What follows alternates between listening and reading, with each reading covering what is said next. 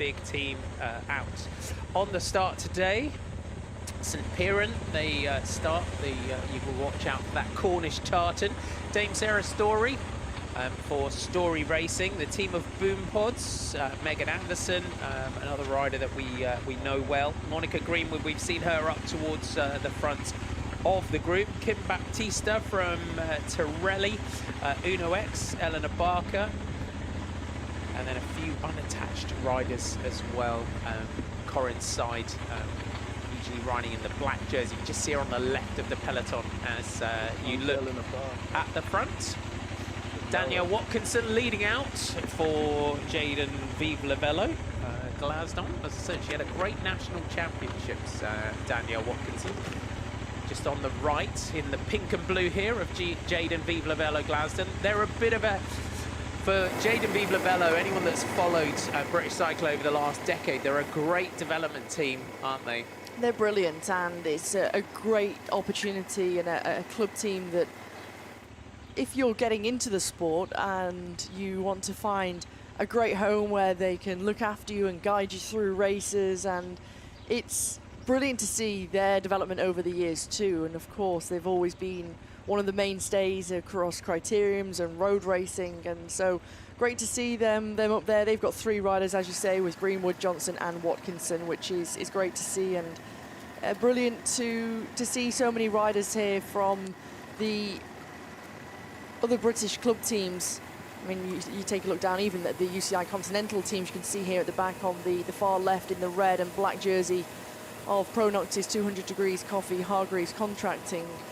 They've come off the back of racing in their first ever UCI Women's World Tour race at the Lloyds Bank Tour of Britain Women only 2 weeks ago. And so for that team, you know, they're going step by step, progressing year by year, started out as a club team, now a UCI Continental registered team. And of course, they come with real strength and depth within their squad with Lizzie Brooke. They've got Bexy Dew, Lucy Elmore, Lucy Gadd. Amy Gornall is always a rider to watch out for, and she's so consistent too. So we're just, you'll see the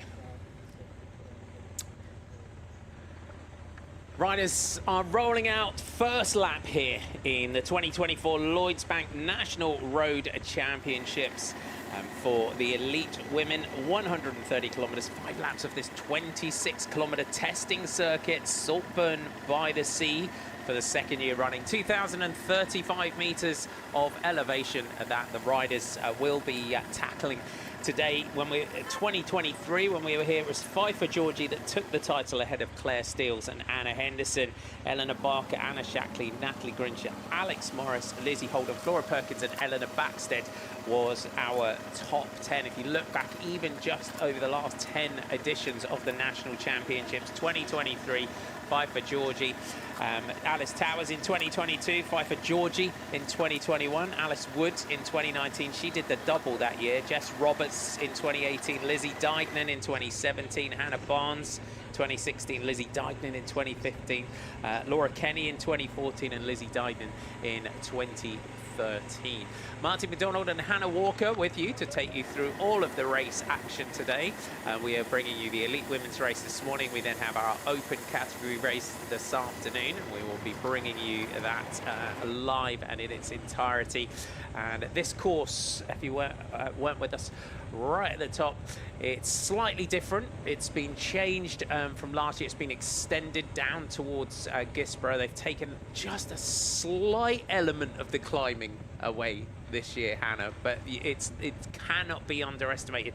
2,035 meters of elevation in a day. It's constantly up and down. And when you get to that level, we're sort of getting into sort of Tour de France, you know, level of elevation throughout the stage, aren't we? 2,035 meters. Yeah, you are. And the thing is, with this course, despite the changes, there's very, very little time for any respite. You're constantly up and down. You're constantly on these undulating roads, and some of them are really grippy, harsh roads too. And for these riders, you know, you've really got to try and conserve some energy at some point and not do too much too early on. And particularly when you've got the eye-wateringly steep climb up Saltburn towards the finish line, and you do that on 5 occasions, and you see the steep gradients there and the time that you can lose. And we saw that last year And for those riders who raced the national championships last year, they'll know what to expect on that climb. And of course, if they've done the national series round, road race around here, then they'll also know the climb very well. But it's, despite the changes, it's still a very hard, it's like a wearing down process. Riders coming together, a bit of a crash, it looks like, at the bottom of the descent there. And Ella Jameson all rider down early on. Unfortunately, Lucy Lee of Das Hutchinson brother, steep descent that the riders had to tackle there. Just a kind of bit of a narrowing. Yeah, you just had that pinch point over the bridge, and a real shame for those riders just coming together there, and particularly for an informed Lucy Lee. She was one of the riders that I was really excited. Let's have a little look as it just comes together just on the right-hand side on the bridge. Ella Jameson caught up, as was the rider just alongside.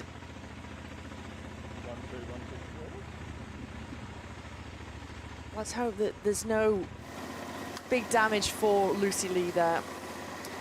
Yeah, as we always say, just give the riders a follow. The teams, we never speculate. It's always good to just check out and follow the teams. Das Hutchinson Brother UK is the team. And if anyone does retire from the race, their teams will always update you afterwards on how they are. Hayley Simmons towards the back there, wearing 38 from Dolcini O'Shea. Give her Melissa Denman from Stolen Goat race team in the orange, wearing 91. Just pick out some of our smaller teams, our domestic teams.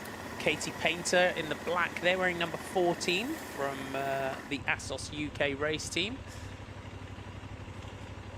Team DSM Firmenich Postenel. So 5 for Georgie, Josie Nelson. They had Abby Smith on the start, but she's not taken to the start today. So a strong team from DSM Firmenich Postenel. Becky Story, who has, in Tour de Suisse, Becky Story comes into this with some serious form.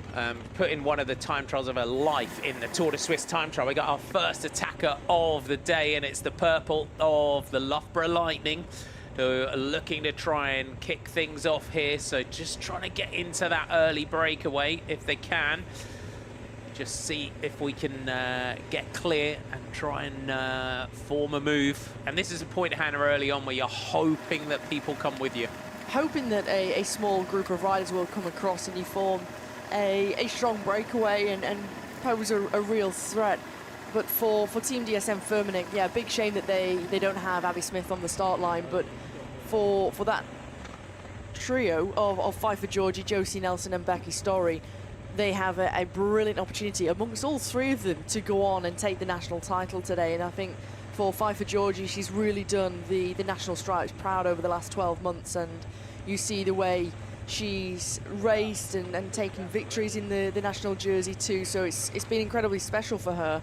But I'm really interested to see how Becky Story can perform on this course, because she had around 2 months without any racing, and Tour de Suisse was her first race back after that break after Brabantse-Pijl. So for her, she's clearly coming back into some good form, and that was a good 4 days of racing in the Swiss mountains and the Swiss hills.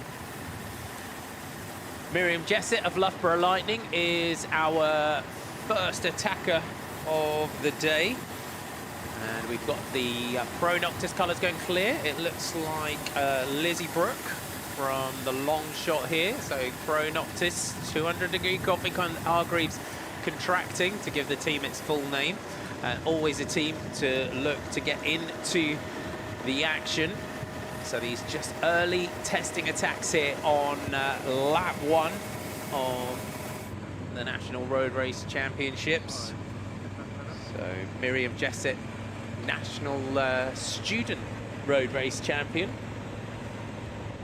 Races on the track, had a win in at the Good Friday track meeting as well, famous track meet, so mixes road and track. Successful rider domestically, quite consistent, you would say, looking at her results. And the Loughborough Lightning, as we've said, is this kind of growing franchise to give it the right kind of, I think, to frame it right. Cycling team, netball team, basketball team, all based at Loughborough. And Miriam Jessett, first attacker of the day. It's always a good honour to have as the first attacker of the day in a national. It is, and it's a really strong attack too, because now what it's done is set off a flurry of counter-attacks behind. So you've got the two chasers. Now you've got one rider from Dolcini O'Shea who's also trying to chase. And so if 4 riders come together and form a quartet up the road, it just shows that all it takes is for one rider, and it was very cagey towards the start. You don't want to go too early, and a lot of riders want to conserve as much energy as possible in the early part of this race. But you can see here the rider from the Loughborough Lightning, she's opened up a 30-second advantage here for Miriam Jessett. So strong performance. But and already, I was just going to say, just already the chasers are out of sight from the peloton there. Yeah, and this is for riders like Miriam who come into a championship like this. And we mentioned Alice Towers at the beginning, who was a pro with the British team, what is now Life Plus Wahoo. This is a shop window for riders like Miriam Jessett, and we had it yesterday in the French National Road Championships as well. It was sort of domestic teams and club team riders that went clear earlier on, and yeah, on a day like this, with this amount of climbing, with this sort of course and this sort of distance, we talk about that the race coming to you as well, because when you've got the Lizzie Divan, you've got Anna Henderson, you've got Claire Steels in this race, you know that the race is going to come to you later on in the day. So if you can get yourself up the road, it means that you're going to be in a much stronger position later on in the day. You certainly are, and particularly I think this course is going to be that wearing down process, that whittling down process, where you're going to see riders starting to fall away out the back of the peloton and not able to stay with the pace. And so I think for Miriam Jessett, she's putting herself in a good position to also be out of that nervous peloton in that early part of the race too, Marty, where you see the nerves. We've already seen a coming together of wheels and a couple of riders on the road. And so for her, she's out of all that. And we were discussing before about the importance of teams and clubs like the Jaden Viva-Lavello Glaston team. Only last year, this rider who's our solo leader here, Miriam Jessett, was a part of that club team. And so it shows the importance of having these teams to help develop riders in the sport. And the sport is in every, in different nature, every country, and you need your domestic grassroots scene to be strong. Your champions that come out of the country, they don't come from nowhere, and you see Miriam, you look at the races that she does, she's racing on the track, she races on the road, National Students Champion, and that National Students Championship is, it's developed, it's given us some big names. There's some big name riders that have won that British Students Championship in the past. Yeah, absolutely. And you also have to look at her other performances she's done in the British National Championships, where when she was an under-23, she finished 6th overall in the under-23 individual time trial. So she shows that she's got a good caliber of time trialing prowess. And you see the strength. She's, you look at the way she is on the bike. She's solid. She's not wasting any energy. She's, all the energy that she's putting out is going into the pedals to propel her forward. And for Jessett, she's now got 28 seconds on the chasers, 45 seconds to the peloton. This is a really good effort from Jessett here. She takes a look around. She's enjoying herself out there, isn't she? I'm not sure about that. We had a few smiles to the camera. It's a great moment, and it's great for Loughborough Lightning. It certainly is. To be out here, so you can see as the camera just glances back there and seeing the gap to our chasers. So 121 kilometers to go, 28 seconds and 54. You can see there the blackboard just giving her the time checks. So that group got to come back to it, but this shot here just gives you a really good idea of just the flow of this course here around Saltburn-by-the-Sea. Constant up and down that you have on this sort of course throughout the championship such as this. We'll just have a little look back down the road. That looks like our chasers in the distance. You can just see them on the climb. Looks like that red and black jersey of Pro Noctis. We did get our graphic there that we had Lizzie Brooke and Sian Botley in the gap. But it is the purple jersey of Loughborough Lightning that are getting clear early on. 26 seconds and 54 seconds, respectively, is the gap. So back to our chasers and then back to our group behind, our peloton behind. If you're just joining us for the first time today, welcome aboard. It's the 2024 Lloyds Bank National Road Championships, and it is our elite women's road race title fight today. 130 kilometers, 5 laps of this 26-kilometer circuit here at Saltburn-by-the-Sea, 2,035 meters of elevation that the riders are tackling today. So Sian Botley of Das Hutchinson Brother UK, it did look like, is in that gap. So rider wearing number 24 here that you can see, and the Das Hutchinson Brother UK team. Another team that if we look at the progression of this team over the last few years, and Anna Henderson is probably the biggest name currently to have come through that setup. Certainly, and you see the way in which the team has grown step by step, and I think that's really important to do as a team. And when you start off, you grow year by year, and you develop the talent as they go through. And you see where Anna Henderson has come from. She won, of course, that National Criterium Championship when she was a part of that team. And this is a little look at the chasing group behind. Lizzie Brooke on the front for the squad of Pro Noctis 200 Degrees Coffee, Hargreaves Contracting, to give them the full name. But of course, for Das Hutchinson Brother UK, they've got 9 riders who are here on the start line, and of course, they're, in terms of the numerical advantage, they're on par with Pro Noctis 200 Degrees Coffee, who've also come with 9 riders. So for that team, and both of those teams and both of these teams here who are in the chase, a UCI Continental level team, and of course for Das Hutchinson Brother UK, 2 weeks ago they were also racing in the Lloyds Bank Tour of Britain Women. So they had some real standout performances, and I think what they were able to take away from that, Marty, was they can compete and they can also take risks, and it can pay off. And we saw that with Lucy Lee on the first stage, the opening stage of the Lloyds Bank Tour of Britain Women, where she finished 10th on the stage. And so I think collectively the whole team is in a really good place. They're showing really good form. And Sian Botley, I've seen her racing over so many years. She's been a real mainstay, particularly within the British National Series and the British scene. So for her, it's great to see that she's taking this gamble to try and go early.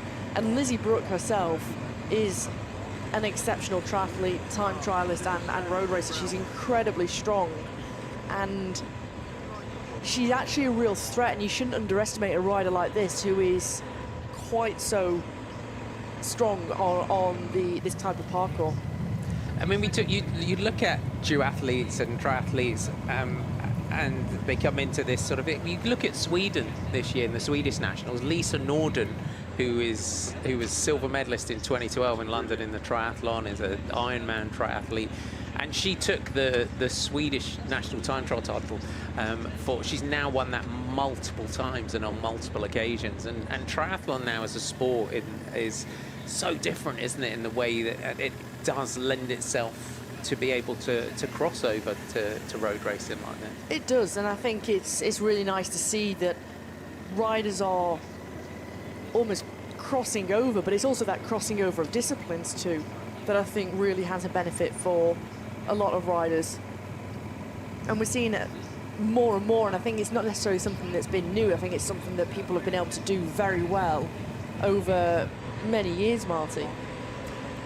Back to our leader, Miriam Jessett of the Loughborough Lightning. We have got 117 kilometres to go. It will tick down quickly. Our two chasers, Sian Bockley and Lizzie Brooke, still in the gap, which puts into perspective just how well Miriam Jessett is going at the moment, because she's just holding them here. No, you're quite right, Marty. It's great to see, and she's showing the great form that she's on, but also how she's also making it difficult for the chasers. And it's at a point here where she can't start to ease up to wait for two riders behind, because the gap simply isn't close enough at this point. And so the fact that it's 2v1, and that despite working together between Lizzie Brooke and Sian Bockley, they're not able to make some real big inroads and to try and make the catch here to Jessett. Won't be long, I'm sure.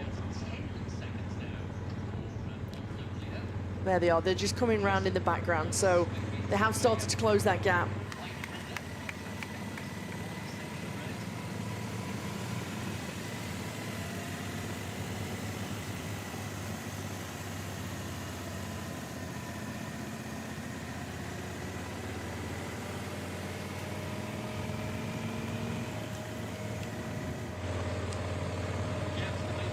Very different styles between our leader and our chaser, Marty. Brooke always wanting to choose that low cadence right down the bottom end of the block. So as the riders have got Miriam Jessett in their sights. I'll just give you a quick explanation on how we're bringing you our broadcast today. So we're when you get your graphic on the screen, and we have what we call a low signal area. So we're using 4G technology to bring you the excellent live coverage that we've got today. So you will get at times into certain parts of the course, we'll get a low signal area, but it does mean that we are able to bring you this line-to-line coverage of the British National Championship. So when that picture quality just drops a little bit at times, just momentarily, that's all it is. It's just that we're going through a low signal area. And it is brilliant what we're able to do now with technology, and to be able to bring a race from very start to the end. You can see each and every kilometre, and I think it's brilliant, isn't it? And it's not cheap to bring live coverage of a cycling race at all. It's incredibly costly. So I think it's brilliant we can see this.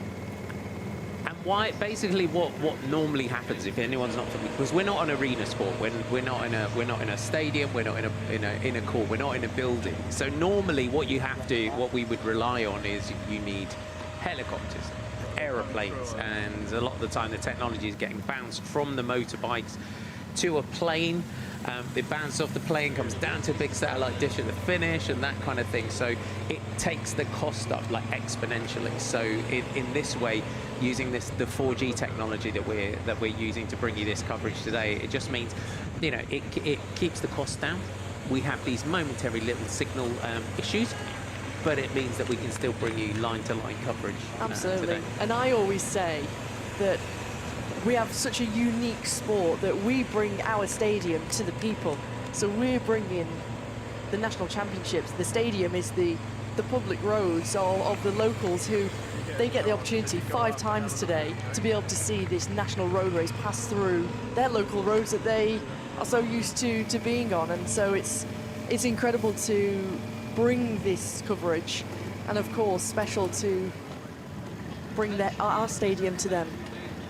It is biggest free sportive spectacle in the world, and you've got some of the biggest names in world cycling racing on the roads today, and it's nice to see everyone getting out and embracing that. We go back to our chasing group, Melissa Denman here from the Stolen Goat race team, Daisy Barnes wearing number 5 for the Alba development team, and then the teammate is Lucy Harris of Pro Noctis. 200 degrees coffee, Hargreaves Contracting is the chasing group. So we've got 91 rather than 21 in the group wearing that orange jersey. We go back up towards the front. Lizzie Brooke here in this leading group now, just stretching out a little bit on some of the fast descents. For Lizzie Brooke, she doesn't like these technical types of roads, and particularly when, and you can see this here, where she's just laying off the wheel as we look back to one of our riders who suffered the crash. That's Lucy Lee, who's back there at the start-finish area. Big shame for Lucy Lee.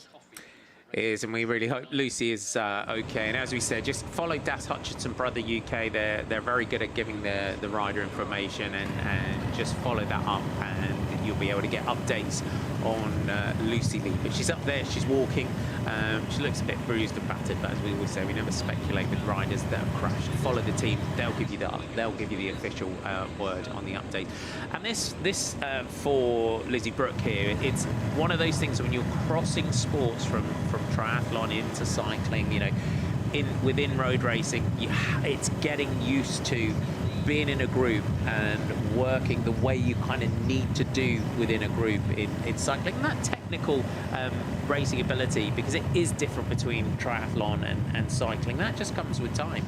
It comes with time, but I think for some riders, they enjoy that aspect of being within a peloton or surrounded by many riders more than others, and some find it really difficult to learn how to do it. And I think you see riders who, if they've been racing since they were a young child and they've come through the youth ranks and into the junior ranks, and perhaps they've done some track racing and then combine that track racing with some youth circuit racing and into the juniors, then you become really accustomed to riding within a peloton and being used to being around others, and you get used to the technical side, you know, your bike handling skills too. So for some, you know, it comes, I guess, more naturally than it does to others. So we see, this is the rider in the orange and black jersey here, Melissa Denman from Stolen Goat Race Team. She's working hard, isn't she, to try and get across to those two riders ahead of her. And just as a rider, it's worth sometimes pointing, you know, when you're with the amateur riders getting up there and they may have been racing in the National Road Series and that kind of thing, the difference between the cadence, and as a pro, you kind of learn to, you're almost rolling your gears through. Sometimes you look, the road goes up, you shift up through the gears because you think, oh, I've got to save my legs for a little bit later on. But you, as a pro, you just get that flow, and you're sort of rolling a much bigger gear. And it is a rolling course that we've got here. We see the time gap, 30 seconds to the chasers behind, over a minute to the peloton.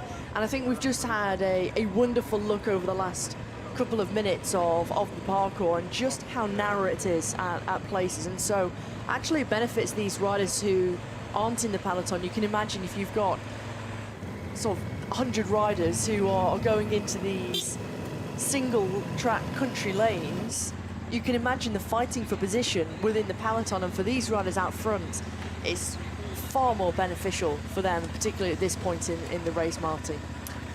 Our leading group, Miriam Jessett of Loughborough Lightning, Lizzie Brooke of Pro Noctis, and Sean Botley of Das Hutchinson Brother UK. That is the makeup of our group. Our chasing group is Daisy Barnes of the Alba Development Team on the back of the group here, where we're in the blue jersey. And then you have Lucy Harris, also of the Pro Noctis. 200 Degree Coffee Hargreaves congratulating to give all the teams and their sponsors some big shout outs today. But this will give Pro Noctis a bit of strength in numbers if they can get themselves up to the front group. So our early moves here, so you're getting a good idea here, some big wide roads, some narrow lanes that we've got. We have got on the course as well. You can see multiple climbs, the Forge climb, which comes as we go into Broughton. We've got just under a kilometre of climb there. Ramps there of over 10% on that Broughton climb. 112 kilometres to go. Get back up to our leading group. You know what I really liked at the roadside there? People had come prepared. They're set for the day. They've brought the camping chairs. They've got a good setup. They've found the position on the course. They're good for the day, Marty. They are. I mean, that's if sort of going around Good the world. preparation. Yeah, there's a Good lot. planning. You've got to, as we always say, get your race appropriate snacks ready. Get yourself settled in for the day. But if you're out on the course, it's a nice day. Make a day of it. You got your barbecue, got your, you get your lawn chairs out. Make sure that you've got coffee provision, that kind of thing as well, just to keep you going throughout the day. And the Alba development team, this is a really important team as well for the sort of development of Scottish cycling, the Alba development team. And you can see very sort of British brands. You've got the Hansling bikes as well that they're racing on, as are Das Hutchinson Brother UK. They're a sort of real growing sponsor, growing brand within Britain as well. But the Alba development team, we've seen a real growth in Scottish cycling as well over the last, so even probably looking at last decade and since they built the Sir Chris Hoy velodrome. And things. Yes, certainly, but I think you only have to look down at 2 days ago, with the excellent ride by the whole team, and particularly that silver medal of Ailey Shaw in the National Circuit Race Championship. So it's great to see that they've got that backing, and of course they come here with an incredibly strong group of riders with Daisy Barnes. They've got Lulu Bartlett, Caitlin Dimbleby, Ariana Holland, who's been really impressive, Beth Morrow, who is really one to watch, Abby Plowman, Ailey Shaw, who I mentioned already, Millie Skinner and Victoria Smith. 1 minute 48 now to the peloton, but there's no real cohesion in this front group. You saw then Sian Bottley just gain a little bit of time, and in some of the technical sections, you see, that's a big shame too, to see Hayley Simmons abandon the race already. I think what we're sometimes seeing in this breakaway at the moment is a differing in technical ability, which is what's making their life difficult. It's trying to get that cohesion. You want to be as fluid as possible in a breakaway. You don't want to make your life difficult. As a pro, it's about getting through the day using the fewer amount of watts as possible, isn't it? You want to be nice and fluid, which it is possible even on a course like this. Yeah, absolutely, and I think Sian Bottley is able to do that very, very well. And you look at the way that she's racing, you look at her body language, the pedaling style, and she's got that beautiful rhythm, beautiful cadence, and keeping things incredibly smooth. The rider in that blue jersey, number 24. I have to say, I'm really surprised to see Hayley Simmons already abandon the National Road Championships. It's one that Hayley Simmons has been a name that we've always looked out for on so many occasions and over the years. And of course, a winner of the National Time Trial Championships in the past on 2 occasions. Our first attacker of the day, Miriam Jessett here on the back for the Loughborough Lightning team. They've got over 2 minutes, so they're going to be out here for a while. 40 seconds to our chasers, 2 minutes to our peloton, so an early breakaway has gone. We can't in women's cycling ever say the early breakaway, because and especially on a championship day, it never works like that. Absolutely. But I think when you see a gap and you see the advantage, and when this trio see the blackboard that they've got 2 minutes, it certainly shows that the breakaway has a good potential, particularly for the first part of this race. And you see in the chase, Daisy Barnes and Lucy Harris, a new signing for Pro Noctis 200 Degrees Coffee, Hargreaves Contracting. So if they can link up, and once again you see that little bit of breakup in this leading trio. For Lucy Harris leading the National Road Series, which has been brilliant for them, and of course a brilliant mid-season transfer for Lucy Harris. And I think you only have to see the way she's been racing over the last couple of weeks, and I refer back to the Lloyds Bank Tour of Britain Women once again, how strong she was there on a stage, and she was really bold and audacious to try and form a breakaway. At one point she became a real threat, so it shows that the form is there, she's quite capable, and a good duo to try and bridge across here. And a signing, as we were talking about, to come back to what we were chatting about earlier on, she comes through from Loughborough Lightning into Pro Noctis. Absolutely, and you'll see, there's many of these teams that almost act as a pathway, a development for riders as stepping stone in their career. So yeah, we will see that, and of course she'll be very familiar with the Loughborough Lightning setup, as you can just see the difference here between this trio. Sian Botley, she's so good at carrying as much speed as possible, Marty, round the corners, down the descents, and a little bit more breakup once again.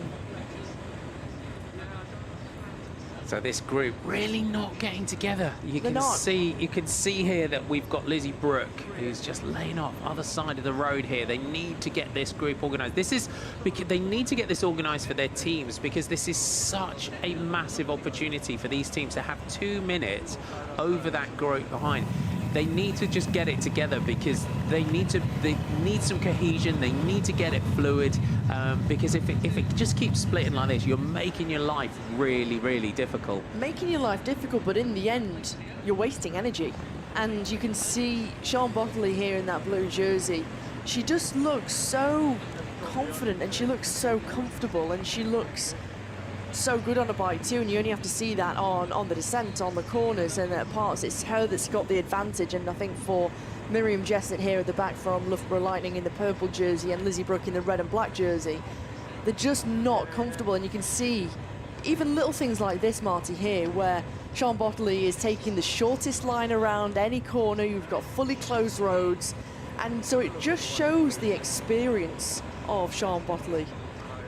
But the line and where Lizzie Brooke is swinging out to, you just want to be super tight. You need to be right together, all three of you, through and off. It should be really, really, really, really fluid. You don't need to swing out onto the other side of the road.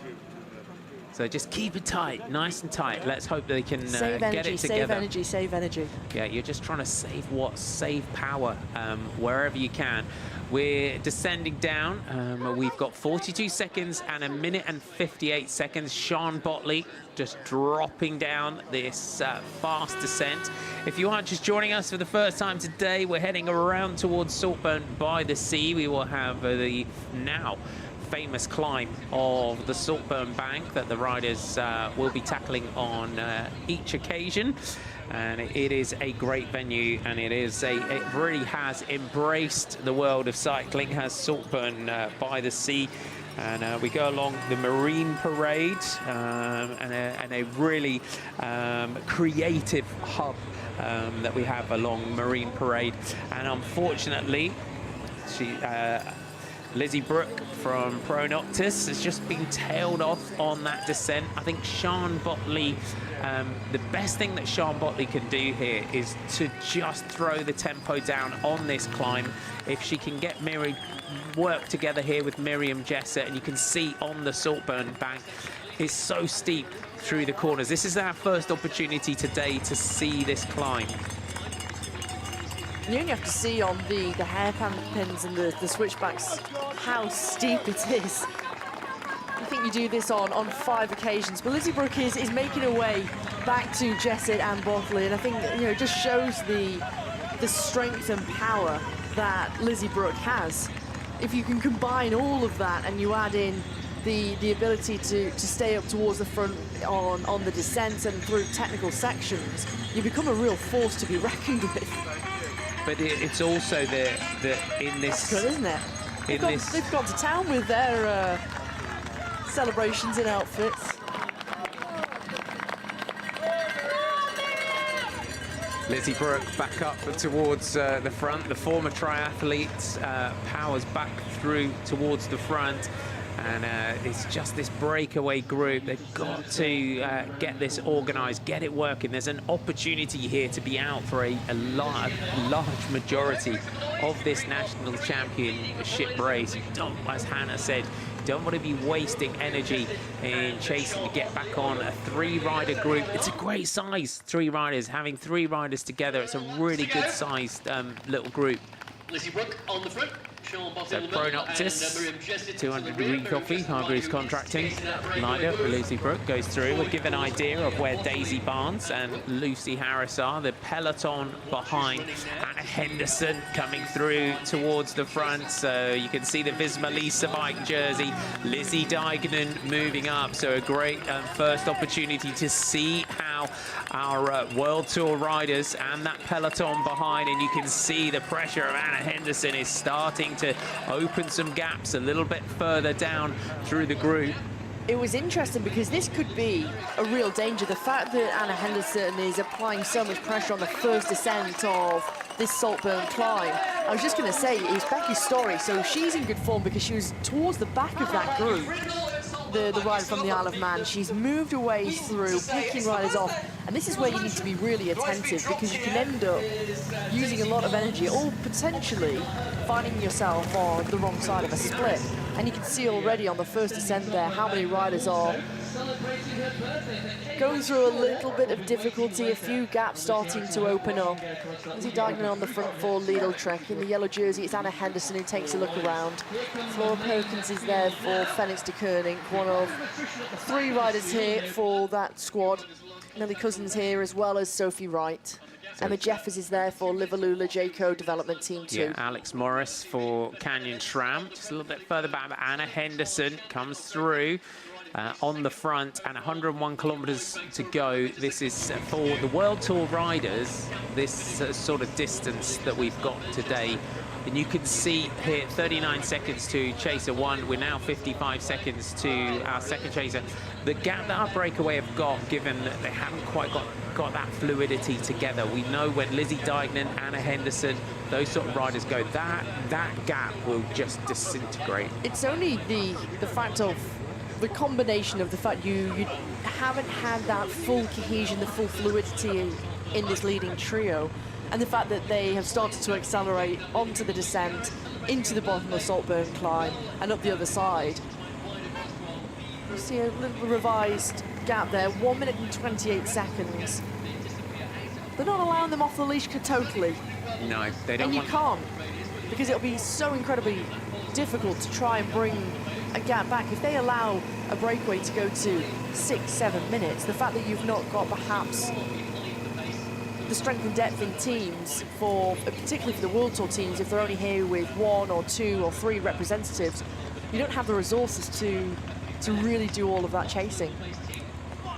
Just going past our helpers, everyone just cheering them on at the side. So the Soigneurs, the helpers, the backup teams that are out to help our riders in these national championships today. And some teams, some riders are lucky that especially the sort of international teams, they may have some team backup that come to help them. But a lot of the time you fall back at a nationals to your immediate network, your partner, your mum, your dad, your auntie, your uncle, your friends, anyone that sort of helped you early on in your career. And great to see just on the left side there, the Nouvelle Cycling Prendas squad, and of course a new squad this year, formed of what was formerly with the team formerly of the Bianchi Dharma development team. They come with 3 riders: Erin Avil, Freya Whiteside. Daniel Kahn was due to race, but sadly wasn't able to start this morning. Great to see that squad is able to form a new team. A little bit of conversation between the leading trio up here. So Jessid is trying to communicate with Brooke. Yeah, we saw Sue Gornall as well along the side, just handing bottles up for Pro Noctis, the rider you would say from through the sort of history of women's cycling with Linda Kay, sister-in-law, and Amy Gornall racing, and Sue Gornall at the side. She was one of the riders back in the 80s, along with Linda Kay, that raced in the Tour de France Feminin back in the 1980s. So for Pro Noctis to have someone of that experience around, to be able to sort of cherry pick that knowledge from as well, is second to none. And even having Alan Gornall in the team car behind and having that knowledge from him too, I think it's brilliant for the riders. And you can see that they've decided, well, let's let's try and take this national championship on early. Let's try and take the opportunity to form a breakaway early, get riders up the road, and let's hope that the race comes to us, and let's try and put ourselves in the best possible shape to try and get something out of this race and try and fight for the national title. And of course they've got Lizzie Brooke here, they've got Lucy Harris in the chase, and I think it's a clever move from Pro Noctis 200 Degrees Coffee. It is indeed. So Lizzie Brooke, Sian Botley and Miriam Jessett is our breakaway group, and our chaser here, Lucy Harris, chasing in the gap. So we have our two chasers. They have just split between them. One, as you can see on the blackboard, 45 seconds and 1:20. So the gap did go out to over 2 minutes, and it is being brought down, and it is, we saw up the climb of Saltburn Bank, Anna Henderson, Lizzie Deignan, and the World Tour riders coming through towards the front. Sian Botley, so experienced for Das Hutchinson Brother UK. So a good rider to have in this breakaway. Sian's the sort of rider that will also get everyone. She will be chatting to these two to get them organised and get them working. She will, and you only have to see the guidance she was giving them before approaching the first ascent of Saltburn, and saying we should be taking the shortest line here, and you see the experience of that communication that she's giving to these two riders she's in the breakaway with. So, you know, she's gone from strength to strength, and as I say, I've seen her develop over the years from when she was a junior into the early under-23 days and to where she is now. It's brilliant to see, and she seems to have found a really nice home within Das Hutchinson Brother UK. But she looks strong too. And she looks like she could be a real threat. You see here, you know, taking the opportunity. She doesn't need to continue to pedal, just taking the opportunity to freewheel, spin the legs out a little bit, as Harris still in the pursuit. What you're looking for as a rider, though, is free speed. It's a good way to... Free watts. Free watts, free speed. So you're looking, and as we said earlier on, for Sian Botley, you can see the gear that she's rolling in, and the way you can kind of just roll over a lot of this terrain and just conserve energy. As you said, she's so smooth on the bike, that sort of pedaling action that Sian Botley has, real sort of metronomic pedaling style. It sounds ridiculous, but she's pedaling circles as opposed to pedaling squares, and I think that's something that you learn from when you're racing or riding on the track. You have that really nice cadence, that really fluid style, and you can see how she's able to do that. She's not stomping on the pedal, she's always in a nice gear, keeping a good cadence, looks good on the bike. She's got a solid upper body. There's very, very little movement of the hips or the shoulders rocking and rolling. So you see the gap of 1 minute and 5 seconds, 2 minutes and 10 to the Peloton. There's a little bit more ease in the Peloton now. I think, you know, for that first ascent, it was probably just a test the legs, stay up towards the front, just to almost open up the system for Henderson. And of course, everyone had to react with such a prominent pre-race favourite. It's a bit of a wake-up, isn't it? It's Absolutely. An early start today, so sometimes you just need to just get that little early move on the climb, just test it out, just kind of, it's almost like doing a little power burn in a way. It is, and if you think about your preparation coming into this national championship, the rollout at 8:45, so you're having to work backwards of, well, when did these riders wake up? Perhaps they were awake at 5 AM, and then you have to fuel and have a good breakfast and make sure that you're ready for the day ahead and that you're fully prepared, and you don't want to be eating too late and too close to the race start. You want to have and give your body enough time to try and digest the food and digest your breakfast and make sure that you come into it and you're not feeling really bloated and full from having that food, but making sure that you've fueled your body well enough. And I remember probably around 10 years ago now, I remember Lucy Garner, now Lucy van der Haan, she was saying that in the week leading into the national championship, she'd be waking up at the same time to emulate what she'd be doing on race day.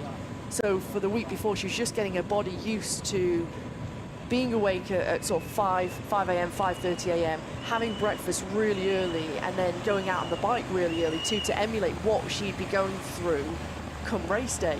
And so just trying to get the body, the mindset into that. And I thought it was really interesting to do that, because a lot would be saying, well, we want to try and get and maximize your rest, maximize your sleep. But she was going to bed earlier to compensate for that, and making sure that come the evening pre-race day that she was able to sort of go to sleep earlier and not sort of be lying awake thinking about the race. So it was a really interesting approach of what she did, and that was in the early days of being a pro.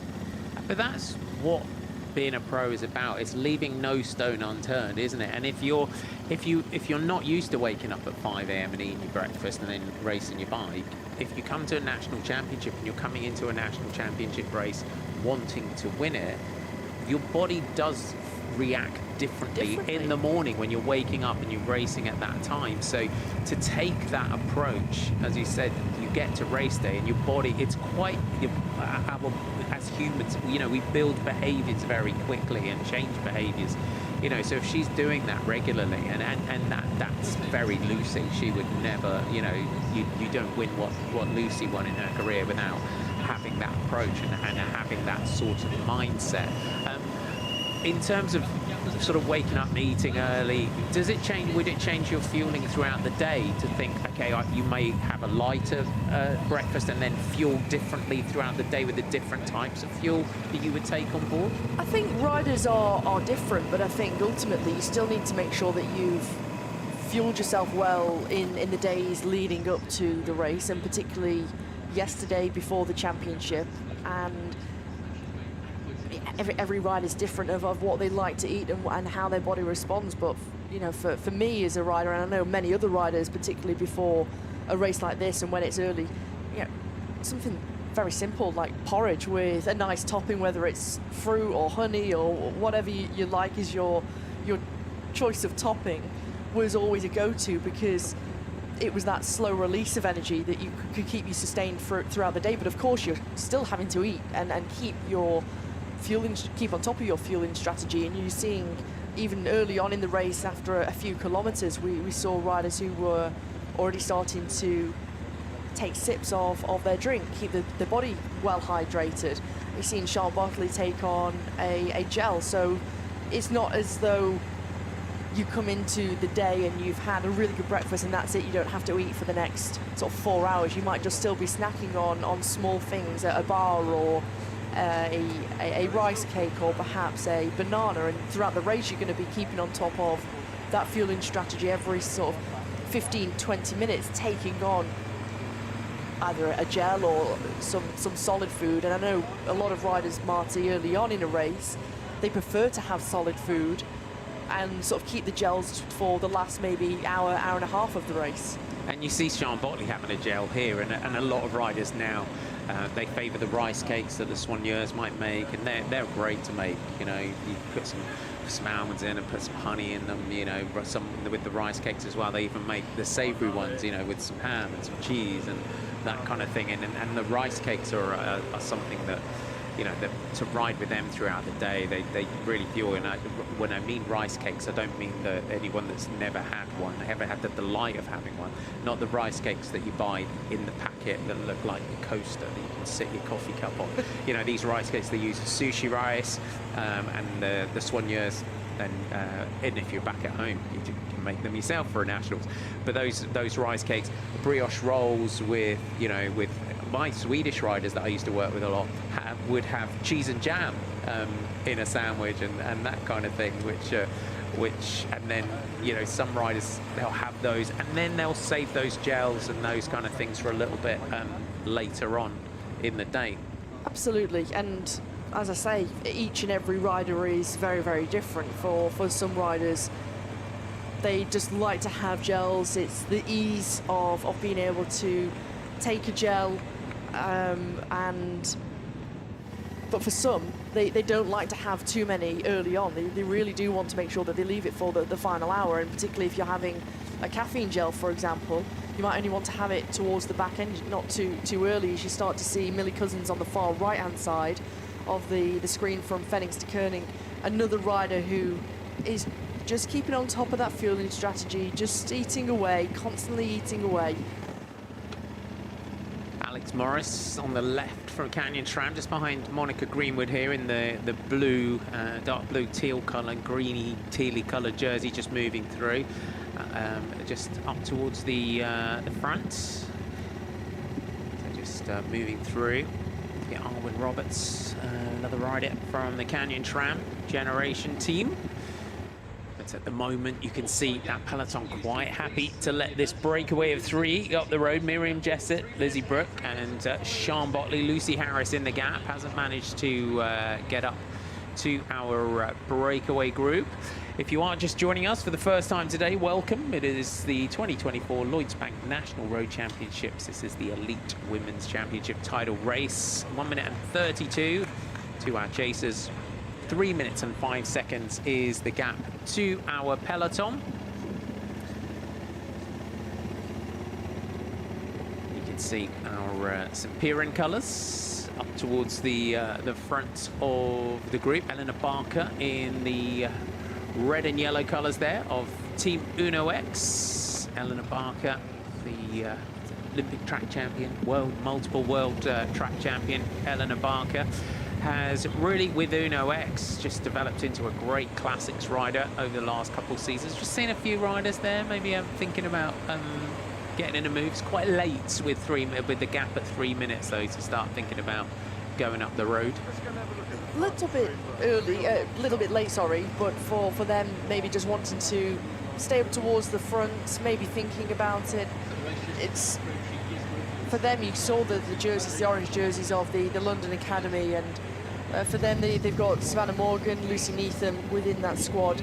They've dropped back a little bit further now. They probably just wanted to hug on to the right-hand side of the road. You can see those jerseys, the pink and orange jerseys on that far left. Anna Henderson in the yellow from Visma Lisa Bike. And Anna Henderson, multiple medals in this road championship. Anna Henderson, third last year, third in in 2022, silver medalist in 2019, national time trial champion. And Anna Henderson just comes into these champs, as we said, she had the worst start to the year, 2 broken collarbones. So to bounce back from that, but not only just come back, it's to come back with the form that she's had and the grit and the determination to come back on the form that she is. I think I think as a pro athlete, it's not sometimes, you know, when everything's going great, it's great, but it's that resilience to come back from adversity time and time again. It's an amazing mindset to watch what Anna Henderson's gone through this year. And Claire Steele's as well, and Movistar just moving up on the left here. Broken fractured vertebrae in that crash in the UAE Tour earlier on in the season. So she's another rider this year that's come back from a really tough start to the season. You can't underestimate the mental aspect of having to come back from such an injury for both Claire Steeles, and then of course with Anna Henderson breaking that collarbone on 2 occasions. And the first time she broke it this year was only on day 2 of racing of the 2024 season, having shown such great form on day 1 over in Valencia, and then came back from that, worked away, recovered, came into the classics, raced at Amstel Gold Race where she finished 11th, then into Liège-Bastogne-Liège.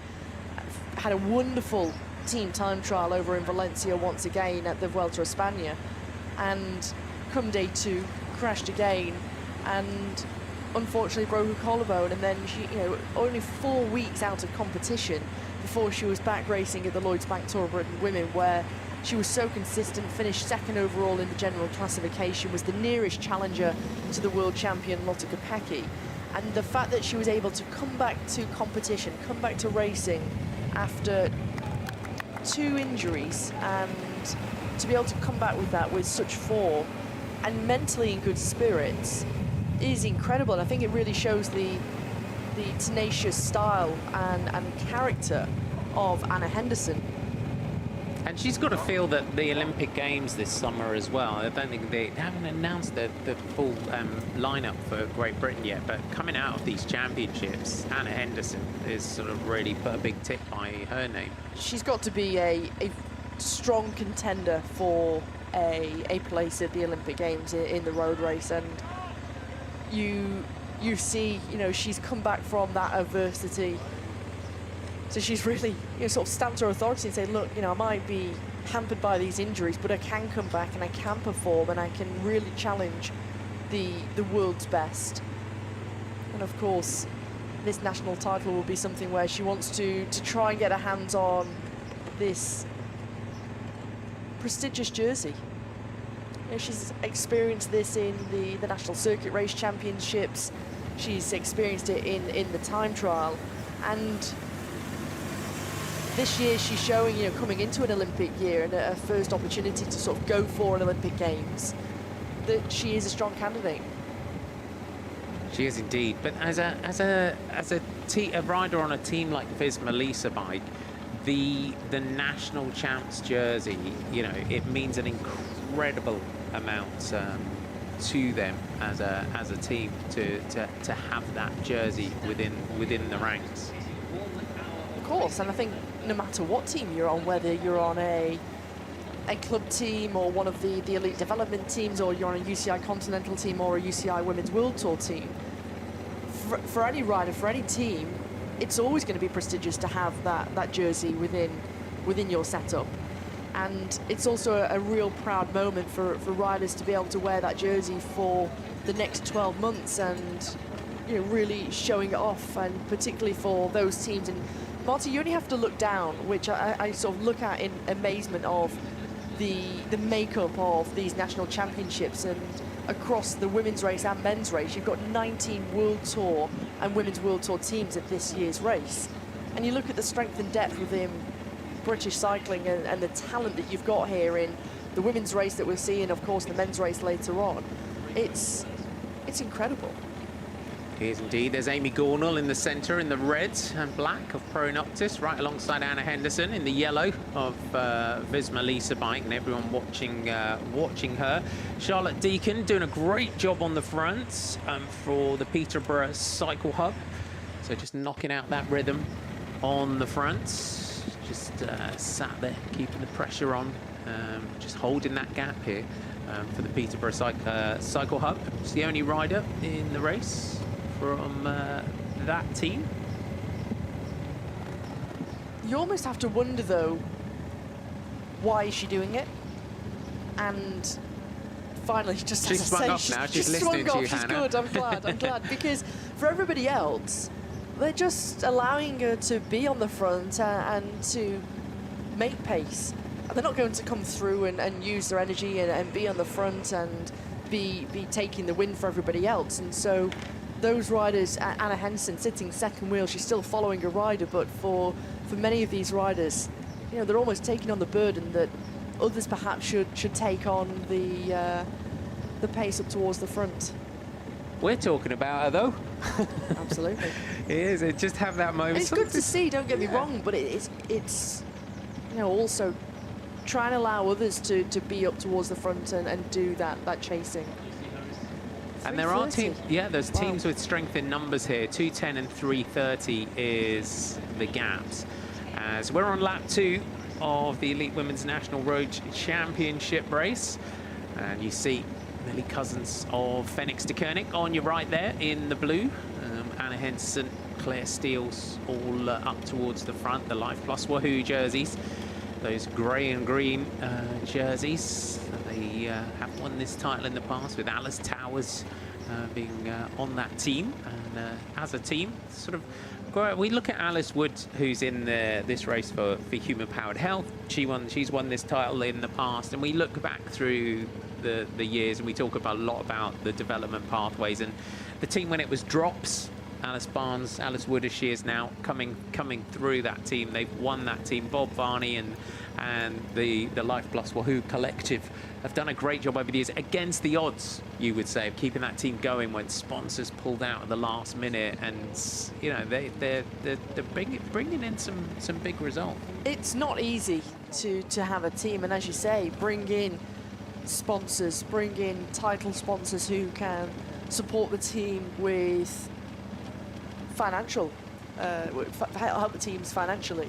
And you see the talent that they've had within their team, and the riders that have then gone on to go to bigger teams, and they've made that step up. But the impact that they've had on riders' development and giving them that opportunity to race at UCI level and to be one of, at that point, very few UCI women's teams in Great Britain for drops as they were then, and then Nicole Wahoo and now Life Plus Wahoo.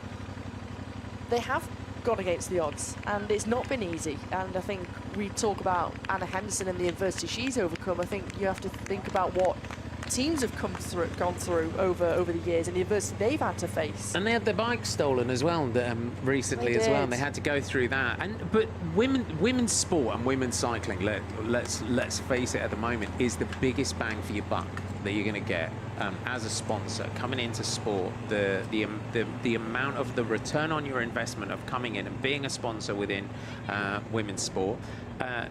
Sponsorship's tax deductible. You can give a percent. You know, you'd be better off putting your logo on here than doing that. It's a great PR. But women's sport over the last decade, you know, this is the biggest bang for your buck that you will get as a sponsor at the moment, with the racing that we've got, Tour de France fam, the eyeballs, the fact that we've got line-to-line coverage here of the Women's Elite National Championship race. This weekend, they've had live coverage of the Spanish Championships, the Italian Championships, the British Championships, the French Championships. We commentate a lot throughout the year. You know, Tour de France fan, Avec Zwift, that comes back in August. You know, for me, one of the proudest moments of my life was Paris-Roubaix, Avec Zwift with Lizzie Deignan winning the inaugural, the first ever Queen of the Classics in the Queen of the Classics, as we've called it for over 100 years. You know, that is the moment, and this is for companies coming in. This is where they need to be. It's important, and I think it's a great opportunity for companies, for brands to come in and sponsor teams where, you know, just generally in cycling, the return on investment is very, very high. And so I always say, you're like a moving billboard, aren't you? You've got your sponsors on the jersey, on the shorts, and you just look at the prominence of the fuel, for example. And it's based on a membership, a subscription for coffee. And we know how cyclists love their coffee, and it's all the little things, you know, thinking about your jersey and how you display your sponsors. So, you know, always having black shorts, having the white, it's far more prominent in terms of the colour, so it's very visible. You can read it, thinking about the font. There's so many things that go into having a team, and that, you know, looking at your commercial side of a team and your marketing side of things.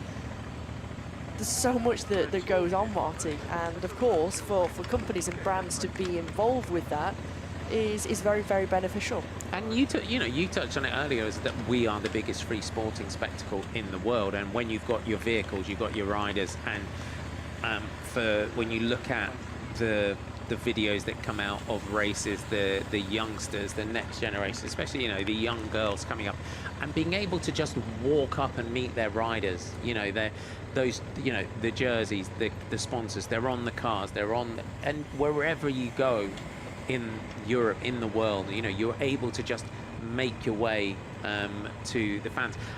And women's cycling and the pros in women's pro cycling, you know, you're a former pro, have always been so accessible, and you can't do that in other sports. You know, a lot of other sports, you can't just you know, if you jump onto the court at Wimbledon to go and get a picture with Venus Williams or whoever, or get onto football, you tend to get moved out of the way, don't you? Quite swiftly. Whereas here, you know, our riders are always thinking about, you know, giving a bottle to a youngster at the side. You know, there was that video that kind of went viral of the young lad that got the jersey from Lotte Kopecky at the Women's Tour of Britain. And those moments are what inspire the next generation, inspire someone to, even if they don't necessarily take up the sport, but to follow the sport and watch it for a lifetime, and they follow the riders. And it's those moments that are so incredibly special and really powerful at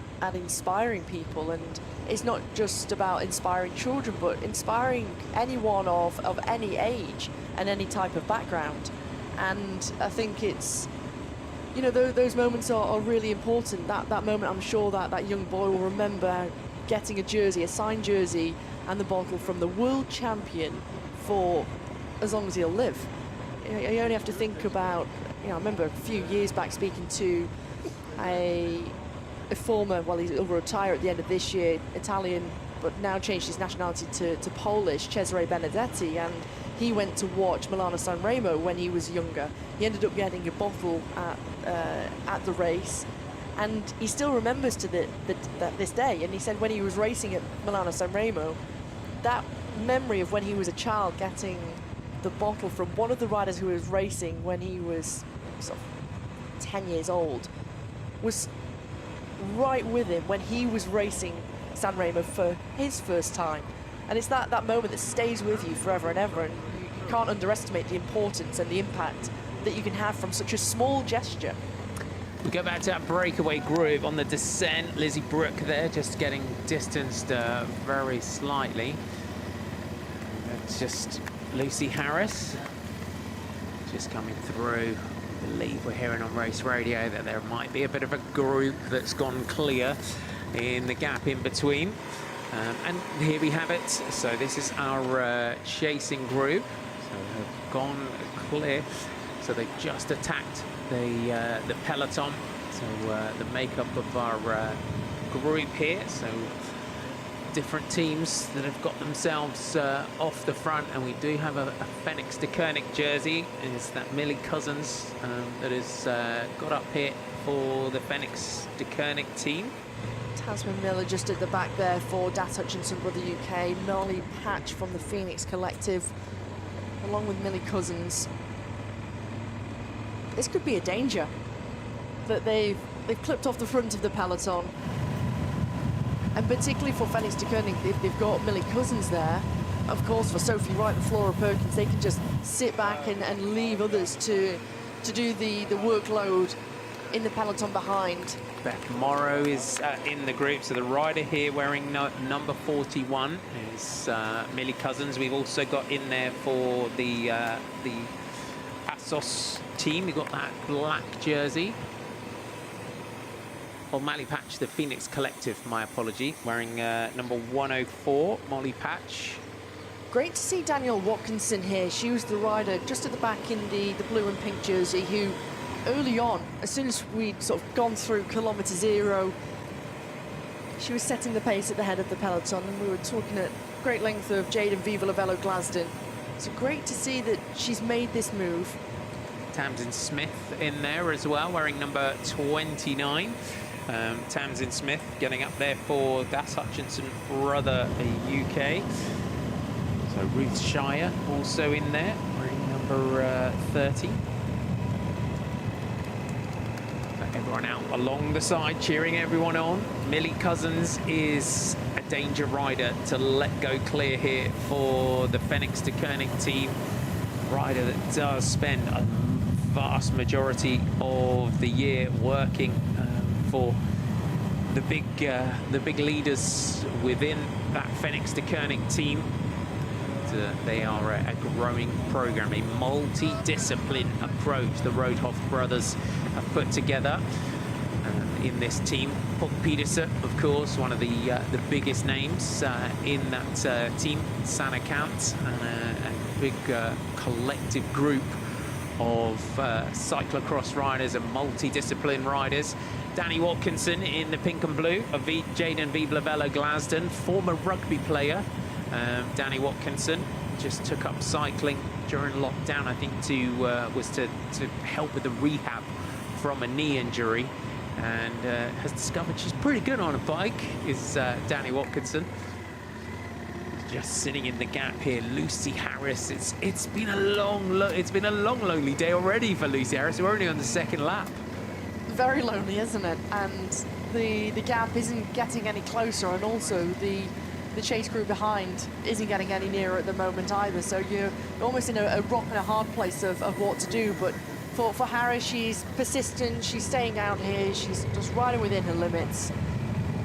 Tell you what, for Watkinson, their loss is cycling's gain to make the change in and swap over in sports, Marty. Yeah, and you look at, I mean, we talk about as well about the pathways into cycling. Lizzie Brooke is 34, coming through from triathlon, and Zwift. She did a lot of Zwift, and that kind of sometimes you get a little bit of a tell if you look when Lizzie Brooke's on the front. She's constantly looking down at her head unit on the bike as well, and that's kind of that checking your watts kind of thing sometimes as well. It's sort of, as you sort of develop as a rider, it's sort of, you've got to sort of let that go and just kind of learn to ride on instinct a little bit more. Unfortunately, it looks like we just our vehicle there, just got to pull clear quickly. But just shifting through the gears, just spinning it out here is Lizzie Brooke. 250 is the gap. We are on lap 2 in our Elite Women's Championship title race. As we go back to our chaser, Lucy Harris, so the leader of the National Road Series, Lucy Harris for Pronoctus. And this course, this is the gradual wearing down process that you're going to have in this race today. She's had a successful season, Lucy Harris. This team have made, they kind of, when they came onto the scene, they were winning the in the Tour Series. Joe Tindley is one of the big names, former national criterium champion. Onto the climbs. You can see it's a grippy course that we have here in Saltburn-by-the-Sea today. It's a real leg sapper of a day, over 2,000 meters of climbing that the riders are dealing with. And I think this is why we're seeing the sort of groups like our World Tour riders, like your Anna Hendersons, like your Lizzie Deignans. They know that they can bring this back. When they decide to go racing, we'll know.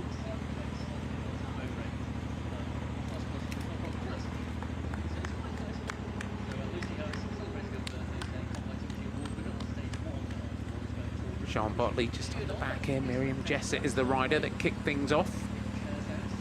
In the purple of the Loughborough Lightning, they're getting some instruction from the car at the side, the official car.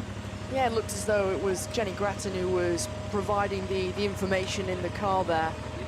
Just saw a slight little glance, but probably just giving information and an indication what's happening behind. Of course, none of these riders racing with a race radio. They've not got no radio communication to the teams, which for some riders, this will be very different, particularly for our World Tour riders who they're always racing with a race radio. For others, that they've never had that opportunity to do so.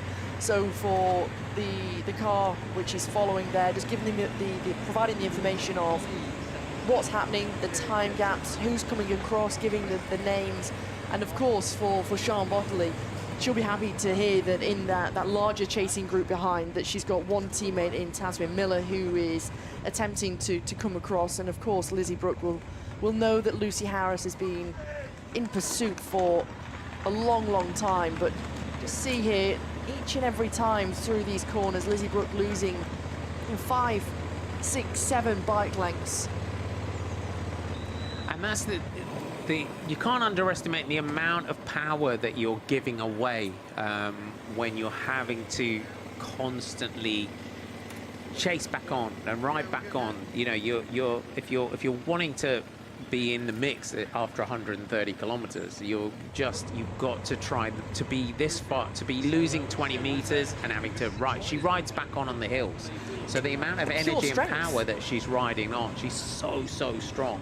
Incredibly strong. It's admirable how strong she is, but you have to also be efficient. And if you can try and channel the strength that she has whilst also finessing the way that you ride and try and be as efficient as possible, you can only imagine what a real threat come an end of a national championship should be, particularly on such a hard, undulating, demanding circuit like this. And you really want to start to think about needing that energy and all the watts that you're giving away that you'll need at the back end of the race. So it's, you know, it's something that it comes a lot more naturally to some riders than others. 45 seconds, the deficit for this chasing group to Lucy Harris. But they're making inroads. They've taken a minute out of the leaders already, Marty. But this rider, you know, she's really starting to struggle now. And it's been a long old race on your own, hasn't it? And a long chase for Lucy Harris. And a shame that, you know, you missed the decisive move. But for me now, you know, sort of take a look around, see that a group is coming behind you, wait, and then try and get yourself into that group. Yeah, take a feed, recover, and just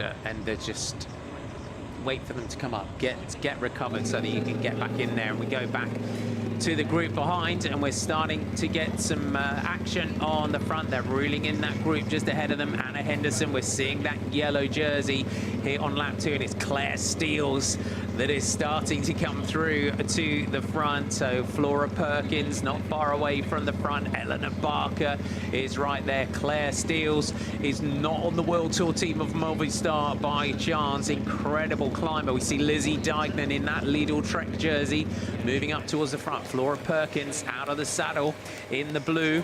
So our chaser, Lucy Harris,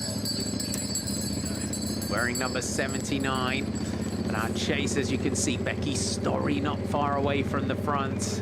A couple of the riders from Canyon Stram have been caught on almost the wrong side of the split here, so they're a little bit further back. You can see they're trying to bridge across that gap because now the pressure that's been applied at the front by Claire Steels and Anna Henderson has really started to do some damage here. And you can see how, just from this camera shot, how it's strung out, split into two groups, and you've got riders that will be scattered here. Stram trying to bridge across. Looks like Alex Morris.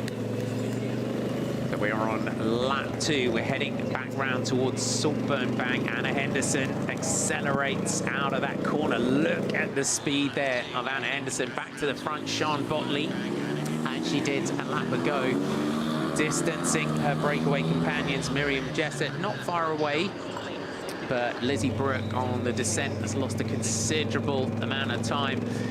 We go back to our chasers. Those DSM Firmenich Postanel jerseys are in the group. Go back to Lucy Harris here from Pro Noctis. So the early moves as we hit Saltburn Bank, and this camera angle here gives you a great shot.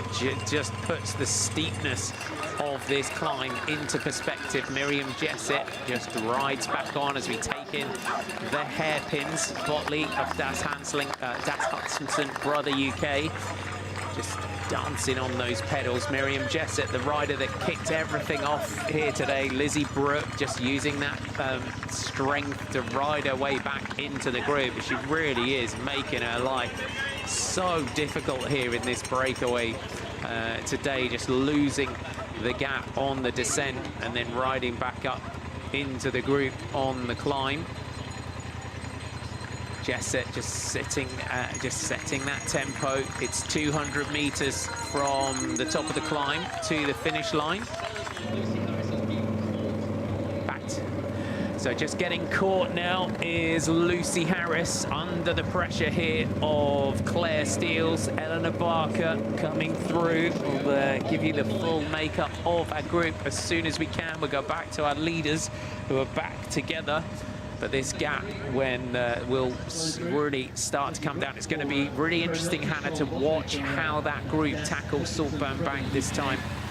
It will, and I think if we see the previous ascent of Saltburn-by and how they approached it, I think it's going to be very much the same kind of thing. And we've already seen, even before getting there, that Anna Henderson and Claire Steels are very intent in trying to force a real select group. And now Eleanor Barker in the red jersey of UNOX Mobility on the front here. And if you take a look down at the jerseys that remain, you've got a couple of riders here for Dolcini O'Shea in the white jersey with those pink sleeves. Phoenix de Koning have got Sophie Wright and Flora Perkins, Millie Cousins in the group. Alex Morris has made the front selection, as has Emma Jeffers. Lizzie Deignan goes without saying.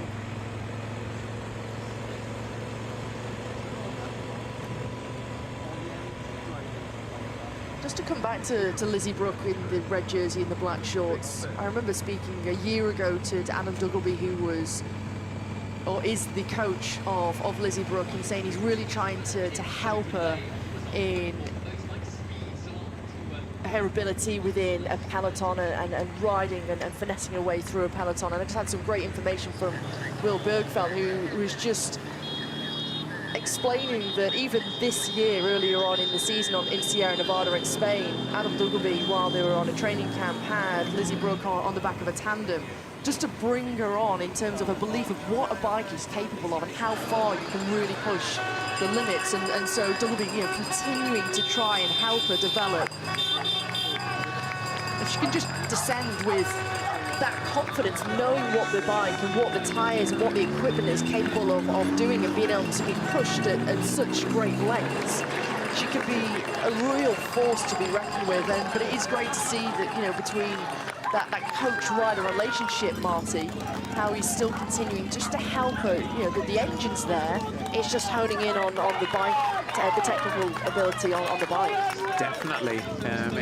If you can get that, harness that power and just add that technical ability alongside it, then that will definitely help. We look back through the group, so Deignan, Barker, Henderson, Steels, Perkins, and we're also getting a look in there as well. Grace Lister is in there for the Hess cycling team, so good to see Grace Lister making it in there. Alice Towers and Alex Morris that are in this chasing group behind Pfeiffer Georgie, Becky Story, have both made this this split. There's Grace Lister going through. So Frankie Hall made the move as well for Das Hutchinson Brother UK. So she comes into this on some good form. There's Frankie Hall, and just also has made, there's Lucy L. We've got Bexy Jew is in there for the Pronoptus team. With Shear just coming across the line. She's in the chase, and it's that real hard place, isn't it? You crest the top of that climb, you cross the finish line, and the gap probably only 12 seconds, but when you've got so much action at the head of this reduced peloton here, and one more rider just starting to be distant, she's got them in the sights. That'll put them in a real strong position, Das Hutchinson Brother UK. If Shear can try and get herself back on, as one of the riders from Kenyon Strand just loses a couple of bike lengths. We're on to lap 3 here in the Elite Women's National Road title race. Lizzie Deignan comes through to the front, looks back over the shoulder there to Alice Towers. There's Grace Lister coming through in those green, whites and dark colours of the Hess cycling team. Under the pressure here at the front on the climb of Lizzie Brooke. It's just distancing Sian Botley very, very slightly. But Botley will ride back on as we go back to our chasers. Deignan has been on some great form in the last few weeks. Has Lizzie Deignan, 250 and 325. We'll just go back to some of our other groups. Climbing Saltburn-by.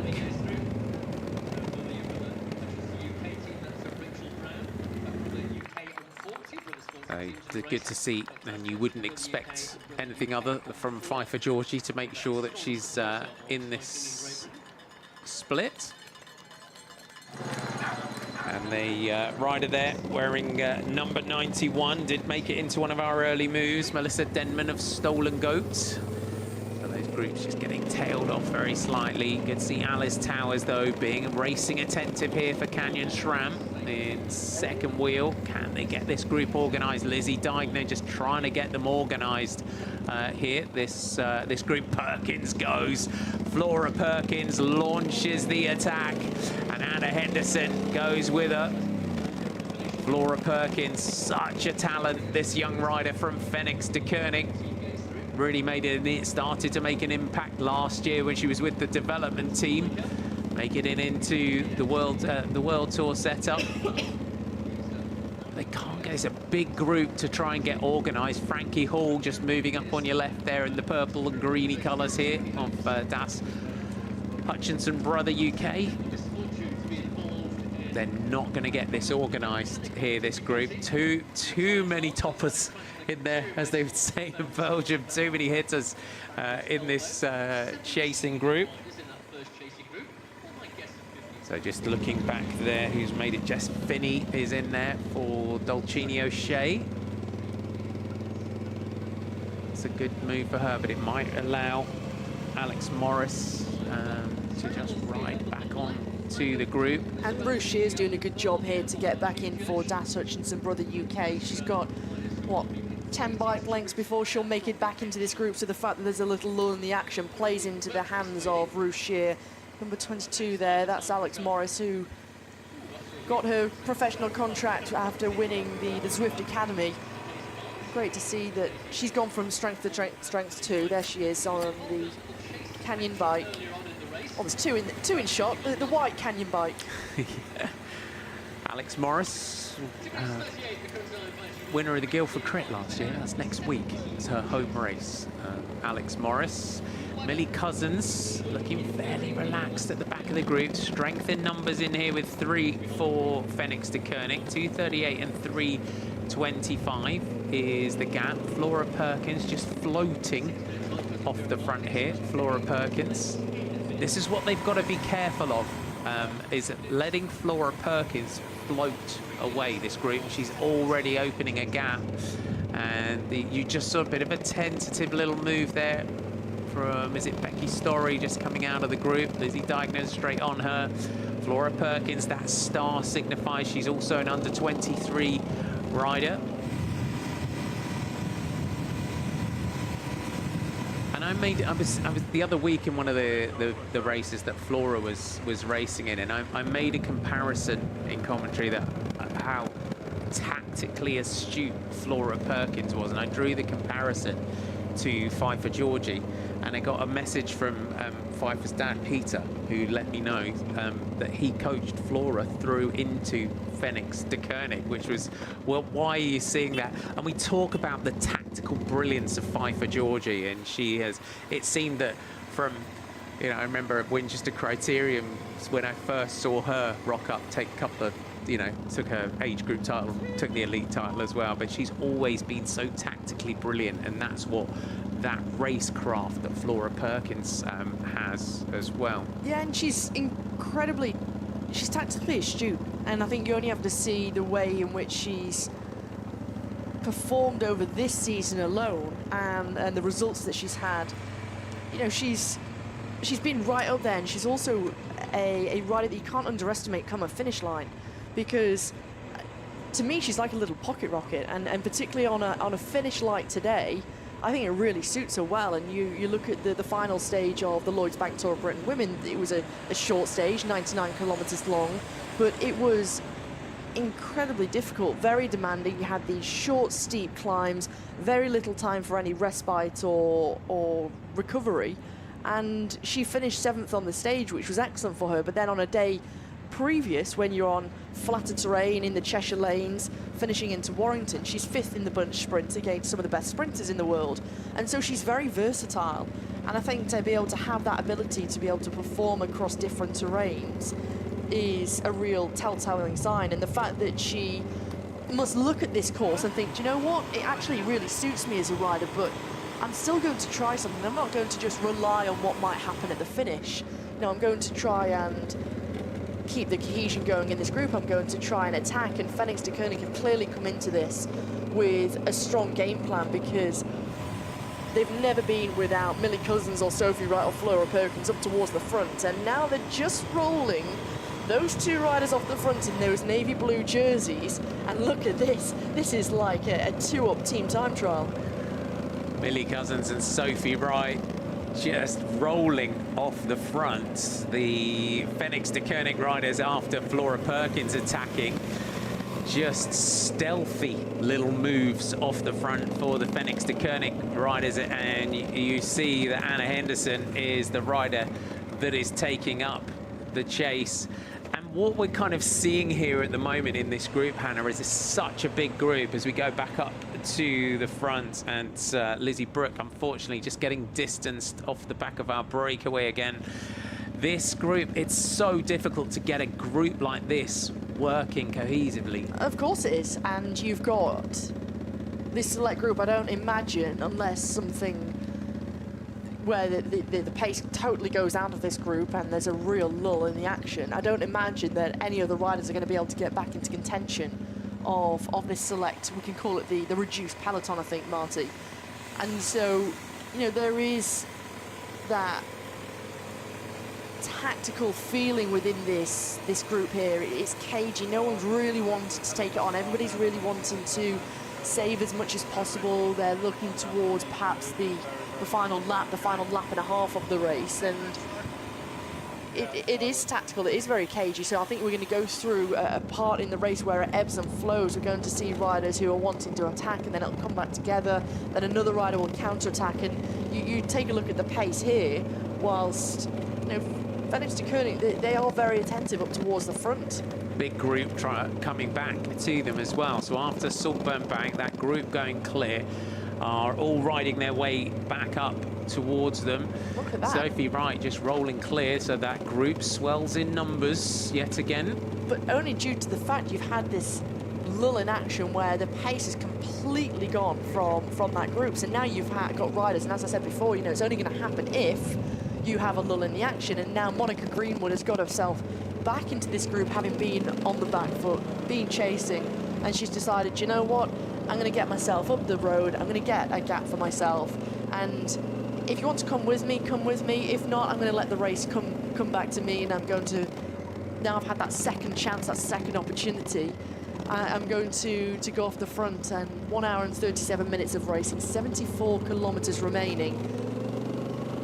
We're on lap 3. Monica Greenwood coming back through the group like an express train that wasn't stopping, and has now launched herself off the front of the Coupe Repsol team, Monica Greenwood. And this is a good move. So Monica Greenwood, such an interesting rider, just was raced in her early years, was the coach of the Great Britain team on the track.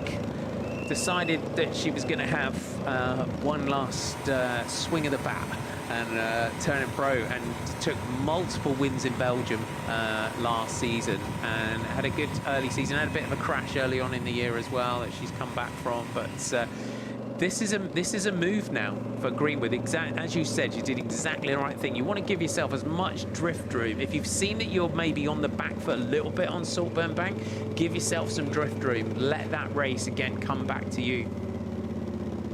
I think it just shows her experience too, and you speak about the fact that Monica Greenwood raced in her early years. She stopped racing. She pursued another pathway. She was a coach at regional level, and then of course went on to coach the Great Britain national team at the Tokyo Olympics. And she decided, I actually want to try and give this professional cycling thing a go. And I think, you know, good for her. Take the opportunity while you can, while you're still able to, age-wise. And I think when you take a look at the way that she's raced over the last 12 months, 18 months, she's proven why she's taken that decision. And I used to remember going out on the bike, and I'd see her in a Maxfield Wheelers orange jersey, and, you know, see her out regularly. And that was when she was just training for fun, just because she loves the sport. So it's great to see her come back into the sport.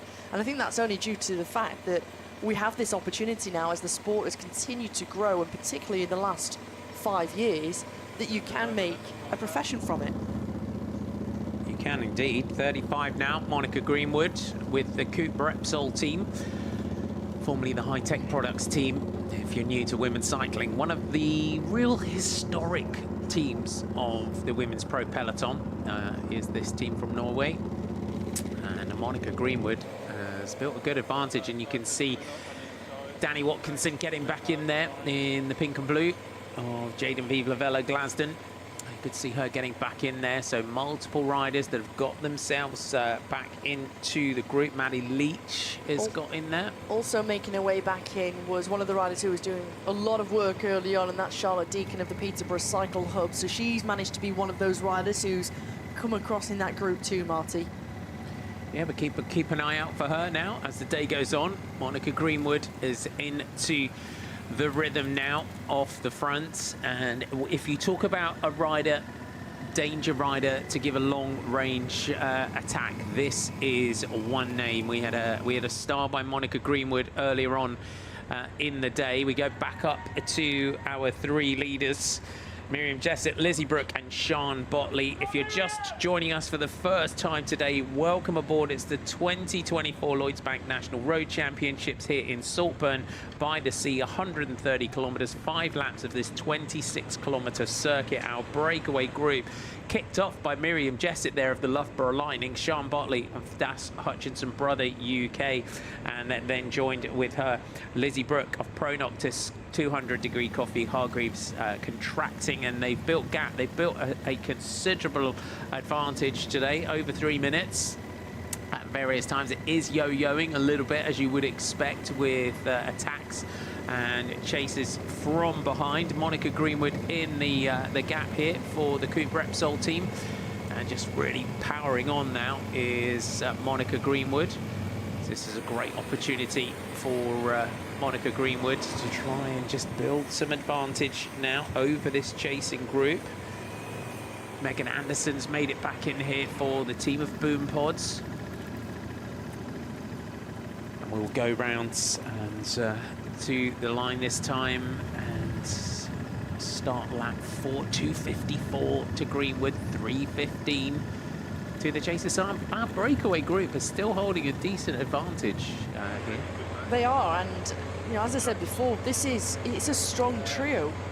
At times they lack that cohesion, different abilities, different levels of riders, but you have 3 incredibly strong riders who, on the best part, when they are together and as a trio, they're given a real challenge to the peloton behind. But of course, it's been, pace has been up and down in that chasing group behind, particularly in the peloton. You've had moments where it's been a real lull, and all of the pace has gone out of it. But as soon as you start to make the injection of pace, and particularly when we've seen in the run into Saltburn Bank and then over the top of that climb, when you pass through the finish line, that's when we start to see the gap start to come down. But meanwhile, these 3 riders are almost unawares, and they're just focusing on the fact that they can roll through, they can do their turn, swing off, hand over to the next rider, and just keep this almost, 3-up team time trial going.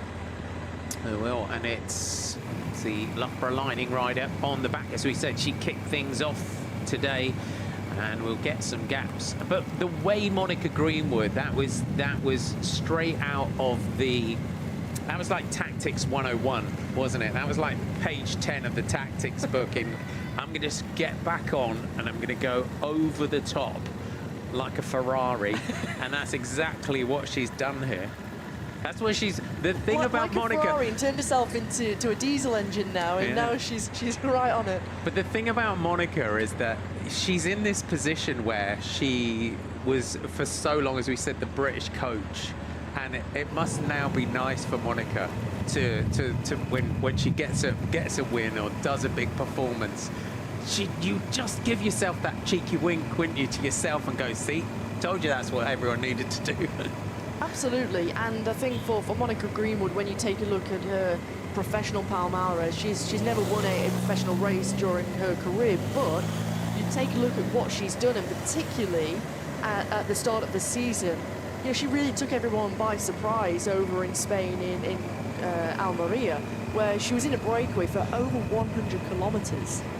And the UAE tour, and she's away with also, Amber Crack. yeah, and Amber Crack held on for one of the most famous victories we've had for years. Yeah, that final stage to Abu Dhabi. And so she's not a stranger to a long-range breakaway. And at one point, a long-range breakaway will pay off, and you'll get your reward for that. And, you know, sometimes it takes time and time and time again, and you end up consequently getting caught by the group behind. But for Monica Greenwood, she sensed, you know what, I'm carrying a lot of speed here. There isn't really any organisation in the reduced peloton. There's too many big names, big riders. No one really wants to take things on. And she's just taking the opportunity, riding well within herself. You can see that she's solid on the bike, a good rhythm, a good cadence, no rocking and rolling of the shoulders or the hips. Constantly glances down every now and then at the head unit, just taking a look at her data, also having a, you know, perhaps she's uploaded the GPX file to the head unit just to take a look at the profile of the course, what's coming up. And of course, I think the beauty of having laps of a national title, I think is great. You know, to be able to have, you know, that familiarity. You can also recon in the days beforehand to take a look at the circuit too. It's a real great racing circuit, I think. It is 69 kilometers to go, 1 hour and 45 minutes and counting. This is the second time we've been here to Saltburn-by-the-Sea, and I think you can really see that this area of it's really starting to embrace cycling, and that's what you need, isn't it, within a sport. And they recognise the danger that Monica Greenwood is not a rider that you want to go clear, and you're seeing those DSM Firmenich Postonel jerseys and that yellow jersey of Anna Henderson on the front. And this is the issue today that Anna Henderson, as the solo rider from Visma Lease bike, will have in this, is that yellow jersey, that famous Visma Lease bike jersey, is such a beacon on her back. She's got no teammates in here as well. So all the work, all the chasing that she's got to do. And sometimes I think when you look at the medals that she's won, silvers, bronze, it's that taking the edge off the legs, isn't it? It's that power that you're having to expend in the chases that you might need come the finish. So just taking a drink from the bottle, Becky Story of DSM Firmenich Postonel, and that team will come in here. This is a day, this is Five for Georgie's race. So the teammates, Josie Nelson, Becky Story, get an opportunity if it's there, but they know what Pfeiffer can do on this finish. So hence why we're seeing Becky Story now coming through to the front and working. And of course, for Josie Nelson, she's got her eyes on the under-23 road race title. So you've got two opportunities for victory today, and Becky Story is an incredible rider to protect her big leaders, and particularly with Five for Georgie. And you know, I think it's been brilliant to see the progress of Becky Story throughout her career. And you know, she was another rider who was with Das Hutchinson Brother UK in the early part when they were known as CAMS. And so she's made that step up to the World Tour as Lizzie Deignan just alongside Five for Georgie. Georgie always looks so calm and composed and never seems like she's going through or dealing with a lot of pressure. She seems to deal with that pressure very well. It just never really shows on her face or body language or the way that she races. And she's an incredibly smart racer, in my opinion. I know we touched on it before, Marty, about how good she is tactically. You know, she's a real mastermind at tactics, and particularly, you know, being a road captain at such a young age within a World Tour squad, and sort of calling the shots to the big stars of the sport within that team, I think just gives you an indication. And you can't forget how young Five for Georgie still is. She's only 23 years of age, and I think, in my opinion, races far beyond her years. Oh, she's been within the peloton. You see the respect that Five for Georgie built up. Absolutely. So early on in her career, and Becky's story here as well, another interesting rider. She came through the Das Hutchison Brother UK setup. She did a great ride in the Tour of Britain as well. So, you know, such an interesting rider. That performance in the Tour de Suisse last week in the time trial, that was a career sort of breakthrough ride for her. It was, and for a rider, I mean, she had a little bit of a break after some of the early season races, didn't race for a couple of months, and you know, whether she was going through some illness or injury during that period of time, but coming back to the Tour de Suisse last week, 4 hard stages in the bank, including a mountain time trial, and so great to see that she's able to come back from a break from racing and then still able to have some good solid results whilst working for her bigger leaders in Juliette Labousse, who's now the newly crowned French champion. So for Becky's story, a real great asset to have amongst your roster of riders. And you take a look how she's into a second year of racing at UCI Women's World Tour level now, and you know, she's a real value to that team. And Becky's one rider. When we look, and we've talked a lot today about the technique of Lizzie Brooke, and Becky Story is another rider you can see has worked incredibly hard on that positioning within the bunch. And, you know, early on in sort of career, we would go to the back of the bunch and just go, Becky Story's there. But Becky has done a huge amount of work, and the growth of her as a rider. So it shows how it is possible to sort of really develop that technique, build that confidence within the peloton. So you just see Sean Botley just riding up towards the front of our breakaway group. So Lizzie Brooke just keeping that pressure on the front here for the Pro Noctis 200-degree coffee team. And Miriam Jessett for the Loughborough Lightning. We are going to go around for another ascent of Saltburn Bank. You've got that fast flowing descent into the bottom of the climb. For me, I don't know if you'd agree, for me this time I think we're going to start to get, we had a bit of a move. I think they're going to give it a bit of a nudge. Give it a nudge, give it a whack. It's been a fast first descent, even faster on the next one, and it's always the same couple of riders who have been doing it on the previous ascents, Marty, too, which is really interesting. And I think they really want to make sure that they can really put the fatigue into the legs of the other riders who aren't able to stay with them on Saltburn Bank. And we've seen that a number of riders, whilst this group here that we're looking at, the peloton, has swelled in numbers due to the nature of what has been happening over the last half a lap or so, 3/4 of a lap. Once we do get to Saltburn Bank, and particularly with the descent that goes into the base of the climb, that short, steep climb, for some riders, you know, they'll let the wheel go, a little gap will start to open up, and then you've got to try and make that deficit up on the climb. And if you're already starting to struggle and you're already starting to feel the effects of a demanding undulating race already, there's going to be at one point where the elastic snaps and there's no way of coming back. The gap goes from maybe 20 seconds over the top of the climb, but by the time the action continues and the counterattacks come, it can start to grow to more than a minute, and then there's no chance of coming back. So it's a really interesting run-in, and it's not just the second time we've had this race as a national championship in back-to-back seasons, which, you know, last year it provided a real thrilling race, and likewise for the men's. But of course, this course, and particularly this final climb, of Saltburn Bank, has been used in the Klondike Grand Prix as one of the National Series rounds. So Anna Henderson raced on this circuit when, you know, before she joined the World Tour, when she was still racing with what was CAMS back then, and she won this race. And you look at other riders who've won the race over the years too. You know, in the men's field, Tom Pidcock's won here.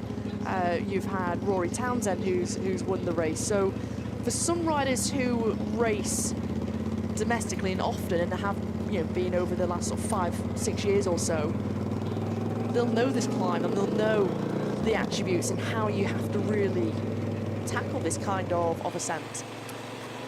Becky Story has definitely got the tempo up on the front of the group behind DSM Firmenich Postinel. As we said, what a great day they had yesterday. Juliette Labousse winning in France. Franzi Koch taking her first German elite title. So for DSM Firmenich Postinel, I'm sure they will want to keep the British champs jersey in the team. There'll be a celebration of national champions.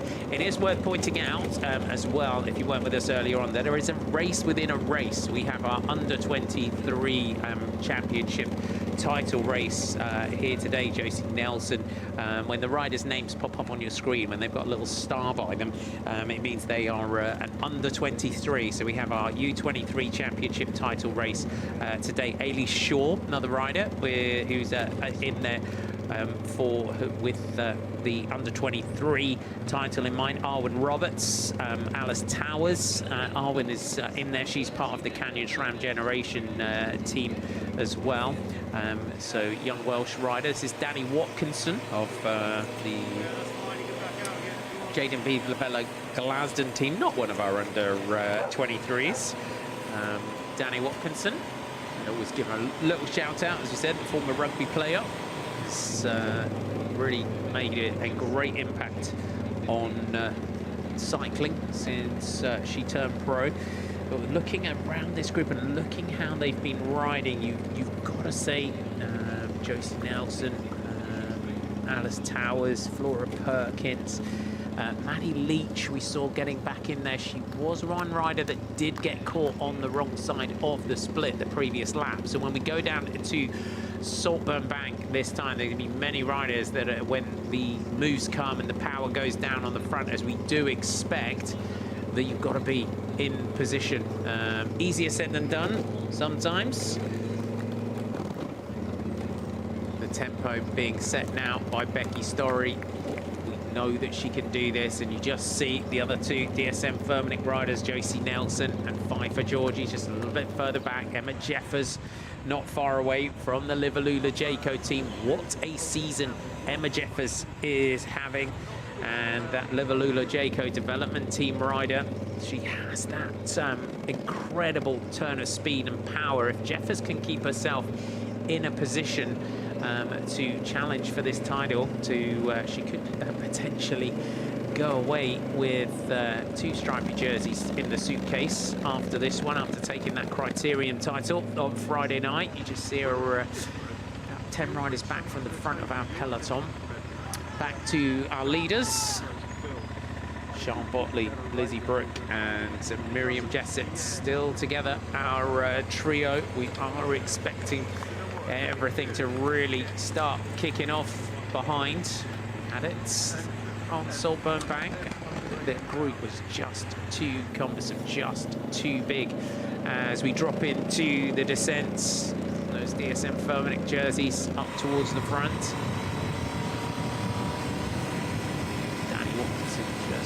Hanging on to the back of the group. Eleanor Barker moving up in those red and yellow colours of Uno X Mobility. Alice Towers and Alex Morris. You can see all the time riders just getting themselves back into the mix, getting themselves back on. Always got a chase throughout the day in this one.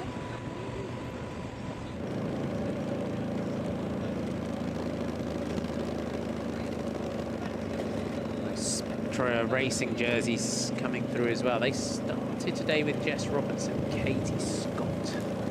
Did the riders in the green, orange and white colours just on the left as you look. Jess Roberts moving up. So former champion, Jess Roberts. We have this kind of sort of feeling here. We've got this little holding pattern going on, and we're waiting for the big guns to really start going here. There are little testing attacks. I think as we go into the next lap, we're going to start seeing some of the big names really trying to get clear. I think if we can get a smaller group clear, then we're going to have a much sort of easier group to manage, if that's the right phrase.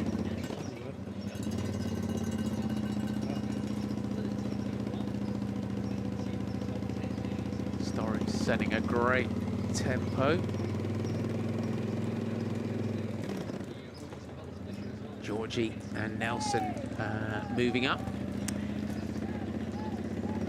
So hope you're enjoying our coverage today, and we're bringing you our national Championships on our 4G technology. So if you weren't with us earlier on, if you were, apologies for repeating myself. So if we get a low signal area sign just come up, it's a 4G technology that we're using to bring you our great coverage of these National Road Championships today. But it is from time to time do just get a little bit of a lower signal. But it does mean that we're able to bring you this great line-to-line coverage of the National Championships, so that you've been treated to watching the race unfold throughout the day today from the rollout. 60 kilometers to go. We're coming up on 2 hours of racing. So with 60k to go, we're going to come around on our circuit. This time it's a 26-kilometer circuit, 5 laps that we are taking in. Just over 2,000 meters of climbing, 2,035 meters of climbing throughout today's race. I'm going to come around this time, Hannah, and see 2 laps to go. So if they want to make a difference on Saltburn Bank, you really sort of have got to feel that you've got to start doing it on this one. Yeah, absolutely. And also, let's not forget about the climbs before then and the other undulations along the way too. But particularly, Saltburn Bank is where we've seen the most damage done, for the most part, on that climb, particularly to the finish line. So what we saw last time was a select group of, what, 18, 20 riders at most. And there were really a lot of the big pre-race favourites and those who were wanting to try and fight for that title. More riders have managed to get themselves back here, but you can imagine, and it's clear that Team DSM Firmenich PostNL want to try and take this up. And let's not forget that, you know, the time gap is still there for the leading trio. And you mentioned earlier on, as Lizzie Brooke just starts to lose a few bike lengths again, you mentioned a few moments ago about Jess Robertson when she won that title in Stamford, and that was an excellent ride. She was, you know, sort of fresh out the junior ranks and won that elite title, and it was a real bold move from the rider from West Wales. That, you know, she sensed her opportunity, she attacked. You know, nobody could bring her back, and I think it just really shows that if you're sort of willing to take that risk, take that gamble, it can pay off. Becky Story, the rider being put to work, the rider from the Isle of Man for Team DSM Firmenich PostNL. Eleanor Barker just in the wheel with the red jersey, and she'll be looking to try and take the national stripes and wear them with pride for the next 12 months. Danny Watkinson, unfortunately, just is off the back of the group. It's one of those moments, isn't it? It's agonising for a rider when you're just dangling off the back of the group to try and get in. Or she got a mechanical, she's got an issue with her gears. She's got a mechanical problem because she keeps looking down. You can see from the cage she's managed to click through because she's quite high up the block. She's got this opportunity, but this is such a fast, wide road. You can see that, you know, anybody is going to be sort of spinning out and running out of gears at this section, and riders trying to get themselves as low and as aero as possible. Alice Wood is still in the group, and Dignan just takes that outside line just to try and take as much speed into this sweeping left-hand turn out of the roundabout as possible, as Barker is on the front. Takes a little look around, and 1 minute and 55 Brooke is being shown on the blackboard now by the motorbike. So deciding to go it alone now is Lizzie Brooke from Pro Noctis. 200 degrees coffee, a little bit of yo-yoing backwards and forwards here. So Miriam Jessett and Sean Botley, unfortunately, under the pressure of Lizzie Brooke on the climb. So it's that lack of sort of consistency sometimes, because this move this far out from the finish, I mean, you know it's the end of the breakaway, because, you know, she's super strong. Maybe she'll be more comfortable on her own, just being able to sort of set her own tempo, take her own lines, set her own rhythm, but to sort of leave the breakaway companions this early on, you know, you're better off having them with you. Especially when you've still got so long to go. We're only at the halfway mark of the race, or just a little over the halfway marker, and so it's definitely better to keep the trio alive and keep the breakaway alive for as long as possible. And even if you are a little bit stronger on the climbs than the other two, better just to knock off the speed a little bit and ease back, and then have that cohesion and the ability to have the moments to take some respite on the wheels when you're on the flatter sections. And so for Lizzie Brooke, I don't know whether this is at the detriment of herself, but she has opened up a good gap behind Marty. I mean, that's just purely because of that rise in the road. And it just shows the strength. And I reiterate what I said before. If she can hone in on those skills and those technical skills and their bike handling skills, and she can work with her coach Adam Duggleby, who's been helping her over sort of the last 12, 18 months, and of course her team with Pro Noctis 200 Degrees Coffee Hargreaves Contracting, if they can really help her hone in on those skills and really improve, she will be a real threat. She'll be such a force to be reckoned with, because she's so strong on the climbs. It's on the descent and the sort of corners and fast corners where she's really losing a lot of speed. But if she improves on that, no one will ever let her up the road again. No, she's super strong, and you can see she's on her own, and you just hang. This is a sort of road that, as a rider, when you've got the whole road, the roads are closed. You hardly have to touch your brakes through these corners, but you're just grabbing a handful of brake and losing speed. And let's not forget, we've got full road closure here, so you've got the freedom to take the line that you want.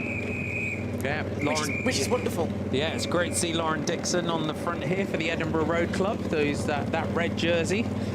So just getting back into the group here, through to the front. Again, solo rider on the front here with Eleanor Barker, just leading down the descent. Lauren Dixon,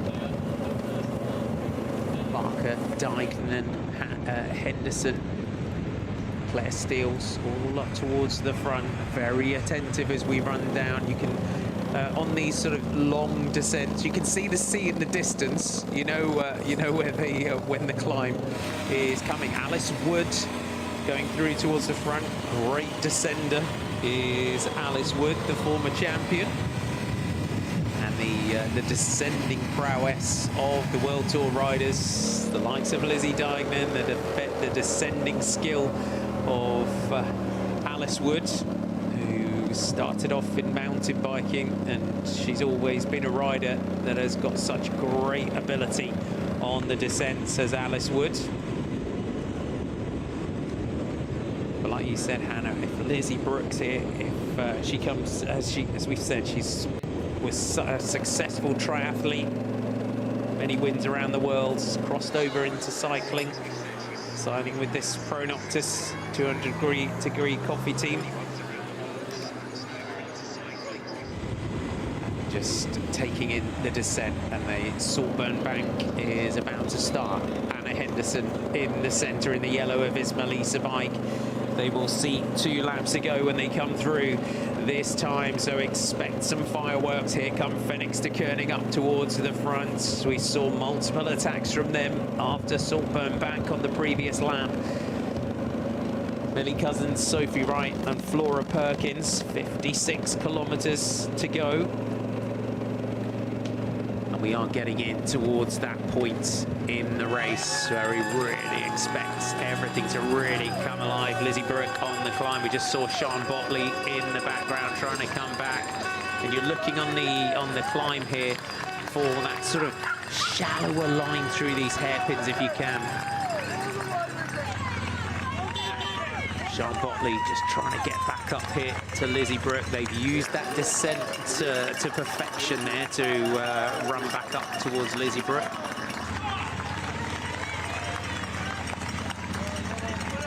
The climb, though, is where Brooke really has made the difference today.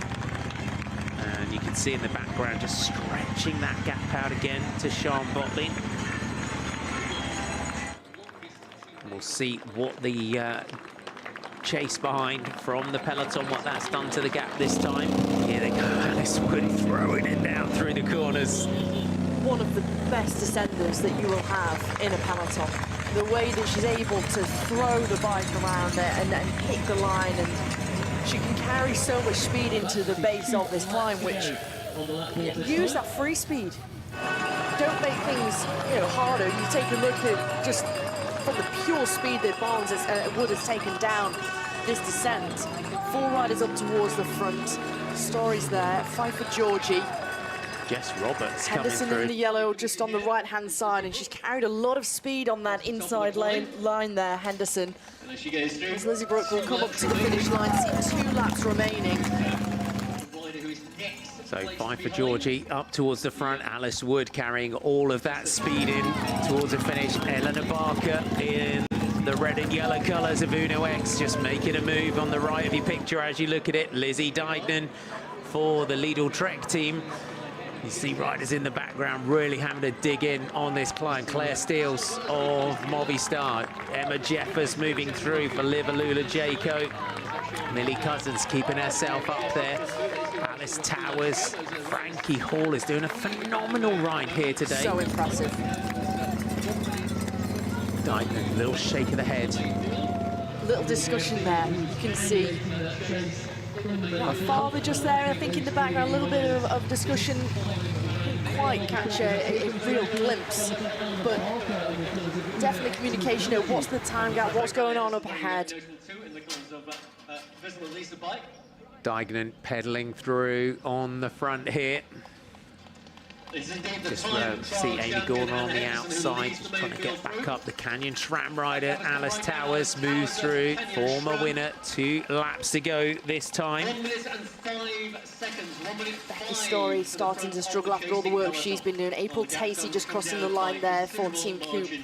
And look how much the gaps come down. 1:07, 33 to the chasers, 1:07 to that group behind. So as we said, there's multiple climbs along this course. It's not just about Saltburn Bank, 2,035 meters of elevation throughout the day today for the riders. So maybe we'll watch some of the climbs out on the course. We also have that Forge climb in towards Broughton, but plenty of steep rises that you can see on the course around Saltburn Bank today. If you are just joining us for the first time, welcome to the Lloyds Bank British National Road Championships here in Saltburn-by-the-Sea. 130 kilometres, 5 laps of a 26-kilometre circuit. Our current leader is Lizzie Brooke of Pro Noctis, 200 degree coffee, Hargreaves contracting. The former triathlete has been out there for most of the day today. Miriam Jessett kicking off the breakaways today, joined by Sean Botley of Das Hutchinson Brother UK. This group behind, though, it is being whittled down to the who's who, you would say, a real select group, but some real unusual, some riders that are really riding above them. They're sort of They've made the step up. Yeah, that's what I was. Yeah, that was looking for the right word. They have, and it's really nice to see. And I think whereas perhaps Marty on the previous lap, they were a little caught out from the pace that was being set, and then they've come into the bottom of Saltburn Bank this time round and thought, right, I need to start off, I need to be attentive, I need to be ready. The fact that, okay, riders are really willing to try and push the pace here at the front. I need to try and make sure that I come into the base of this climb with good positioning. I need to be ready for what's to come, because this is a considerably larger group than we had the lap prior. Whereas before we had, 18, 20 riders of a real, strong group of riders, where it's a lot larger now. And so I think many riders are a lot more wise to how riders and teams are wanting to try and race this. And Becky Story's made her way back to the front of this climb. So she went through a little bit of a rough patch, but she's been the rider who's done the main bulk of the work for Team DSM Firmenich Personnel, and consequently everyone else has profited off the work that the Manx woman's done. Maybe taking some inspiration from Escalating yesterday, who was the MVP in the French title race yesterday. Just pedaling up towards the front, onto the back of the group, rather. So Becky Story, Jess Roberts for Spectra. Jess Roberts is the sort of rider they've really got to be aware of. We're just starting to see now the gap coming down there to Miriam Jessett and Sean Botley. They're about to get some company. Becky Story doing a big ride here for teammate Pfeiffer Georgie, and then her teammate Josie Nelson, who's one of the favourites for the under-23 title race. But the rider that kicked everything off from the Loughborough Lightning in the purple colours, Miriam Jessett, hats off to her. So I'm just having a closer look now as we just zoomed in for the first time. It looks like Katie Scott might probably lead from Spectra Racing rather than Jess Roberts. Really similar style, quite easy to get them mixed up there. New colours as well that we're seeing for the first time. Katie Scott doing a phenomenal ride there for Spectra. So just zooming in, Monica Greenwood. Still up towards the front, being really attentive now, Monica Greenwood. Steels is not far away from the front as well. Claire Steels just keeping herself up towards the front here. But we now have one lone leader, and that is Lizzie Brooke Pro Noctis, keeping herself up there. Lizzie Dignan almost looked there. She didn't want to use the obvious place to attack. Dignan showing the experience, and I think for her, she's looking strong, she's looking really good, and of course with her eyes all, you know, on trying to take the gold medal in Paris in the road race. Of course, like, selection not announced yet of who's going, but of course that's a big focus for the season, in making that selection, taking that gold medal. And for Dignan, you know, she is isolated. She's the only rider here for Lidl Track, and she's got the experience of how to win a national title in the past. Of course, she's been world champion during her career too, and so many incredible victories along the way. So she's just playing that smart, really, as Lizzie Brooke is shown 50 seconds. So gap just from the pure impetus at the front, and particularly the pace being set at the front of this peloton here is starting to eat into the lead of Lizzie Brooke. Claire Steels in second wheel in that blue jersey from Movistar. There's Dignan on the wheel. Liz Towers, a former winner of the British national title, is there too for Canyon SRAM.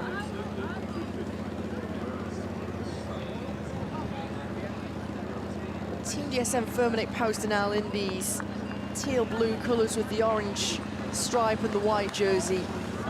They're the ones who are looking really organised. They've really come into this with a great strategy, a great plan in how to help Pfeiffer Georgie take this title once again. And they've got that full commitment. There's no discussion between them to say, I'm kind of feeling good that, you know, they've come into this knowing that Pfeiffer Georgie is the protected rider once again, and Story is more than happy. She's almost this super domestique to do all of the bulk load of the work on the front. As we take a look back, this is Sian Bodley and Miriam Jessett, who are going to get swallowed up by the peloton behind it. Miriam Jessett in the purple jersey at the front here, the first rider to attack on the day, and it was Bodley and Brooke who came across, but a valiant effort from both of these riders. A long day out in the breakaway. They get caught, Story makes the junction, and we just have the one rider out front in Lizzie Brooke here for Pro Noctis 200 Degrees Coffee, Hargreaves Contracting. And this is a day that none of them are going to forget as well. You know, to be the first attacker on the day in the national championships in Miriam Jessett, being out there in the breakaway. The fact that they became a real threat. They saw the gap over 4.5 minutes at one point. So I think for perhaps some in that peloton, maybe they were resting on the laurels a little bit too much, and then realised, oh, the gap's over 4.5 minutes, and we've got 3 incredibly strong riders up the road, and we need to try and get some organisation behind here. The sort of the knowledge of the power that they know that Lizzie Brooke has got, because Lizzie, as we've said, former triathlete, did a lot of Zwift racing and that kind of thing. As we said, she's incredibly powerful, and that is the sort of rider as well that if you give her too much rope, you don't win triathlons around the world without being an incredible athlete. And technique aside, and as you've said, the coach Adam Duggleby and is working a lot on that, and if that, and a time will come, but you cannot underestimate anyone in a national championship, because someone can just come out completely out of left field and take the title. And that's the beauty. You take a look down. We had around 110 riders start this morning at 8:45, and so everybody is coming here with good form. They're coming in to try and win this national title, and you only have to think to the Olympic Games, Marty, in Tokyo, when the early breakaway went, and in the end, it was one of the riders from that early breakaway who everybody underestimated, and it was the Austrian Anna Kiesenhofer who went on to take the Olympic gold and the Olympic title. And so you can never underestimate anybody, particularly when you're in a championship. You can't start to think, well, we're not too aware of who this rider is, and we believe we're going to stick to our strategy, our plan. But also, if you look at the lines that she's taking here, is that you've got to make this course as short as possible. So you go left curve, right curve, and this is something exactly what we just saw with Becky Story do. Yeah, and that's just for anyone's watching that's new to cycling. This is what, when you've got this whole road to be able to use, is you want to make the course as short as possible. And that's what the sort of sport directors of the team will be working with her on after watching this, and just say, okay, you've got to, take the line. You want to be over on the left here. She's taking this corner. I think she's had a bit of a squirrely moment on the descent here. But also, you can see there just kicks. But also, you come down there. You're on your own. Your left hand right up to the bridge, cut across the corner. You've got to make your life as easy as possible, haven't you? Picking the lines, carrying as much speed as possible, and you just saw that little moment there where she almost had a problem, managed to correct it. But that's also, you're looking at, if there's an issue on the edge of that corner there, it's taking that fastest line through the corner, as we said, carry that free speed that you've got on the descent. Use the whole road. The whole road is there. So you've got to use it all. The gap is coming down under the pressure here of DSM Firmenich Postenel. So some riders here having a great day out. Alice you can see from Team Boom Pods, Elizabeth Hermel towards the back there, just on the left from Team Boom Pods. So good to see the Boom Pods team getting in there. So we just hearing as well from our race radio, the word on the street that the Commissaire's car has been pulled out. Looks like the gap is down under 30 seconds, but what a day out for Liz Brooks. She's going to take an awful lot away from this experience today. It's the first time we've seen her racing at this level, really. And I think for her, she has become a real threat, and she's shown that she's in incredible form.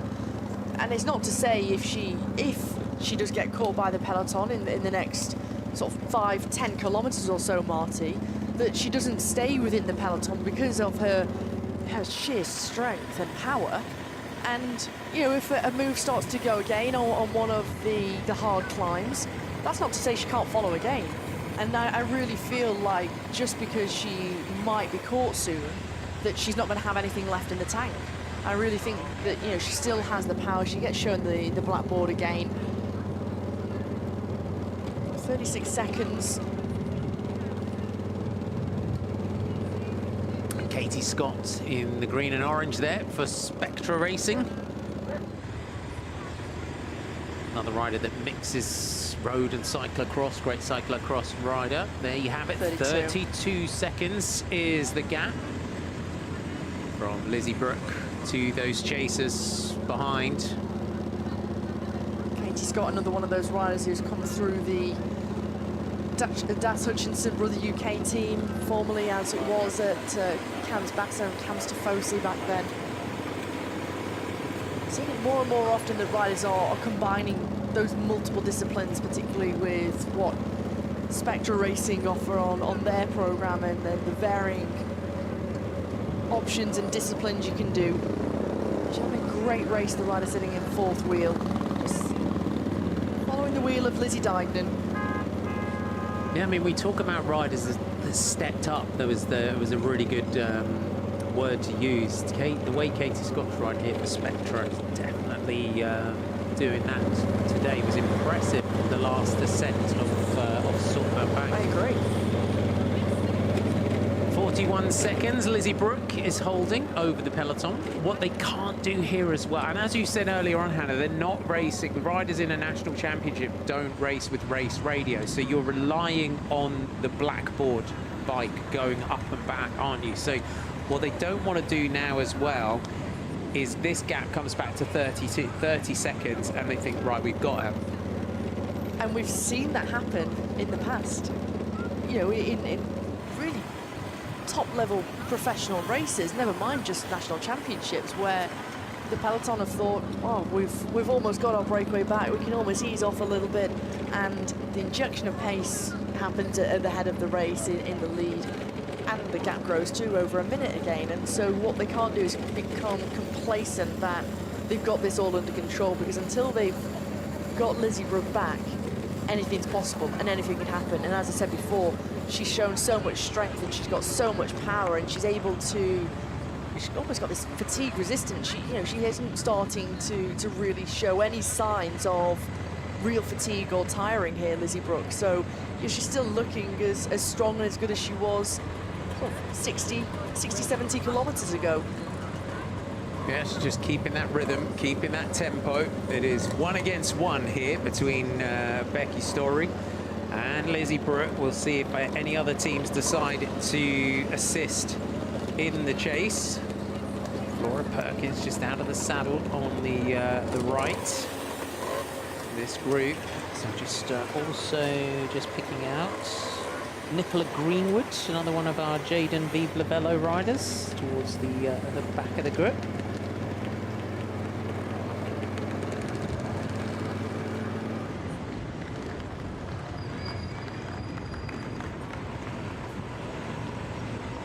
Back to our leader. How long can she hold off everybody? And this is the moment as a solo breakaway where you see a gap, you're in this position, and you're going to come round next time and get the bell, and you think, big gasp, big power, one last big hit, just absolutely hit it with everything that you've got. Full commitment, and if you have noticed the rhythm and the pattern that you've started to lose time each and every lap on that particular climb, and we have seen Lizzie Brooke every time she has pressed on, and she's been the one kind of doing the damage from that former breakaway. And so I don't think it would be any different, but also you can imagine on this ascent of the climb, the penultimate time for this peloton group, you're going to start to see some movement and some shaking up of what's going on. You know, we're not going to go into, I think, this final part of the race with still such a large gap, but it's who wants to take it up, because of course other teams, particularly those who don't have that numerical advantage or who are lone representatives for their club teams or their elite development teams or the UCI teams, you know, they have to be very careful and cautious where they use their effort, when they make their effort, and tactically how they play things. Becky Story doing a great job in the chase. Claire Steels, Lizzie Dignan, Katie Scott, Sian Botley. Is that Robin Clay? Maybe let's double check the number when we get a little closer glimpse. Amy Gornall for Pro Noctis. But it's been great for Pro Noctis 200 Degrees, Marty, just to come to that team. The fact that they've always had a rider in the breakaways meant that they can sit back, they don't have to contribute to the chase. They can just save as much energy as possible. Gornall's never been too far away from the front. She's so clever at riding within the bunch, but she's also physically very good too. So she's in great shape. She's shown over the last couple of weeks that she's going really well. The training's been going well. Just taken the pressure off them to do the work. As Pfeiffer Georgie comes to the front, as does Josie Nelson. Just a little bit of discussion going on with Becky Story. Georgie just pulling off to the left-hand side of the screen as we look at it.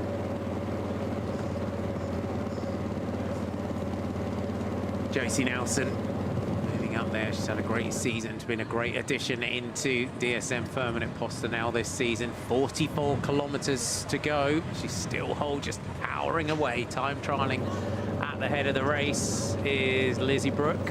And other than national championships, the only victory that the team of Team DSM Firmenich Postel NL have had this season is the victory of Josie Nelson at the Tour de Normandy on stage 4. And so they've really, you could say they haven't performed at where we would expect them to be performing, and it's only over the last couple of days where they've had the victories in different national championships on the continent that they've started to up the win rate. And of course they want to try and add the British title to that, and if Josie Nelson can win the under-23 title, of course that would be fantastic for her. But you can see her sitting in second wheel, and I think she's been put up there because they also want to make sure that they've still got brought all this back together. Fight for George has clearly come up to them, had a discussion. She said what she wants them to do and how she thinks the race should go and how they should play their strategy and how they should play it tactically. And they are starting to get her in their sights. We did have that long camera shot over the top of the peloton and could see Lizzie Brooke just ahead of them. But what a day out for Lizzie Brooke as DSM Firmenich Postel. Josie Nelson sat second wheel now. Claire Steels from Movistar just in front of the Lidl Trek rider, multiple champion Lizzie Dyken. And there's the shot there. The camera angle does foreshorten it very slightly, but we are seeing that peloton in the background. Alex Morris coming up here for Canyon SRAM. Emma Jeffers right on the wheel. I think this is Ellie Parry in the purple colours, just moving up. Then you've got also the rider that we just pointed out, Nicola Greenwood from Jaden Vive Lavello Glasden. So multiple riders, and you can see the changes to the course this year. Slightly longer course than last year, slightly less climbing, but it has given us a fairly similar dynamic. It hasn't exploded as much as we thought it might do. Henrietta Colburn, you can see in the red helmet, that dark green colours of GT Crush Rebellies, just kind of in the centre of the group. Jeffers looks comfortable in this one. She looks incredible, doesn't she? And another rider who's clearly come into this national championship with fantastic form. You only have to see that in the way that she rode on Friday evening in the National Circuit Race Championships, taking that national title. And she was really in command throughout. And you see the way that she's just dancing on the pedals, throwing the bike side to side, looks comfortable, never really has looked like she's been phased by what's happened so far throughout the race. Every time we've come up Saltburn Bank, she's been well positioned, she's looked good, she's never looked under pressure, or sort of the fact that she's another rider who is a lone representative for her team of Liverlula Jayco Continental. Of course, they don't have any other the British riders, so she seems to be dealing with everything really well, and you kind of forget that she's only 19 years of age. Her interview with Ned after the victory as well was like, hey, yeah, I won. It's good. We're cool. She seems to has everything in the right place, has everything in perspective. That's Hutchinson, brother UK. Good representatives in this group. Anna Henderson in the yellow colours here of Visma Lisa bike. There is a lot of pressure on her. Here's Alice Wood, a former champion. Just looking through the group here, we go back to Maddie Hayward there of Pro Noctis. So the team have got multiple options within this group. We're seeing the Hess cycling team jerseys in there as well. The British registered team that have got big plans for the future, and the team of Hess.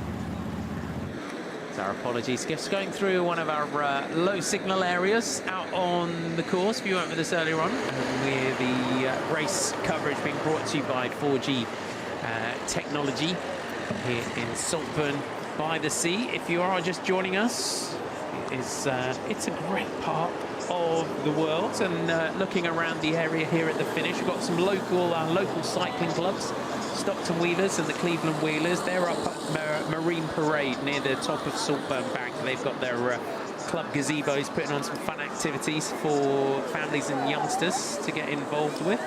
And the Marine Parade, which we are looking down on, real creative part of Saltburn-by-the-Sea. Lots of workshops, printmaking, colour creation station, musical performances throughout the day. The young people of Redcar in Cleveland.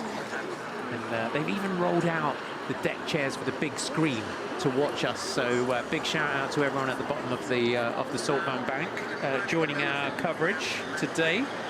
I hope you're enjoying that. And at Saltburn Pier that we've got down here on the bay. It's the only pleasure pier on the whole of the northeast and Yorkshire coast. As you say, it's second successive year that we've been here in Saltburn-by-the-Sea.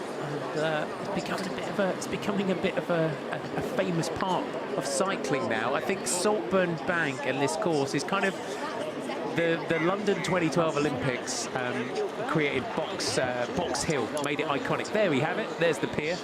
So as we've said, it's the only pleasure pier here in the northeast and the Yorkshire coast. But it's a beautiful part of the world. Beautiful weather conditions for it too. Nice to see the sun's out. We've got a wonderful week of good weather coming, which is, of course, I'm sure great news for many, but great racing conditions here, Marty. You take a look, it's not too windy either. It's only around 7-8 kilometers per hour. Yeah, 15 to 17 degrees for the riders, 57 to 62 Fahrenheit. So as we go back to the group, just looking down around through the group there, just keeping Rachel Galler in there for St. Piran. So the Cornish team, she's made it into this group. I think that's what's been really good. We're coming into the penultimate ascent of Saltburn Bank. We're going to come into the Bell Lap, and we've got a lot of our club riders and a lot of our amateur riders that have made it into this group. We're seeing some, we're seeing some really interesting rides today from riders from different clubs. It really shows the caliber and the strength and depth within all of British talent across the board, from our professional riders down to our amateur riders, and showing that these amateur riders are real contenders for this title, particularly at this point, because we've had a lot of attacks from the peloton. We've had big injections of pace in crucial parts of the course, and when you take a look at the course, there's very, very little road where it's completely flat, and you can really get some recovery and respite, and you can almost roll along, Marty, other than it being maybe a slight descent. It's great to see that we do have that strength and depth, and we mentioned on a couple of occasions Katie Scott, who's still there for Spectre Racing in that sort of khaki green and orange jersey, who's always been up towards the front, and she's got that experience. She's raced in for so many years. She's got that experience. She knows. You can just see her sitting very close to Claire Steels in that blue jersey of Movistar. But you take a look down to other riders who are here, and even some of our UCI Continental teams of Das Hutchinson Brother UK and Pro Noctis. They've got multiple options and cards to play within this group, and Frankie Hall, for me, has been having a stellar performance today and on Friday evening, if I have to say. So it's great to see that over the last couple of years, she's just continued to build and build and build, and you can see the kind of performance she's having today, the fact that they're all riding together. You can just see sort of halfway down this pack, those navy blue with lime green jerseys. They're all sticking together as a pack, as a team, protecting one another, having that communication. I think it really shows a real strong unit. We're seeing our gap is still over 50 seconds to Lizzie Brooks, so doing an absolutely phenomenal ride, Lizzie Brooke. To old off the pelotons. You've got Josie Nelson and Becky Scott. Becky Story, rather. Apologies. Just absolutely drilling it on the front here. Just at the back of the group there was April Tacey of Team Cube High-Tech Products, but just in front of that was Miriam Jessett, who was the initiator of that early breakaway. So it's great to see that the rider from Loughborough Lightning, despite being in that long-range breakaway for so many kilometres, she's still here. She is. Showing the strength. You can just see it there, number 64 in that purple jersey. And that sort of style that she's got, she's shown throughout the day today. Really, really relaxed on the bike, just spinning along on the back of the group. Wearing number 64 there in the purple of the Loughborough Lightning. She's had a great day out, really has made a name for herself today as Miriam Jessett. We're expecting some moves. They're chasing down Lizzie Brooke, our lone leader. Pro Noctis, 200-degree coffee. Hargreaves contracting. And they've been out there. She has been out there. She was in that group, joined the move of Miriam Jessett along with Sean Botley. And I saw Sean Botley still sat in the group for Das Hutchinson Brother UK. 52 seconds, so they're not bringing it back. I think where they've got to use this is the descent in towards Saltburn Bank. That is where I think, sadly for Lizzie Brooke, that is where this peloton can make the inroads, is to try and bring it back as close as possible and then hit Saltburn Bank. But ultimately, they can do that, but Lizzie Brooke will get to the climb and she'll power her way up the climb and she'll take back time on them again. So, you know, it's become, you know, quite a threat. The fact that Lizzie Brooke has been able to see her advantage diminish to 30 seconds, and she's not started to overthink that and think, right, well, they're in the chase, they're coming for me, I'm going to be caught soon, so you know, so I'll be seeing the peloton soon. She's managed to take another 22 seconds out of the peloton, and she's really making the job of Becky Story incredibly hard.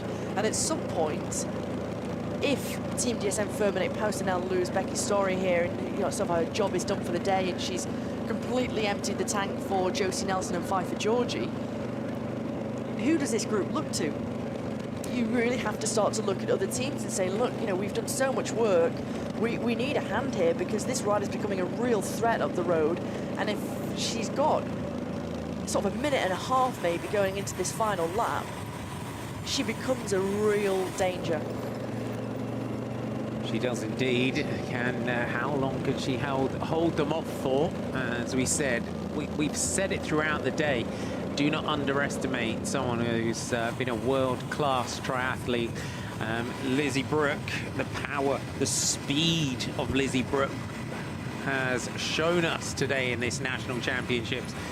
48 seconds is the time gap as we head in down towards Saltburn-by-the-Sea for the penultimate ascent of the Saltburn Bank. There are plenty of climbs along the route, though, to make a difference, to potentially springboard an attack to try and get clear. The defending champion Pfeiffer Georgie has had her teammate Becky Story to work on the front. She is the rider that has made the difference in the chase of the breakaways today. Pfeiffer Georgie, the winner in 2021 and 2023. Alice Towers, former winner of this title for Canyon SRAM, is not far away from the front of this one. So you can see her towards the front of the group for the team of Canyon SRAM. 35 seconds, it is coming down. Story is making a dent in the gap here of Lizzie Brooke. But as Hannah said, if we know where Lizzie Brooke has been taking time, and it is on the climbs. And you only have to look at that camera shot there where we just made that left-hand turn, and you look to where we're going and where the road continues to rise. And it's a point on the course like that, that's where Brooke is gaining time. And this is where she's really able to make the difference and make that advantage over this group here. Sophie right up towards the front in that navy blue jersey of Phoenix de Koenig, alongside her just taking the bottle there, Eleanor Barker. Lizzie Great to see Jess Finney still there, from Dolcini O'Shea too. Yeah, Jess Finney's having a great day out. I think with Katie Scott moving up on our left, Jess Finney in there for Dolcini O'Shea.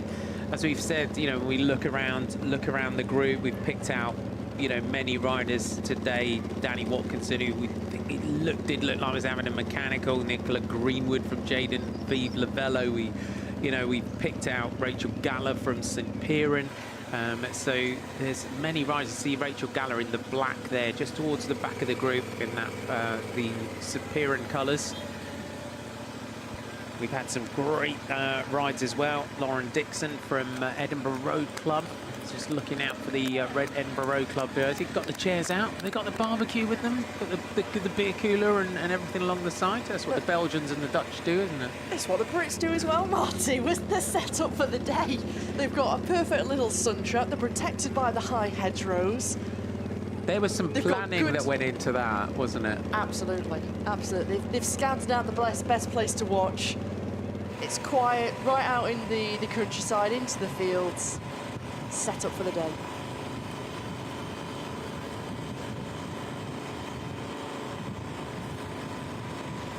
So the Peloton just snaking its way through the beautiful countryside here by Saltburn-by-the-Sea. Beth Morrow just on your right as you look at the back of the Peloton. And Elizabeth Hermel from Team Boom Pods on the left. She's having a great day out as well. See the Boom Pods team still represented in here. Corinne's side in the black, wearing 114, just up in the middle of the group.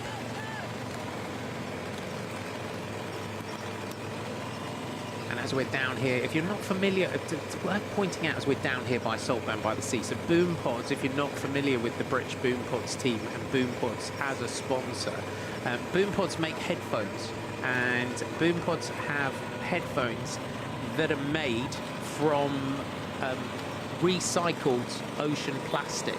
So the team of Boom Pods and the company of Boom Pods, yeah, a lot of their products now they're making with reclaimed, recycled ocean plastic, which is a great thing. So great to see one of the Boom Pods riders represented in here. And Boom Pods have been a long-standing title sponsor and partner of that team, so it shows their commitment to the investment, their commitment to supporting particularly the women's side of the sport. And it's great to see that it's not just something they wanted to do for a couple of years and they say, okay, well, our work is done, because for anyone who works in sponsorship, they know that, you know, it takes time for people to become accustomed to know these different brands and to really get the benefit from the return that they invest. So great to see that, you know, they've been making this investment for many years now, and here behind, Henderson's decided enough's enough. She wants to try and put the hammer down here, and it's Barker who's having to follow, but Henderson's making this incredibly difficult for Barker, and a little gap starting to open up. You can see how comfortable Henderson is making this, and now it's almost that wake up. You can see Claire Steele's just behind, and Dignan now starts to react. Anna Henderson, big attack on the front and a sustained attack on this climb here from Anna Henderson of Visma Lease bike. Lizzie Brooks, is she about to get company for the first time in many hours today? But remember this rider's name. It has been a big day out for Lizzie Brooks. Behind her, Anna Henderson, Lizzie Dignan, Sophie Wright, Flora Perkins, all in that group behind. We'll pick them all out, but you can see on this climb here, just digging in the group, coming up to it quickly. Dignan now comes through to the front after that attack of Anna Henderson. Very similar in the way that Lizzie Dignan can also ride climbs. That long, sustained effort. Took that Queen of the Mountains in the Tour of Britain Women recently as well, did Lizzie Dignan. But chapeau to Lizzie Brooks. She has entertained us to the max today, I think. The Pro Doctors 200 Degrees Coffee, Hargreaves Consulting rider former world-class triathlete. Big day out, remember that name. What a valiant effort from Lizzie Brooke. She incredibly strong, incredibly powerful, and now she's been swallowed up by this select group that's gone clear just from the pure impetus and the injection of pace at the front from this rider in yellow, Anna Henderson. And if Lizzie Brooke can just try and take some recovery, she can still remain within this group, Marty. And you never know what might happen come the end of the race. If you can just stay in the wheels, take that opportunity to get the recovery and not lose too much time. Sophie Wright is there, as is Alice Towers Flora is there. Perkins Towers is there. Millie Grace Cousins. Lister's made the move in the green and black jersey for Hess Cycling. Yeah, Emma Jeffers is in there. Good to see Grace Lister. Frankie Hall is riding a career ride today from Frankie Hall from Das Hutchinson Brother UK. Claire Steele through to the front. Eleanor Barker and Lizzie Deignan go with her. Phoenix de Koenig recognised the danger of letting Claire Steele's Lizzie Deignan and Eleanor Barker ride clear. Sophie Wright just bringing that gap back down. Elbows out, that familiar style of Sophie Wright from the Phoenix de Koenig team. Deignan just lining up through that corner, just has that little correction as she went through the bend. But it's also when you're taking these bends, Marty, of course you've got the cat eye, so it's just making sure you try and avoid them, particularly on some of these fast sweeping corners. Deignan just using the free speed down this descent. Brooke just off the back of this group, and Pfeiffer Georgie trying to get herself as low as possible. Just use the riders in front of her as Sophie Wright continues, and she senses that this could, you know, be a real threat if you can try and split this group and particularly stop any riders from getting back here, Marty. Phoenix de Koenig have all three of their riders. That's what they've got to do this time. They've got to capitalise on this. They've got to try and prevent riders getting back in there. Alex Morris coming up. Alice Towers is right there. Deignan takes a big look back over the shoulders. Henderson. So Nelson and Georgie in the group. Lister in the green, white, dark colours at the back.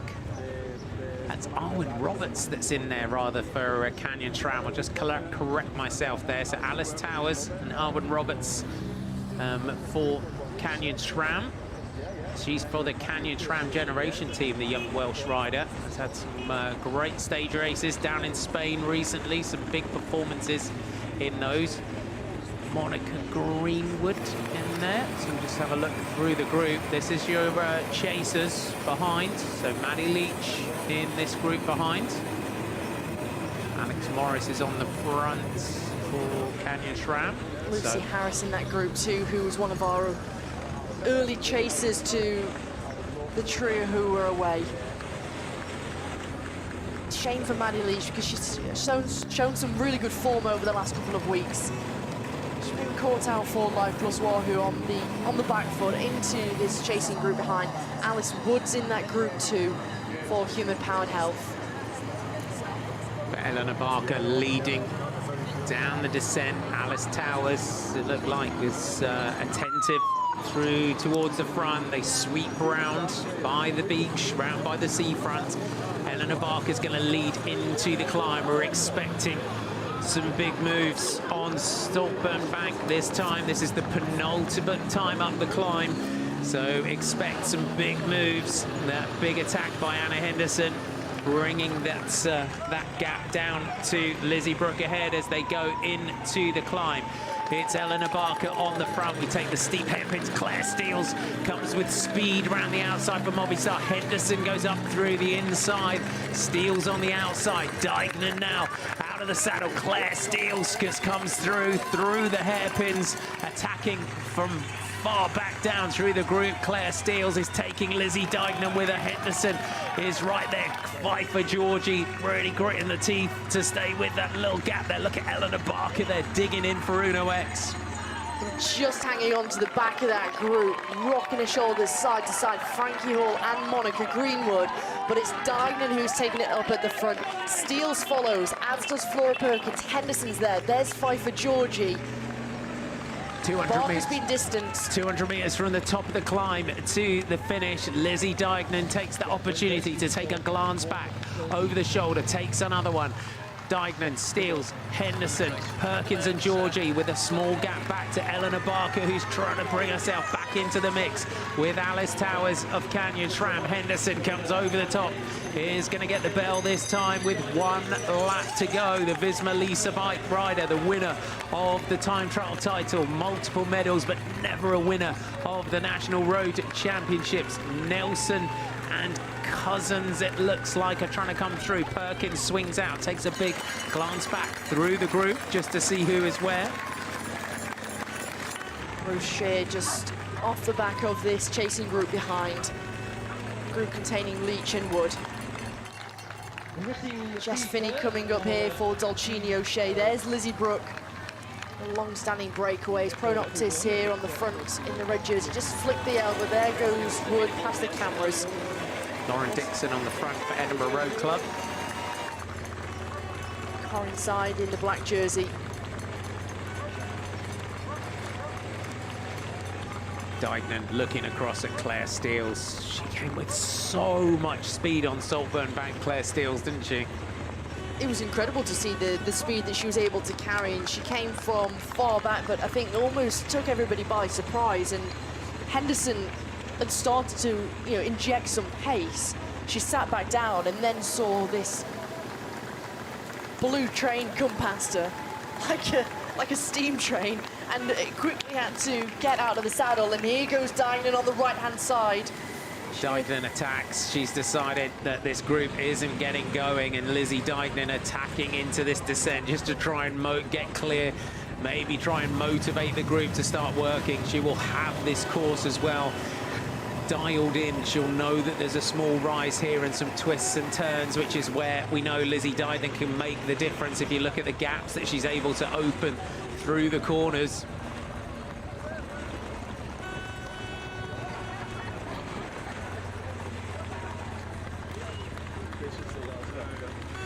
Deignan, Towers, Barker, Perkins, Henderson, Steels as we look back down through the group. There's Claire Steels, Pfeiffer Georgie, Josie Nelson, and then on the back of the group there, Millie Cousins. So the 2 riders in there for the Phoenix de Koenig team, but many former winners in here as Josie Nelson takes the opportunity to grab a bottle. And it's important to note that this is of course, the last time he'll go through the feed zone, and soon feeding will close completely. So riders just taking that last opportunity to take a bottle from the roadside, particularly for the final 25 kilometers of this race. Some opting not to take anything from the roadside, as just trying to look at Barker's just discarding all of a litter. So this is the litter zone Green as zone. well. So you got it.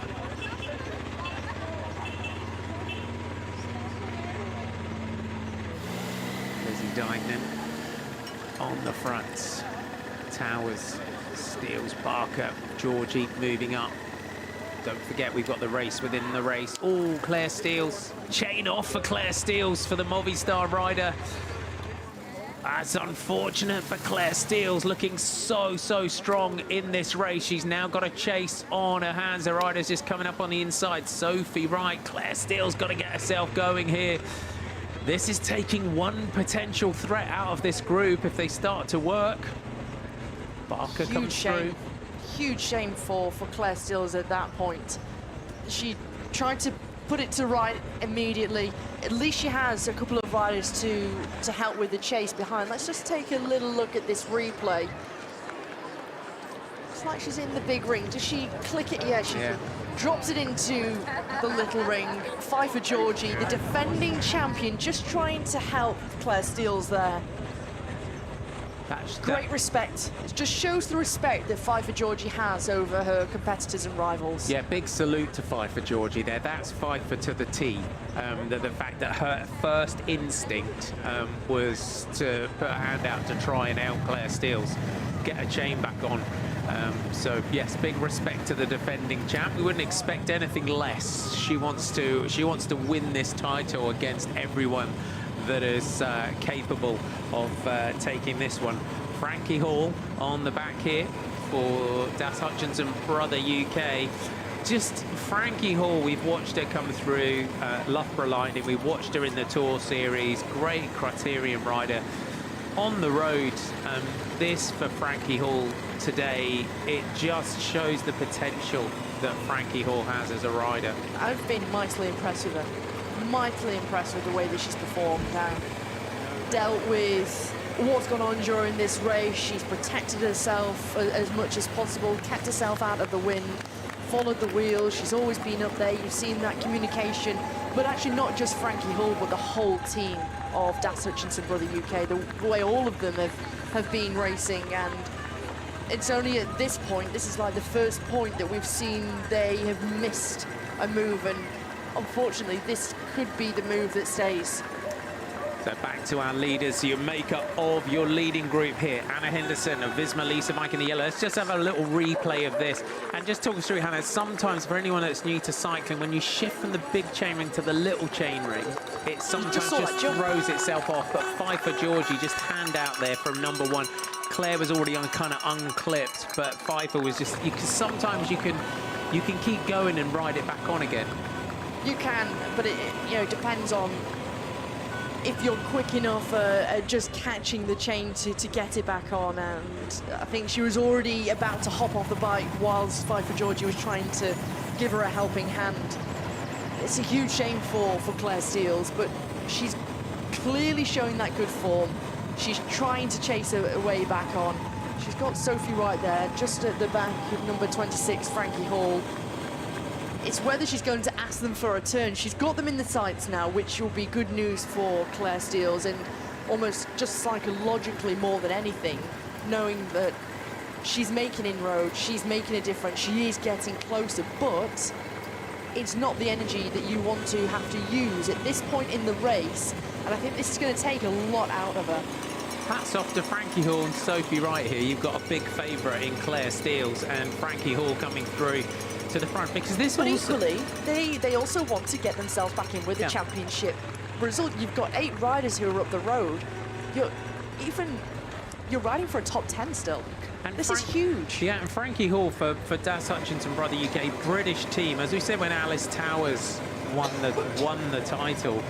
It's a massive moment as well for that team, that program.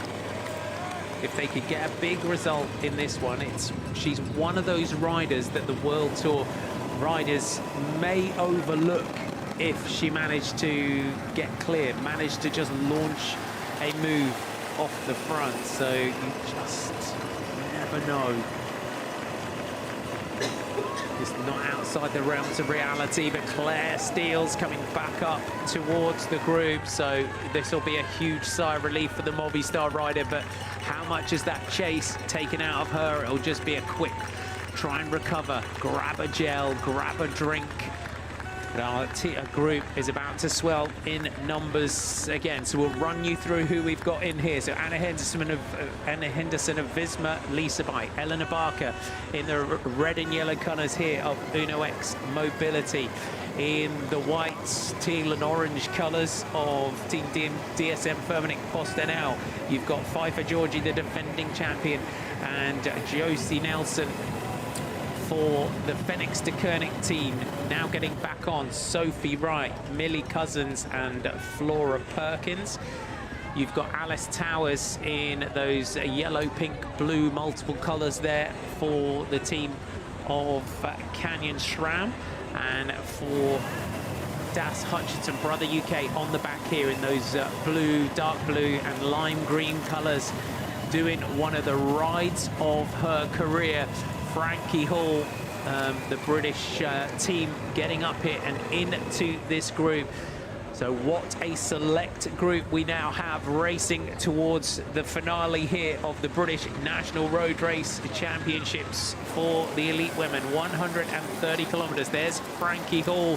What a day out she is having, riding in great company and flying the flag for the British team. Could it be the dream? Could it be a reality for Frankie Hall in this one? Anna Henderson just dropping to the back of the group. It does look like here that Henderson is going to launch one. Henderson, I don't think will want to try and come into the finish, even though that she's so quick in the final. But Pfeiffer Georgie is great up that final climb. We know what Claire Steels can do. It will Anna Henderson want to leave it to chance? Hall and Henderson, so we say graduate of that program, as we say, for Anna Henderson. She came through Team On Form and the amateur setup for the Das Hutchinson team. Frankie Hall is going through a world of pain here to stay within this group, and I think this just shows how demanding this race has been so far and how hard the course has been for these riders. And she's still there, she's still following the move. She's managed to come back and bring herself back into a position to challenge for this title. Perkins just comes through in the navy blue jersey, looking so comfortable, so calm and composed. Defending champion Georgie comes through. As we take a look back, Jeffers and Lister are trying to chase behind. Alex also Morris Owen is in there. Was it Arwen Roberts? My apologies. You were going to pick out there. Alice Towers at the front.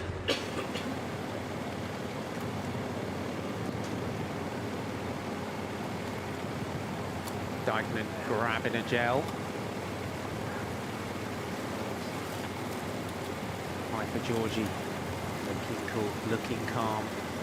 Dykeman just pedaling through, the multiple champion in this British Championship. You see the rainbow stripes on the cuffs of her jersey. There's Millie Cousins. This group is working nicely together. Frankie Hall keeping working. 29 years old for Das Hutchinson Brother UK. She's had a good season domestically. One win so far this season in Harrogate. The Harrogate Nova road race. Hasn't had too many opportunities to race abroad this season. Frankie Hall. Bit of a chat now going on here, Hannah, between Pfeiffer Georgie and Josie Nelson. Plotting the next moves, plotting how are they going to do the double with the elite title and the under-23 title. Josie Nelson, another rider who's made a huge step up this season. The riders really starting to notice the conversations going on. You see behind Eleanor Barker just taking a look around. She's really noticed the fact that the two riders from Team DSM Firmenich are right at the back. Barker drops herself halfway through the line, drops herself to behind Georgie and Nelson, because she knows the plan is being made here. 19 kilometers to go, over 3 hours and 6 minutes of racing complete. She's just trying to get an ear on that. What's being said? What's going on? What are they starting to plan? And really wise, likewise from the rider here from Fennings to Koenig, number 43, Sophie Wright, who just drops back too. Sophie Wright, very experienced rider. The former, another rider, former mountain biker is Sophie Wright. Has raced for various teams in her career, and that rider that is, again, always there and thereabouts. And for Laura Perkins, her teammate, just drops back. You can see just stretching out that back. Is there an opportunistic move for someone in this one? Watch out for Alice Towers. I think Towers is one rider that we've got to watch for. We look at the style that she won her national championship is. This is here, Hannah, is looking at this course. We've been around it now. This is lap 5. We know the rises. We know what the course is like. It's maybe looking to try and hit it just at the right time, in terms of thinking, so that everyone starts to look around and think, oh, I need to save something for Saltburn Bank here. Maybe save something, but let's not forget there's going to be some riders who favour that Saltburn Bank more than others, and particularly those riders who have a real fiery acceleration. They really lend themselves to succeeding on Saltburn Bank. Other riders perhaps who maybe take a little bit longer to sort of get going and would want to try and go long, and you think there's plenty of opportunity, particularly if you sort of look at 7 kilometers to go. You've got that short, steep climb where the gradients, start to ramp up, even a little bit prior to that, where, there's several little options, even sort of 4 kilometers to go, Marty, where you've got that point where Henderson was setting the pace earlier on the previous lap. You've got gradients there of 9%, 10%. So if you want to try and go long and you don't want to chance it to Saltburn-Bank, plenty of opportunity from now until the finish to try something, to try and go long. And you never know. If everybody takes a moment and starts to look at each other, and you've got one rider going up the road, and there's no immediate chase, there's no cohesion, everybody's looking to each other, you can try and gain a gap. And I think one rider who's got absolutely nothing to lose in this is Frankie Hall. If she's got anything left, look for that opportunity, go long, just go all in. It's like, do I Full finish? commitment. Do I finish in this group? Can I outsprint 5 for Georgie or Lizzie Dine or Anna Henderson on this climb? If you're thinking, I'm not sure, it's trying that last ditch effort to try and get yourself into Saltburn-Bank with a buffer and try and steal this national title. Barker constantly wary of the Team DSM duo. Constantly looking around, constantly watching, every now and then glances over, just watching, where are they? They're still coming through, okay, everything's all together, because they're the team that you can think, well, maybe they're going to try and attack, try and go early, they're going to try something. And you want to really have a close eye on them both, as they're almost in unison, aren't they? They're like a tandem pairing, Josie Nelson and 5 for Georgie, both taking on the last bits of sustenance, last gels, right at the same time. They're inseparable. Steels goes through, followed by a former road race champion, Alice Towers, number 21 for Canyon SRAM. Flora Perkins looking for her first national road title, number 42. What's your thoughts here with Lizzie Deignan? Do you think she's going to want an all-out pound-to-pound, power-to-power sprint with Anna Henderson? Or do you think Deignan's going to want to go long here? It's interesting. I think for Deignan, she can be confident that she can take the victory at the top if she leaves it to Saltburn-Bank. Because her style of racing and this climb, if you look at sort of classics in Belgium, or even when she won her world title in Richmond 9 years ago, it's that steep climb to the finish. And if you start to accelerate from sort of the very bottom, and we see from that first right-hand hairpin, where you can really gather momentum, gain that speed, and if you can, what is it, just over a minute of an effort, just a little over a minute and a half perhaps. And so for Deignan, perhaps she's quite confident that she can do it, but you never know. You never quite know, particularly when you've got this strong, as you see, Elizabeth Hermol of Team Boom Pods, who's trying to come across number 96. This is a painful chase here. This is a big ride today from the Boom Pods rider. Can she get herself in there? And we go. She'll see their groups just ahead of her as Eleanor Barker swings off, looks around here. Uno, actually, you've got so many talented track riders in here. Frankie Hall swings off. Das Hutchinson, Brother UK. Henderson, time trial champion, criterium champion, never the road champion.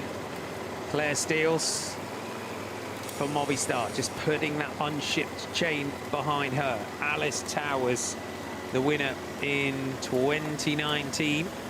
So just having a glimpse. Claire Steels will be hoping there's no more chain issues between now and the finish. Hermol here of Boom Pods. Elizabeth Hermol with Boom Pods. Trying to get up. Just, you see sometimes in this position in the Nationals, at this stage of the Nationals, if you can just get yourself back into the mix. Georgie and Nelson looking cool, looking calm. Alice Towers looks strong today as well in this one. And I think as well, she's been very patient too, Marty. She, amongst her whole team, she's been well protected by Alwyn Roberts, Alex Morris throughout. And for Alice Towers, she knows what it takes to win this national title. And for her, I don't think many people will be sort of looking to her thinking about this final climb. But you never know. If she makes one big effort, Marty, and it's an all or nothing attack, she could really shake things up here. And if all it takes is for no one to blink, everybody's sort of looking at each other, looking to who's going to do the chase, and it plays into the favour of Towers. And we've seen it happen in the past. We've seen that she's got this ability, once she gets up to speed, there's nobody who's able to bring her back. Sophie Wright, number 43. Just on the jobs. I'm curious how Phoenix de Koning will play this. You know, do they go all in for their own individual results? Are they playing for one rider here? Because if you take a look at the duo of Team DSM Firmenich of Fight for Georgie and Josie Nelson, they're inseparable. They're almost like the Ninja Turtles. You've got Leonardo, who's a leader in Fight for Georgie, and you've got Donatello, you know, the smart rider in Josie Nelson. You've got a real duo who are completely inseparable. Cowabunga, dude. I can't believe you got a Ninja Turtle reference in. Gotta love that. We head down towards the finish. We're just going through a low signal area here. Flora Perkins on the front. Eleanor Barker is so experienced as well. Eleanor Barker in the red and yellow here of Uno X, Olympic champion, world champion many times on the track for the team of Uno X. Elizabeth Hummel here of Team Boom Pods, kind of like riding plowing a bit of a lonely furrow here, but she has ridden exceptionally well today for the British team of Boom Pods. Just see where she is, and if this is a ride that's around about that top 10 for Elizabeth Hummel today, this will be, I think, a standout performance for her. Performs really well domestically, had some wins last year, and some multiple podiums that she's had so far this season. The Proper Northern Road Race Series being one of those, some podiums over there in that one. And of course, your favourite race. It is my favourite series. We are now opening negotiations on our southern version after the criterium the other night. But as we said, that's the sponsor here of Boom Pods doing a great job in terms of sustainability as well. The manufacturer, as we're down here by the sea. So that Ocean Plastic, a lot of their products, and they're doing a phenomenal job. It's great to see a company and a bike team sponsor that are focusing in on sustainability. And Elizabeth Hummel really doing them proud today, flying the flag for a long-running British domestic team. So up there, and it is great to see, isn't it, that our teams like Boom Pods in the mix with, you know, with World Tour teams, Visma Lease Bike and Movistar and Phoenix de Koning, you know, being able to sort of say them in the same sort of breath almost. Yeah, absolutely. And the fact that she's the first chaser on the road, and coming into the closing kilometres of this race, she could be on for a fantastic performance, and one that she can come away from today and be incredibly proud of, Marty. So it's keep that persistence, keep that chase. You never know what's going to happen up front, and you know, just try and avoid anyone from catching you from behind too. So a brilliant performance from them, and well deserved in terms of the team, that long-standing team of Team Boom Pods. Now the little bits of discussion, Sophie Wright and Flora Perkins there. A little shake of the head from Flora Perkins. Interesting. To be a fly on the wall within these teams. Sophie Wright, for me, will attack. She will be an attacker. If she's got the legs, she will go. We know what traditionally Sophie Wright, what she likes to do. If she can find a moment, find an opportunity to try and go, I think Sophie Wright is going to be one rider that is going to try and go clear in this one if she can. Slightly different instance, but I remember it must be coming up to 7 years, 8 years when Sophie Wright won a stage of the Tour of the Reservoir, and you'll remember, Marty, though the first stage was always one that was a steep climb to the finish.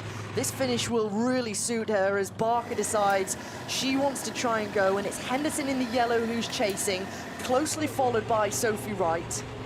Eleanor Barker on the attack for Uno X Mobility. As we said, there's many climbs on this course that you could use to your advantage.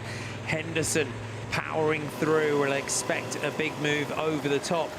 Josie Nelson having to really grit her teeth here and dig in, as is Alice Towers. The road ahead just rising. Barker and Henderson are going to keep the pressure on. The gaps are starting to open. Josie Nelson is just starting to slide off the back of the group. Can she get back in there? And this is what she'll be wanting to do, try and eject some of these riders out the back of this group. Towers is really going through a rough patch at the moment. Cousins is a little bit too far back. Nelson is just pacing herself. If she can try and close this gap without overreaching. Moment of lull. Barker looks around, watch for an opportunity. The next move will start to go in here. Josie Nelson gets back on to the group. Towers moves up. It's an opportunity. Just take a big deep breath. 11 kilometers to go. So the moves going in. Those bids for glory. Watch Sophie Wright. The hands are on the drop. She looks like she's poised and ready and maybe lining up for something. And what you can't see on this camera shot, because of sort of how it shows us on the television, you've got this constant of the false flat, and it continues to rise, and there's very little time as you start to dip down, then it'll start to kick back up. It's only around 2% at a maximum of 3%, but you'll get to that point. You'll get to the top with 9.8 kilometers to go, and that'll be when you've got that fast descent, then a little kick up again, and then a flurry of little digs and climbs. There you have it. You can just see it's a great shot, just rising and falling here as the road just kicks up right ahead of us. It's Lizzie Deignan on the front as the young fans just taking the opportunity to ride alongside their idols. Oh, easy Tiger. Have a bottle nicely saved there as well. Hit the target, but you've got a bit on out of it. Yeah. So the riders just letting the fans along the side there. And of nice course, save. that's allowed to be able Yes. to throw your bottles to the roadside. For anyone who's watching, it is allowed. You are allowed to throw it to crowds. And of course, nice for them as Claire Steels does the same. A little backward throw there from Claire Steels. Good skills. Former rugby player in her past life. Towers goes, the Canyon SRAM rider, the former champ. We said if she wants to win this one, she's going to want to win it on her own. And Claire Steels, attentive to the move now of the Canyon SRAM rider. Steels takes it up right on the front. Alice Towers looks back over the shoulder. Claire Steels is reacting for Movistar. Doesn't want to let Alice Towers go clear here. Towers, good move though from the Canyon SRAM rider. If there's a little rise ahead, it might be the time to go. Capitalize on that one, go straight over the top. Pressure goes out, we're inside 10 kilometers to go. Barker is the next rider that looks like she's going to try a move. Eleanor Barker attacks. Josie Nelson deciding that the best form of defense is attack. She goes with Eleanor Barker. This is going to be the pattern all the way in towards the finish. When we came into Saltburn Bank last year, Pfeiffer Georgie winning that sprint to the summit. Claire Steels, Anna Henderson, Eleanor Barker were second, third and fourth a year ago. Defending this one, Perkins towards the back there for Penix. Henderson now makes the move. You would have thought Anna Henderson might wait for the sprint, but decides it might be time to go, try and shed some of the riders out of this group. Adding the pace, adding the injection, but from the last 3 attacks we've just seen, they perhaps need to drop back through the group and come from the back of the group and come with a lot more speed. Towers goes on the left-hand side for the second time. The rider from Derbyshire who's won this title in the past from Canyon SRAM. everybody looks at each other, and it's Team DSM Firmenich, post NL with Josie Nelson, who reacts first. Canyon Schramm, we saw this in the Tour de Suisse with Neve Bradbury and Cassia Nuvia-Doma. This is the tactic, just hit it, and time again until you get clear if you can. Josie Nelson keeping things together for Pfeiffer Georgie. She's also going after that under-23 title. Of course, Alice Towers is also an under-23 rider, so she's also a threat in that U23 title race alongside Josie Nelson, which is why potentially as well Josie Nelson mindful to that attack there of Alice Towers. But also for the overall for either Nelson or Georgie. So it's double threat as now Frankie Hall starts to lose a couple of bike lengths straight out of the saddle, back on the pressure, applies the pressure to the pedals, closing and clawing away back to this group. And now it's Sophie Wright, by the looks of things, from Phoenix-de-Koning, who sensed her opportunity to go. It's the rider from Phoenix-de-Koning in the Navy who takes flight, and behind, as the head starts to drop on Alice Towers, nobody knitting this group back together as of yet. Where will the next move or closure come from? Sophie Wright, as we've said, a rider that we would know would want to attack and try and win this solo. We've seen this many times over the years from Sophie Wright. Such a gutsy rider, always on the attack, always on the offensive is Sophie Wright, and with it, that attacking style of racing, perhaps the victories in her career have not quite come her way as a professional. Is this the moment though for Sophie Wright? This is a all-in bid for glory now for Sophie Wright, and she's opened up a gap. She's got a great gap, and she's almost out of sight, but she's certainly not out of mind as she hugs the high hedgerows. And Phoenix-de-Koning are in a great position here in this group because they've got two chasers in the group. They're the team that have the numerical advantage here. And so, of course, they're not going to do anything to contribute to the pace. And this plays into the favour of Sophie Wright, who's onto this steep climb, which really favours her as a rider. And nobody's wanting to take things up.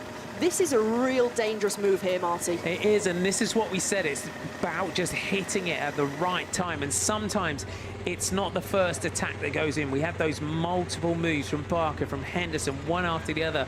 A lot of the time, it's the third and fourth attacks that really stick, and we know what Sophie can do in this sort of scenario, and everyone's just looking around at each other. We've seen her over the years, Tour of Scandinavia, different races around the world that Sophie Wright has been on the attack, and it hasn't quite paid off. And this could be the moment if she can build 20 seconds. It looks already, if you look down the road, the gap is already looking at like 20 seconds on the road. If she can come into the bottom of the climb with a 20-30 second advantage, it's national title, gold medal here. 16 seconds already for Sophie Wright, and she's another rider, when you look at the career of Sophie Wright, who's come back from adversity, heart problems and operations that she's had in her life and career. Such a talented young rider and mountain biker.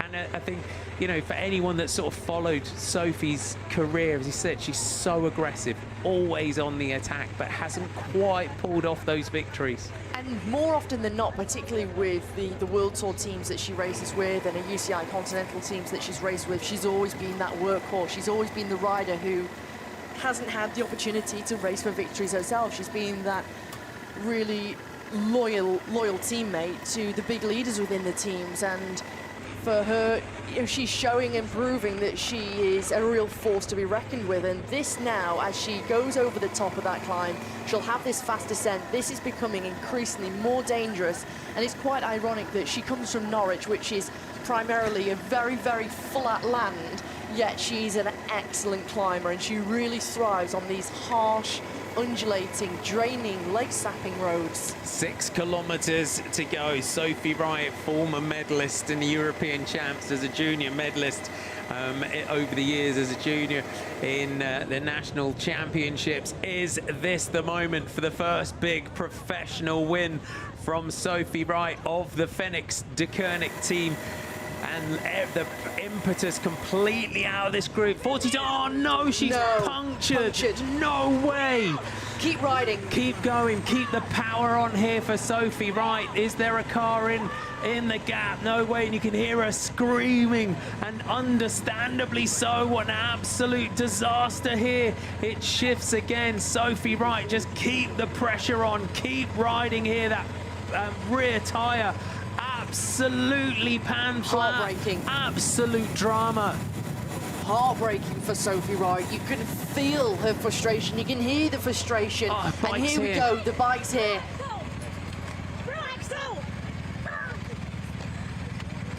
Sophie Wright is going to have to do it herself. What a disaster. Sophie is at the side of the road. She's with the neutral service bike. It might get in and quick enough to get back into the group. The chain is off. Got to get the chain back on. Chain is off. The mechanic hasn't spotted it.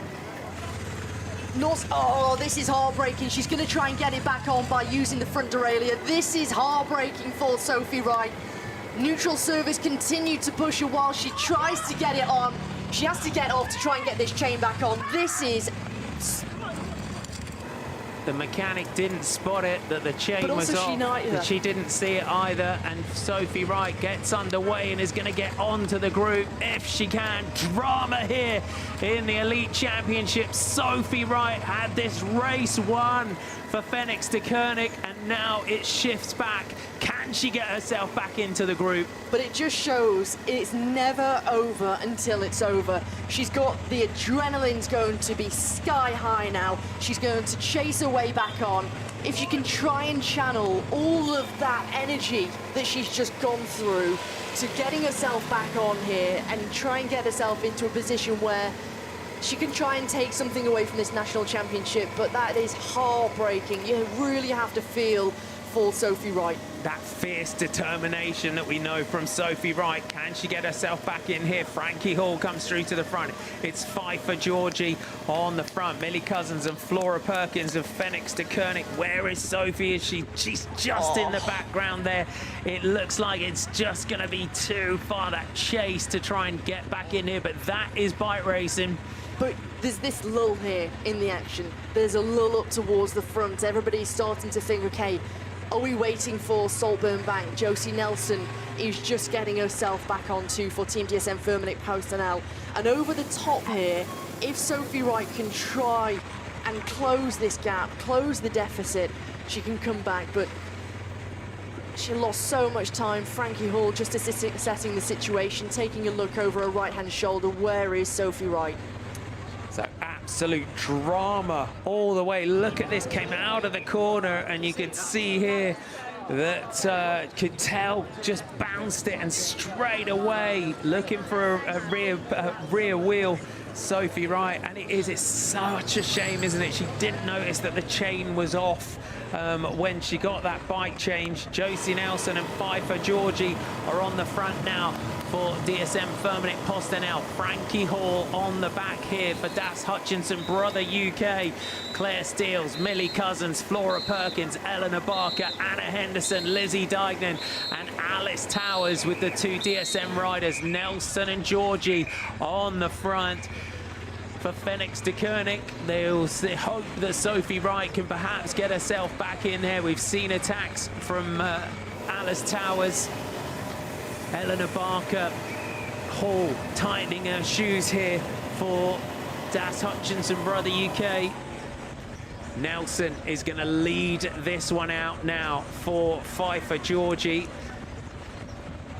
Perkins there, there's Sophie Wright in the background. You have to feel for her, it's just crushing, but that is bike racing. Unfortunately, punctures happen. We start the fast descent now, and it's Josie Nelson on the front. You can see the sign to Saltburn. Hall on the back. We're going to run down towards the seafront and then start the climb.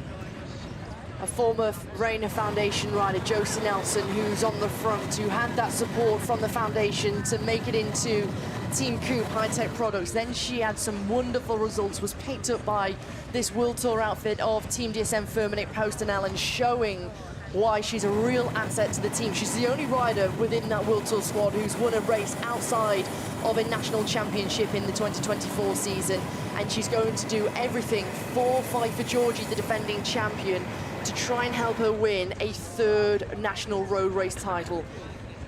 3 kilometres to go. Is it with the national title number 5 for Lizzie Deignan? Can Frankie Hall pull off a surprise here? Can Alice Towers potentially take her 2nd title for Fight for Georgie? It would be her 3rd National Elite Road Championship victory if she can take this one. Hall on the back. Is she going to wait for the sprint? Is she going to go long in this one? Cousins and Perkins flying the flag there for Phoenix de Koenig. Both riders have got good power on the finish, as has Claire Steele. Steele's silver medalist here on Saltburn-Bank last year. We've seen already what the power of Claire Steele's has been like on this final climb. 2 kilometres to go.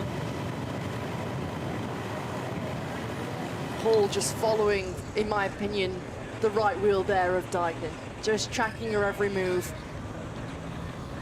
You have the climb of Saltburn-Bank, maxing out at 22%, averaging 14.5%, 200 metres from the top of the climb to the finish line. Last year, Fight for Georgie just attacked up the climb through all of the power, and we now just start this sweeping, snaking descent down towards the seafront before the final ascent of Saltburn-Bank.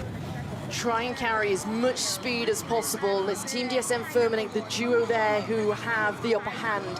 Henderson is an excellent descender. She's there in yellow, just coming alongside Alice Towers. A little gap opening up.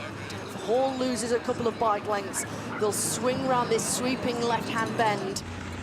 It's where will the move come from?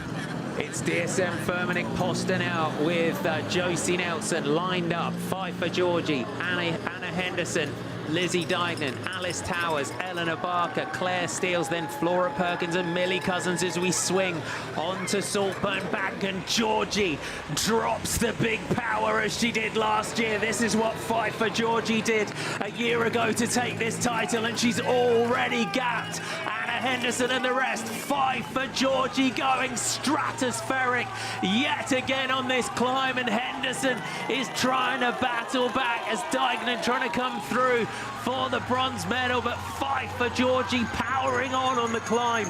This is an all-out effort. She was delivered by Nelson, the gap opening up, and Henderson is unable to close the gap. It's almost 3 seconds as Deignan overhauls Henderson here, coming to the line. The battle still on for the national title. Full commitment into the final from Georgie. Here comes Fight for Georgie for her 3rd National Elite Road title.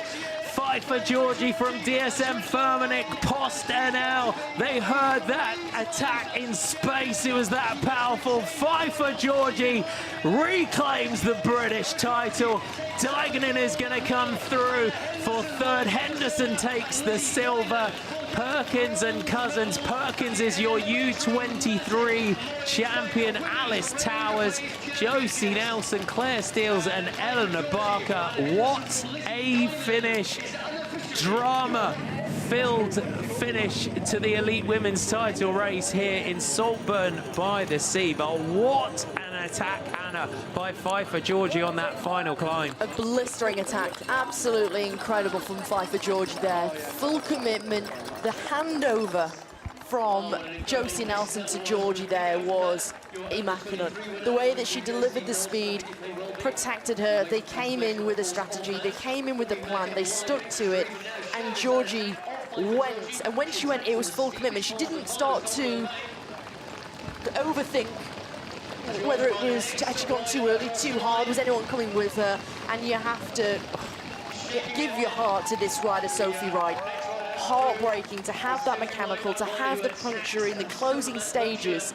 Of all the points in the race that she could have had a puncture, and you really have to feel for her. But I think what she has shown, and particularly to her team, that she's capable of having some leadership. Definitely, and just heartbreaking in the last lap there for Sophie Wright. A gutsy move for Sophie Wright. What a race! What an edition of the National Championships. You've seen it from start to finish coming through. Jeff Finney of the Dolcini O'Shea team Great finish by her. Elizabeth Hamol here from Boom Pods. Standout ride. Look at this. Take us through it. Look at that corner. The way, almost on rails, the way that Josie Nelson took Pfeiffer Georgie through that finish. And as soon as Pfeiffer Georgie made that huge acceleration, at this point on this hairpin, the gap's at 2 seconds already. And despite Henderson and Dignan behind trying to get back on terms, they couldn't close the gap. And it's Georgie who, she's in this bigger gear. You can see the sheer power that she's putting out, and nobody's able to do anything about it. And the fact that Georgie, despite that explosive power and that attack, she never tires. She never starts to really wind up towards the finish. And she carries it through. She's got such an advantage by this point. She can sit up. It's that solo celebration. She's got no worries about what's going on behind. And she's clearly showing she's one of the best in the world tactically.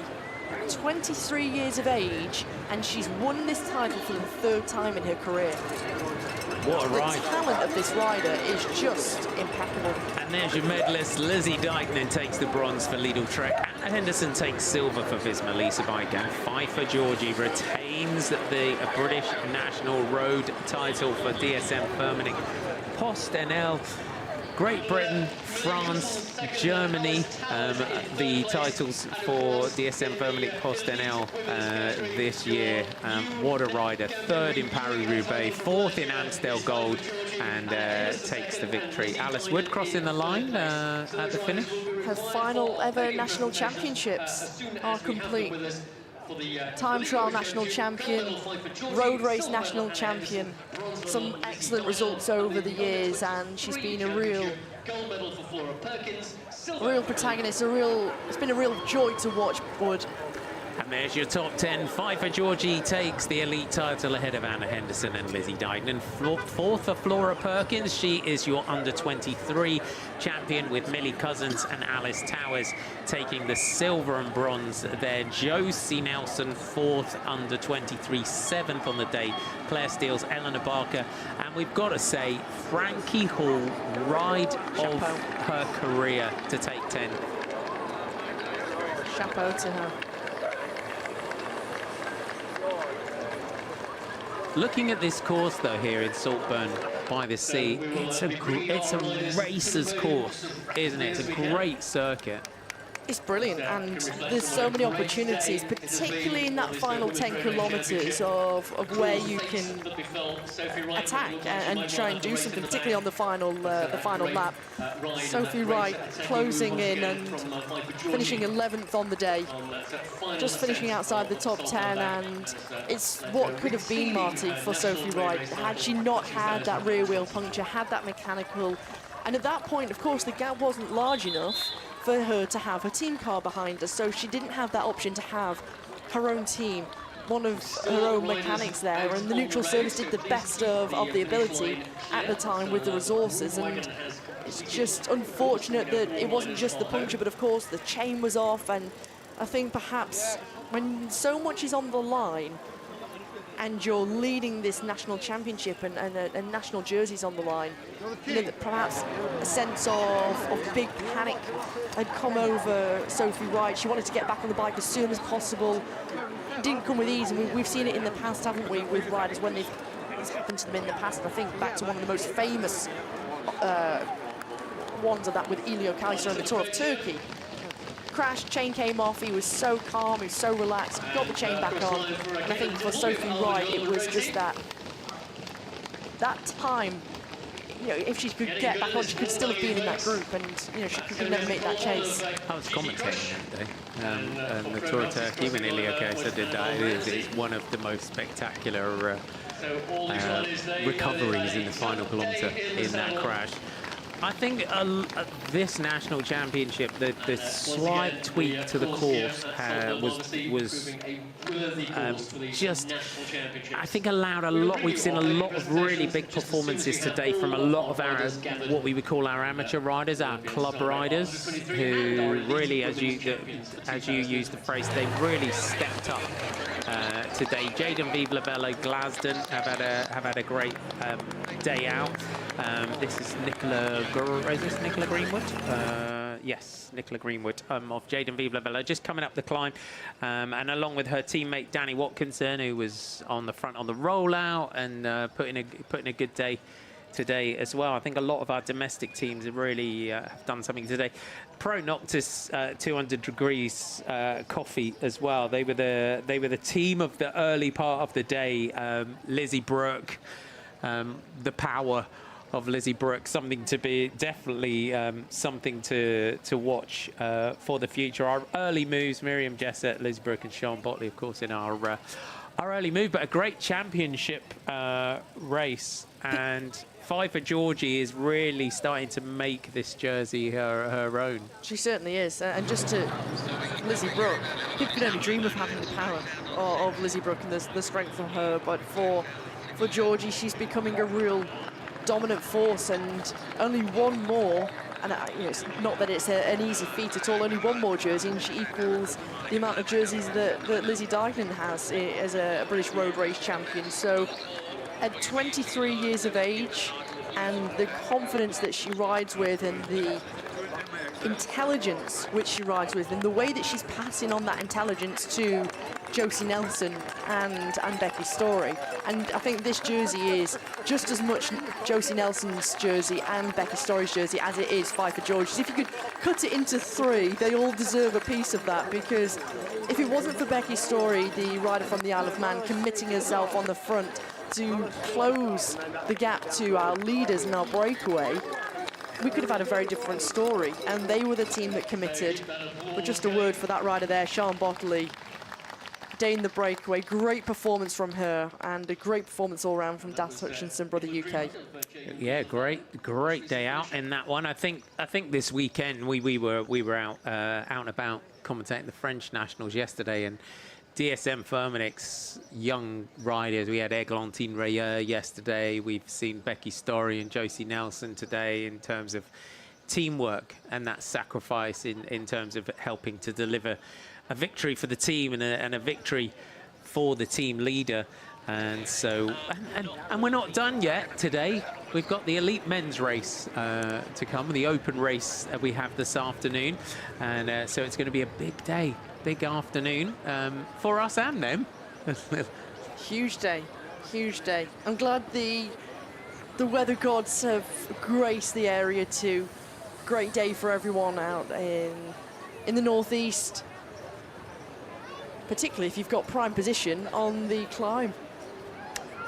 Yeah, it's a great finish. Saltburn-by-the-Sea, if you're checking this out. There you have it. Look at that lead out. Nelson goes wide.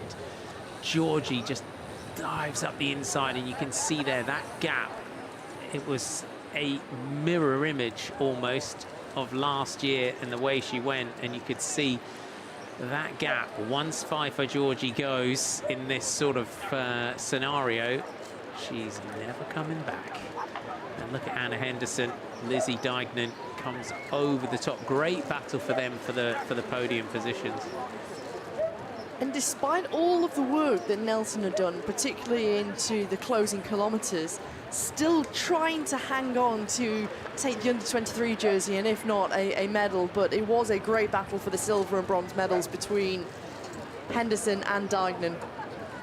Just looking left and right, just making sure that she's got it, and you can see the advantage that she opens up. And as we said, that I think one of the most heartwarming things this year was when Pfeiffer Georgie realised she just podiumed in Paris-Roubaix and out-sprinted Marianne Vos. So what a season she is having. Exceptional season for her. And I think over the last 3 years, the way in which she's grown as a rider has been wonderful to watch as well. The way that she's gone from being this teenager on one of the world's biggest women's teams into becoming the road captain there, to becoming one of the leaders, the main protected leaders within the team, and taking the podium in Paris-Roubaix Femmes avec Zwift this year was so well deserved to see too. You know, and I think that huge moment where she didn't want to believe it until she had full confirmation. And I'm sure big goals on the horizon are coming too. And it certainly makes packing easier still, now knowing that she's got the national champs jersey to pull back on. She didn't, she one day in the DSM Firmenich jersey, back into the national jersey. It can be put to the back of the wardrobe now for another 12 months. There's a sports director, Ollie Moores, for the Dolcini O'Shea team, and of course they had a great ride with Jess Finney today. Great to see for that UCI Continental team. Just on the seafront, I don't think it'll be stopping for an ice cream, hopefully. So we'll come up the climb with the last rider or riders on the road. So they're discussing there, finding out the time gaps of what the breakaway had, and they're saying, well, we didn't see that. We only saw 3:30, so perhaps they were unawares that the gap at one point was over 4.5 minutes, perhaps. And that's the thing, the riders not racing with race radios, so as we said, they were relying on the blackboard going up and back to give them the gaps. I believe we're going to go down and hear from our champion, Pfeiffer Georgie. Well, many congratulations, Pfeiffer. I mean, only very special riders make it back-to-back national titles, and you've done it. Yeah, I actually can't believe it. I kind of doubted a bit in the race because, yeah, there were really a lot of strong girls today and making it hard. So with a lap to go, I was like, I wasn't sure how I was feeling, but my team supported me fully. Becky was riding to close the break, and then Josie led me out into the bottom of the climb. So, yeah, we had a plan and just committed, and luckily it paid off. You had in many ways the double difficulty of being a returning champion, and also with your team you had the strength in numbers, so you were always going to be put under pressure by the others, weren't you? Yeah, I felt a bit of pressure also for myself. I really wanted to win again, and I wanted to pay the girls back for their work, so a lot of pressure, but yeah, happy we could do it. And in terms of where you attacked on Saltburn Bank, was it pretty much the same spot as last year? Yeah, actually I just kind of copied and pasted my tactics from last year. I just said to Josie, just take the corners first and just sprint as fast as you can and then swing right, and then I came on the inside and just sprinted from the bottom. When did you look round, or did you not look round? I heard someone say, oh, you've got it, almost at the top of the climb, so then I took a quick peek, and then I was a bit surprised I didn't see anyone, so then I kind of started to believe, and I took the last 100 metres to celebrate, which is really nice. You take that jersey again onto the road for the rest of the year. Some big targets await you as well this year. Yeah, it's an honour to wear the jersey, so I'm really happy to retain it, and yeah, looking forward to some exciting races coming up in the summer. Fair play. Well done, Pfeiffer. Thank you. Copy and paste, one of the greatest inventions of modern technology, you've got to say. Bringing it from IT across to real life, and the fact that she didn't believe in herself with one lap to go, and the fact that she could mentally change that and think, she must have also thought back to 1 year ago and thought, well, this is the same climb, it's the same finish. I could do it before, but the fact that she had such a strong opposition in that chase, but you could see why she's so good. She told Nelson and Story what she wanted. They executed it perfectly. But as a leader, you have to have that confidence. Under 23 bronze medalist from Canyon SRAM is Alice Towers. Our silver medalist in the under 23 category is Millie Cousins from Phoenix de Koenig. In first place, winner of the gold medal and your 2024 national champion, representing the team of Phoenix de Koenig, Flora. And our under 23 national road race champion is Flora Perkins. So great to see. That's a great reward for Flora Perkins from the Phoenix de Koenig team. And she'll be able to, of course, and we'll see, under 23 riders don't get a huge amount of opportunities to wear that jersey. So you got to hope that she maybe gets to ride Tour de l'Avenir this year or something and gets to wear that jersey. Certainly. Let's hope so, and let's hope she can show it off. But nevertheless, a really impressive performance from Flora Perkins and Millie Cousins today. Alice Towers, she tried on 2-3 occasions, didn't she, in that final lap. Couldn't quite snap the elastic, but it's a bronze medal in the under-23 category, and for Perkins, I think she can take a lot of confidence from how she performed today. And of course, if she does race in the Tour de l'Avenir, the second ever edition, she'll wear it with pride, and I'm sure she'll do it great justice. Yeah, we've got the Watersley Challenge as another U23 race. It's something that's growing. We need it. We do need the development of the under-23 category in women's cycling. It's really important that we start to get these stepping stones for young riders like these to be able to keep that winning feeling sometimes and compete against their peers and also develop it the right way. But I think it's also giving them that time to develop and giving them the few years during the under-23 category to get that experience, to learn, to grow as a rider, to grow as a person. Everybody develops at different ages and different times, and everybody reaches the top of their sport at different ages too, and not everybody can come straight out of juniors and be this winning machine. You know, some it takes a few years to get through and to deal with the added pressures, the added kilometers in a race, which is a huge factor. And so, you know, great that they can have these under-23 races, and particularly with the Tour de l'Avenir. We saw some wonderful performances last year, and if Perkins is there, like I say, I'm sure she'll have some wonderful performances. She's a very versatile rider as well, Flora Perkins. Absolutely. I think she's got, as you said in commentary earlier on today, you know, she can get up there in a bunch sprint. She's, you know, really been around the classics and doing really, really well. So the future is very bright in British cycling. And your elite podium. The medal and jersey will be presented by James Davis of the British Cycling Board. In third place and winner of the bronze medal, Bronze medalist from Little Trek, Lizzie Dykeman takes the bronze.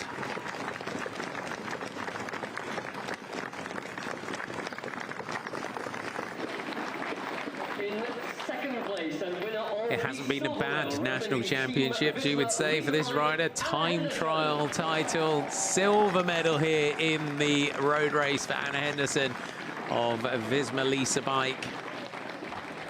In first place, your gold medal winner and national champion for 2024, representing Team DSM Firmenich Post NL, Pfeiffer Georgie. 3 times a champion, defends that title. Pfeiffer Georgie of DSM Firmenich Post NL is your winner. And Hannah, it does take, it's something very special, but also, you know, it's not the easiest thing in the world to come back and defend a title. It's not, and you have to go a fair way back to riders who've won the title back-to-back, to Nicole Cook in 2009, who won from 2001 all the way through to 2009. From James Davis of the British Cycling Board. Is this the Pfeiffer Georgie era? When you go back to the Nicole Cook era, where if Nicole Cook wasn't in the national champs jersey, it was something strange. But we're definitely getting into a generation here where Pfeiffer Georgie is making this national championship her own. Certainly has over the last couple of seasons, and this Saltburn bank climb really suits her strengths as a rider. There's your gold, silver and bronze medalist here in the elite women's race. Pfeiffer Georgie, Anna Henderson and Lizzie Dykeman. Great crowds out celebrating and watching the action. We have the open race at 13:20 British summertime. Make sure you come back and join us for that big afternoon of racing ahead from Martin McDonald and Hannah Walker. We'll see you in a little while. Bye for now.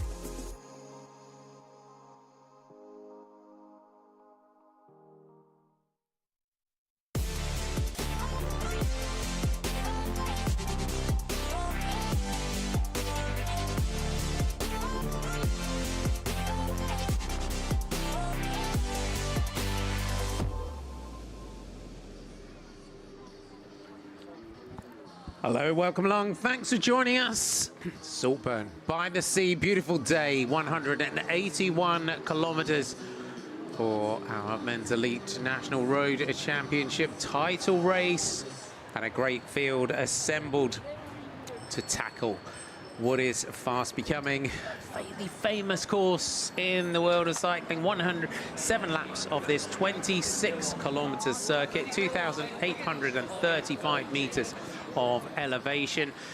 Let's have a look back to the finish of the women's race. We had drama going into Saltburn back for the final time, but Josie Nelson of DSM Firmenich Postonel delivering Pfeiffer Georgie, who said herself in her post-race interview, copied and pasted last year's attack on Saltburn Bank. And by the time she got to the top, she had gapped Anna Henderson and Lizzie Deignan behind her, and coming through to take her third national title. And what style Pfeiffer Georgie is making this British Championship title race her own. The DSM Firmenich Postonel rider, third place in this year's Paris-Roubaix, fourth place in races such as Amstel Gold. But the British National Championship title race, what a weekend this team are having. France, Germany, and then retaining the British title.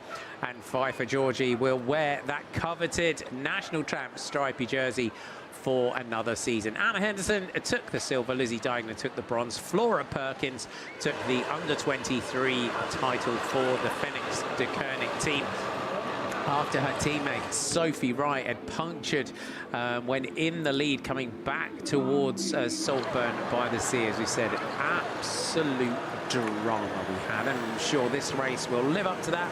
Here's some of the riders to watch out for today. Max Walker of the Astana Kazakhstan development team, Lewis Askey on great form after that Criterium win on Friday night, Samuel Watson, Joshua Goliker of Groupama FDJ La Conti. So you've got Groupama FDJ and the Continental team.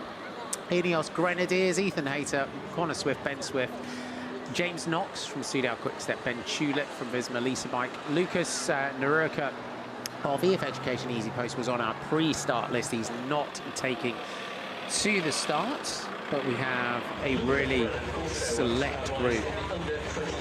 The Elite Championship always delivers us a great race. Riders who maybe head out during the season as professional teams, world tour teams, amateur teams, amateur British teams, amateur continental teams, as well as those sort of domestic teams such as St. Piran. Thanks for your company, Martin McDonald and Hannah Walker, with you to take you through today's race action. It's the temperature going up as the afternoon goes on. 17 degrees Celsius is the forecast. That's 62 to 63 Fahrenheit. Just a 7-kilometre-an-hour wind, but it did look like on the forecast it might go up to around 19. Easterly direction, gusts of 22 to 27. We're nearly ready for the off, and Hannah, as we said, it always delivers us a great race. A lot of excitement that we're looking forward to over the next 182 kilometres.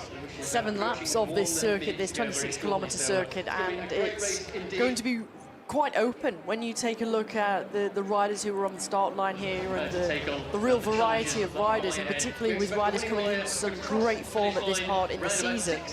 It's going to be a great day, and happy to see, for the fans' sake, the sun shining. You've got blue skies, wonderful weather conditions, great racing conditions, and of course this is a real hardy, undulating, grippy circuit that the riders take on. Very, very little opportunity for any respite. This course, real gripping climbs. Yeah, 2,835 metres of climbing. This is nice. It's great, isn't it? Great support for Matty Cole. But that's what it's all about as well. The young fans going out and making their banners, and it's a big part of cycling. And today's course, 2,835 metres of elevation. It is just up and down all day, isn't it? And as I said just a moment ago, there's very little opportunity for any respite as they count down to get this championship underway. They'll roll out for this neutralised section. 181 kilometres, and you can see former winners up towards the front there from the Ineos Grenadiers in Connor Swift and Ben Swift too. Just at the back here, Daniel McLean, that red jersey of Arkea B&B. Jovial atmosphere on the roll away from the start. And, there's Ethan Hayter wearing number 47 for the Ineos Grenadiers. And they come into teams like Ineos Grenadiers come into these championships. There is a lot of pressure on their shoulders, isn't there? As we just see the Team Visma Lisa bike jerseys coming up towards the front. There's a huge amount of pressure as well that comes with these World Tour jerseys, and especially, you would say, for Ineos Grenadiers. Of course there is, and particularly when this year they come with Ethan Hayter, Connor Swift, Ben Swift, Joshua Tarling, who of course took back-to-back victories in that individual time trial championship on Wednesday.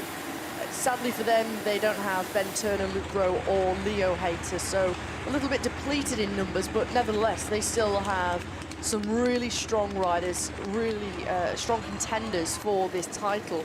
And particularly as you see over the last few weeks that the riders are in some great form, and particularly Ben Swift and Connor Swift, who've just been racing over at the Tour of Slovenia. Great to see that they're showing that form, and you just saw there at the back number 47, Ethan Hayter, who will be really wanting to challenge. As we go back to the peloton, you see Ethan Hayter. He wanted to try and challenge for his first road stripes. He will indeed. Big field that we've got assembled for today's title race.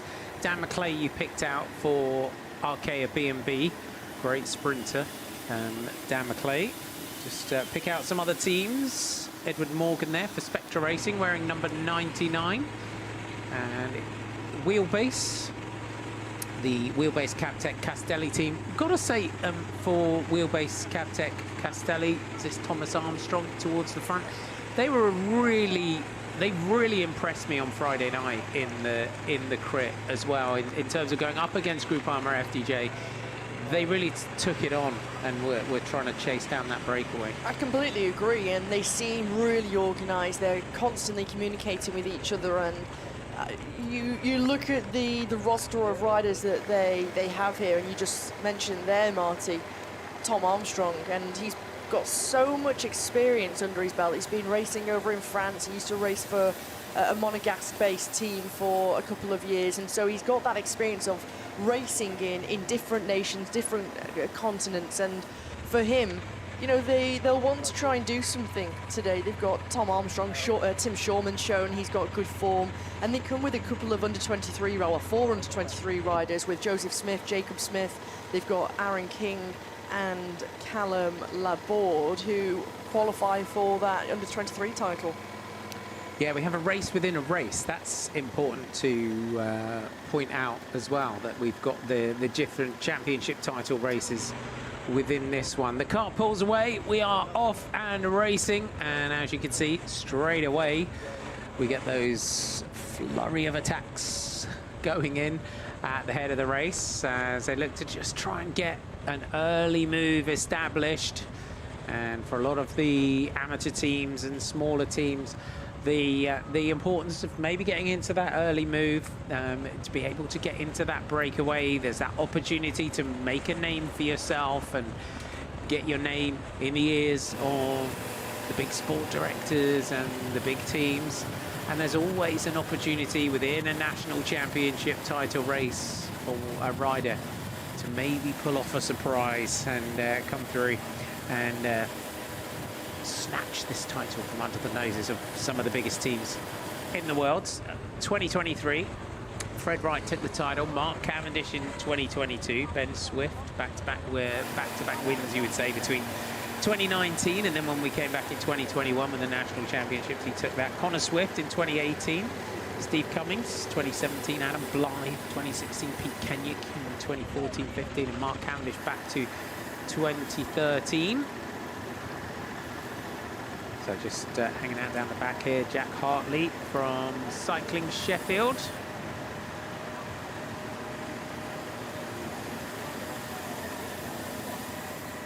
And our first attacker of the day will be hoping that he can motivate some riders to try and come up and join them at the front. George Daly towards the back there, wearing 160, one of our reserves. Owen Lightfoot from Vigo brought Bachas, Spanish team. Looks like a Basque team with the X in there. Yeah, Bachas, the part of that Basque, that northern part of Spain. Great to see that he's wanted to take things up early. He might have hoped, though, Marty, that he would have had a little bit of company, had a few friends could try and come with him, but he'd gone so early. As soon as the car pulled away, it was this young rider who went away, and another one of those riders. You just saw the little star next to his name denoting that he's also an under 23.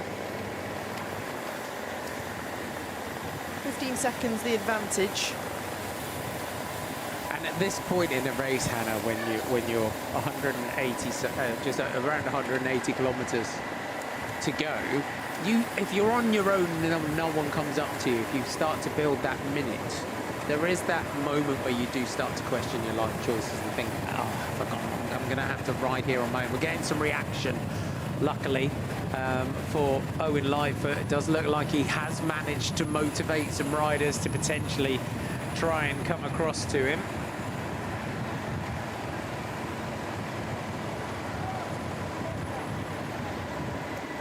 So if you're going to stay with us for the entirety, I hope you are, here in Saltburn-by-the-Sea. Jack Hartley, has he got an issue? Jack Hartley? Thumbs down from the cycling Sheffield rider, maybe just not feeling it this morning, or this afternoon rather. Let's have a look, we've got a group coming across. Bit of reaction from that group behind. 14 seconds and 22 seconds respectively is the time gaps.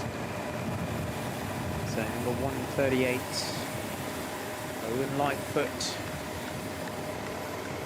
So heading down to Spain. It's a great, it's a sort of old school, sort of more traditional route into the world of professional cycling. So relocate yourself to somewhere like Spain, France, right, for one of those club teams, domestic teams. Try and catch the eye of the big teams and the big selectors to build a career in world cycling.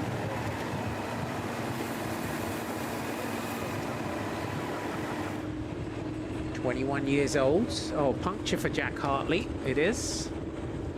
Our wheelbase Cavtech Castelli riders just coming across the gap here.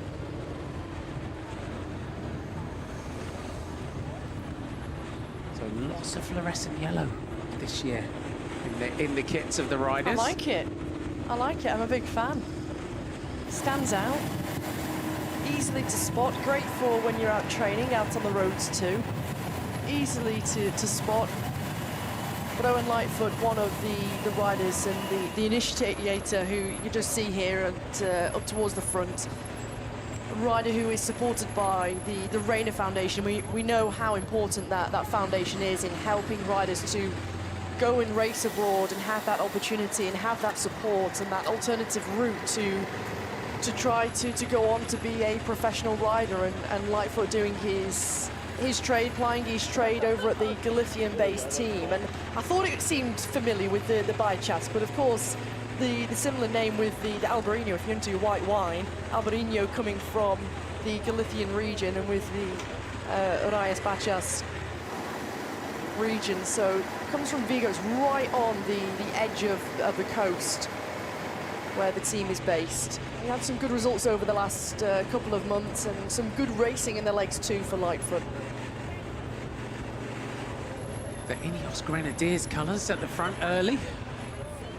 Just giving it a bit of a nudge here in terms of maybe looking to try and get clear early in this one, if they can.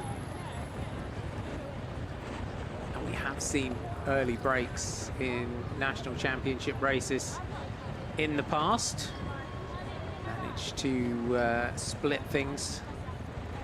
The reaction, those Ineos Grenadiers colours, as we said, there's a big bright target on your back every time they move. But they come here with strength in numbers, Ineos Grenadiers. So we'll see what they can do. So the Visma Lease Bike jerseys.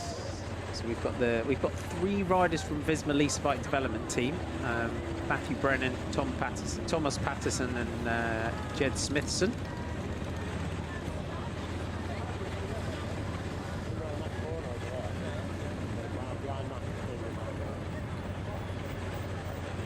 Will Roberts in the move in that black jersey on the front for St Piran. Just takes a little look over his right-hand shoulder, the rider from West Wales.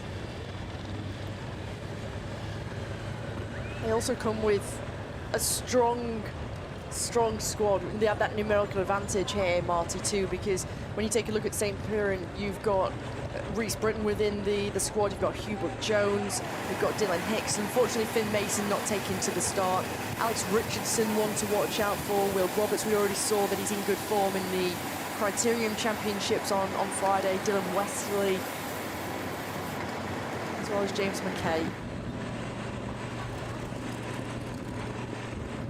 A number of riders not taken to the start, and I'm led to believe that the 2 World Tour riders from Team Visma Lease Bike didn't take to the start in Thomas Gloag and Ben Schulich, so that's a shame, because I was really interested to see how a rider like Ben Schulich could have got on this course, this particular course. But they still have their 323 riders from the development team, as you mentioned, with Brennan, Patterson and Smithson. Other riders including James Shaw not starting, Jacob Bush, Lucas Nurica, Stevie Williams, of course, not taken to the start because he'll start his first Tour de France next week, and of course that news coming out only a few days ago. Fred Wright just announced from a team of Bahrain Victorious likewise. So the defending champion not on the start line, wanting to stay at altitude, continue those preparations into the Tour de France. Yeah, completely understandable. So we had on that pre-start, so we've got Ethan Hayter, Connor Swift, Ben Swift and Josh Tarling from the Ineos Grenadiers. We did have Ben Turner, Luke Rowe and Leo Hayter on the start list as well for the Ineos Grenadiers. But it is a shame. I think a lot we were looking forward to a potential treat of seeing Fred Wright go in these championships as well, and also Stevie Williams, who's had a phenomenal season so far. Excellent season, absolutely wonderful season for Stevie Williams. Of course, winning Flesh Roll On in those torrid conditions was just so wonderful to watch, particularly when you look down at riders who've gone through the adversity during their careers and come back from illness and injury, and Stevie Williams is really the epitome of that tenacious fight in a rider. But of course, going on to start his first Tour de France, he's decided to skip the national championships and really keep the focus there. You can understand other riders not taken to the start: Alfie George, Matt Hulberg, Sam Kettlewell, Sean Flynn, I'm led to believe, from Team DSM Firmenich Personnel, but I'll keep an eye on that because just see a couple of fans on the roadside. The riders just saying to them, sort of get out the road, give us the space. Back here, Matthew Cole, who we saw had that support roadside from the young fan, the rider from Hagensbermen, Jaco.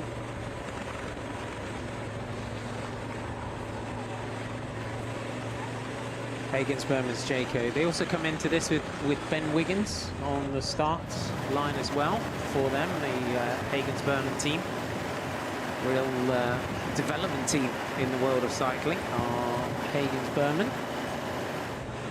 They've been around for many years. St Piran and Ineos Grenadiers just trying to get off the front here in this one. So St Piran will be up for this one today. You can bet they've had a busy season, have the Cornish team. It's one of our club teams who's with the rider from St Piran. Still not settled, and I don't think it'll settle for a long while here, Marty. No, not at all. Their orange jersey coming through towards the front. The club teams, the opportunities for our emerging riders and our club teams racing against the World Tour opposition in the national championships. That is what makes a national championship title race all the more special for our club riders.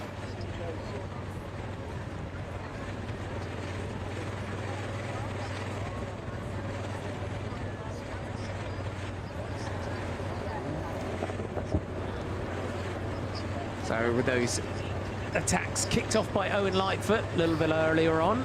So just making way now to Rowan Baker from St Piran.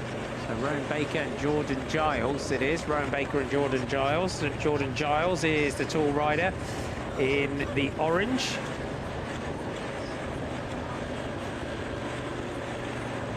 So good move from these two. They're going to be joined at the front by another 3 riders. So Rowan Baker wearing number 79 comes through to the front. So giving us that group. You can see another group of 3 just trying to get clear here. That would give us a considerable sized group at the front if they can get up there.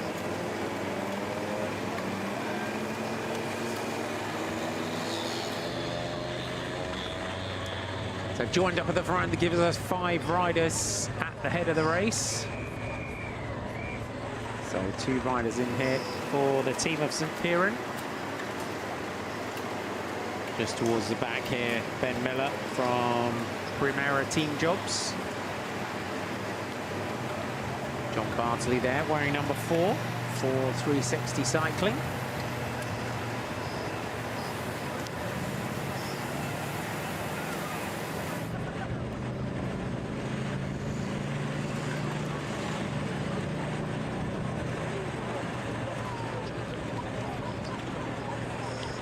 Jordan Giles from Richardson Trek in the orange. So this group, you can see straight away, they know that this is an opportunity early on in the national championships to be the riders that form that break of the day. There's our Richardson Trek rider.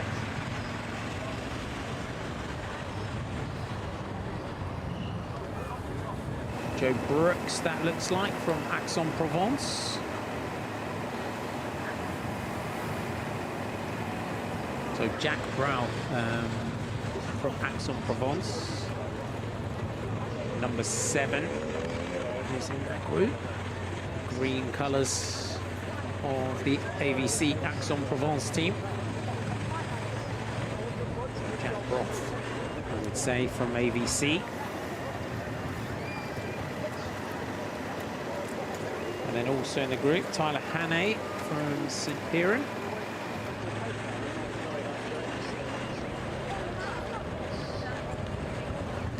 And if you weren't with us for our elite women's race, our coverage today, in order to be able to bring you line-to-line coverage of the British National Road Race coverage championships, race coverage brought to you on 4G.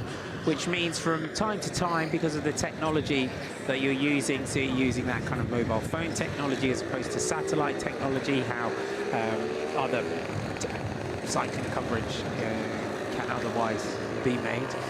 And in order to keep the costs down and keep be able to bring you line-to-line coverage, we're working with 4G technology, but it does mean that we are able to bring you line-to-line coverage. But from time to time, we will go through low signal areas like this. But it won't detract from your enjoyment of a day watching the national championships. Our breakaway group. We're going to get some more company. Sometimes that group just getting a little bit big, and you can see there's about 10 riders in the background, everyone jumping around to try and get up to that breakaway group. And it does mean that it looks like our second attempt to form a break of the day is going to come to nothing here, because the group just stretching out behind, and that is the case here. Multiple riders going clear off the front, and it just means that that front group becomes a little bit too big, a little bit too cumbersome, and it just all sews up. But there's still a bit of a gap you can see from the front of the peloton to the back of that group.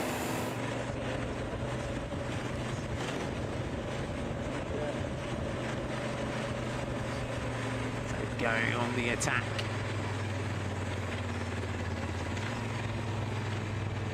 Big moves now going in here. Finley Pickering, the rider from Team Bahrain Victoria, is just initiating and starting that attack there on that part of the course, forcing the Ineos Grenadiers to try and come across, and the navy blue jerseys of Groupama FDJ just starting to follow. They had a great criterium on Friday night, did Groupama FDJ,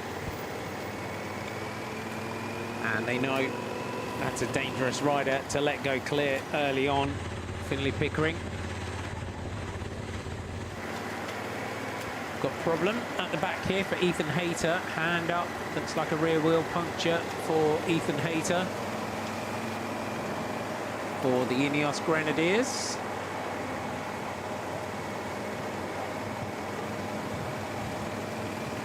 And you can see here the experience of Hayter. Just waiting for the car to come to him. Jake Stewart just almost waiting for this group to come across now, the rider in that blue jersey. Again, another rider who's just been selected to race in his first Tour de France in a week's time. So a proud moment for him, and will want to hopefully, and his form is really good for Jake Stewart. He's not had an easy start to the season with injury. He had a knee injury, he just came back from that after a whole winter of rehabilitation. Crashed, ended up breaking his wrist, which is a real shame.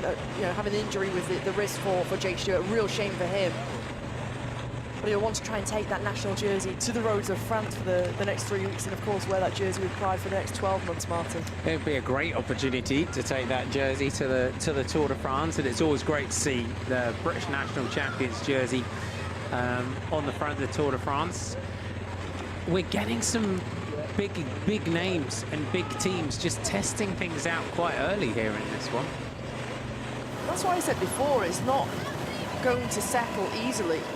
We're going to see plenty more of these big attacks, as you see Ross Birrell really going through a little rough patch here, just trying to fight his way to the back of the peloton. But this is why I say it's not going to go easy. A breakaway isn't going to go and then it settles. There's going to be plenty of action up ahead, as now Connor Swift of the Ineos Grenadiers comes over the top. He makes his move. Takes with him three of the riders. Samuel Watson of Groupama FDJ is in the group. So Connor Swift, and it's a long way out, but the sort of way that Connor Swift can ride and the experience that he has, he would feel that he can have a bit of a run out early on and potentially over the, you know, get up there early, see if they could just break this race down and just shred it down to a much smaller group. Absolutely, and particularly when you take a look at how many starters were on the start line in Saltburn. We've got 150 riders. And if you think there's parts here, Marty, that we've seen, and you and I have seen from the women's race earlier on today, there's some real narrow sections, and so your positioning is key, and they're using the nature of the road and the nature of the course to their advantage to really put a lot of riders under pressure. And now for me, you've got two riders of the Ineos Grenadiers up towards the front, a former champion in Connor Swift, who is really pushing on the pace, but they've got Ethan Hayter at the back of this group. Now, I know many always keep an eye on that, and Ethan Hayter, you know, is always sitting towards the back of a peloton regularly, and he starts to pick his way through, and at decisive moments he'll move towards the front. But this could be a real danger for Hayter. He's only sitting, what, 10 riders in front of these we can see at the back here, so if it does split, this is Ethan Hayter who's on the back foot, Martin. Is it when you come into the nationals, and we mentioned it during the elite women's race, when you haven't got radio communication and you may not be aware that one of your teammates has got an issue behind? Perhaps, but it's also, you know, early on in the national championships, and particularly in the men's race, how it is uncontrollable at times, and so you have to be really attentive. You have to be up towards the front, and if you do miss the move, more often than not, sometimes, particularly depending on the group that goes, and we saw this a year ago, when a good group goes, it's incredibly difficult to try and bring it back. So it's a difficult position to be in, and we know he's excellent in terms of riding within a peloton and positioning himself and saving energy. But at this point, it just could be a bit risky, let's say. Just really pressing on here. So Israel Premier Tech colours through here. Jake Stewart. And you've got your Groupama FDJ jersey, Sam Watson. And down the back, you can see it's a hard day at the back. Thomas Adby of Mud Dog Racing here, wearing 157. And this course, when it's stretching out like this, and we are lucky here in the UK as well in terms of the hedge cover for the riders, because it does, through a lot of the sort of big sort of farmland, it does shelter things considerably for them.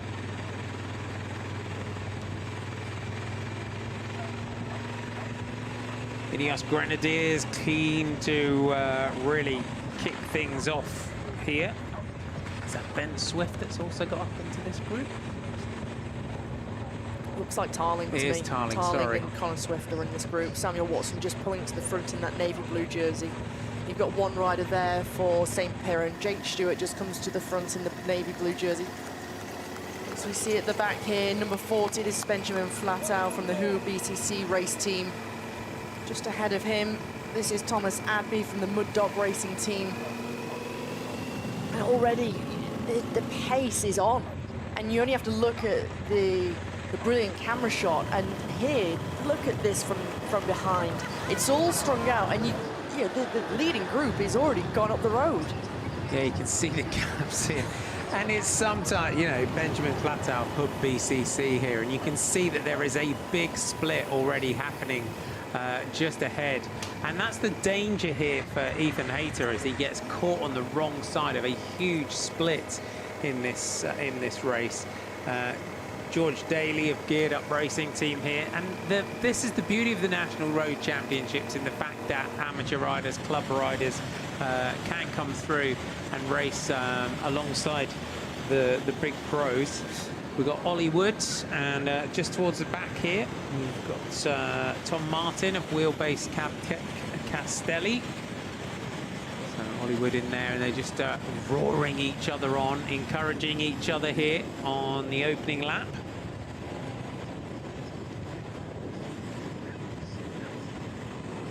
Just to maybe take this one clear. So you've got to say, big ride, Tom Martin, Wheelbase Castelli, to be in this. He's in quite big company. He's in great company, But we already said earlier on, at the very beginning, this team and the fluorescent jerseys from Wheelbase Castelli are ones to watch. They come with some really strong riders. They have shown themselves in the Criterium Championships on Friday. They did so last year with Tim Shorman taking the bronze medal. He just missed the podium this year, taking 4th. But they're always so prominent and very attentive up towards the front. So great for Martin to get himself into this move. And a couple more riders trying to bridge themselves across. As you just see, 1s and 2s going out the back. That was Charlie Lecale from the Shields Dolcini Racing team in the other fluorescent jersey.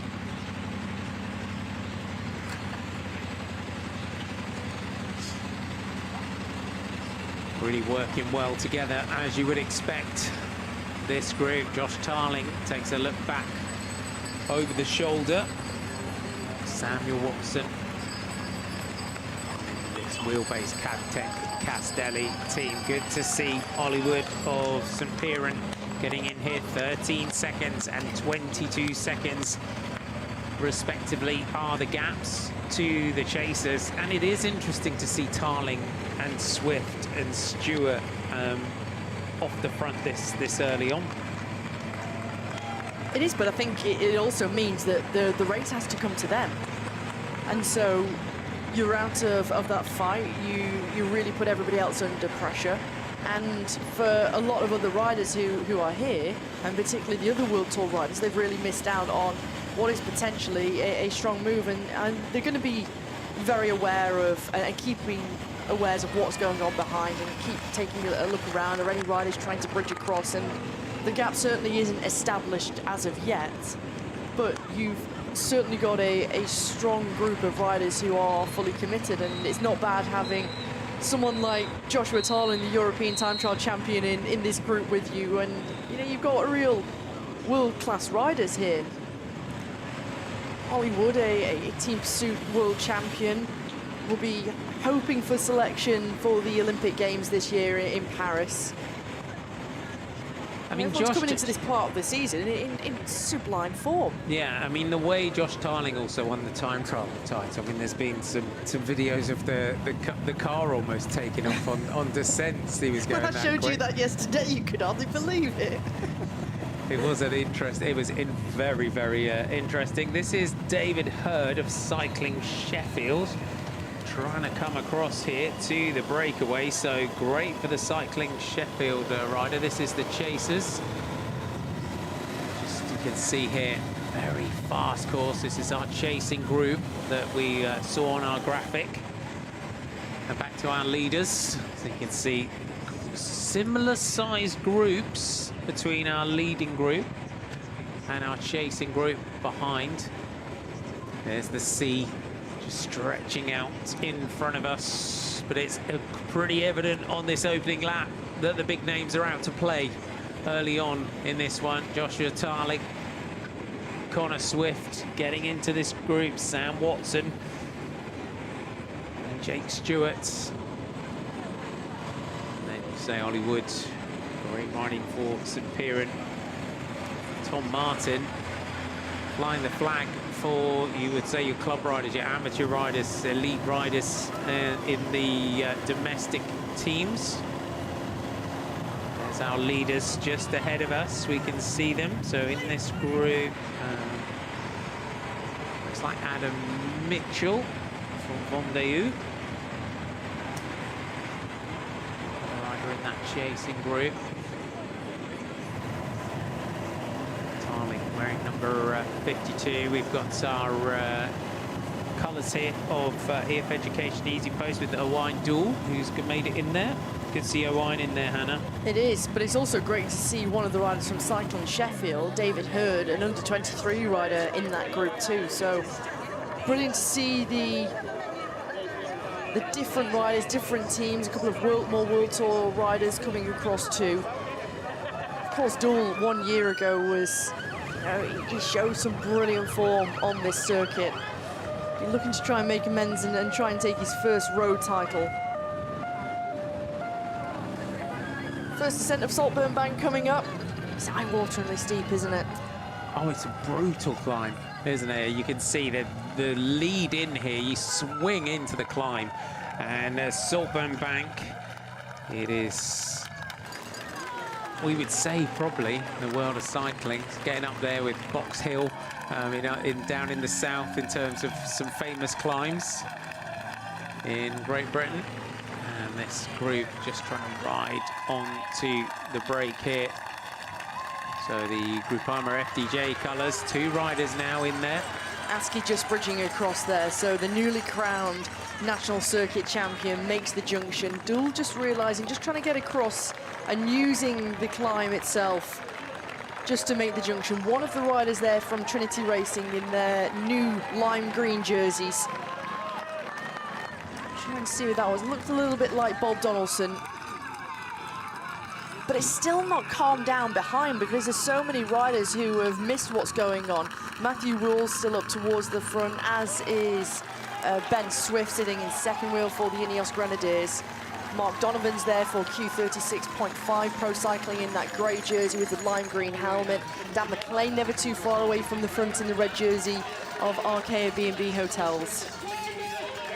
So going through at the end of lap 1, 157 kilometers to go, and it's fair to say it is on today in this one. So just going through at the end of the lap. It has been a ferocious start as we head out on to lap 2 here in the British National Road Championships.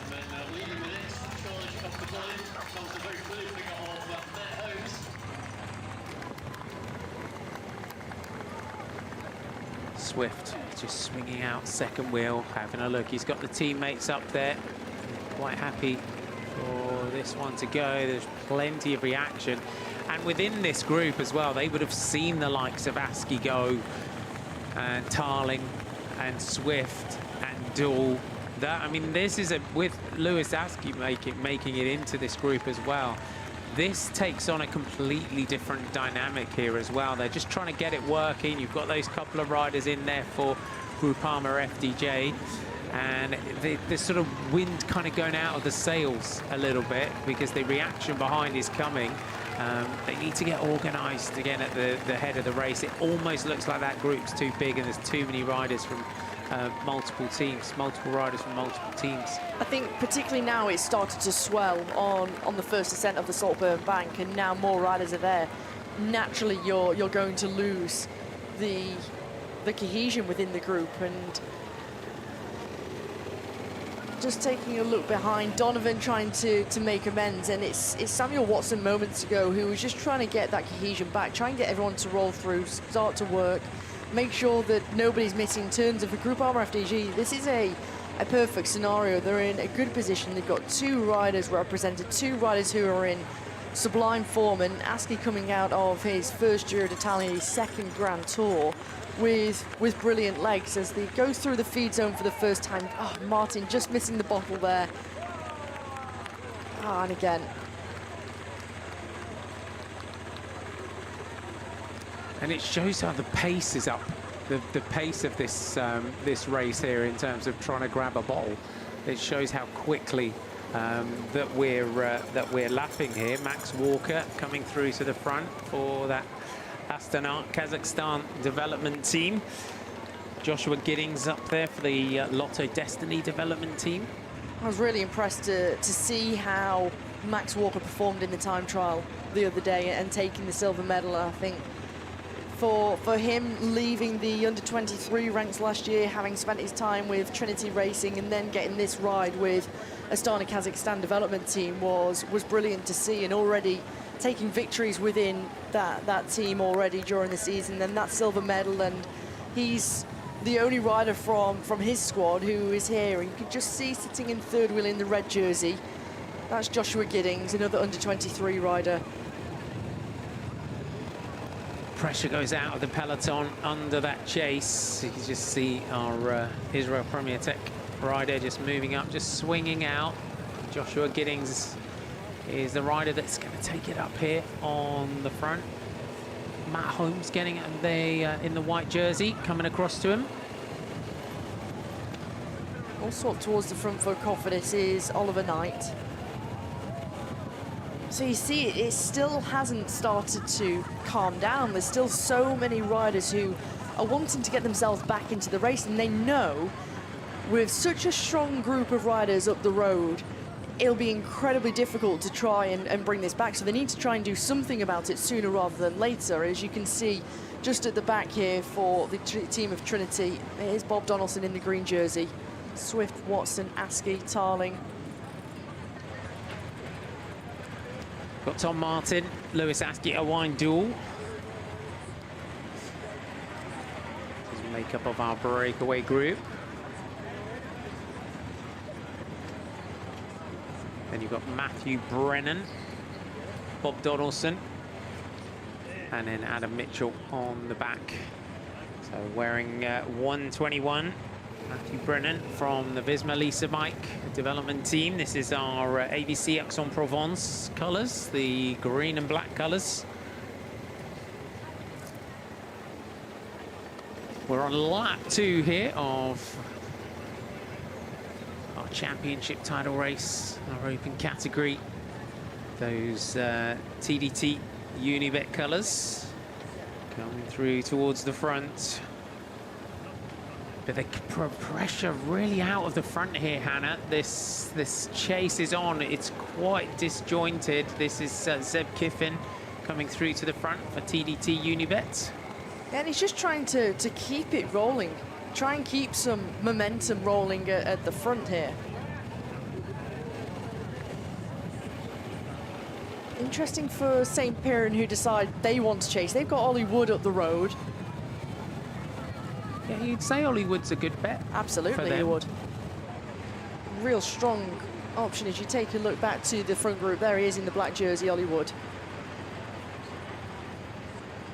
One of the teams that you would hope to see contribute at the head of the peloton will be Team Visma Lisa Bike Development Team, because they've got 3 riders and 3 good informed riders in Brennan Patterson and Smithson. That could work to the favour of Oliver Knight, Zeb Kiffin. It's all changed. There's no real rhythm up towards the front, and being able to follow the moves is Groupama FDG. They can just continue to follow in those navy blue jerseys.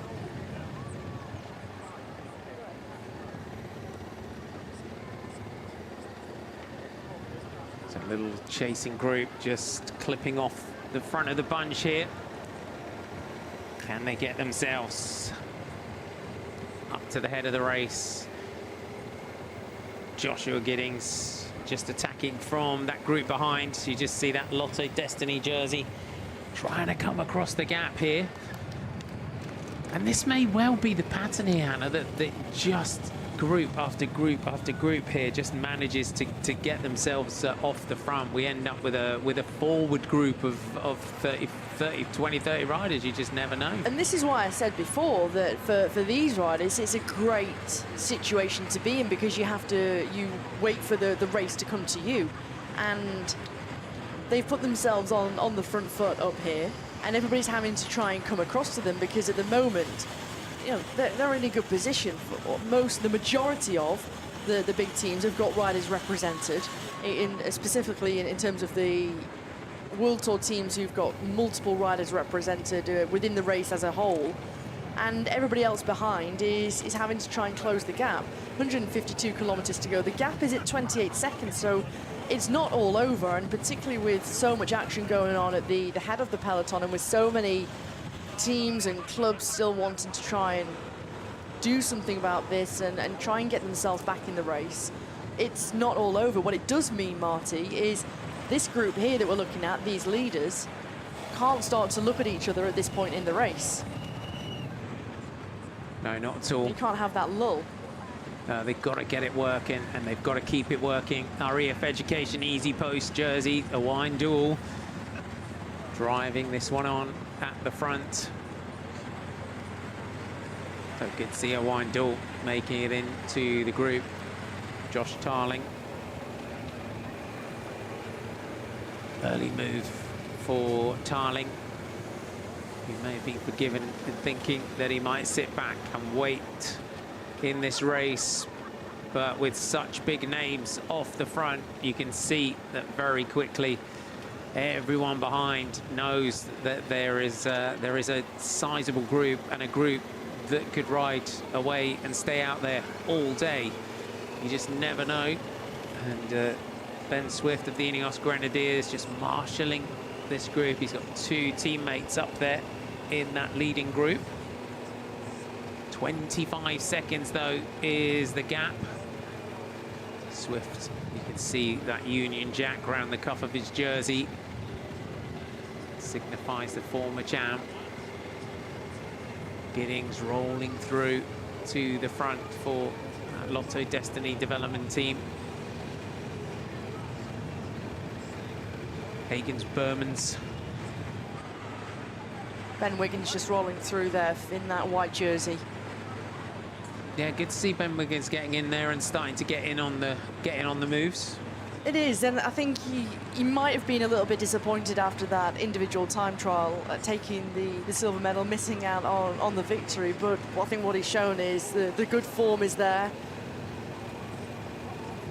It's all starting to fracture, isn't it? Even in this group, you can see how hard and how fast the pace has been, and the undulating rows just adding to the difficulty here, because even this group of 20 riders starting to fragment, more and more riders behind, sensing the real danger, trying to attack and come across. And so it's such a brilliant racing circuit here in Saltburn, particularly with the new laps, 7 laps of 26 kilometres.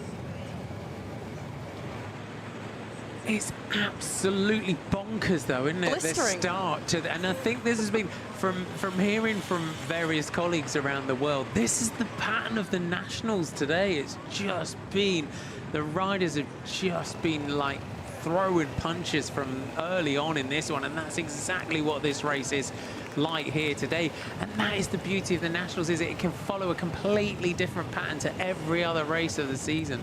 And every other national sometimes. You think to other editions of the national championships in the past, and I remember to when it was held in Lincoln, the race, you started in Lincoln, you did a big loop, and you're into this open exposed section of the course, and as soon as they made the left-hand turn in the men's race, you're into the crosswinds. It was a couple of riders who really put down the hammer. It split the group, and if you were in that front group, the select group, that was it. It was race done, and everybody else, there was, they never came back into contention. So there's always different patterns within the race, and it's always so unpredictable as a race. Bob Donaldson getting in here as well for Trinity Racing. The team of Trinity are really now starting to produce some big name riders coming through that program. They certainly are, and ever since they started the team of Trinity, you've had Tom Pidcock come through the squad, of course, then go on to become Olympic mountain bike champion, world cyclocross champion, world champion in the mountain bike, and yesterday won the short track over in Crans, Montana in the mountain bike, before he looks to turn his attention and focus to the Tour de France. So you look at the riders who they've had within their roster. Finley Pickering, who we saw attacking earlier on for Bahrain Victorious last year, was racing with the squad of Trinity. So you see these riders who are able to make that step up, and it was in last year's season where Finley Pickering had a real standout year, and particularly in the year before too. And it's important to have these development teams to help riders and to help them progress onto World Tour teams. Paul Magnier, another one of those, a young French rider who was a part of that squad for the last couple of years, went to Soudal Quick-Step and immediately started winning as soon as he began racing this season. So it's important to have that. And for Bob Donaldson, he's shown real talent. He's shown that prospect that he's capable to step up to World Tour level. Second at the Paris-Roubaix earlier on this year in the under-23 category.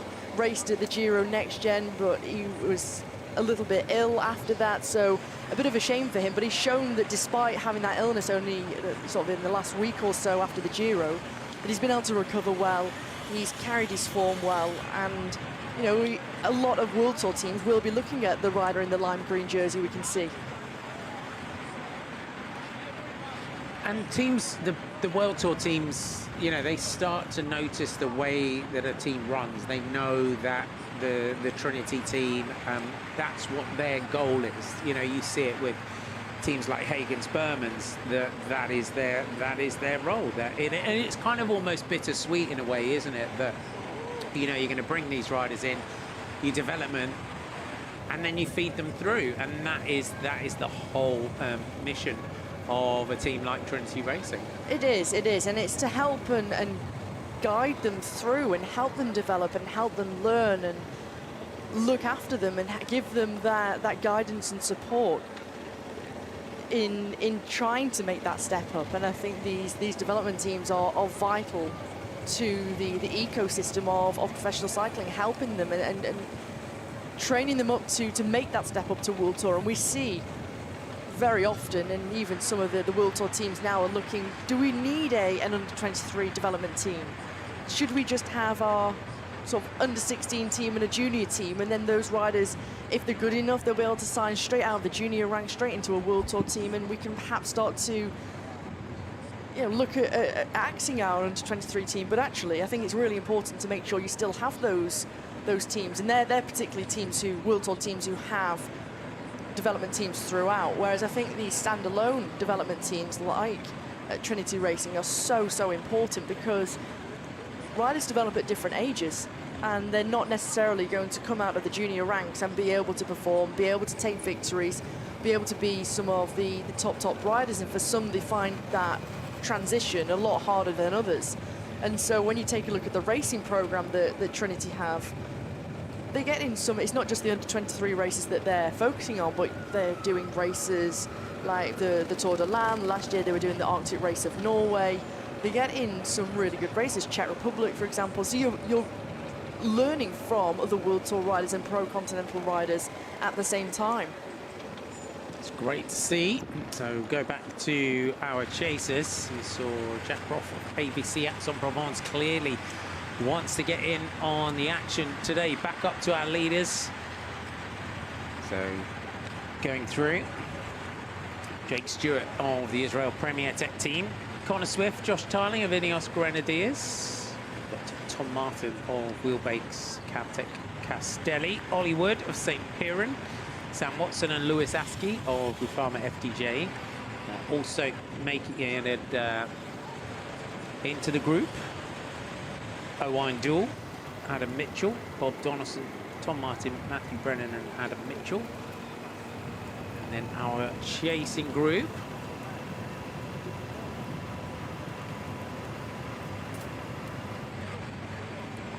Josh Giddings and Zeb Kiffin are part of that chasing group behind there.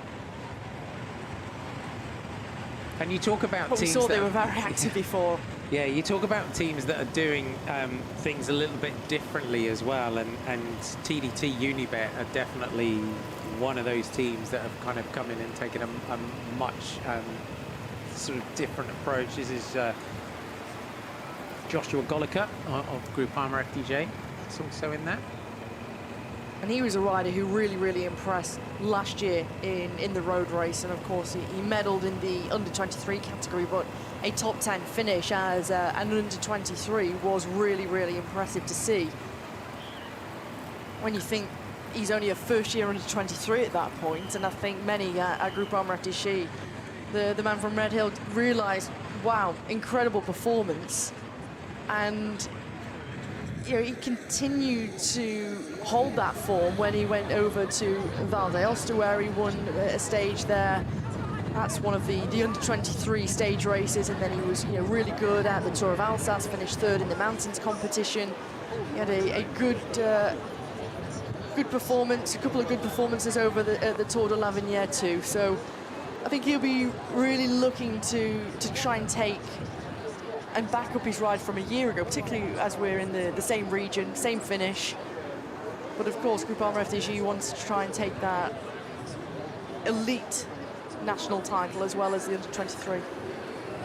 But they've also, Groupama FDJ, they've come here with, they've got team backup as well. They've got team support from sports director, mechanic, that kind of thing, which is really important to kind of take your mind and keep the regular setup as well. Absolutely it is, and especially when you've got national championships around the world on the same day, so you're having to spread your resources out and logistically trying to plan a national championship with spare equipment. And if you look at the team of Groupama FDJ in their World Tour squad, and you take a look at how many riders are racing in the men's race today, you've got a lot of spare equipment that is being needed for the French championships alone. Then of course you've got the whole team who are here. They've brought a sports director here, Jussi Väikänen, who's of course guiding the World Tour riders of Lewis Askey, Sam Watson and Matthew Walls, and then of course looking after their continental riders in Ben Askey, Joshua Golica and Noah Hobbs. But it's not just in terms of personnel that they've brought with a sports director, a Soigneur, mechanics. They've brought the camper van over. They've brought cars over other vehicles too. So the planning that goes into it is, it's extensive and it's important, and I think it's always great to see that they're fully committed. This is not just the first year, because they've got a strong roster of riders and a real opportunity to win the jersey. It's not the first time that they've done so. Over the last 4 or 5 years, they've been bringing the support team, the backup team behind them. But also having that continuity of support and how things are done, and having that sport director there, because sort of through time, teams would sometimes look at a national championship and almost look at it and go, okay, you're all on your own, you can fend for yourself. So let's take you through chasers. So Josh Goliker, Max Stedman has made it into this group. So number 10, Max Stedman coming across to the group. So good to see Max Stedman getting in there. Josh Giddings, Matthew Holmes, Jack Roth are also in that chasing group. At the head of the race, it is big team colours that are rolling through and represented here in this front group. Would it be a big pot? I mean, can you imagine if Josh Tarling does the double here in this one as well, going early on in this one, to say not beyond the realms of possibility, Marty. No, but if you see the it's not outside the realms of reality. He's always been an absolute power monster. He's so incredibly powerful. It's unbelievable, the power output of the Welshman. You only have to see the way he rides a time trial bike, and when he won that European title, it's unbelievable. And he's a tall, rangy fella too, but he's just so strong, and you see the way he's taken on his first couple of years at World Tour level. It won't have been, but he's made it look seamless, and he's made it look like this brilliant transition, but he's been able to win. And of course, last year, in his first year as a professional, his first taste at racing at Paris-Roubaix, and what an opportunity for him to have that. And then you only have to look at this year, racing in Paris-Nice, for example, and Roubaix once again, and then into the Dauphiné, second in that individual time trial at the Dauphiné, only beaten by Remco Evenepoel. It's impressive stuff. Our Bahrain victorious jersey, Finlay Pickering through to the front, flick of the elbow, and you can see that the teams of Bahrain victorious, Group Armour FDJ, are members of the Ineos Grenadiers. They feel that they can get themselves up the road in this one. As we said, the National Road Championships can just take on a completely different pattern, and it is a tough day out there in the saddle for the riders. 7 laps of this 26-kilometre circuit around Saltburn-by-the-Sea, and we're only on lap 2 in this one. Our chasers have been caught. Hollywood's on the back here for St. Piran, as the group pressure just goes out of that bunch behind. And this group, this front group, they are working really nicely together. There's certain sections of this course where you've just, as a group, just got to carry the speed, haven't you? But when they can, they're working really nicely together. Everyone contributing. But you see how it ebbs and flows. There's a lot of momentum at times, and then the pace starts to wane, and there's a little bit of discussion. And Finlay Pickering, really keen. He's the only rider here for Bahrain victorious, and of course the defending champion Fred Wright not here. So really the onus on him in that group, because we've got one of the teams who is just alongside him. Well, they've got a rider up the front in Jake Stewart, so they're not going to want to almost contribute to a certain extent with the pacemaking and that chase. But for Finlay Pickering, particularly on this kind of circuit where he's an excellent climber, he can really deal with the demands of this course and the undulations and how grippy and leg sapping it is. It's really a good course for Pickering. You can just see a little bit of communication, a little bit of discussion going on between Pickering and the Ineos Grenadiers and Group Armour FDG2. But still not all over. 23 seconds we're being told here, Marty. So it only has to continue with the pressure at the front of the peloton, sorry, and we could have a complete change in situation and in scenario. They need to be careful here. Yeah, I mean, it's this whole pattern of this early part of the race here. They're working well together with that momentum being carried from that group behind, potentially could bring this one back together. It's almost as if there's two big names, almost too many big names but in this leading group at the moment. Yeah, I think it's also the fact that we've got some big names who've missed the move behind. And so they're not giving up without a fight. They're not allowing these riders to get away with ease. And it's still Pickering in the white jersey with that blue helmet who's still trying to persist at the front. Of course, wanting to try and take another victory for Victorious. Yesterday, Victorious Racing were winning at Royal Ascot. They won the Hardwick Stakes with the Isle of Jura, so he'll be wanting to try and deliver a victory for the owner of what is Bahrain Victorious in Nasser bin Hamed Al Khalifa. So many, it's quite like what we were talking about earlier on with the love for lightning, Marty, with Victorious Racing, and we've got so many different sports that they are supporting, with cycling and the horse racing, triathlon, amongst others. Different levels, but nonetheless.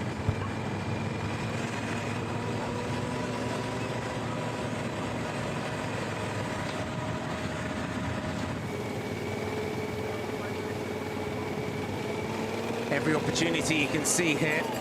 Finley Pickering trying to get clear, and this shot shows just the up and down, relentless, leg-draining parkour that we've got here today in these British National Road Championships. If you're tuning in for the first time today, 22 seconds is your gap from your leading group. Jake Stewart, Connor Swift, Josh Tarling, Tom Martin, Hollywood, Sam Watson, Lewis Askey, a wine duel. Adam Mitchell, Bob Donaldson, Tom Martin, Matthew Brennan and Adam Mitchell. Makeup of our group. So, good quality group off the front. But it does mean that we can see that this day here, Hannah, is going to be... We're only on lap 2. It's a savage day out for the riders today if they're going to race this one like this. Incredibly hard, and that just shows the demands of trying to win this national title, of how attritional it is, and very little time for any respite, any recovery. So far, as soon as the race has begun, and already riders starting to stretch the back and, you know, constantly eating and drinking. It's not let up once, and still Finley Pickering chips away at the front. You have to maybe think on this time, as the gap comes to 18 seconds. Once they get on Saltburn climb, if not at the bottom of the descent where you make the left turn at the roundabout, it starts to kick up again. If the gap comes to 18 seconds and perhaps bridgeable to 12 seconds, you know, maybe you will see a big explosive jump from that peloton to this leading group, or will we see a complete change at the head of the race? It's almost, okay, get that gap down. Is it jumpable on the climb? Can I see the back of the group just ahead of me? And that's what you want to do. You don't want to take anyone with you if you can help it. Ethan Hayter just making a move there. He was quite far back when it went. We see Lewis Askey just looking back over the shoulder. So the Ineos Grenadiers looking to try and place every rider in the front group if they can. Matt Holmes, Finley Pickering, all getting in on the mix. But it's also opened it up because Ben Swift now goes on the right-hand side, so it's totally opened up the race. And he's going to try and attempt to bridge his way across. 12 seconds, Swifty goes. Looks back over the shoulder. Good lead out into the climb there for Ethan Hayter. He jumps across, and Ben Swift. Said you need 12 seconds if you want to come across. We'll see if anyone comes with him, because they're just closing to the back of the group here, and you've got two teammates up here in Connor Swift and Josh Tarling. But it is a considerable size group that are coming back. We're just around an hour into racing, and if it's going to continue like this, it's going to be absolutely eye-watering in terms of this sort of pressure and this sort of speed throughout the day today. I think it's also why you need to be quite conservative at times, particularly in the early laps. You need to be in good moves, in good position. You need to be up there and right in the thick of the action, but you also need to almost conserve to think about the back end and the remainder of the race, because if we're coming up to the end of lap 2 very shortly, and you think of how much action we've had so far, we've never had a moment where it's relented. Not at all. Those Groupama FDJ jerseys just coming through.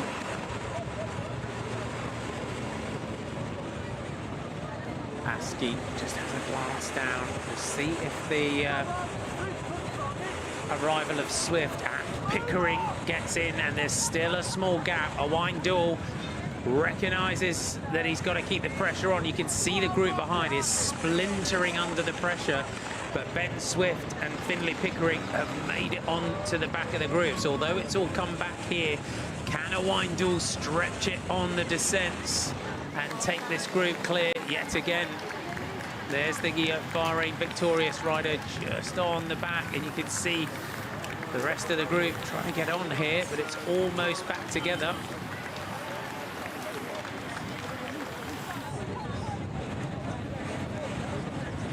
Stewart. Doull just swings back down through the group. They leave Broughton, and it's one of the riders, Adam Mitchell of Vendée Pays de Loire, who just trying to come back into this group.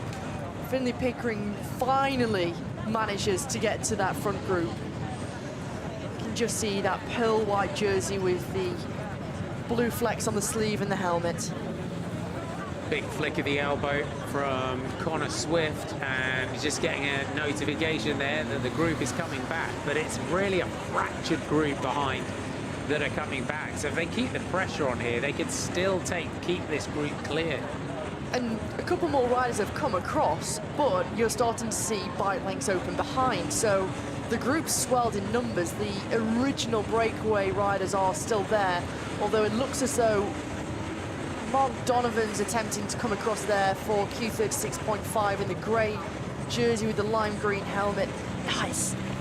Constantly ebbing and flowing, new riders coming into this group, and it's certainly not going to relent, particularly as you go into this descent here.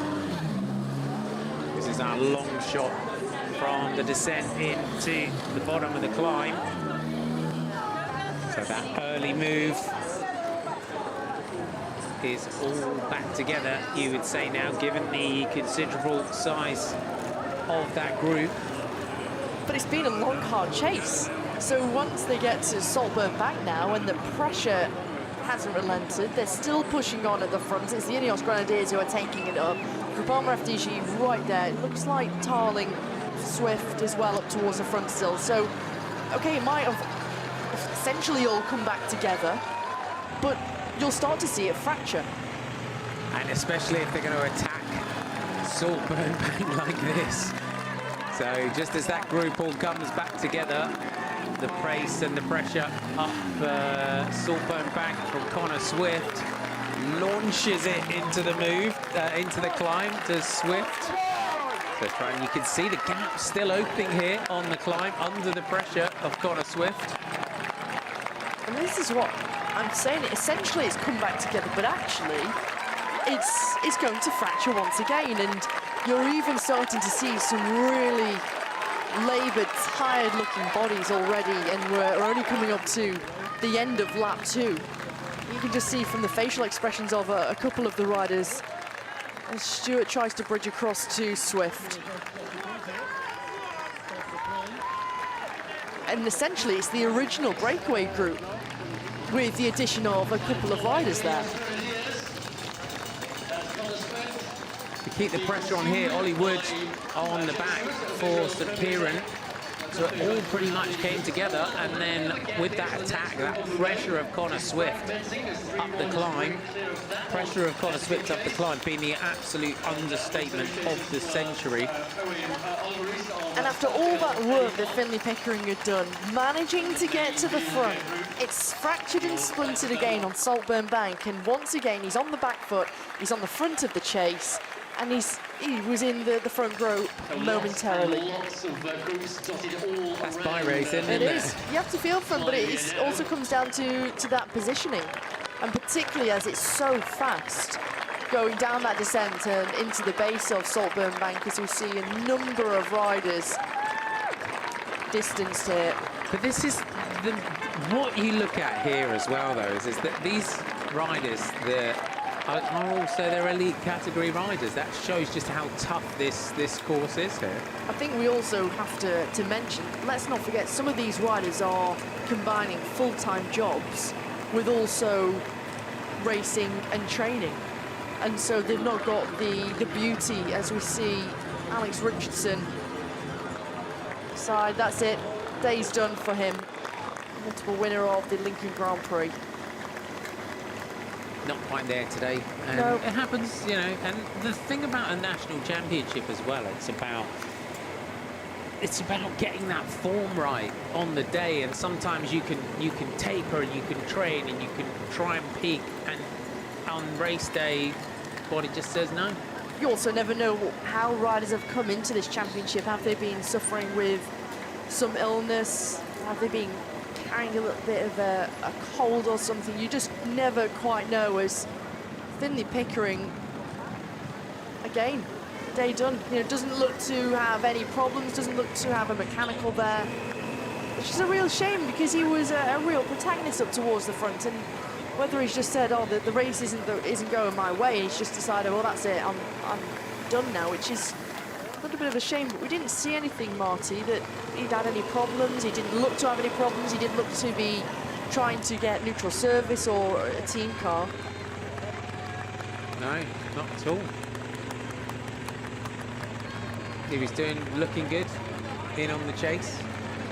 And this front group, as you can see, the split, and Max Walker in those blue colours with the yellow cuffs on his jersey. Astana, Kazakhstan development team. Aski takes a big glance back over the shoulder. You see those orange colours of Richardson Trek just on the back.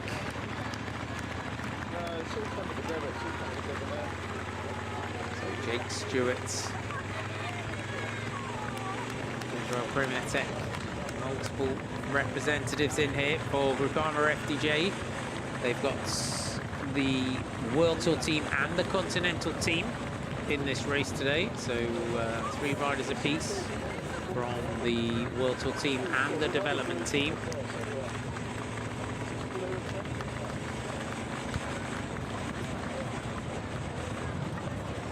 Lewis Aski through to the front.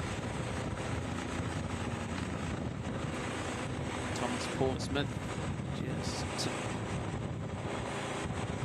in the yellow, fluorescent yellow colours with the red from the Bengal development team.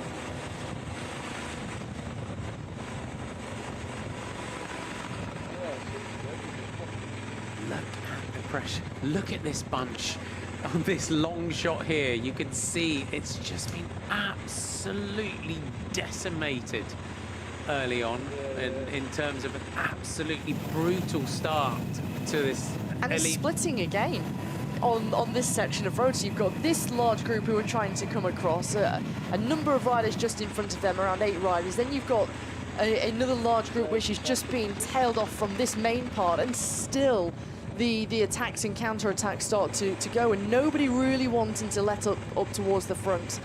It's great to see Brennan get himself involved too in the team and the colours of Visma Lisa bike. Only spent 1 year at under 23 level before next year he'll be making his way to the World Tour squad for the next 3 years of Visma Lisa bike. They've already seen that he's got what it takes. They've really noticed something special in Matti Brannan. He won the first 2 races over in Croatia that he raced in earlier on this season in the Trophy Perec and Trophy Umag, and he had some great results at the Giro Next Gen, and of course winning that final stage to fall in properly. So the Visma Lisa bike jersey is there. Is that Ben Swift that's getting up towards his back wheel? So just making contact now with the front, giving us 2 riders at the head of the race here. Quick word as he comes through to the front. And you can see everyone behind scrabbling around for positions. They know this is not a duo that you want to let ride clear.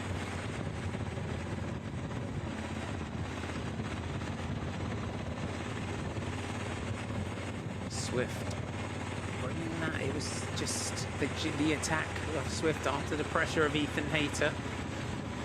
Just bringing everything back for that run into Saltburn Bank. And constantly up and down on this course here today. A wind duel, just trying to come across the gap.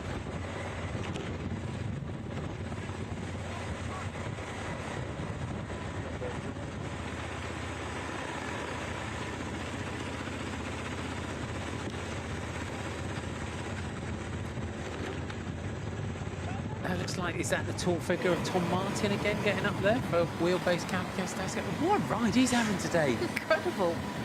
Everything tasted good this morning, didn't it? For the coffee was good, the croissants were on point. He's absolutely stomping today, and the reason we get excited when we get a rider like this up there for wheelbase Cap Castelli is that, you know, essentially amateur rider up against in breaks with World Tour riders in the biggest teams in the world. It's great to see, and I think that's the beauty, and you mentioned it quite a lot, Marty, the fact that some races are a real shop window for teams and for riders, and when you have a good race and you show yourself, and he's been right up there in all of the crucial moves so far. But as a whole, wheelbase Camtech Castelli are always performing way above, and I think that's really great to see that they're always there challenging. They're there together as one unit. They really look like one team, and so you see them communicating, you see them talking to each other, looking after each other, protecting each other. A little bit of discussion. Okay, well, you know, who's going to go? Who's going to cover this move? We've seen Tom Armstrong in a chasing group, and he was very attentive at the start of today's race. And so for that team to, at this moment in time, have a rider within the select group of riders, which is stacked with World Tour riders, pro team riders with Jake Stewart, and then 2 development riders for one of the best World Tour teams in Visma Lisa bike, you're in solid company. Confirmation group, a wind duel, Ben Swift, Jake Stewart in this group. Matthew Brennan, Thomas Pattinson is your other Visma Lisa bike rider in there. So numbers 121, 122. And Tom Martin wearing 142 for wheelbase Tech Castelli. Not bad company at all, Tom. Not bad company at all.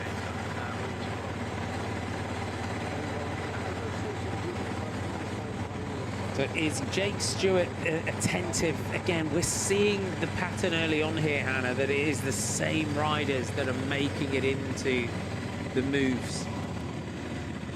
I think it's also the fact that they've been very aware that the race is never let up, and so in terms of their positioning, they've always been well placed. I think that's a prime example for Tom Martin, that he's always been well placed, he's always been up there.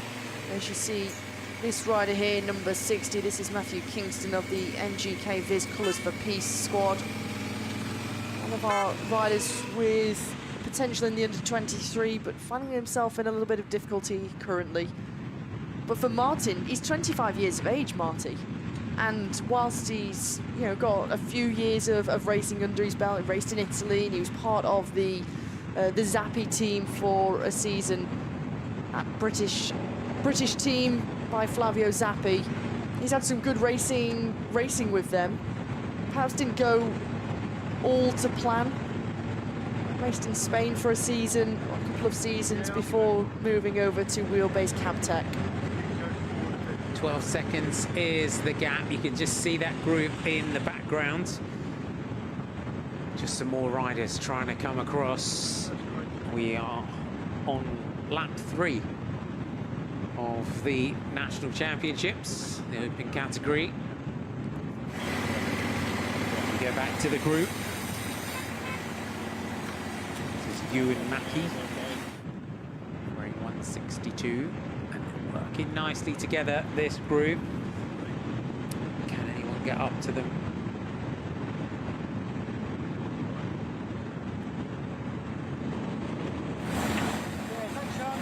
Just dropping back to the car. Just wanted a bottle. Getting a feed from that neutral service car. Our leading group working well together. Brennan and Patterson from the Visma Lease bike development team. Look how quickly this chasing group, though, are coming across those Groupama FDJ jerseys. Trying to get themselves across. They know that they cannot miss out on this one. Not having a rider represented in a group of this quality is not the scenario for Groupama FDJ that they would want in this national championship race. Max Walker for the Kazakhstan development team, he's in this chasing group. We've got lots of orange coming across. We've got many Ineos Grenadiers that are now coming across, so we'll see how that shifts the dynamic now of this group. Is that ASCII? There with the hands folded over the bars. Tall rider from Groupama FDJ. Matthew Wall's also there, the Olympic Omnium champion, so great to see him in some good form after a pretty turbulent and torrid couple of years, particularly after that crash he suffered at the Commonwealth Games on the track. His professional road career started out so well, taking victories over in Norway and then over in Italy too. A great couple of seasons with Bora Hansgrohe, and then of course I think, you know, after that crash in Birmingham 2022, it's just been really hard for him. And when you add in the, you know, that having to come back from injury, you suffer really bad concussion. Can't be easy. No, and you can't underestimate the time that it takes to get over that serious concussion. And you know, that's what we're so mindful of in cycling now. Dan McClay getting in here as well now for Archaea B&B Hotels.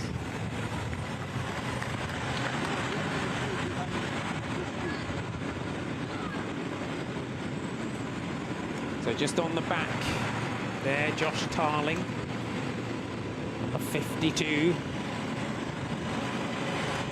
Is it a day for Tarling to potentially do the double in this one? Matt Walls, as we've said, wearing number 31 for Groupama FDJ. Former champ, Ben Swift, through towards the front. It has been absolutely relentless from the start here. If you're tuning in for the first time today, the sort of pressure that we've had in this race, you would have expected from one way shorter than it is in reality. Max Walker, the rider from the Kazakhstan development team. This is your chasing group, and it contains the likes there of Josh Blackmore, Max Stedman in there as well, and then you've got Adam Lewis from Team Skyline that's also in there. You've Adam Mitchell from Vendée Pays de Loire, who's made it into this chasing group. It's Dom Jackson from Foreign CC. This is close up here, Max Stedman, riding for a Turkish team. Wearing number 10 is Max Stedman from Bikos Belediye Sport Turkiye in the yellow. Joseph Blackmore of Israel Premier Tech The green and black colours there is Adam Lewis of Team Skyline.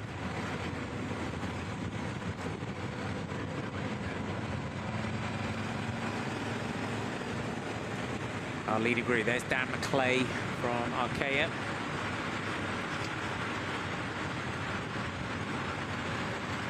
Ben Swift coming through to the front. I think it's fair we could give Swifty a legend tag. Definitely a legend tag of the National Championship, Swifty. Here's our chasing group. Going to get up to them. Got to say big ride there. As we pointed out, number 26, Dom Jackson from Foreign CT in that sort of burgundy coloured jersey to make it up to this group. Max Stedman in the yellow. Had a great career. He's won multiple races and around the world. Came through that British Canyon team. And then that team folding is then sort of plying his trade. Different teams around the world for Max Stedman. Great climber is Max Stedman.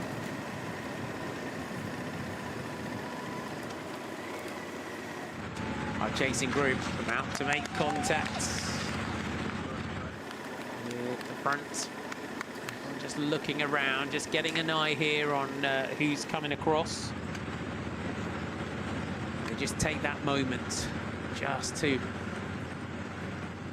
ride back down through the group. Just check out who's made it up here. Who do they now have to contend with in this breakaway group?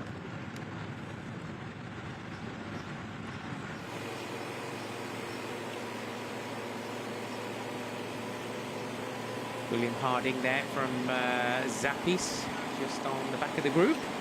Just ahead of him, Oliver Knight from Cofidis. Look at the pressure the breakaway group has caused over this peloton behind. It has just fractured constantly up and down so far today.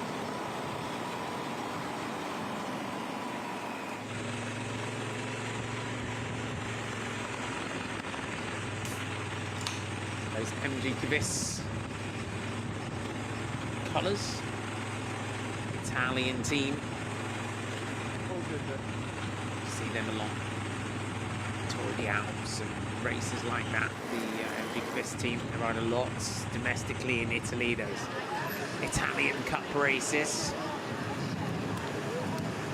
And of course, the team where Paul Double came from made his step up to human-powered health, and then now racing for the team of Ivan Basso and Alberto Contador at Ponte Cometa. So, you know, not to underestimate these teams as a real stepping stone, a way, a pathway for riders to find an alternative route into a professional team or a World Tour team in terms of racing in Italy or otherwise. So, yes, Paul Double came through my old club in Winchester, VC Venter, so another team that they... Yeah, big shout out to them as well as helping the development. Yeah, they're a club team that is really, you know, VC Venter down in Winchester doing a great job in the south. Yeah. You know, they're developing riders. They've got a really big membership now, VC Venter, and they race across all disciplines, and they do a great job in developing riders.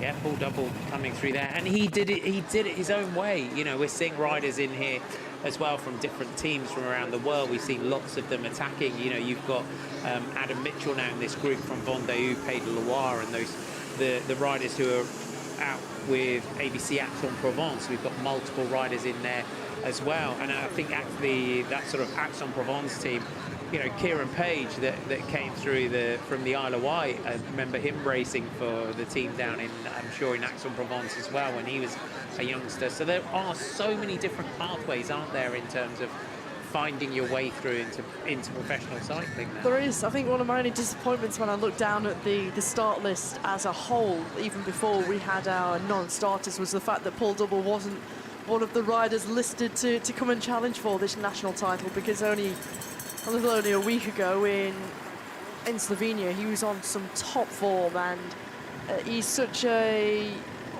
aggressive type of rider, and on this kind of parkour where It's constantly up and down, undulating, and when you take a look at the accumulation of vertical meters at 2,875 meters across the 180-kilometer race, it'd be perfectly suited to Paul Double. And I know when he first sprung onto the scene, particularly, and I say this story particularly because we were talking about MG Cavis Colours for Peace, when Carlton Kirby and I first came across him, we were like, oh, it's the Winchester Whirlwind is at it again, and he's wanting to try and light the race up, and he's an exciting rider. So yeah, slight disappointment not to see him here in the National Championship.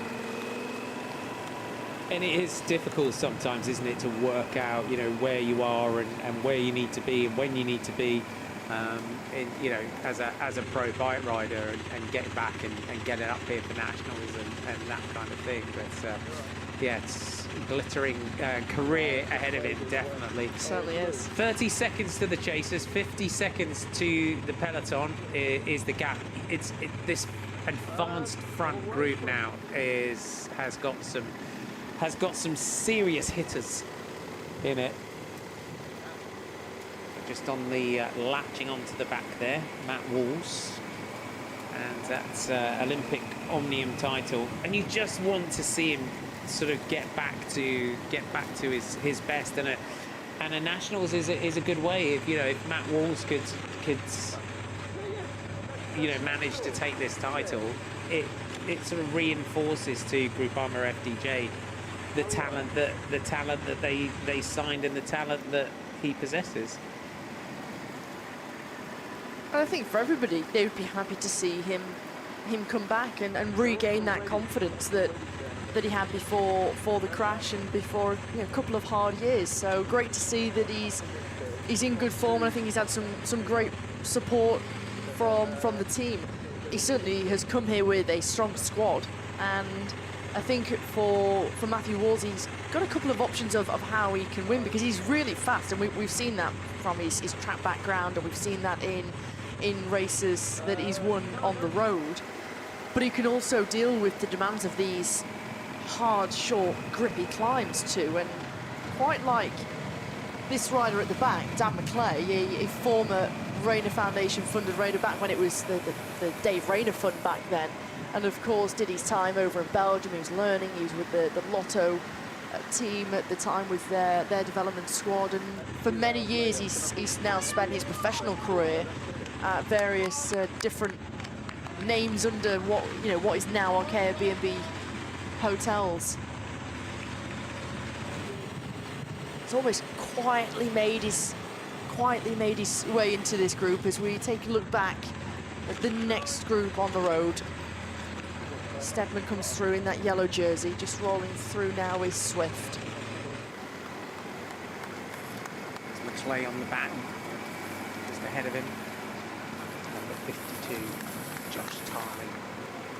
Such excitement around it, this young rider. Came into the professional ranks, out of the juniors. He just waltzed in, didn't he, really? It's fair to say, Josh Tarling, and was like, hey, I'm here. I'm here now.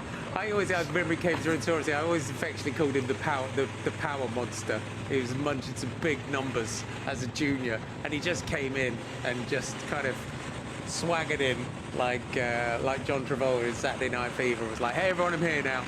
A fully fledged pro and star straight away.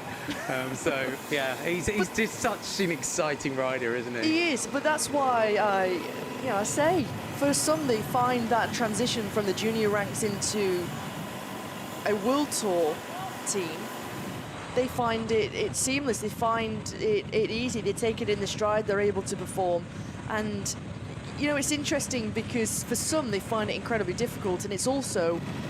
Are you at danger, particularly when you make that step up early on, Marty? Are you at danger of burning your young riders out? And we've seen a couple of riders over the last couple of seasons where they've maybe needed a little bit of a rest, they're suffering from fatigue, and I think you've got to really manage it as a team, manage how many race days you do per year, not to over-race them too much, and it seems that Josh Tarlin's had a great balance of balancing his targets and his ambitions with also what the team wants him to do and checking his race plan and where he races and where he peaks throughout a season. Indeed, and that's as that young, and you can be, because Josh Tarley is, you know, as we said, he kind of came into the senior ranks as a fully fledged pro, like he'd been racing for 10 years. But you have got to be mindful, haven't you, still, even when someone is like that, of as you say, just making sure that you're managing the race days and that kind of thing. And I think for him, you know, coming into the team and being a pro with Philippe Ogana, and I think that influence of watching him as a time trialist as well has had a big impact on him. I think so too. And particularly the fact that he's been successful in the time trials he's done, and as I said before, in the Dauphiné, that second place by marginally second place behind Remco Evenepoel. Lewis Askey doesn't want to hang around any longer. He's saying, okay, right, well, I'm going to use this part of the road, going to continue to push on. And the crit on Friday night, we said it when he was away in the crit, that it's almost a little warm-up for him in terms of getting ready, open the legs up, get ready for this road race. Lewis Askey goes off the front.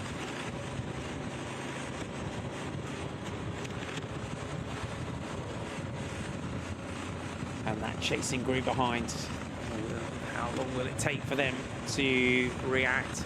So making up that group at the moment, we've got a number of, so Matt Brennan, Tom Martin, Ben Swift, Jake Stewart, Thomas Pattinson. Just had a message, 18, the Visma Lease bike rider, is still studying for his A-levels at the moment. Thomas Pattinson, Josh Tarling, Matt Walls, Dan McClay, Max Walker, Ben Granger, Adam Mitchell, Adam Lewis, Joseph Blackmore, Max Stedman and Dom Jackson, as well as Lewis Askey is just going off the front here. Same with Brennan, 18 years of age, only sort of 1 year in under 23s, and he's going to go straight into the World Tour for the next 3 years from 2025 until 2027. So it's unbelievable, but you see the way he's been so attentive throughout, and the results he's had this year, and winning those pro races over in Croatia at the start of the season as McClay decides he wants to give it a nudge, the rider in the red jersey from Arkea B&B Hotels. But looking behind at this camera shot, Marty, it looks as though they're all going to come back together, and perhaps that's the reason why Askey thought, okay, I'm going to nudge it on, I'm going to press on a little bit and continue to stretch things out here. Yeah, so that group not far away from the back here, just drifting towards the back of the group there. Adam Lewis of Team Skyline, 116 in that green and black kit, just ahead of Windall. This narrow single country road here. Lewis Askey and Dan McClay going off the front. Lap 3 we are on here in the National Road Race Championship. What a race it has been. If you're just tuning in, it's fair to say it's been completely bonkers from the start of this one. We kind of come in. We've been on air. We did the elite women's race this morning, and we came on air. And it's fair to say, Hannah, that we probably thought, hey, come on, guys, early break. Well, we could get into a rhythm, few maybe. hours. They just came in and just set fire to a box of fireworks and just stood back and let it all go off. That's what it's been like here today. I think the understatement of the year, Marty, that it's been a brilliant race. I think it's been non-stop action up towards the front, isn't it? Yeah, it has been constantly. But also, you'd look at this race so far and certain riders that we've seen go backwards, and they've almost had that resigned look of, you're just having a laugh. And then it keeps coming back together, and that also is a great sort of reinforcement of never stop riding. Never stop chasing. It's not over till it's over. So never sit back and never think it's gone. So just coming together at the front. It's just Tom Martin for the Wheelbase Castelli team. MVP for me. Someone give that guy a big contract already. I think they might deserves it. I think they might be queuing up at the finish. They'll all be getting on. They'll be on the phone, because you can't underestimate this as well. It's that a lot of the teams group Armour FDJ, because they've got riders in this race. you know, the Ineos Grenadiers, you know, they're looking, they're watching, and team directors and teams, you know, will be looking and going, okay, there's a rider that's got some talent. Max Walker attacking. Josh Tarling is on, gets on to him. Ben Granger of MG Kvisk, Colours for Peace, wearing 59 there in that white jersey.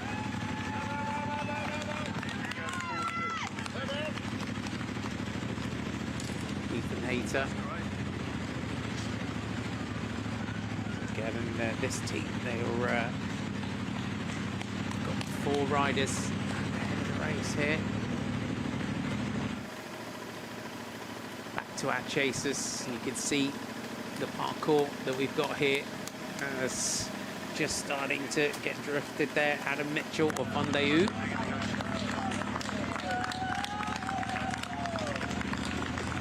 Astana.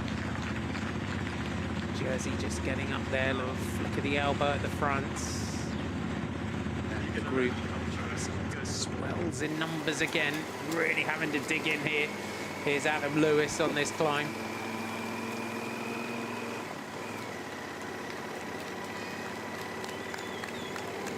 Great to see everyone out enjoying the race as it comes past.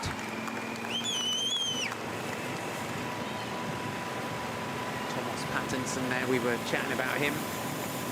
Number 122, this Malisa rider.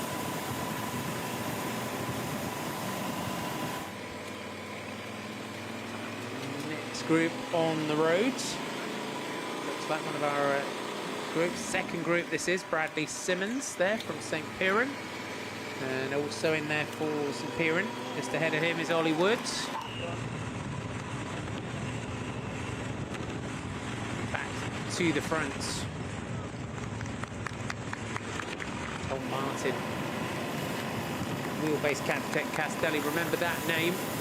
And that is the beauty of the National Road Championships, is a rider has an opportunity to make a big name for themselves. Hayter goes over the top, comes Walker. Farmer FDJ know that they don't want to miss out on this one. They cannot afford to not be in a move when it goes clear. And shows the speed on this descent as we head back towards Saltburn-by-the-Sea. And as we head towards the climb, Swift throwing big attacks up that climb. Previously, a little flick of the elbow there, 114 kilometers to go. So we've come round and we'll as we cross the line, we'll be into lap 4. We're carrying a lot of speed down this descent as we drop down to the seafront. Dropping back out.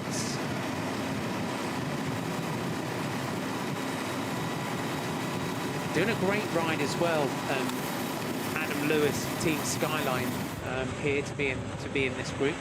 It's really impressive, and he's a rider who year after year has been chipping away. He's raced in Belgium, lived over there for some years. Another rider who was supported by the Rayner Foundation, lived over in France, and so it's great to see that he's always been persistent in trying to pursue his cycling career, and for him to make this group, and particularly because for him this is a great parkour for him. You know, he's a great climber.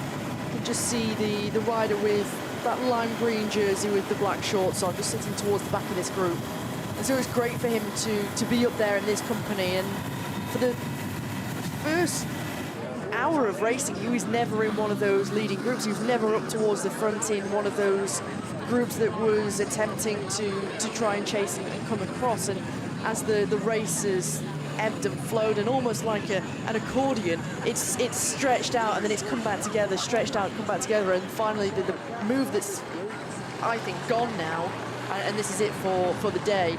He's managed to get himself into this group, and you know, if you could say, it's waiting and picking the right moment, Marty. And that, you mentioned the time he spent in Belgium, and he was really successful in his time there. He Won was. multiple comesses, which you know, is no mean feat. It's like the World Championships of Belgium, isn't it? Particularly when you look at the courses and how fast some of those Kermesses are, and you've got 200-kilometre Kermesses, and the races he did there, and a lot of the races, you looked at the parkour and think, well, it doesn't really necessarily suit your characteristics, but I think it really set him up in good stead, and he had some really wonderful years over racing in Belgium. Peter has to give away there, just swings out. Interesting. Max Walker keeping the pressure on here for Astana, Kazakhstan. They're climbing this a little bit more measured this time. You can see that kind of accumulative fatigue here is starting to sort of eat in. I think they realise this is probably the group that's going to the finish now. And so whereas before it's been quite close and there's always been a real chase behind, and you've always had a real threat from the breakaway being caught by the peloton behind, this time it's a different scenario, different situation. And so there is a little bit more control. 104 kilometres to go. Max Walker goes across the line. Number 23 in the pink jersey, Owain Doull. Man from Cardiff.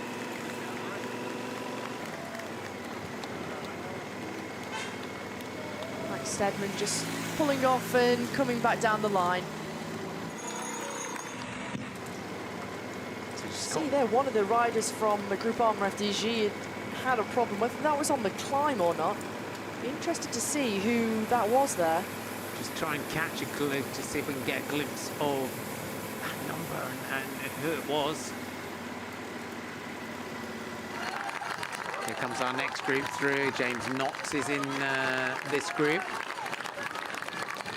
So a considerable size bunch that we have back up to the head of the race here for Max Walker, 22 years old, for the Astana Kazakhstan development team. He's really having a good season. Comes into these champs off the back of a couple of stage wins in Tour of Japan. And there's a stage race that we don't get to see very often, Tour of Japan, but really tough stages. So if you know, a couple of stages of that, you're on some good form. Tough stages, but I think it was brilliant for Max Walker to be able to show what he's capable of and what he can do. And when you've left the under-23 ranks and you're no longer on Trinity Racing, who really focus on under-23 development for riders, and you get to the end of the season, and I know Andrew McQuaid was trying to help him find a team, and then you get an offer from Astana Kazakhstan development team to continue that progression and development team, and for him to take a couple of victories in Japan was just brilliant for him. And I think that's done a lot for the confidence and why are you still doing the sport. You're showing to yourself, okay, well, I've still got a lot to prove here. I've got a lot to show for myself, and particularly the medal in the time trial. I'm not sure many would have expected that a couple of days ago. But also, as we said, riders' development as sort of late teens and into the first couple of years of your 20s, and it's just sometimes that it takes a rider just, that talent that they show, and you can see how strong he is. And as you said, the silver medal in the time trial, probably against, maybe you would say, expectations. But he's riding really sensibly here as well. And you can see at the moment, even when we're getting riders off the front and little groups off the front, we are still on lap 4 here. So they're still mindful of how far that they've got to go to the finish. I think it's just being clever, isn't it? Yeah. It's being clever, and particularly for Walkie, staying out of those big surges and big accelerations of the chase behind him. For some, they don't like to have a bit more of a linear ride, and he sensed that move to go. There's a little bit of movement behind. A couple of riders, 7 seconds the advantage for Walker, with 3 riders coming across. It looks as though it's Tom Martin who's one of the chasers in that fluorescent jersey for Wheelbase Cabtech Castelli. Lone chaser to a larger group of chasers, including one of the riders from the Ineos Grenadiers, Owain Doull in the group. Daniel McClay.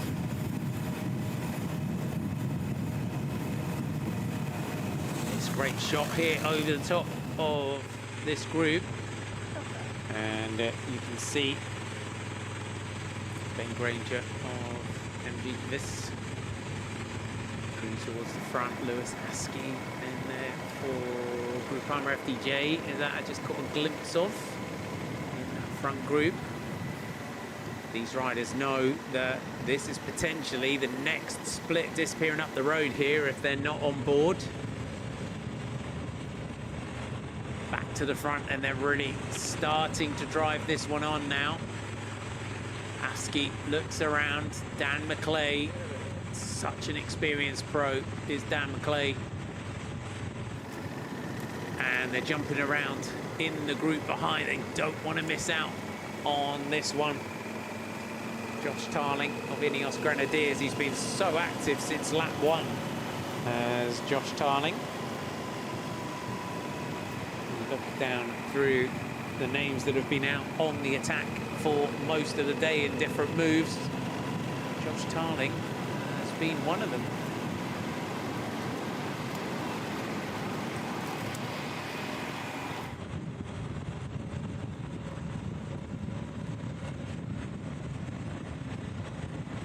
So our front group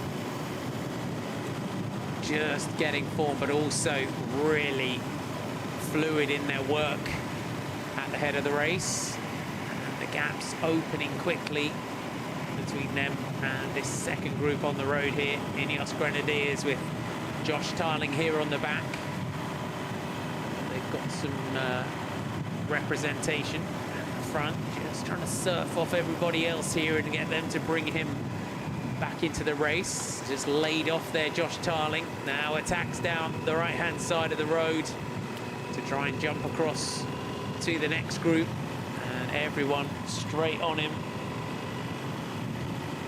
Matt Walls of Groupama FDJ using that to try and jump across. Max Stedman in the yellow here, wearing number 10.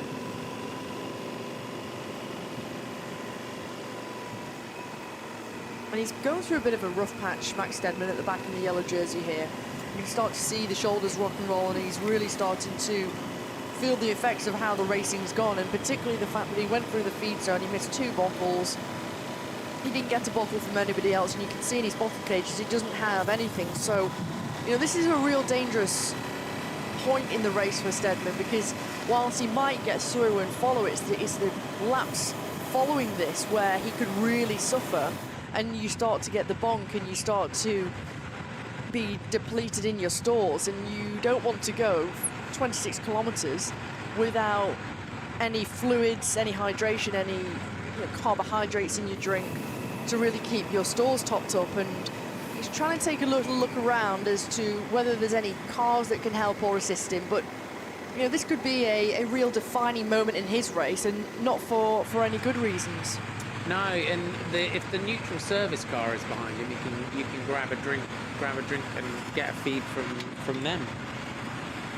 You have to try and keep an eye if they've got something, but it depends what they've got in the bottles. It might, if they do have some spare bottles within neutral service, or whether that be on the motorbike or in the cars, it might only be water, or if it's electrolytes, it's also not a bad thing to keep on top of the salts. But ultimately, when you take a look at how nutrition and your strategy has changed throughout the last couple of years particularly, and you've gone from having maybe 50, 60 grams of carbohydrates per hour, and now riders are taking on 120, 130, 140 grams of carbohydrates per hour.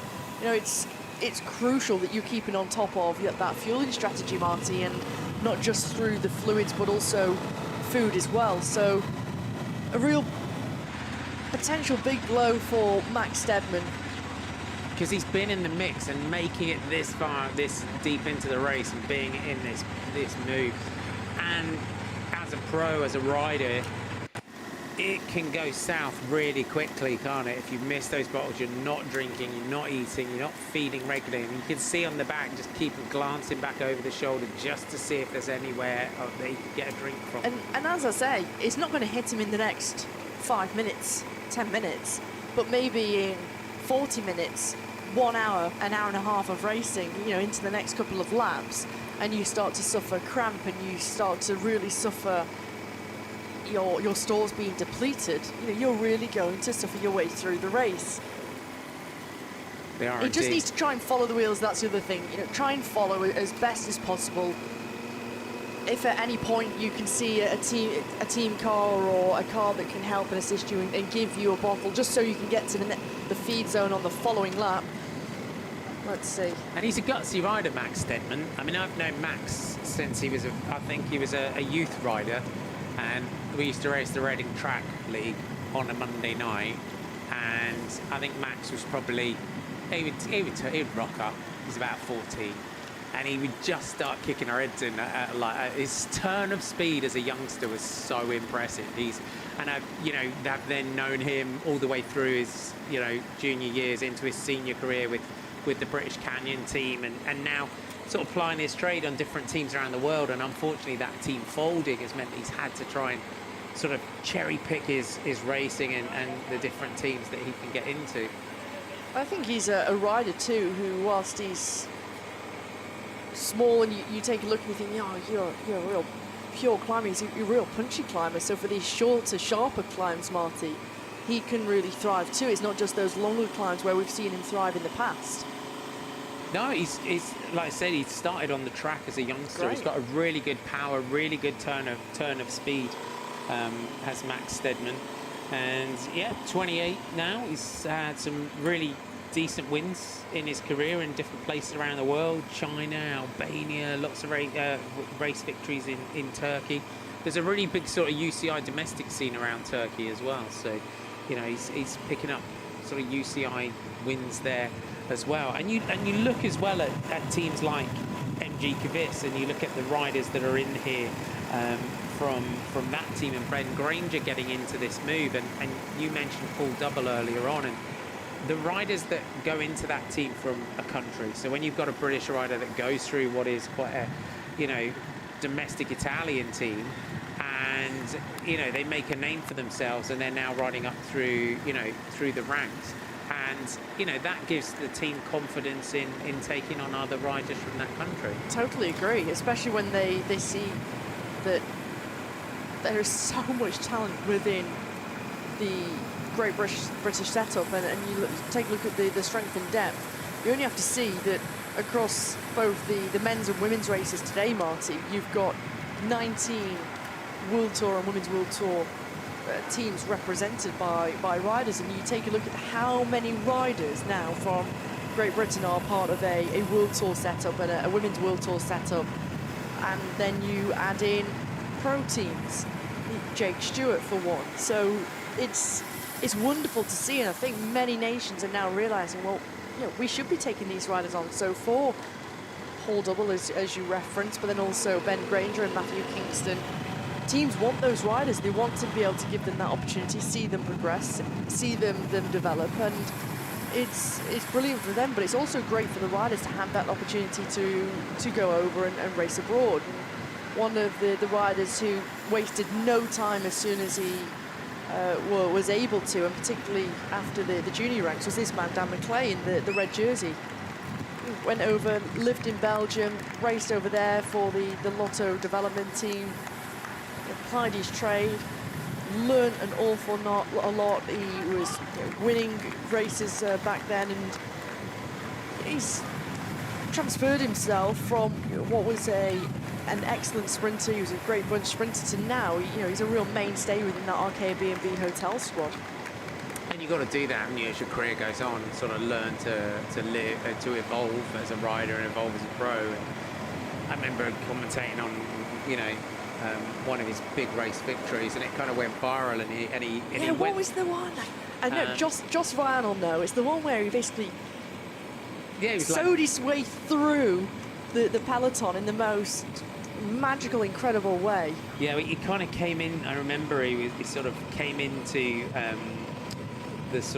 they were following. He was a particular French TV director that liked to follow riders like to follow us in, races in from the helicopter shot and bring it all the way into the finish from that. I'd like to say it's the GP Denan that when he won that, Tom Abuda and Kenny De Haas up there, and he was with Fortuneo Vital Concept. I think it was like 2016 maybe was the win that he took that victory. But it was just the way that, as you said, he sewed his way through the group, and his career has evolved from that bunch sprinter, and it gives you that longevity as a pro, doesn't it? It does. Yeah, Joss has just texted me, Joss Ryan, who looks after everything at the Rayner Foundation, to say, yeah, it was a GP dinner.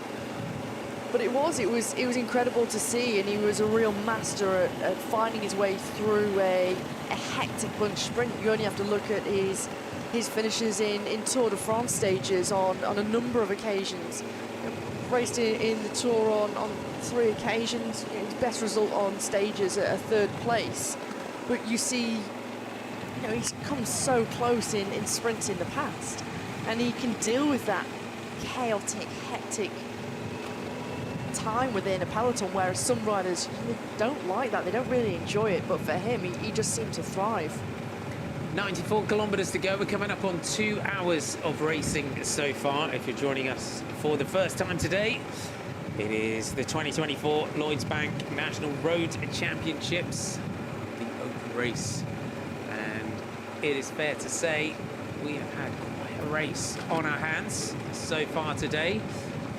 And our leading group, this does look like, but you don't want to tempt fate here, because you say, this group looks like it's going to go all the way towards the finish, but we've said that multiple times so far today.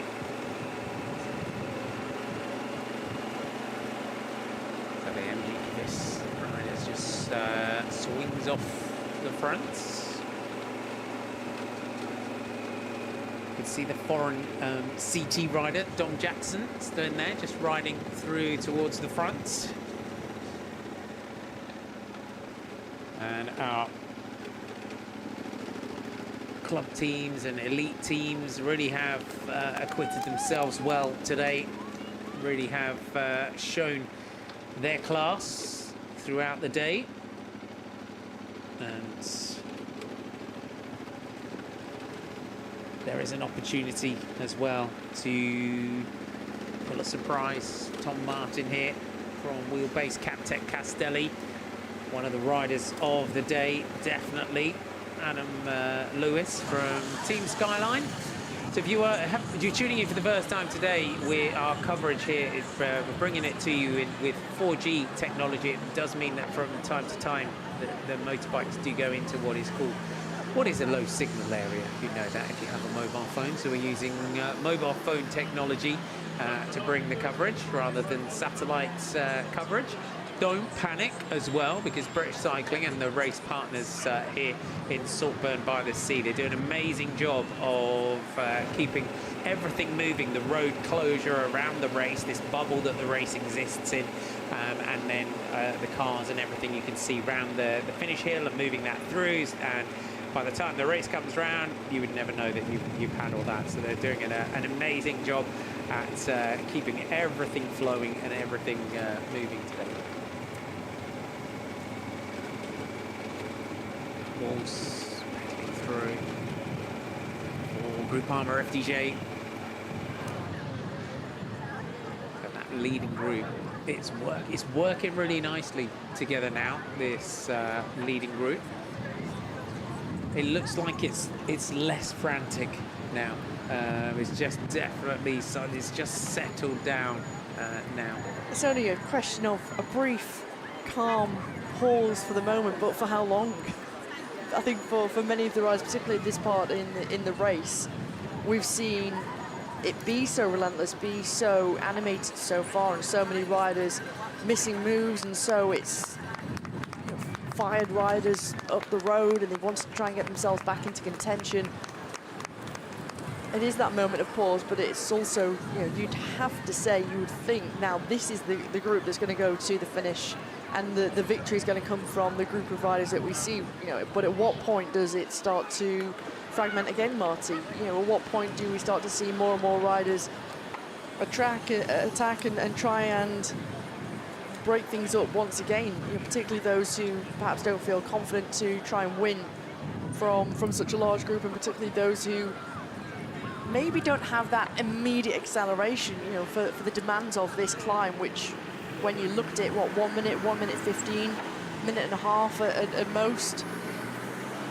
And I think, I don't know if you'd agree, as this race goes on, we're just under 3,000 meters of climbing today in 182 kilometers. It's going to be that big endurance, isn't it? That big engine that you're going to need come the end of this one. It's the endurance, the engine. It's also the ability to deal with the constant pressure on the pedals. It's not like a mountain stage in the Pyrenees or the Alps where the bulk of the climbing on a stage, for example, in the Tour de France, or if you look at a stage in the Giro or La Vuelta, where a lot of the climbing, I say about the Vuelta, but that also has a lot of undulations and ups and downs and constant climbing on days. But if you take a look at the Alps, for example, a lot of the climbing comes towards the back end of a mountain, and so you might be a relatively flat running, and then you've got the big mountain, whereas this is just constantly up and down, no time for respite, no time for recovery.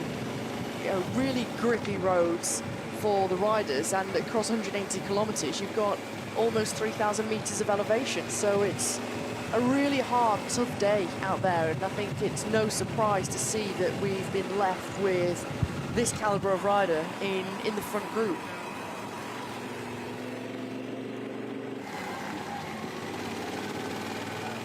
So we are on lap 4 of 7 of our 26 kilometer circuit. There's your time gap, so minute 30 to the chasers, minute 45 to the Peloton. So that is the old gap. And we have Max Stedman now coming through to the front. Looks like as he managed to grab some bottles from the side, Max Stedman out of the saddle here in the yellow. As we say, this is shop window time for riders like Max, where they have had to find a place, find a home within a Turkish continental team. Oh, he's just bouncing on the tyres there. Just checking the tyres. Stedman, quick little bounce. Won't be the first time we've seen a couple of punches on this course. Maybe just checking everything, making sure. Maybe felt, sometimes you feel on certain types of road surface that you've got a flat tyre. But you'd like to think, particularly now the team cars are there, that for Max Stedman to go back and just say, well, look, I haven't got my own team car here. I'm the only rider represented from my team. And go back to the other team cars and say, can I have a bottle, please? And they'll have plenty in the ice cooler, but I think it's also having that confidence and just that thought at this time to think, okay, I'm going to go back and ask someone. Yeah, and teams will always help a single rider out, especially in a championship, because whenever you go to a championship and you're there, helping a team or running a team, if a rider asks for some help, you would always give it to them. And you can just see him in the background there, just to the right, just out of our camera shot, that he has gone back to the GB car. Now, there's always a GB car which looks after sole riders for World Tour teams, pro riders. So he's gone back, got a bottle. That could be so race-changing for Max Stedman. Definitely, and that is worth not having to wait until the next feeder, in terms of what I'm saying. Yeah, and for riders, you have to have a certain amount of riders within the race to have the following car. Yeah, you have to have 3 riders within the race to be able to have your own team car, and that's if you've got 3 riders who are here. So Owen Dool and other riders taking the opportunity now. Tom Martin, his team car comes up for Wheelbase, Cabtech Castelli. He takes a bottle. Dool wanting to do the same, and a good opportunity for riders to do so whilst you've got this lull up towards the front. Particularly in the hot conditions, Marty. It's so important to make sure you're keeping your body hydrated. Not only bottles, but Tom Martin taking on more gels, more food, more sustenance. Groupama FDG wanting to do the same, as are Visma Lisa Bike Development. Just at the back here, number 56, Jake Stewart, asking for his car. Comes up finally. Oh. Just gets the car up to give him the bottles. Just an opportunity as well to have a quick chat. A wine duel. And Ryder's on, yeah, he's looking for his car, and you can see, you know, he's saying, "Come on, you know, what are we waiting for? I need the bottle now before things start to really kick off." But whilst Jake Stewart's feeding from his team car, you can see the GB car, which will be looking after Owain Duel, is trying to come up too. And there is this kind of... Particularly as it's fast. Yeah, it's really quick through here. So if Owain needs his bottles, and he wanted to, you could tell Owain Duel wanted them before he hit this descent, rather than trying to take on the bottles on the descent here. And it is that, it's one of those courses, isn't it, that you can't kind of dither. For one of a better Good word, I like you can't it. dither at the team car, Hannah. You've got to get your bottles and get back in there quickly. You can't be just sitting all there all day or back of the bus waiting and taking it casual. You've got to be quick. We'll be having no dithering today, boss. But you can't, and there's very few points on the course where it is kind of good to feed, particularly on this part now where it's fast, it's narrow. You're constantly turning left and right on the country roads, and particularly as it starts to narrow. So, you know, you're right, Marty. Riders do want to be able to take it when there's less stress. It's a little bit easier out on the parkour. As we go back to one of our Peloton, yeah, this is the back of the Peloton here. You can just see on the back of the group, this is one of the riders from Cycling Sheffield. There's still impetus in this Peloton. Yeah, the pressure is on. You can see the line, the way it's lined out through these country lanes. And as we said, you cannot. There isn't a point. You're here. You're in it. You've got to be racing all day. You never know what's going on ahead of you. It's a national championship. The complete. It is like today. So far today, 182 kilometers. If you look how this race has been ridden. You know, we did take the regular pattern of things, rule book, set fire to it, and just throw it out the window. And that's what we love. Do what you want today, lads. There's no pattern to follow. Yeah, normally you have a little meeting and go, "Oh, we're going to do this today," and then everyone's just going, "Nah, not going to do that. We're just gonna go from the gun." Which is pretty much what's happened, and you kind of feel now at this point where we're starting to see riders feed, we're starting to see riders looking for cars, making sure that you know, because it's on a warm day. We've got a warm day here as well, beautiful conditions, absolutely, you would say perfect conditions to go.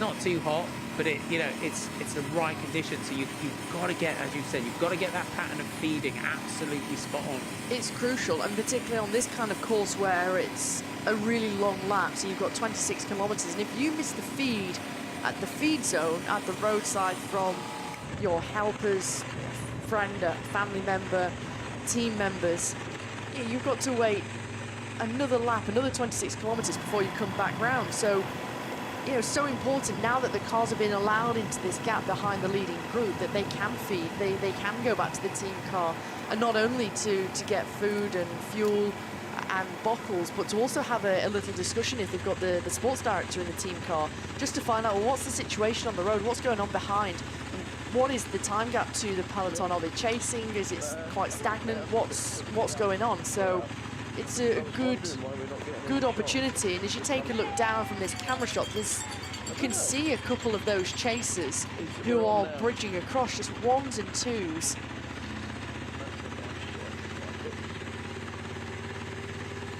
It'll be interesting to see, Marty. It will indeed. Matt Walls pedals through towards the front of the group. And also in there, Jason Blackmore.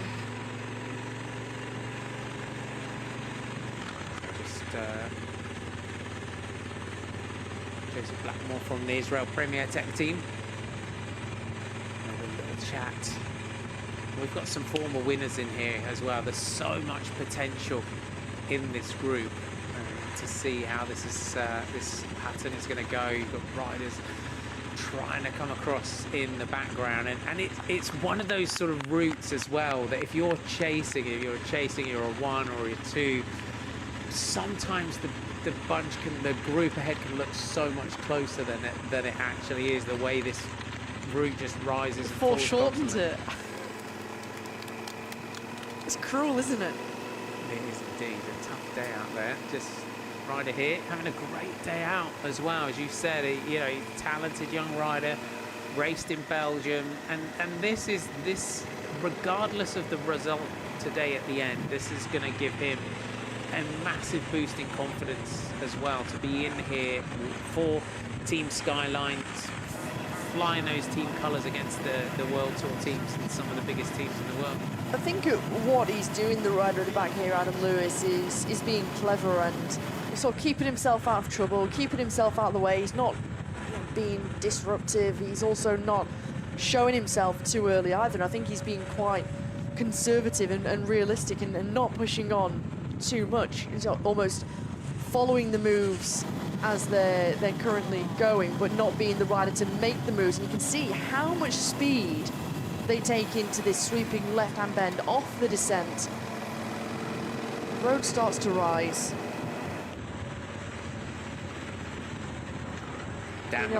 Deer's car comes up towards the front here, Marty. Yeah, they've important to get the feed. And this is what's worth pointing out as well. In the breakaway, the team car can do this. You know, when it's a breakaway like this, you don't have to drop to the back of the group, because the team car knows that you can come up towards the front, comes up to here to Hater, and then you can just drop back down through the leading group here. That's just experience as well. It's not like feeding on the back of the bunch. That's what's worth pointing out for anyone in who's watching. Now, why is the car able to do it? And you can see on the climb, yeah, you can see on the climb here that Ethan Hayter's just able to just drop back down through the group, can feed. There's no panic. He's not fighting to try and stay on the back of the group here. It just makes life so much easier. And then if anyone else within the break here for Ineos Grenadiers needs a feed, he can do that. Just to see if he can get a bottle, get a feed. Adam Lewis looking for a feed. Look at that. That's what we say. That's what this is. But this also is what we love about our sport. And you know, Ineos Grenadiers, feeding rider. He's in on his own here. Amateur team. A great moment.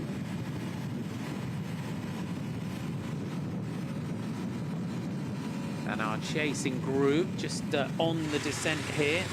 Paul Nisbet from the Soudal Quickstep Devo team. But also the feeding there and helping Adam Lewis by Ineos Grenadiers. That is also the mindfulness of the safety aspect from a sport director in the car. No, okay, if I feed another rider here and I just help this rider out, I need to be able to keep hydrated, keep fed as well within the race. It is, and I think it doesn't cost much either to help him. And now you see the team car of Global 6 come towards the front and offer a bottle to individual riders, and Adam Lewis being one of those, and he says, oh, I've actually already got a bottle, courtesy of the Ineos Grenadiers. So I think it also shows the respect, but it costs nothing to the Ineos Grenadiers to give him that bottle and help him out. And by the looks of things, it looks like Ian Stannard was the sports director in the team car for the Ineos Grenadiers. It's the Global 6 team car. We'll look at the Ineos Grenadiers car if we can get a glimpse in. As we said, it might be a Stannard that's in the car.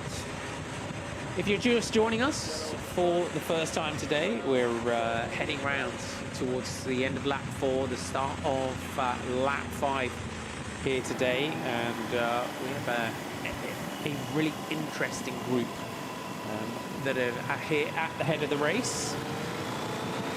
82 kilometers to go, 2 hours and 15 minutes of racing, and you can see just how steep these descents are. The riders have been hitting over 80 kilometers an hour we've seen on the speedos, on the bikes so far today.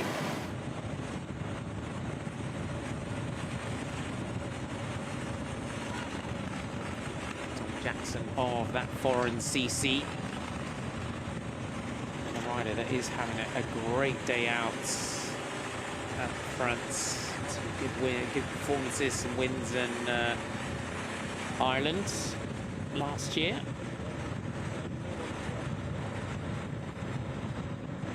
Not a huge amount of results to speak for this year, but he's got himself to these championships clearly on great form.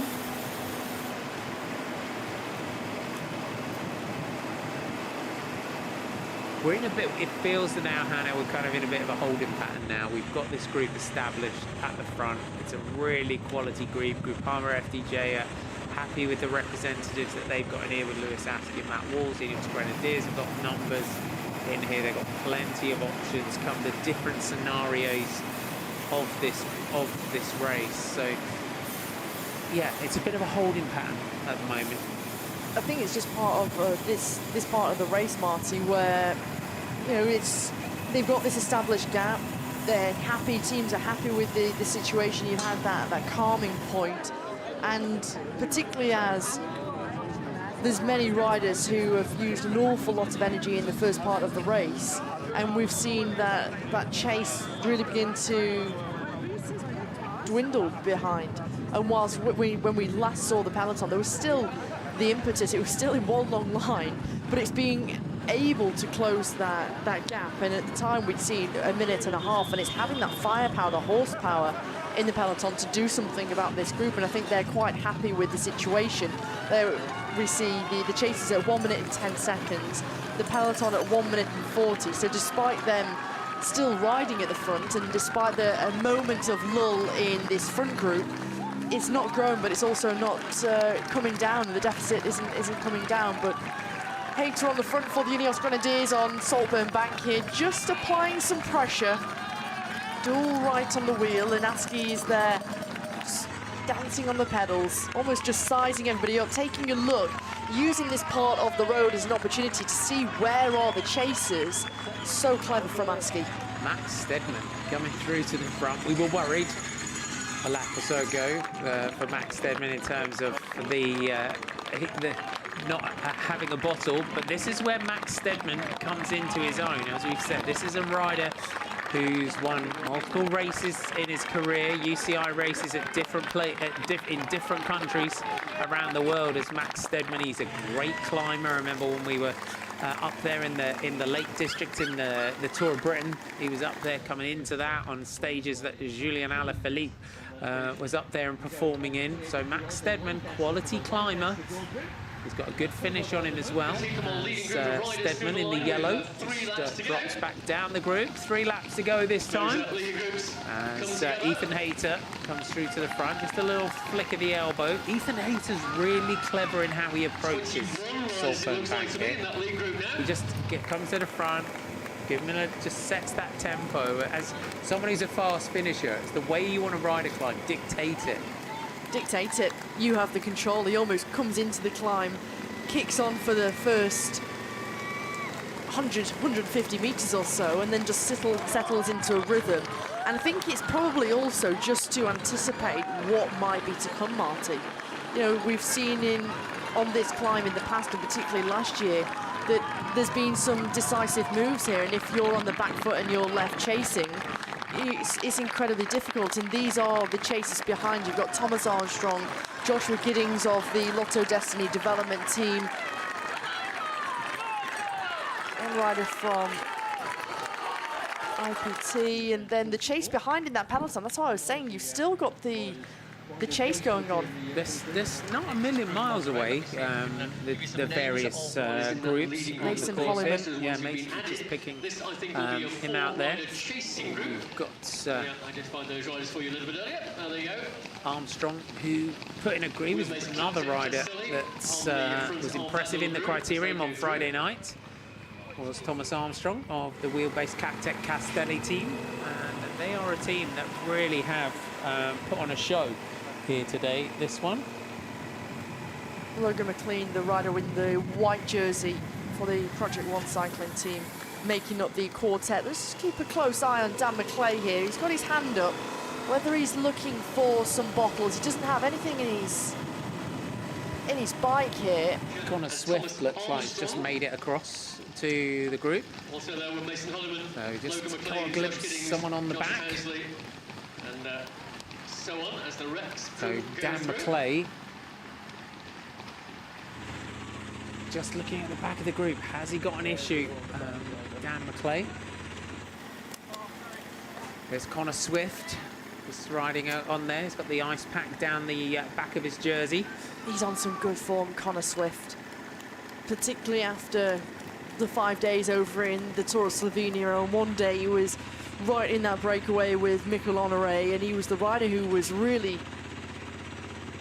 kicking on, going for the stage victory on stage 2. In the end, it came down for the sprinters, but only caught in the closing couple of kilometres. So showed some brilliant form. Was really nice to see for Connor Swift, who became a father this year too. So it's been a wonderful year for him, the man from Yorkshire. The Dom Jackson, who I was mentioning as well, is in this group, and I was trying to find some of his results. He won the Ross in Ireland this year as well, which is shows that he's on a good season. Askey through to the front, just starting to press on a little bit here in this one. Is that getting on there? Bob Is that the Donaldson. Trinity, I was going to say, the Trinity Racing colours getting back on now. Looks like he's come across with Connor Swift. So Trinity Racing's Bob Donaldson gets on to the group. So the chase behind, they've looks like launched it up Saltburn Bank to get across, and no sooner getting across than just getting straight onto the move at the front. Ethan Hayter, Lewis Askey, Max Walker, Bob Donaldson in there, along with Joseph Blackmore. Jake Stewart. Jake Stewart, sorry. Yeah. Just notice on yes, the tattoos, tattoos, the sleeves on the Couldn't see arms. on the arms. So just getting in there as well. Hayter, as we said, Ethan Hayter's been riding very conservatively so far. The way he's just been dictating that pace, and means that you can stay within your power, if that makes sense. Not having to redline it by staying with your riders that may be climbing that Saltburn Bank slightly, better than you. But I think it's also the way in which he saves energy throughout the whole lap, to be honest, Marty. And you see the way that he rides, and he rides with such fluidity, and he's so smooth. Where possible, he shelters himself as best as possible, and he doesn't make these big accelerations. If he sees a rider go away, and we saw that with Steadman on the climb, we saw him go and he didn't make any big reaction. He thought, no, it's fine, everything's under control, we're in a good place, we're in a good position. 15 seconds for this quintet. I think the rider I'm most impressed with was the fact that Bob Donaldson was a part of the main breakaway earlier on. It all came back together, a huge change at the head of the race. He's been in that chase for a long time, and he's managed to bridge across. And as soon as they've made it across on Saltburn Bank, and Connor Swift has made it across, Bob Donaldson has gone out the front, and he's a part of this quintet now. So he's definitely gone through a little bit of a rough patch, and you saw even when he made it into this group here that he just needed to miss a couple of turns, just get the breath back, and just reassess. Bob Donaldson in the lime green jersey. Next to him, just coming through now, Jake Stewart. There's Max Walker, number 5. Lewis Askey and Ethan Hayter, the makeup of this group. Lewis Askey, another rider that just has not missed a beat here so far today. Max Walker for the Astana Kazakhstan development team. Early little testing moves up Saltburn Bank for the man in the blue colours here, just rolling through towards the back. Donaldson in the lime green colours of Trinity Racing. So a change of colours for Trinity. I loved it. I loved the black and white. I loved the checkerboard, kind of mini checkerboard. Yeah, it was that. I think I prefer this green one, to be honest. We're 50-50. We're on either side here, Marty. I don't know what. There's something about the black and white kit. But But no, I like it had the flecks of the lime green and the pink in it too. But this is almost. I think it's brighter, and I like almost the nod to the jersey they had 2 years ago, which was this purpley pink checkerboard jersey. Yeah. Just down the stripe at the back. It was the artist. I think it's the artist in me, though. I love the kind of three. It had the Trinity jersey had that kind of great flow to it. It kind of almost had this sort of glitchiness to it. It was an interesting one. But we've got a change of colours. 5 riders at the head of the race. Ethan Hayter drops to the back here for Ineos Grenadiers. Lewis Askey of Groupama FDJ, Max Walker of Astana Kazakhstan development team, Jake Stewart of Israel Premier Tech, Bob Donaldson, Trinity Racing. That is the moment. On 3 laps to go here in our open title race, dropping to the bottom of the descent. Our men's title fight. 37 seconds is the gap to our chasers, so they're building a decent gap here. 37 seconds, that's quite quick. And pretty quickly as well, they've built on this lead. You know, it was only a kilometre and a half ago we saw 15 seconds, so the fact that they've got themselves organised in this leading group of 5, they're all sharing the workload. Nobody's trying to miss a turn. Nobody is trying to not go through. They're all contributing to the pace, and you've got, particularly with Groupama FDJ, Israel Premier Tech represented, and the Ineos Grenadiers, they're happy behind because they can rely on Ethan Hayter to win for the Ineos Grenadiers. Jake Stewart has shown some excellent form, and of course heading to his first Tour de France later on, or probably in the next couple of days actually, and of course by this time in a week's time, hopefully he'll have finished stage 2 of his first tour. Lewis Askey's been in every major move so far. He hasn't missed a beat once. And likewise with Max Walker. So we've got 5 riders who are really showing some great form, great promise. You've got Bob Donaldson, who's just come off the back of the Giro Next Gen. Suffered a bit of illness after coming back from Italy, but he seems to have gotten through that pretty well. And of course, he's shown such consistency throughout the whole season for Trinity Racing with that 2nd place at Paris-Roubaix in the under-23 category and other races. And I know many World Tour teams will be looking at the performances of Bob Donaldson, and not just this year, but last year too. So it's a great situation for Donaldson to be in, and especially because a part of this group, Marty, is the only rider who qualifies for the under-23 title. Yes, if you haven't been with us throughout the day, we have a race within a race, and the under-23 title is also presented. The man here in the green on that pink bike for Trinity Racing, our own only under-23 rider represented in this front group. Ethan Hayter just dropping to the back of the group now for the Ineos Grenadiers, with Connor Swift just getting on to the group behind. This is a good scenario for them, you would say. And Saltburn Bank, if it did come down to a straight fight up there, I think it would be an interesting battle between this group. Askey, Walker on the climb. You know, Donaldson is in here, as we always say, is an opportunity with 71 kilometres to go.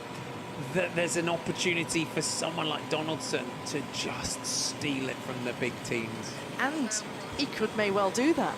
Particularly, he'd have to try and think out how he'd want to try and take the victory. But of course, at 71 kilometres to go, anything can change. And we've seen what we thought, Marty, was the front group, and that was it. And there would be no riders who would come across, and by surprise there's Bob Donaldson again, and Connor Swift has made it into the group. So there's anything can happen. There's always change. One of the riders that is quite content in working and trying to keep the cohesion here Owain Doull, Max Stedman in the yellow jersey, and of course they've missed this, and they don't have teammates to do any of the chasing. For Owain Doull, he's not got Lucas Nurica, he's not got James Shaw in the race. Both of those riders didn't take to the start, so kind of a big loss for Doull not having that team support in terms of rider support.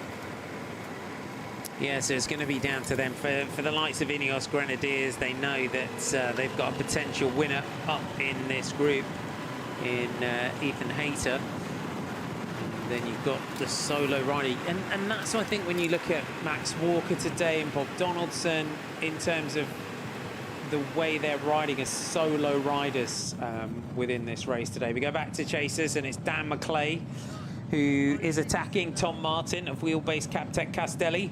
Man, it's never been far away from the action today in this one. He's straight on him. In fact, I think it's the first time he's not been in the leading group, Martin. Yeah. Tom Martin. But what a day out he is having. It's definitely, and that's what is the essence of the national championships, in the way that Tom Martin has ridden, and the way that he's prepped everything, you would say, in terms of coming into this race on great form. He won the Peaks 2-day earlier on in the season. He had a victory over in Ireland and in the Ross. So he's had a really strong season so far. He won the stage in the Ross into Kildare. So yeah, if you could take a stage win in that, definitely on some good form. But last year had some wins down in Spain as well. So he's a talent. We shouldn't underestimate. He's 25, the Wheelbase Captec Castelli rider, but he's also that.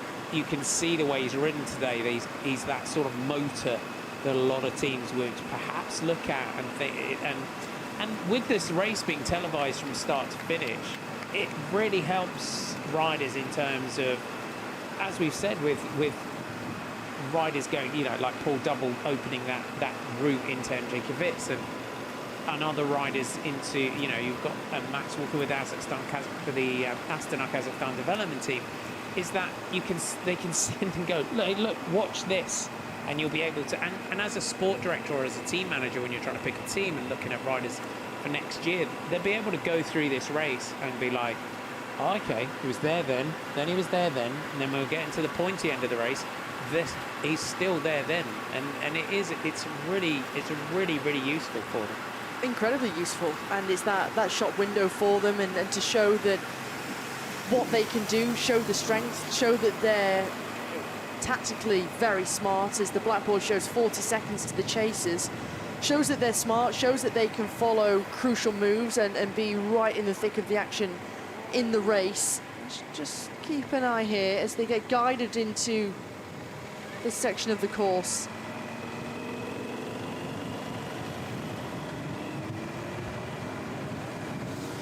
So we're just heading down through here. Just you can see the riders just moving down the left-hand side of the road. A lot that you can see, just keeping an eye on each other.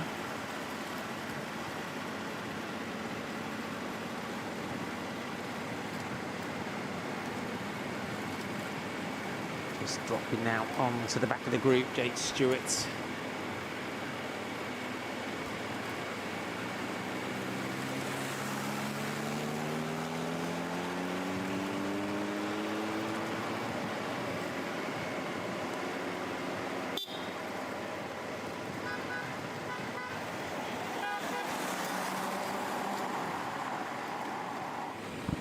The police car just coming past the riders. Back to our next group on the road, and this group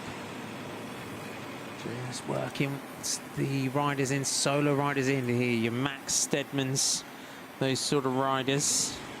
Adam Lewis's, Ben Granger's for MK Foods. I was literally about to say someone needs to start to jump clear of this group. Matt Walls going with him. Connor Swift Wearing number 50, also getting in on the move. Dan McClay. So all starting to jump around. They all know that they need to stay motivated in this one. Ben Swift of Ineos Grenadiers. Just letting everyone else bring the group back together. A Windall just on the back here.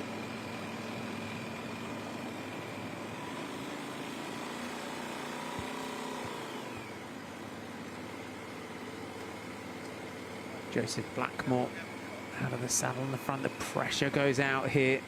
If you want to get across to this front group, you're going to need to go soon. Jake Stewart takes a big gulp out of the water bottle.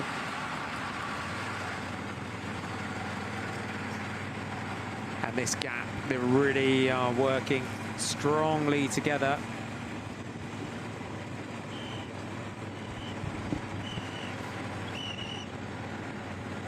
47 seconds we're being shown is the gap from our leaders to that chasing group behind, so a considerable advantage. We are on 3 laps to go. When we come around this time to the line, it will be 2 laps to go in the Elite Men's title race. 3 minutes and 10 to the peloton behind. So you would say at this stage of the race that your champ is coming from groups 1 and 2.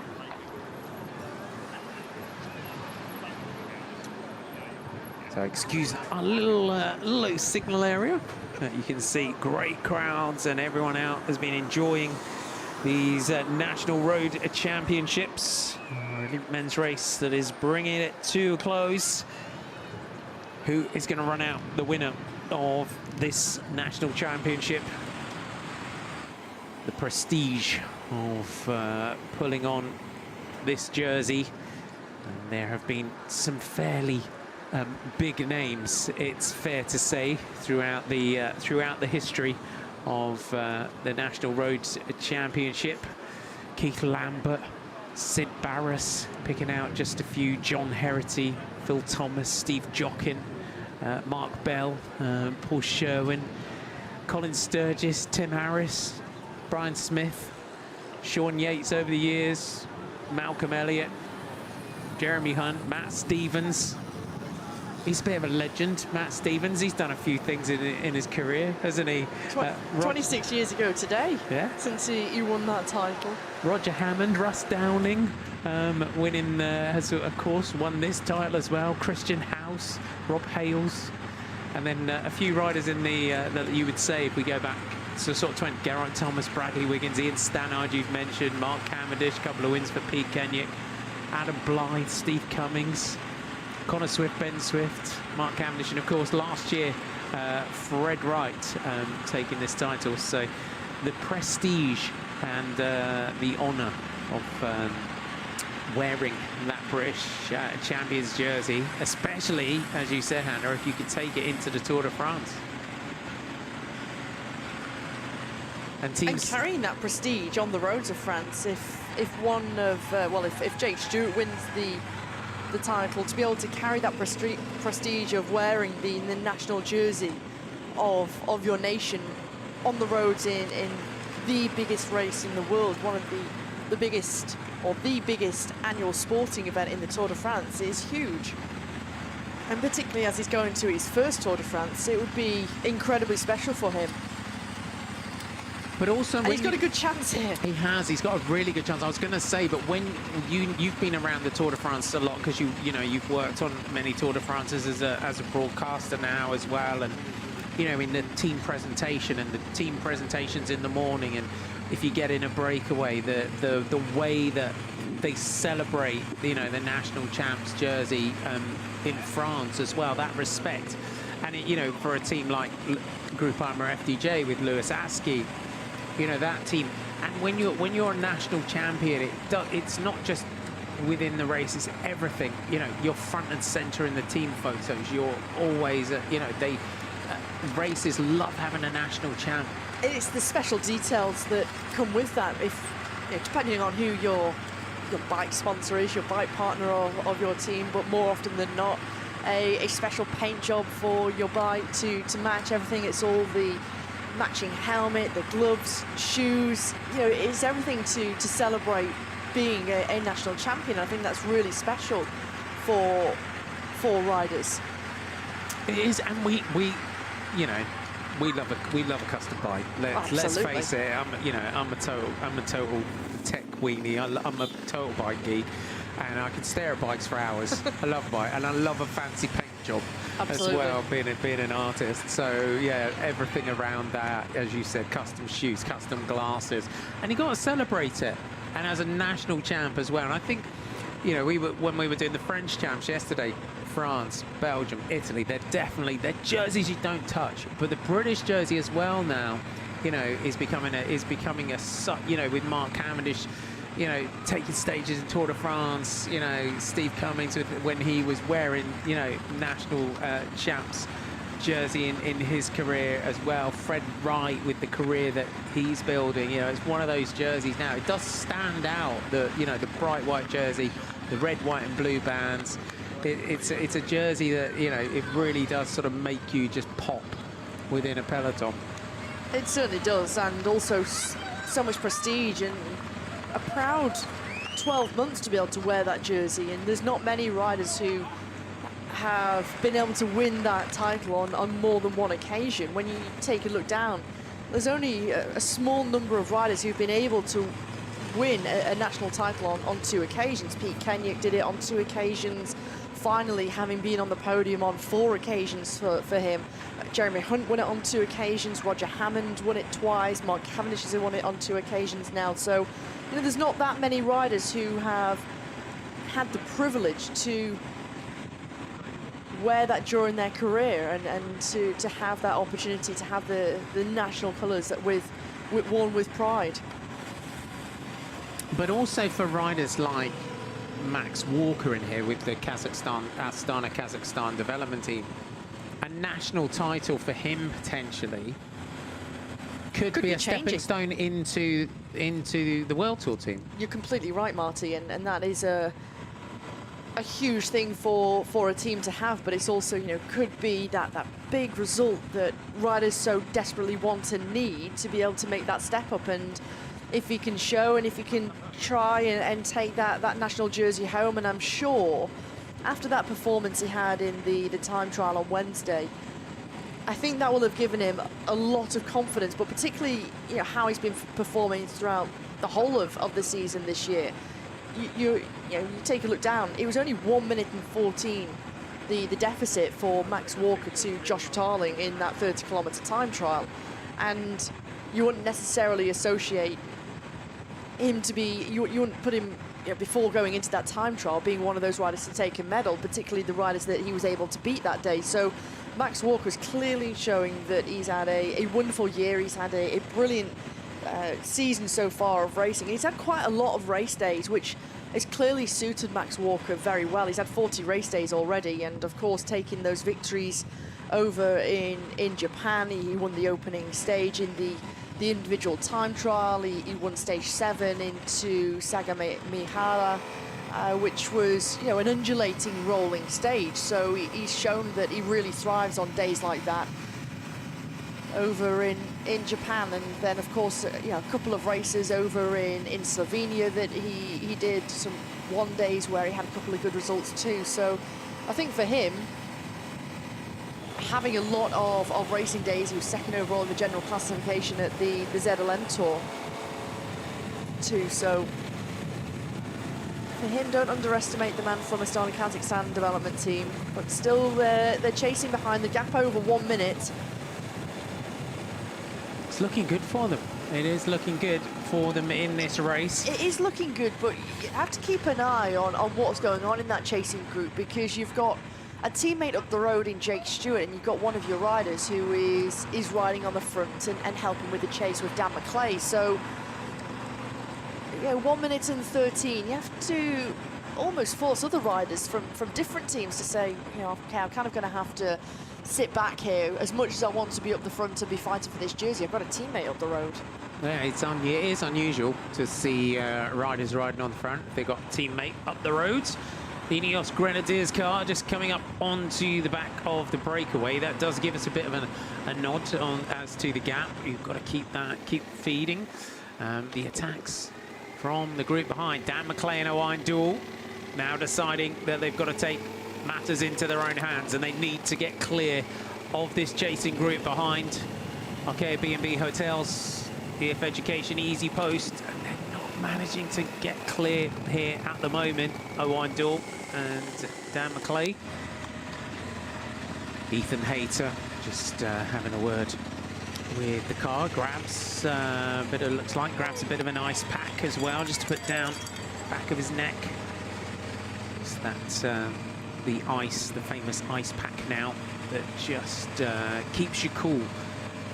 Just popping the ice pack down. Anyone that's tuning in, new to cycling, the keeping that core temperature down is so important. And this ice pack that everyone, you put it in a pair of tights, tie a knot in it, but it's so important to keep cool as well, isn't it? And that's what that does.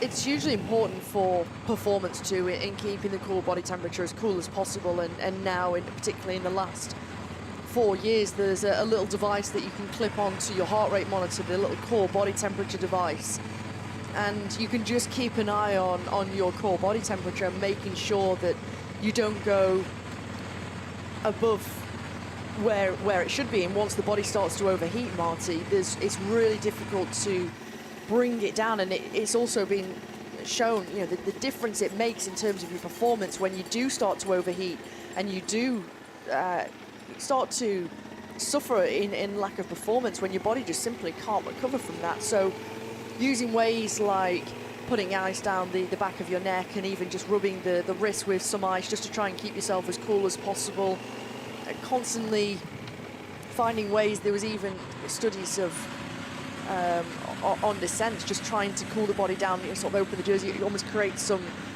draft just to make sure that you can try and cool the core body temperature. So it's so important. Almost another added benefit of all of that research and having that little core body temperature device, how important it's been for performances over the last 4 years since it was sort of really came into the World Tour. Because on hot days as well, we see riders warming up with their ice vests on and the cooling vests and everything like that. So it's every aspect of a rider's training, nutrition, the well-being. For teams like Ineos Grenadiers, they were the famous taking the mattresses around and the pillows to make sure that they slept on the same mattress every night and that kind of thing.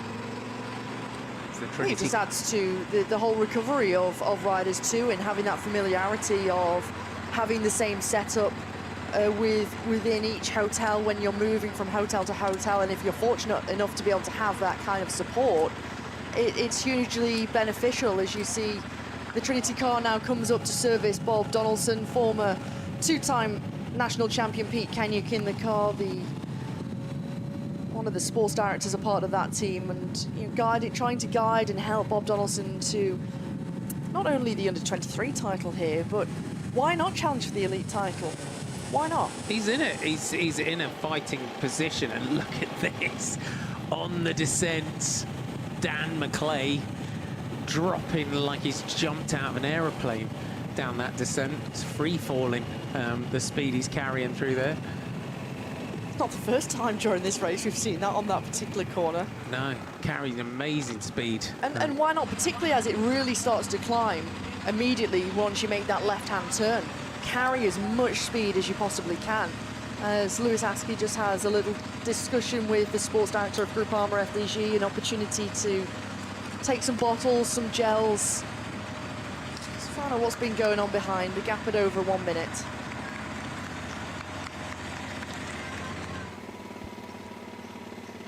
As we go back to our chasers, and there's some riders there just in the background. Everyone just looking to try and grab a feed from the team car. Any opportunity, the Astana Kazakhstan car just moving through. Tom Martin What a day out Tom Martin has had. We'll see where he is. This is where the camera just pans around there.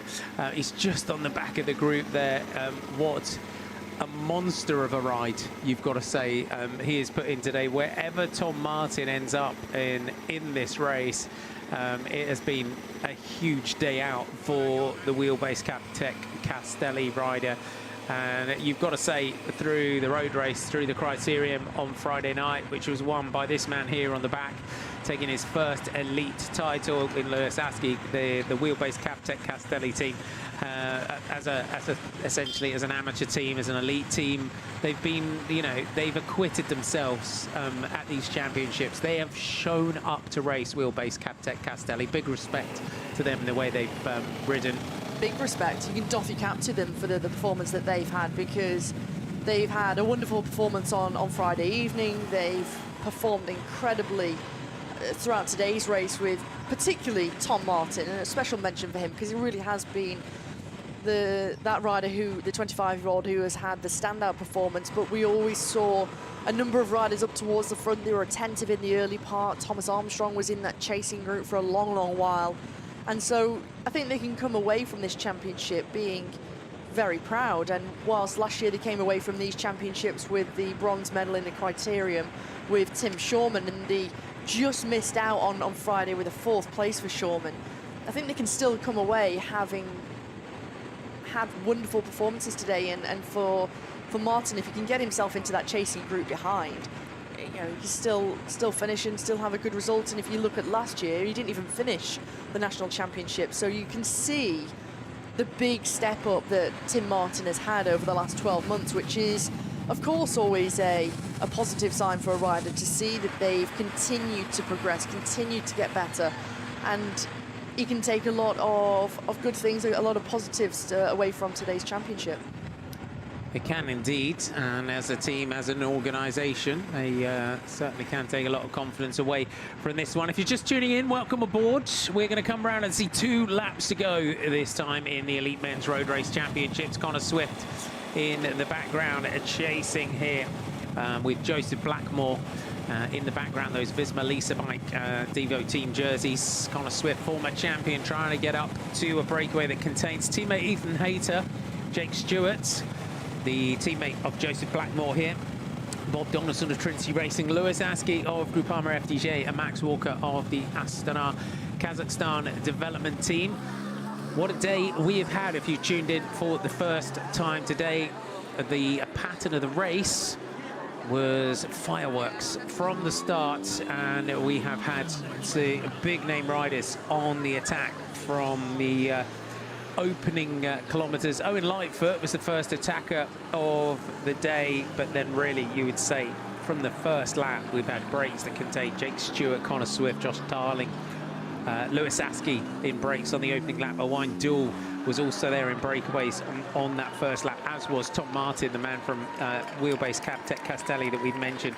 Throughout the laps, different breaks that have just swelled in numbers, splintered, come back together. The riders that are in our breakaway group here have been evident at the front of this race as we hit Saltburn back, and we're going to come round and see 2 laps to go this time. So after this, it'll be 2 more ascents of this climb.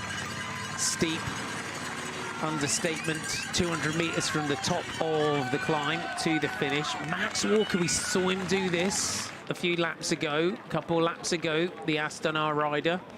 Just maybe here, just starting to test out, have a little dance on the pedals, just see how the legs are potentially feeling. Bob Donaldson looks really comfortable here from Trinity Racing.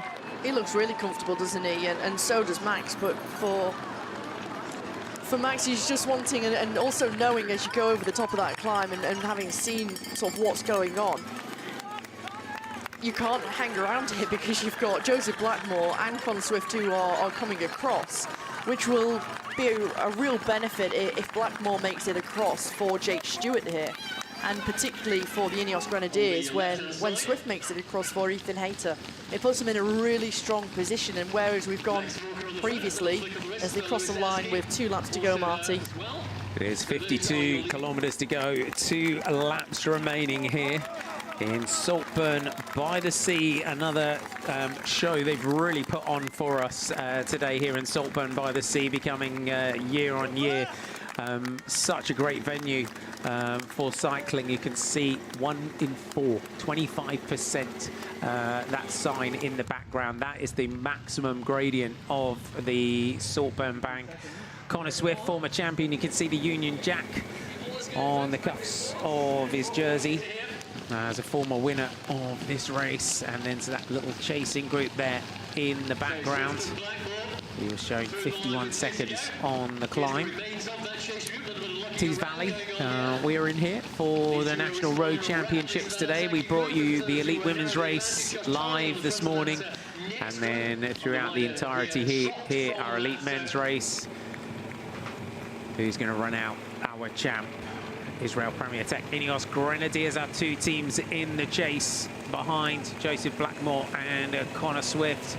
Swift, that familiar style of the Ineos Grenadiers, man. So cool, so calm, so relaxed on the bike. Up to our leaders, Ethan Hayter, Jake Stewart, Bob Donaldson, Lewis Askey and Max Walker. This 26-kilometre circuit that we have here around Saltburn-by-the-Sea, just under 3,000 metres of climbing that the riders are tackling in this 182 kilometres that has been absolutely relentless from the start. If you haven't been with us throughout the day today, the riders are going to know they've been in a fight tomorrow, aren't they? Just on the right-hand side, and I know you and I earlier on, a couple of laps ago, were talking about the infrastructure that teams and World Tour teams and bigger teams had brought over to these championships and how much they invest in making sure they can give their riders the best setup and not too much of a change within the setup. You just saw there the camper van of Groupama FDG, a number of staff members, and showing the setup that they've brought to this race. It's good that we know the respect that they give them. This is the main part of the peloton that you can see now considerably thinned out in numbers since we started this morning, as they've 45 seconds from our leaders to our chasers. And in this chasing group behind, they're still attacking, still racing. Not at this point, as we've said throughout the day, you've just got to keep that momentum. You never know what's happening ahead of you. And Sam Watson, one of the big riders that has missed the moves. He was always there in the early part of the race. He was always very attentive, and sadly for him, he missed the move, and now he's not in there. As you just see Alex Belden go through. Just take a look at Jake Stewart looking for some bottles. I think it's a team car coming through. Just signalling to the car behind that he needs a bottle. Just waiting for it to get up to him. Connor Swift and Joseph Blackmore. Just the group almost coming back to them here, just behind.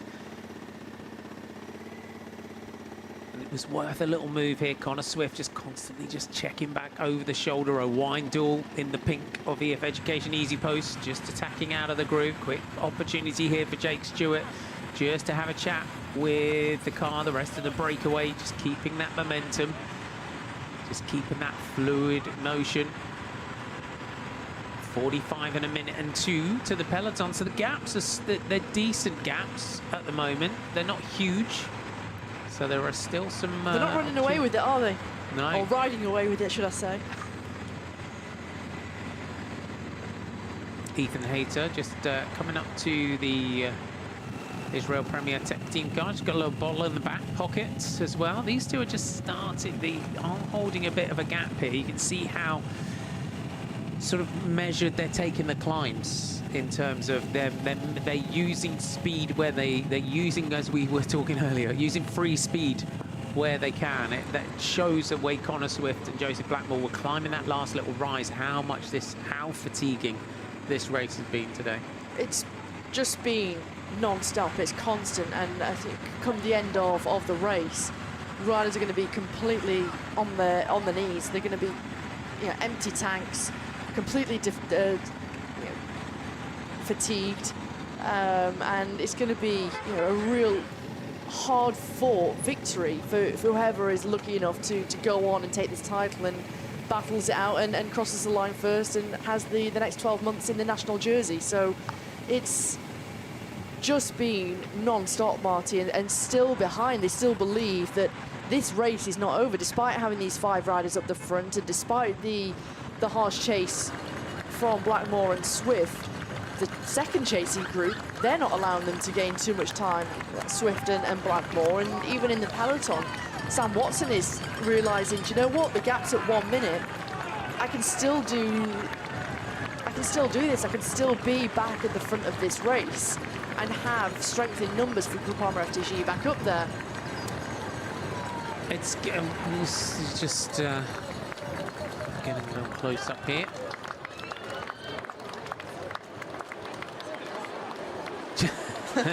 Just cooling down the DS in the Israel Premier Tech car. Don't want them overheating in the car.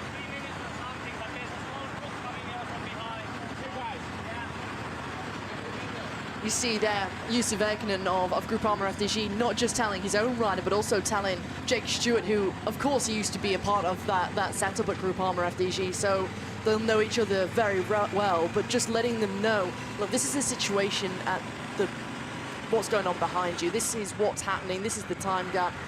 2 guys are trying to come across, and vital for these riders to know and have all of that information. But for Jussi as well, that, you know, this is for him. He's got Aski in here, who's in this race, having ridden the Giro, and you can't perhaps underestimate the impact of that. You know, it's his second. He rode the Vuelta last year. It's his second Grand Tour. You know, that super compensation that you can get from a Grand Tour into a championship like this.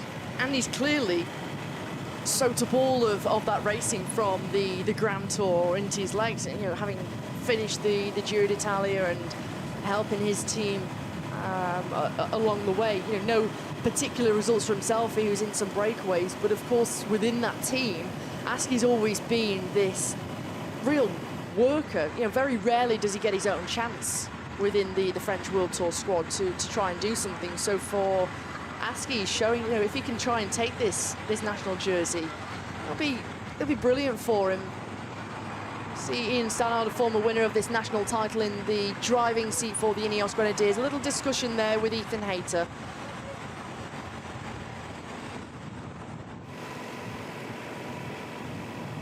And there's your chasers. You can see they've got the breakaway in their sight. They've pulled the cars out of the gap. So just forming a bit of a barrage here for the 2 riders in the gap. So Joseph Blackmore just coming up. They're looking good to get on here. Connor Swift. This will give strength in numbers, though, between... we'll see how this changes the dynamic of the group. It may... It's got the potential to have a negative effect, hasn't it? Because you've then got 2 in here for Israel Premier Tech, you've got 2 in here for Ineos Grenadiers. A little bit more of the onus will be on them to do the pace on the front, though, Marty. And particularly because they've got that numerical advantage. But I think particularly at this point in the race, I think many of these riders just keep a close eye here on Ethan Hayter. One of the says sorry to the motorbike here, the camera motorbike, the fact that the bottle fell out of his back pocket. Just saying thank you, and again, just showing that respect, just to say, oh, you know, sorry, I didn't mean to, cause any disruption to you there behind on that descent. And on the climb, Connor Swift is just trying to bring this gap down here. So they've got that gap over the chasers. So with Blackmore and Swift. Connor Swift's not made life easy for himself today, though, has he? In terms of the chases that he's made to get it back into the sort of pointy end of the race, in a way. But I suppose that's just Connor Swift, isn't it? Yeah, but I think it's also the way that the race has gone. For the most part, he was in a lot of the big moves, and he was one of those riders who breached across into one of the early breakaways. It was all looking swimmingly. We had a change at the front of the race, and it's just the way that the race has gone. But I think the main thing is that when he did miss one of the main moves and he came across from a chasing group, almost out of nowhere by surprise, he was back in the front with Bob Donaldson, and it was only then that he'd missed this quintet that went up the road. He's trying to come across with a real informed Joseph Blackmore, who this year can't stop winning. He won the final stage and the overall classification at the Circuit des Ardennes. He won stages in the Tour of Rwanda and then went on to win the overall classification. He won the stage up to Kigali. He was up there in the Tour de Taiwan. And so for Joseph Blackmore, it's a good little ally for Connor Swift to have. And he's so committed in bridging across. Joseph Blackmore, the 21-year-old, who has almost left the academy team of this outfit and now just been promoted straight into their pro team since the start of May. Just as they're about to get on, Lewis Askey attacks at the front. So just to give them that momentary when they're about to get on here, he will be the rider that he's in here on his own. He won't want to be fighting it out here with two Ineos Grenadiers and two from Israel Premier Tech if he can. Just as they're about to get on, and Jake Stewart just drops to the back just as Lewis Askey attacks. So this the newly crowned Elite Criterium champion just takes the group off the front here. And he wants to try and make it as hard as possible for Connor Swift and Blackmore to come across, and Stewart is trying to help them come back, and he doesn't want to give them an easy ride to make this junction. But as Askey swings off, Hayter knows that Swift is coming across and he's not going to go through and contribute and help with Askey. So of this group, Askey really wanted to make the lives hard of this trio at the back here. Connor Swift, another rider that finished the Giro recently, and you can just see as he gets on there, Joseph Blackmore grabbing some food out of the pockets. Bob Donaldson just having a look back down the group, floating around just to see who's here. He's now got to take the measure of this group because he's now got a rival as well for that under-23 championship title race. We can't underestimate that as well, which is why you would say Bob Donaldson as well, just keeping it. Before that, he was living a charmed life. He had that under-23 championship sewn up. Now he's got a fight on his hands. He has, and particularly the fact that Blackmore has a teammate in Jake Stewart, and it's Bob Donaldson who's isolated, and he really will have to think, you know, how can I try and beat Blackmore for this title? But first, you know, you try and go with the main part of the race and don't think too much about that under-23 title. Really focus on the elite race as a whole, and if you succeed in that, or you do well in that, depending on where Blackmore finishes, you know, the under-23 title will come as a result of doing well and putting yourself right in the fight with the elites here. Yeah, you just win the elite race, just win overall, then you haven't got to worry, then you get two jerseys. Isn't beyond the realms of possibility. Not at all. So the two we've got with Ineos Grenadiers topping and tailing this group now, with Ethan Hayter on the front and Connor Swift on the back. Connor Swift, the winner of this national title back in 2018. It was he's a rider that we watched come through the Tour Series, come through the sort of domestic racing here in Great Britain, and that national title for him as well, Hannah, really was the sort of making of him, wasn't it? You know, moving on to pro career on the continent, Connor Swift, and you know, and he's another one of those riders that really has, you know, he's cemented his position within the big teams as well. He certainly has, and I think when he won that title when he was with Madison Genesis back there, you know, it was a huge victory for him, and he's a rider that came to the sport a lot later than most, not like his cousin Ben. And so for Connor Swift, when he won that title back in 2018, when we were up at Stamfordham, and winning the title ahead of Adam Blythe and Owain Doull, Rob Scott, who you and I were mightily impressed with on Friday evening in the Criterium, he has gone from strength to strength. And of course, with that came the contract from Arkea Samsic and then into the Ineos Grenadiers. he's really cementing himself as a rider who can, when given the opportunity, win and take that leadership, but also he's so important. As we see Mr. Ned Bolting in the team car with Trinity and Pete Kenyuke, two-time winner of this national title, guiding and helping Bob Donaldson to try and take the under-23 title and try and win the elite title too. And Ned will be there for a little interview at the end. But just having a look down through... Jake Stewart is really going through a rough patch, isn't he? Yeah, he's in a world of pain and suffering. At the back is Jake Stewart. It's just his teammates getting on at Ethan Hayter, just about to launch a move. 42 kilometers to go. Lewis Askey looked back over the shoulder, just kind of slammed the door shut there as he was trying to see that move. It's just here, he's, as we said, he's in a world of pain. Jake Stewart for Israel Premier Tech. It happens, doesn't it? You know, when this race, as we've said, when you go. There's no coming back sometimes. Not at all. And he just, this race, you can't underestimate how tough this race has been. As we said earlier on, there's been no chilling early on, and then oh, we'll come through, 20k to go, couple of laps from the end. Yeah, we'll start to race now. This has not been like that at all. It's been a smash fest from start to finish. Particularly for Jake, who has been very attentive from the very start of the race, Marty. He's always been up there. He's been in some great moves already, great breakaways, and particularly as a rider who spent the majority of the winter season, as opposed to doing the winter training, he was going through rehabilitation for the knee injury and trying to come back from that. And then once he did come back to racing, you know, he had a few races under his belt. He raced in some of the classics. He crashed. He took a lot of skin off his hands. He'd really damaged his hands, and then had to miss a whole chunk of racing and sort of missing his favourite races, really, particularly in those spring classics. And so, you know, it's a part in the season, and particularly the early part of the season, where it wasn't easy for him. But I think when you see that he's quietly been chipping away, working hard, getting the training in once he had come back to full fitness and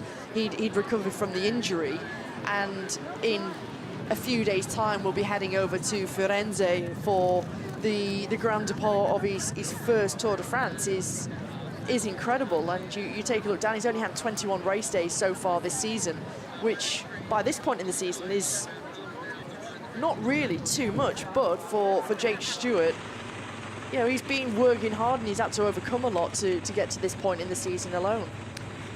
And getting getting that Tour de France debut as well is a huge moment. Max Walker, Ethan Hayter going off the front here, so we're getting a bit of a split now within this group. Lewis Askey, the other rider that looks like he has gone clear. So trio of riders, great scenario, you would say as well. You know that you're assured of a medal if there's three of you off the front. That's all. There's always that sort of mindset as well in a championship race, isn't there? You've got gold, silver and bronze medals. We look around our group, so it's Lewis Askey, Max Walker and Ethan Hayter. As Jake Stewart in a world of hurt, you can see here for the Israel Premier Tech team. You've seen the riders just constantly feeding, as you need to do in a race of this distance and this sort of severity that you've had today.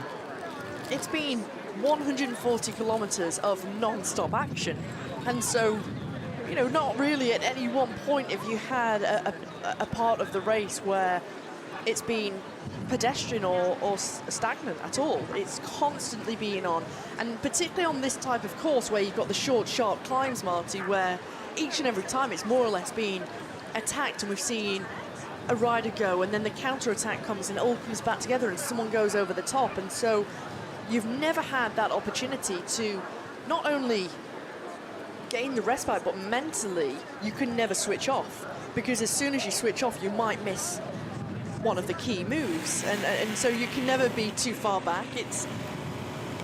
You know, you have to be on all day. You have, it's like WrestleMania does cycling today, because it's just like they've just been tag teaming each other all day long. It's just been one rider in, one rider out constantly. It's been that sort of energy though, hasn't it, throughout the day. Big move though, as we've said, gold, silver and bronze medal positions. If there's 3 of you at the head of the race, and as we said, the man in the blue from Group Armour FDJ, Lewis Askey, on great form, that first elite national title in the criterium. Connor Swift, Bob Donaldson and Joseph Blackmore for the Israel Premier Tech team. You've got first and second here in your under-23 category race, in the rider on the front in the blue, the rider in the middle in the green of Trinity Racing, and then Connor Swift, former champ, on the back of the group.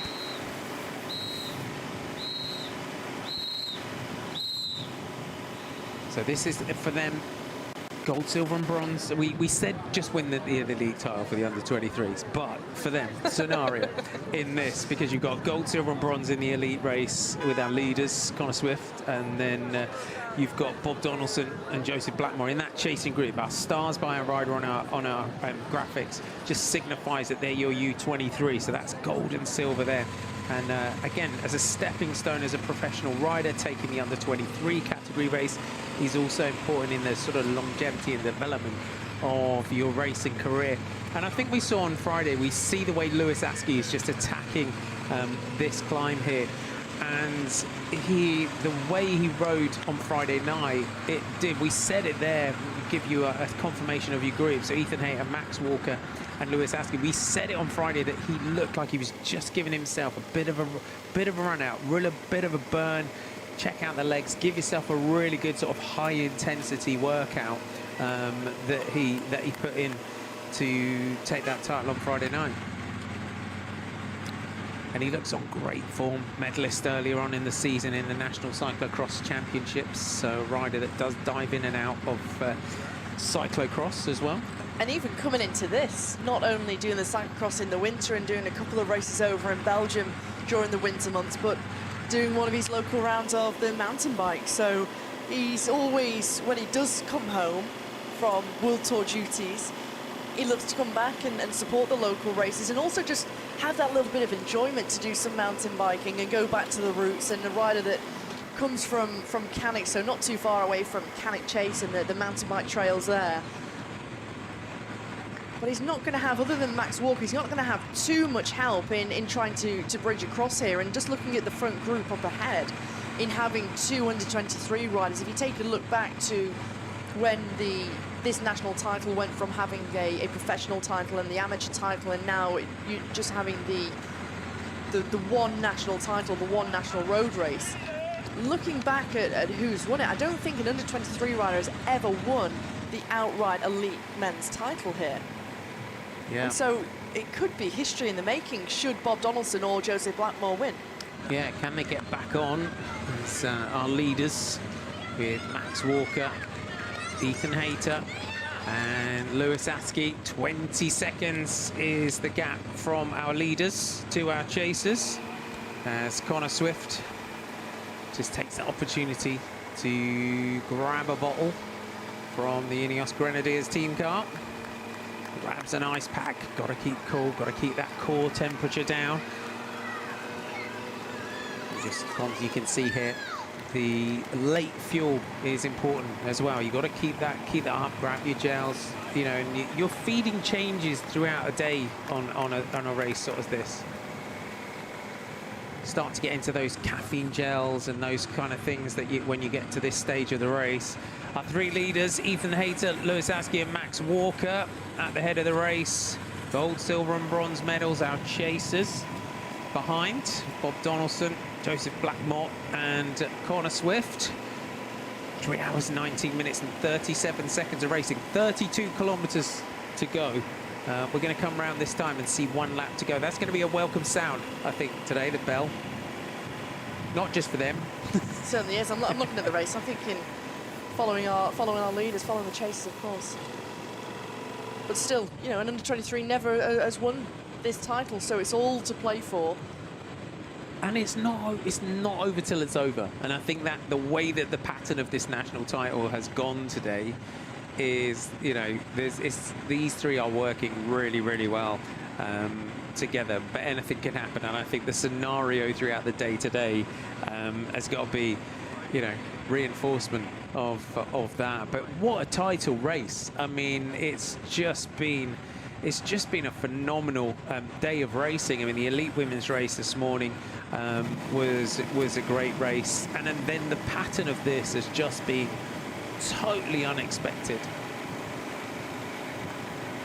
But I think on such a hard course, and with a few changes to this course too, a little bit of a larger lap than previous years, and particularly the route that they've picked, you've got a race on your hands here where you've started with 150 riders, Marty, and right now you've got 6 riders, give or take, who are in the battle and in a fight for the jersey. So it just shows the difficulty and just how hard it is to win.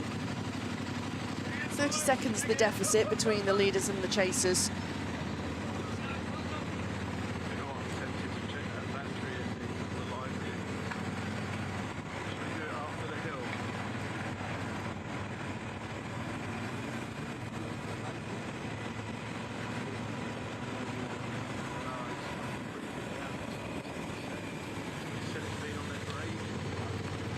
We start to see the sea in the distance as well. And we get through the climbs on this course and the circuit here in Saltburn-by-the-Sea, 26 kilometers in length. What a course for the second year in succession. And you've got to say, what a leading group here. Ethan Hayter, Lewis Askey and Max Walker. So looking at the moment here, Hannah, as we come round towards the bell lap, we're getting a new, we've got the potential here. We have, if it's this group that goes to the finish, new elite road champion for the first time. Very first time. You know, none of these three have ever been the elite champion, and of course they're all fully committed in this group too, because they know they're all carrying good form. They're all in with a good chance. Behind, Ethan Hayter knows that if anything does happen, he's got Swift behind us. It comes down to 16 seconds in the chase, due to the fact that Blackmore and Donaldson are working so tirelessly to try and close the gap and close the deficit. And of course, meanwhile, Connor Swift can sit on the back here, save the legs, doesn't have to pull a turn, and they're not even expecting him to come through, Marty. They're not expecting Connor Swift to come through and give them a turn. So you're sort of almost in the best of both worlds. The Ineos Grenadiers, the team who's in one of the strongest positions currently.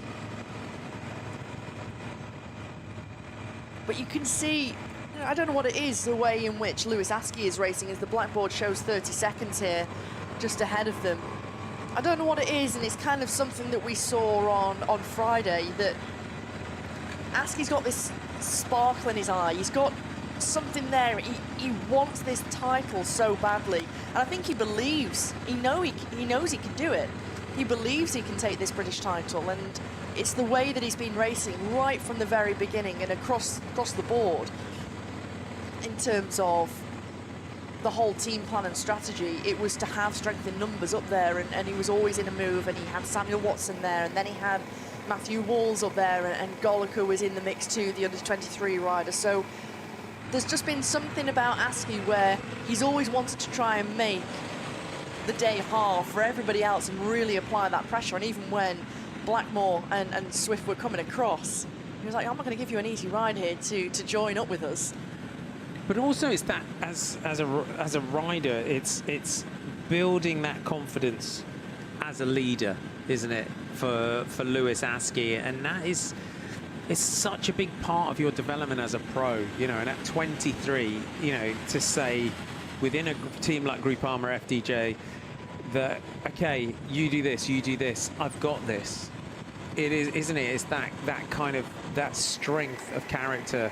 And that is when you start to build leaders. That's when you start to build riders that you can build a team around. And you can bet that Mark Madio will be watching you know, watching this race, because for them, you know, they're a French team, but their pride in someone taking a national title is huge. But also, you know what, you know, Marc Madio and the big bosses at Groupama FDJ alike, Connor Swift just having a little cheeky shake of the legs here. He might jump, knowing what Connor Swift is like. We'll see if he decides to try and go on Saltburn-by. But they'll be watching and then looking and seeing the dynamic of Lewis Askey and how he's racing, you know, how he's taking on this mantle. Look, as you've said, you can see the confidence that he's riding with. That, as you said, that little spark. He knows he can win this race. He wants to win it. He knows the team have got behind him. He's already won one title so far this weekend. He's already a winner. He's already got a national title. And it's keeping that winning mentality alive, isn't it? From when you go into a World Tour team and you make that step up, and he did his apprentice years with the Equipe Continental Groupama FDJ, now Groupama FDJ Le Conti, and for that team and for Askey, for the majority of his World Tour career so far, he's been that helper, that domestique for the most part. He's had a couple of opportunities in some of the classics, and of course over in Paris-Roubaix a couple of years ago, he was having a great ride and he crashed and, you know, he badly injured his knee, and it was, you know, this open wound. And at the back end of last season, after, you know, being a real vital asset to the team, he had an opportunity in Paris Tour where he was in the breakaway, and in the closing kilometers he had cramp and he just, you know, he couldn't do anything about it, and in the end he was sprinting for the victory. And it was one of the riders from the development team of Israel Premier Tech who ended up going on to win that, and off the back got that World Tour contract. But for Askey, it's not often that he gets an opportunity to race for himself, so it's not only the title, Marty, but it's also you up your worth as a rider. He's still got another year with the team, but I think it also proves to the team, you know, give me some opportunities to ride for myself. But also as a rider, sometimes, and we've seen it throughout history in cycling, sometimes their national championship title race and winning that national title is what keeps the longevity of their pro career, in a way. As we said, the value of national championships for teams in terms of visibility, in terms of the sponsors, and for them perhaps attracting sponsors in from different nations as well, which is always really, really important. There's your time gaps, 45 seconds, 2:08 was the gap back to the peloton behind. Lewis Askey just swapping the bottles over here as they start this fast descent here. We drop in Max Walker on the front, Ethan Hayter and Lewis Askey on the back. That is the makeup of your group, your gold, silver and bronze medal positions here in our elite men's championship race here at the 2024 Lloyds Bank National Road Race Championships in Saltburn-by-the-Sea. A battle for the under-23 title. The gold and silver medal positions are in this chasing group here, with Joseph Blackmore in the blue and white of Israel Premier Tech, Bob Donaldson in the green colours here of Trinity Racing, the man on the back for Ineos Grenadiers. He's got his teammate Ethan Hayter in that front group. He can just get a free ride here on the back of our two under-23 riders. But back to the front, Askey, Walker and Hayter really powering on here at the front, and Lewis Askey rolling that huge gear, swings off to the right. Max Walker comes through. Ethan Hayter, such a fast finisher though as well. Ethan Hayter, it's, would you say, looking at this group, Max Walker and Lewis Askey, have they got to, they cannot take Ethan Hayter, you would say, to the top of the climb? I think one thing that we've not seen from Hayter at all, he's not shown his hand on the climb. He's not tried to make any acceleration so far. He's not tried to just sort of open up the legs and test things and just see how it feels. And so it's that unknown of what he can do. But of course, for Hayter, he's won so many big races during his young road career so far. And you see when he's been, you know, sprinting at Norway and in Paris-Nice in the past, and you know, he's been rubbing shoulders to shoulders in sprints against Mads Pedersen. And so for Ethan Hayter, you know, this kind of finish isn't beyond the realms of possibility. He does have that fast finish, and it's just what Askey and Walker really need to think, how can I try and beat Hayter? But at the same time, when you've got a rider who is so determined to try and go home with this title in Askey, the 23-year-old from Cannock, you know, actually maybe they should be thinking, well, how are we going to beat Askey? Because he's clearly in sublime form. He is indeed, and there is that here, that in terms of the British team, Ineos Grenadiers up against Astana Kazakhstan development team. Lewis Askey on the front here, just swings off, goes wide on the hairpin. Walker comes through. Askey just having a little glance across here at Ethan Hayter, who you would say, as Hannah said, he hasn't shown his hand so far. He's the wily tactician. He's been so conservative in his ride today. He hasn't gone deep on this climb when he hasn't had to. We've seen him on the front at times when Max Walker was stomping it up the climb and Hayter just swung off, looked around, didn't want to do anything. He just came through. He just knew it, and that's the experience as well, isn't it? It's using that power when you need to. Askey just sat on the back here, doing the right thing, just keeping an eye on Walker and Hayter just ahead of him. Here's our chasers. Blackmore swings through that corner. Bob Donaldson for Trinity Racing swings through. Connor Swift just sat in the armchair on the back of the group. This is going to be an interesting sprint for the under-23 title as well here. Come the next lap, we're going to get the bell this time, and we come through the line. 1 lap to go, 26 kilometres remaining here in the British National Road Championships. When we come round at the end of the next lap, it will be the gold medal and that famous stripy jersey for one of those riders in that breakaway group. Who will it be for this fight here, the battle for the under-23 champion between Bob Donaldson and Joseph Blackmore? Just the difference of Bob Donaldson and Joseph Blackmore. Bob Donaldson in the big ring climbing up here, with Joseph Blackmore in the little ring spinning a smaller gear. Just the little differences between the two under-23 riders, and it's not to say one is better than the other. You know, clearly Bob Donaldson is feeling good, but it's just interesting to see that he's clearly still got the good, strong legs. Oh, he's got some power to spare. Certainly He's on has. the big ring. He's got power coming out Save it his for the ears. next lap.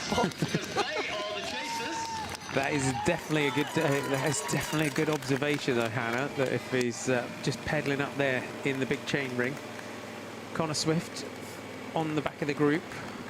That gap that's not jumpable now to those leaders. He's got his teammate ahead. He knows that Ethan Hayter is a potential champion.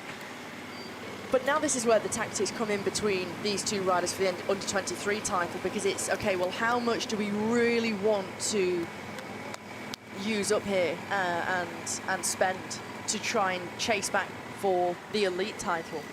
You know, we've actually got a good opportunity, and particularly within the men's race, where you do have these under-23s who can race in under-23 races specifically for them. They can wear that jersey with pride across all under-23 races, and particularly with the Tour de l'Avenir coming up in the next couple of months, and you would expect to see Bob Donaldson on the roster there, all being well for him. But do they really want to use that energy to still claw things back? What, you know, kind of think to yourself, what is the most important thing to try and do here? You don't want the other riders to almost capitalise off the fact that you're going deep, you're spending all of that energy to try and close the gap. And of course, the man sitting at the back here, a former winner of this national title, Connor Swift, isn't going to come through with 24 kilometres to go. No, it's job done, you'd say, for Ineos Grenadiers. They've managed this race right from the first lap, when we saw the likes of Josh Tarling making it into the early moves. Connor Swift has been in breakaways as well throughout this. Ben Swift, Ethan Hayter, very measured in his riding early on in this one. And but he is now. He's in with a chance of taking the British national title here for the Ineos Grenadiers. Or is it going to the French team of Groupama FDJ? Or is it going to the Astana Kazakhstan development team with Max Walker? Connor Swift just with the hand up as we go past the helpers at the side here. So just looking for the team car behind is Connor Swift. Just looking for a bit of a feed, maybe a bit of a word with the director sportif. Always a good chance to, a good opportunity just to have a bit of a word, just see what the gap is. What can you do? What can the tactics be? Ask, you'll go back up to the front. Aski just on the back, just spinning out the legs. Ethan Hayter just tucked down. He's got a real, you can see Ethan Hayter as well. 58 seconds, we'll just update you on your gaps. 58 minutes and 2 minutes and 6. 58 seconds. To the chasers. Not 58 minutes. Did I say 58 minutes? It's been a long day, sorry. 58 seconds. I mean, they're pretty strong up front, I'll give them that. Honestly, give them that. 58 minutes. Yeah, we're about an hour ahead. Apologies, folks. We have been on it since about 8:30 this morning. Live coverage throughout the day today, and they have put on a great show in Saltburn-by-the-Sea. Great atmosphere that they've got around the race, and we go back to our group here. Connor Swift just on the back. Hayter, Walker, Aski. This is your gold, silver and bronze medalist, but who is getting what colour?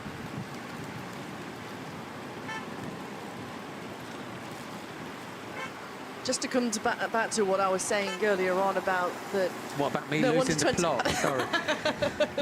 And now we'll come back to that in a bit as well. About the under-23 and no under-23 since, you know, the national title became a standalone event, not with having a professional title and the amateur title. You know, Steve Thomas, who's an excellent race organizer from Wales down in Abergavenny, and a well-known commissaire within the British cycling as a federation within the setup. He let me know to say it was actually Colin Sturgis before we went to the outright title, when we had our pro men's title. Colin Sturgis won that in 1990 when he was 22, so whilst we didn't have an under-23 category then, he was an under-23 winning the title. So yeah, big thanks to Steve Thomas for just clarifying that. And then if you draw the comparison between Ethan Hayter and Colin Sturgis, I mean, Ethan Hayter, Omnium world champion on a couple of occasions, Team Pursuit world champion, comes from that track background as well. Colin Sturgis, he was, you know, when you look at the way Filippo Ganna rides an individual pursuit, Colin, this is our bunch coming through. They're going to get the bell this time. But Colin Sturgis had that Filippo Ganna kind of burn at the end of an individual pursuit that was very, very unusual back in the day. And yes, it was a worthy. It was with ADR, Tulip Computers in his career as well. So former track, you can see, former world champion on the track, Ethan Hayter here for the Ineos Grenadiers. This is going to be an interesting battle because we've got, you would say here, Hannah, three quite, the Max Walker and Lewis Aski fairly similar in riders, but we've got quite a comparison between the three here. Yeah, three very different types of riders, but I think we've got three almost quite evenly matched riders, and particularly on this finish. It's a leveler, isn't it? It is a leveler, and you've got Hayter, who is fast. He's got a great acceleration, and particularly what we've seen him be able to do during his pro road career so far, and of course his track exploits, a silver medal in the Olympic Games in the Madison with Matthew Walt, who was a big protagonist earlier on in the day. Then you've got Lewis Aski, who has combined cyclocross, mountain bike, road and track. He's a former national Madison champion back when he was a junior. And so, you know, for many of these riders, they've grown up having raced on the track and done different disciplines. And so, you know, they've all got their own characteristics, their own way in which they can go on to win. And for Max Walker, for him in sort of that first year outside of the under-23s and sort of going into that winter period, going into the 2024 season, you know, it was all that uncertainty, the unknown of what's he going to do, leaving Trinity, leaving that under-23 team. Where was he going to do? What was he going to, you know, what kind of racing program was he going to do? Was he even going to find a team, full stop? And then, of course, signing for Astana Kazakhstan development team has been a real fresh of breath air for Max Walker, who now goes. Strap yourself in, folks. Don't blink and you'll miss it. Here goes Max Walker. He's decided that he wants to try and win this title race on his own. And Lewis Askey is making Ethan Hayter work to try and bring him back here. So the first attack of our final lap here from our leading group. So this is our gold, silver and bronze medalist, our national champion for 2024. He's going to come from this group. 1 minute and 5 seconds to the chasers. Team car just coming up here to Lewis Askey. Just getting some instructions from the team car. You saw there just a little nod that he's heard what the team boss was saying in the car. Donaldson, Blackmore, our under-23 champ. Where is the gold and silver going in the under-23 race? It's interesting that we've got, with the way that this race has just stretched out. We said it would be great if we saw an under-23 take the title overall, but it means that we are now going to see this straight battle between the first and second groups here. It's a treat. Yeah, it's a real treat. Lewis Askey, Alexander Walker goes for the second time. He's going out long here, Max Walker, isn't he? Is he using up just a little bit too much of his power early on? He's just putting in these little testing attacks here just to see if he's going to break the group. Do you feel that the way that this is, Lewis Askey's just sort of tracking Ethan Hayter at the moment? Is Askey going to go? It looks like he is. Ethan Hayter reacts. Lewis Askey coming through to the front. Maybe just feels that the attacks here of Walker's taking the impetus out of the group. And despite seeing the time gap at just over a minute to the chasers, you can't rest on your laurels at this point. We've seen the gap. All it will take for these three riders is to start to look at each other. And they're still chasing behind with Bob Donaldson and Joseph Blackmore. So you can't be too certain that it's a done deal, it's a sealed deal here, and all of the medals, the podium placings are going to these three riders. You never know what might happen. And so I think for Askey, just try and keep things rolling. And I think it actually benefits the fact for Askey to keep the cohesion, keep the momentum together, as opposed to these attacks, the injection of pace, then it slows down, attack, injection of pace, and comes back. For him, it certainly works better towards his style to keep rolling through, and he'll want to try and take this to the line. He doesn't want to have to try and cover these moves. It feels like, looking at Lewis Askey and the way he's been riding over the last few days, for me, I feel that Askey will want to go at the bottom of the climb and launch it up the climb and try and crack the other two. And what he'll be hoping is that these little attacks that Max Walker's putting in are just taking that sting out of his legs. What I feel they don't want to do is come to the top of the climb still with Ethan Hayter within a sniffing distance of the finish. Connor Swift jumps the group behind. Swift goes alone. It's a minute's gap.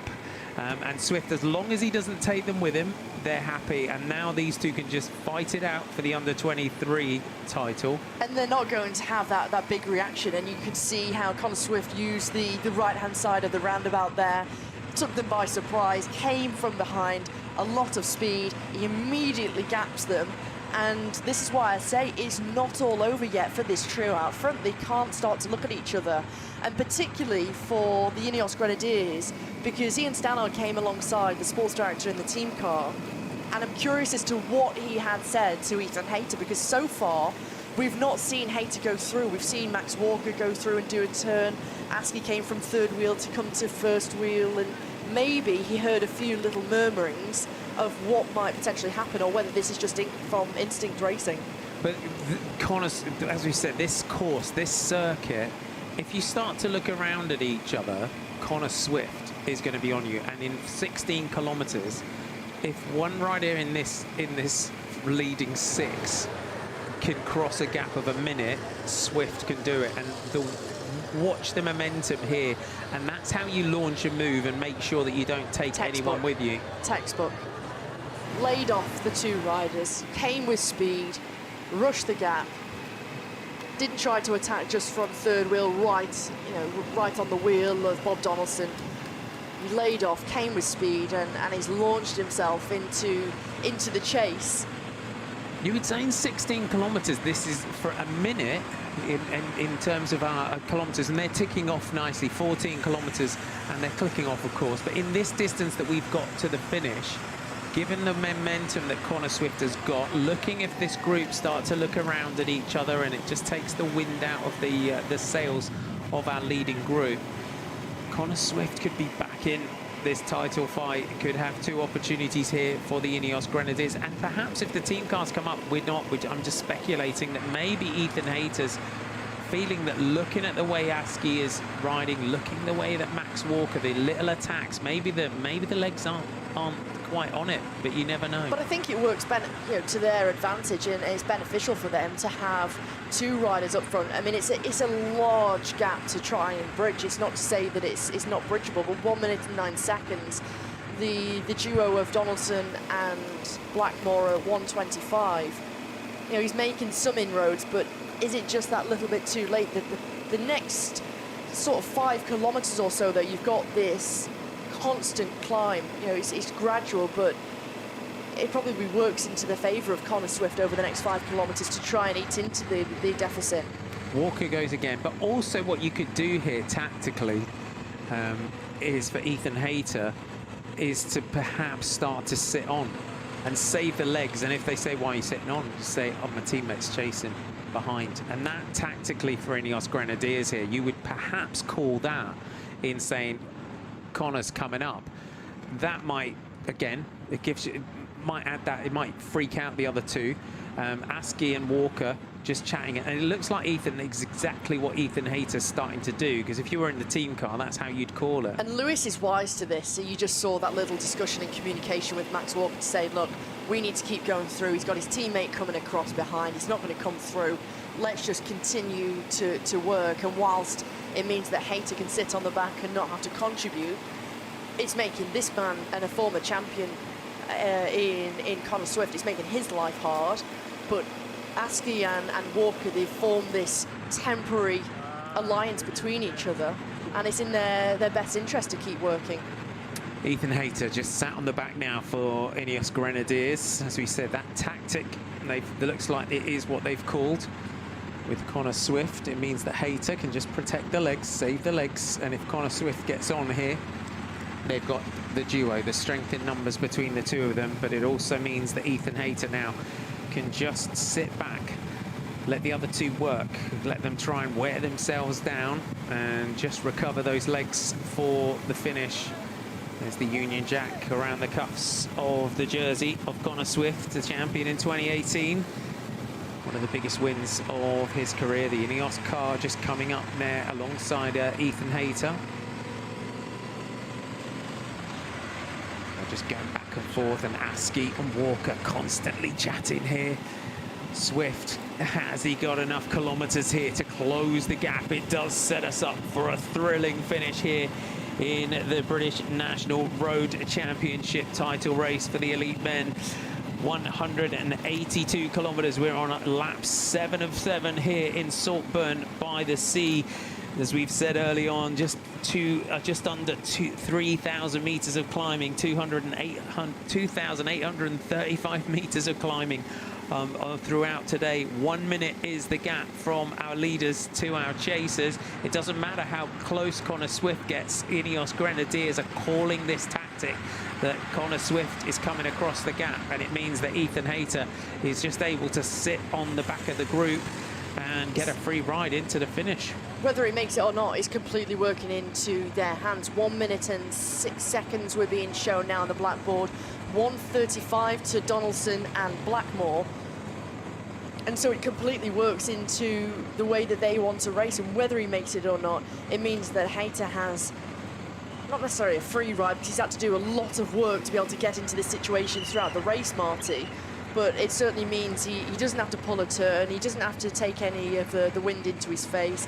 He can save as much energy as possible, and you know, he's just forcing the others in front of him in Walker and Askey to do all of this work and to keep the momentum rolling through.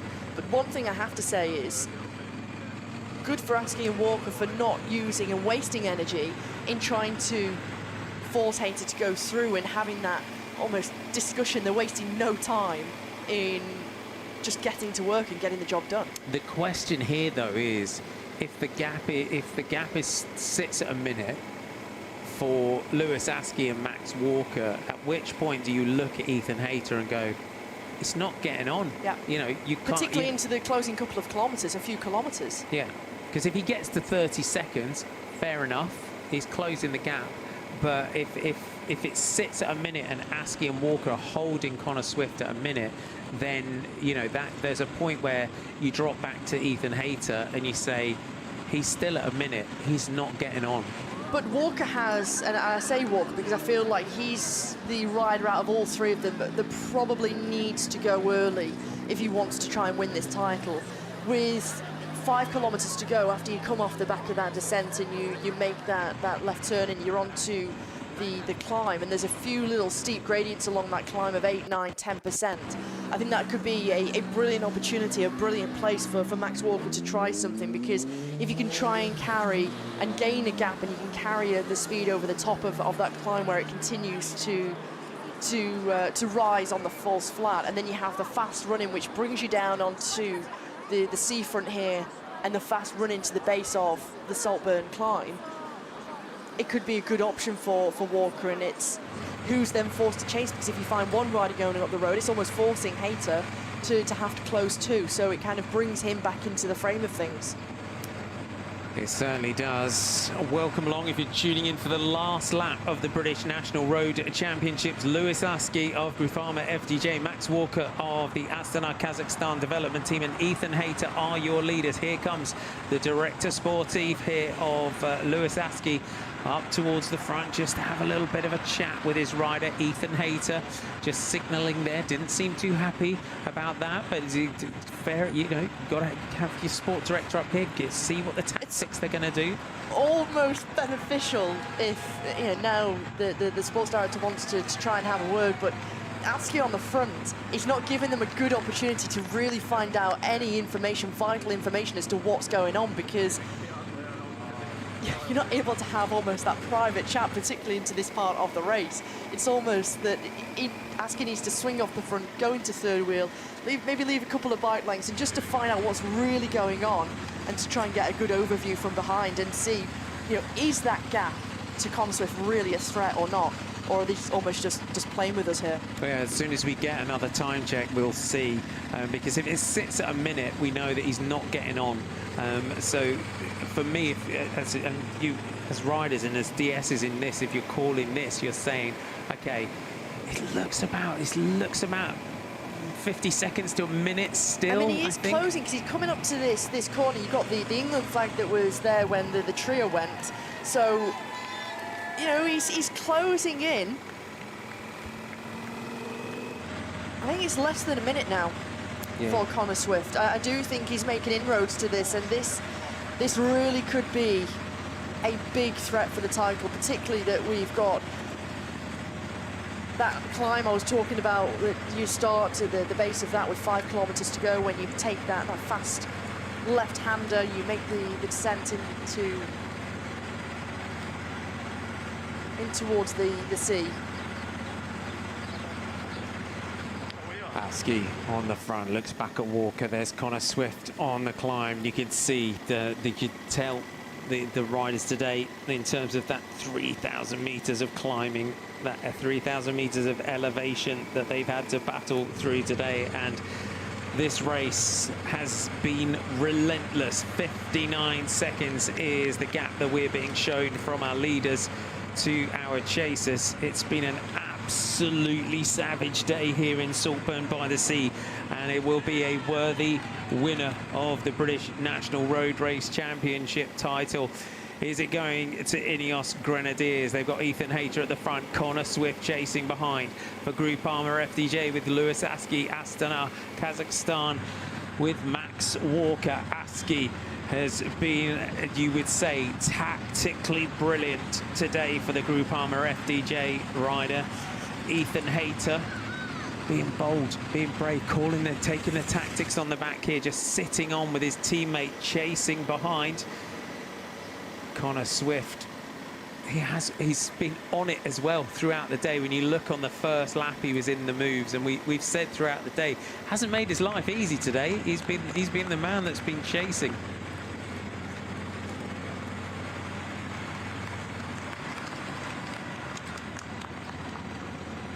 Is it just going to come down to that big battle up Saltburn-Bank? Will Max Walker try and move? But for Max Walker, what you've got to do is, we've got to get Ethan Hayter back working. If you're Max Walker, you've got to look at what's rising ahead of me. You've got to come from the back with a huge amount of momentum. 6 kilometers to go here. Connor Swift, the former champ, in the chasing hard for Ineos Grenadiers to try and get back up towards the front here. They've got, Max Walker's got to find a way to get Ethan Hayter ahead of him to give himself an opportunity to get a jump here. And he has to go with speed, Marty. He almost has to do and emulate that textbook attack that Connor Swift did over Donaldson and Blackmore. He has to come with speed, and of course, maybe, you know, we're speculating, maybe he's feeling great, maybe he's very, very confident that he can do something on Saltburn-Bank. Perhaps he doesn't want to try and go long. Maybe he's very confident that he can take it all the way to the line and he can go to the finish and overhaul Hayter and Askey. 52 seconds, the deficit for Connor Swift. So it was 1:08-ish when he attacked, yeah. So he is making inroads. It's a very fast section of course now in towards the finish to try and bridge that 52 seconds. He's probably going to run out of kilometers potentially to get back in here. Max Walker, though, when we're saying tactically he might want to get away, we've seen him on 2 or 3 occasions lead up Saltburn-Bank and been very measured in his ride, and it's almost as well as just checking it out, just sort of, okay, where am I going to go? And if anyone wants to know how you win a race up Saltburn-Bank, you only have to look at the way Pfeiffer Georgie attacks it. Absolutely. Full commitment from the very bottom. Don't relent, don't look around. Full commitment, and you know, we saw that last year from Pfeiffer Georgie, the way in which she won that title. You know, it was a real learning of winning that. But it's also it's these riders will know that they will have prepared for that sort of effort.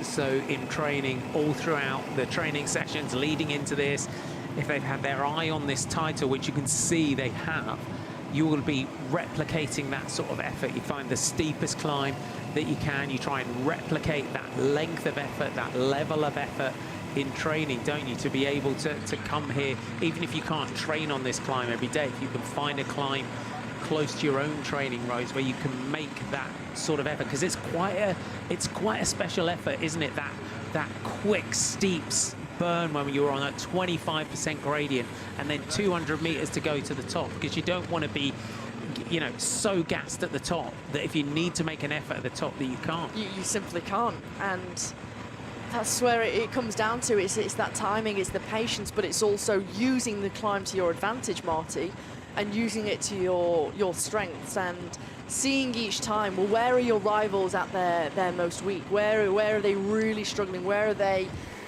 having a difficult time? And if you take a look at last year's race on this course, and particularly on this final climb, which was exactly the same, Max Walker finished just outside the top 10. He finished in 11th place, but he was over 12 minutes down to the winner, Fred Wright. So if you see over the last 12 months, the improvement of Max Walker, you know, he's 12 months older, 12 months more experience under his belt. Physically, he's probably in the best shape he's ever been in. And I think over the last year, or the last part of the season, sorry, he's taken so much confidence from the results he's gained. And of course, that trust that he's now, the trust that he's now got from the team. But taking a look here, Connor Swift, it's going to be agonising, isn't it, whether he makes it or not. You saw him looking across to see if he could see, just as he went into that corner, to see perhaps if he could see anyone ahead of him. It's easier said than done on this sort of route with the high hedges and everything, and they're starting to look around at each other, and this is going to pay into the hands of Connor Swift behind. This could be costly. The fact that if they start to play around.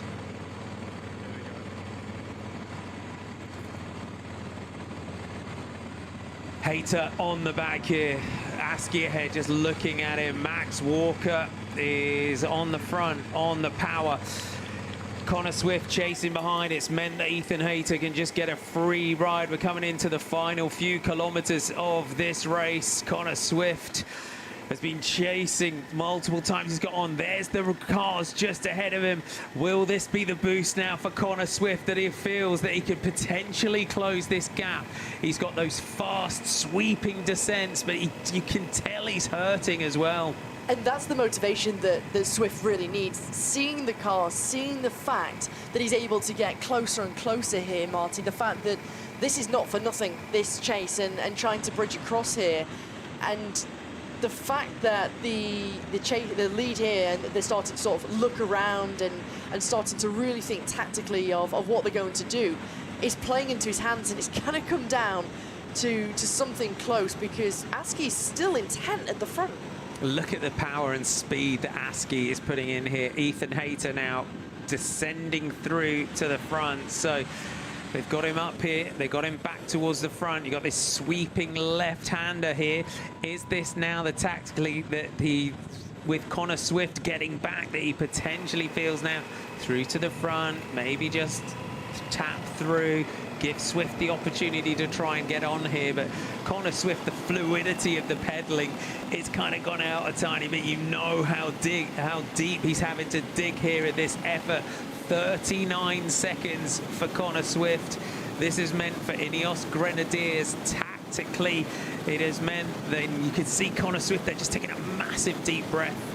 You can just see it's that reset, and Max Walker right on cue made the left turn. The road starts to rise, and he wants to try and leave Hayter and Askey behind and use this to his advantage into Broughton. And it's the man from Astana Kazakhstan development team, the rider from the Isle of Man, who's trying his luck in a bid to win this elite title. It's just under a kilometre, this climb here, the Forge climb. It goes up to nearly 10% in the middle. It's over 10%.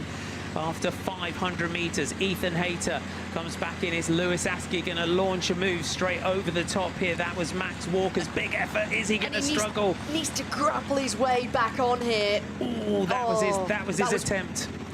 He had one shot to use. He used it all up, and I don't think Max Walker's going to be able to see the front unless these two start to mess around into the closing kilometers here. Ethan Hayter's back through to the front, flick of the elbow. 45 seconds, the kilometers are ticking down now. Can Connor Swift close up here to Max Walker? Walker's big bid for glory there on that climb. He went so deep, and the pain you saw when they came back to him and came over the top, that was it. And it just shows as well at this point in the race, when you have gone so deep and you've used all of your resources on such a hard, demanding, hot day. Let's not forget, Marty, the conditions have been brilliant to race in, but for some riders it affects them more than others, and it's never relented throughout the whole race. And for Walker, he had one effort. He used it in the point that, you know, in my opinion, it was his best shot at going for the title. It was. We said he would probably want to find some momentum, get the climb and try and get clear.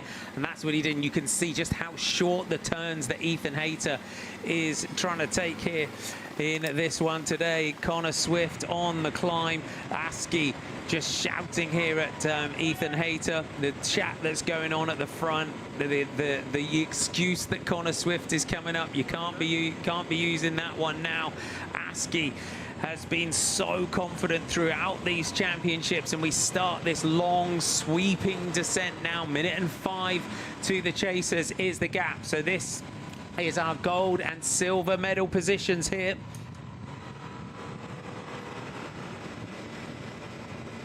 It's full commitment from Askey, and I have to say I have a lot of respect for him. The fact that this is the first time in 15 kilometers or so that we've seen Ethan Hayter come through and give a turn and do some work here. And the fact that Askey you know, he could start to get frustrated by this prospect, the fact that you've got one of the pre-race favourites who's sitting on, not contributing to the pace because his teammate's coming across, and now is the only time and the first time that he has done a very, very short turn on the front.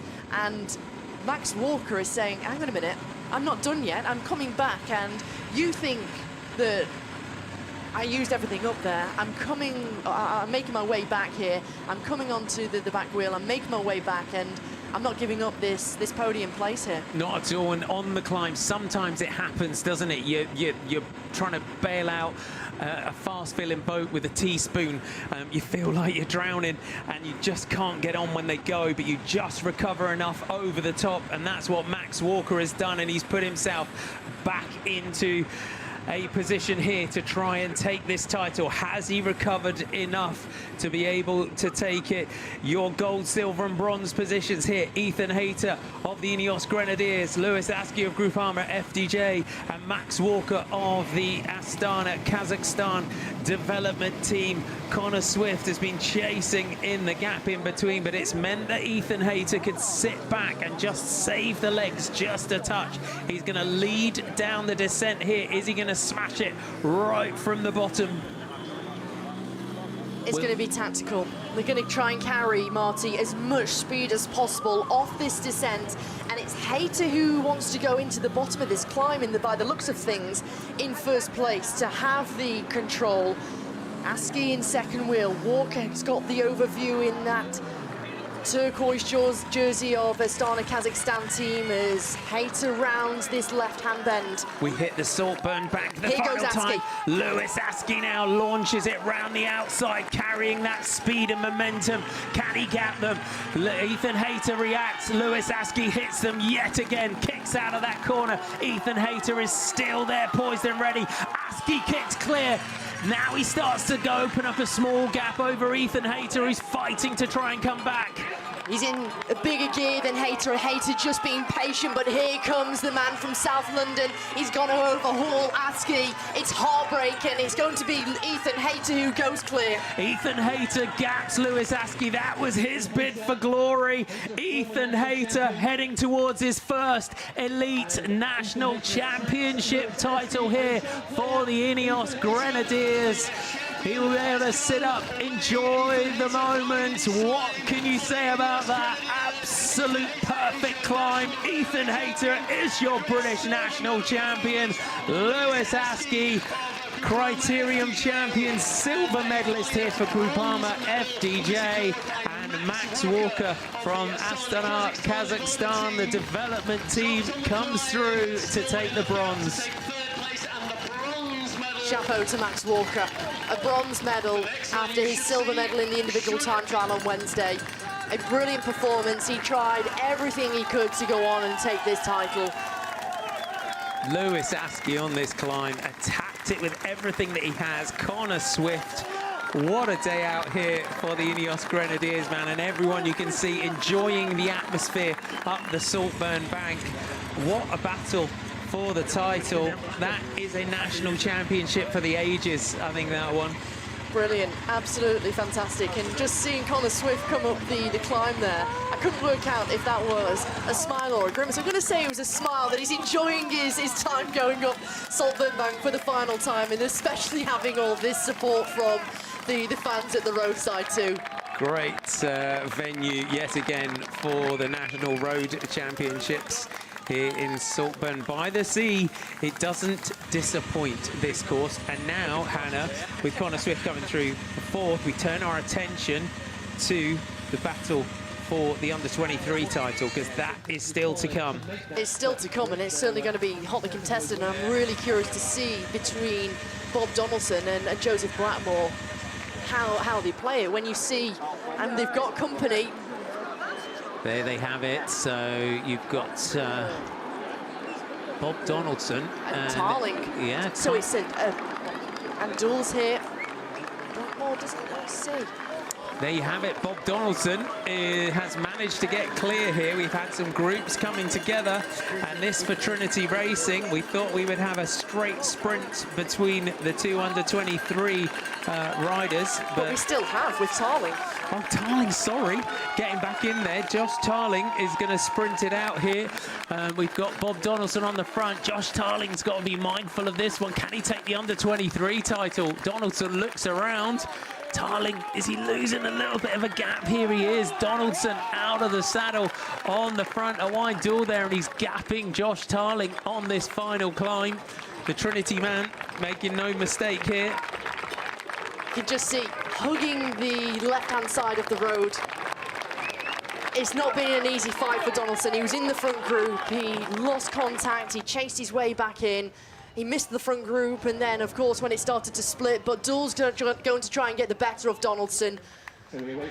Duel no threat in the under-23 category, but for Donaldson, He's spoiling his photo moment here as well, getting in front of him. Bob Donaldson is going to be able to sit up and enjoy this one. Your under-23 champion in the green here of Trinity Racing takes your under-23 championship. And behind him, Josh Tarling will be your silver medalist in the under-23 classification. Here he comes into the finish. Another rider that's been on the attack from the start today. Another rider who comes away with a national title, defends his title in the individual time trial, silver in the under-23 category. Particularly across this course, Martin, it's really impressive to see the riders who are so versatile and are able to perform across these really harsh terrains. And he soaked that one up, you know, in terms of the attack there. Askey, you've got a feel for him as well, and he everything that he put into that final attack there.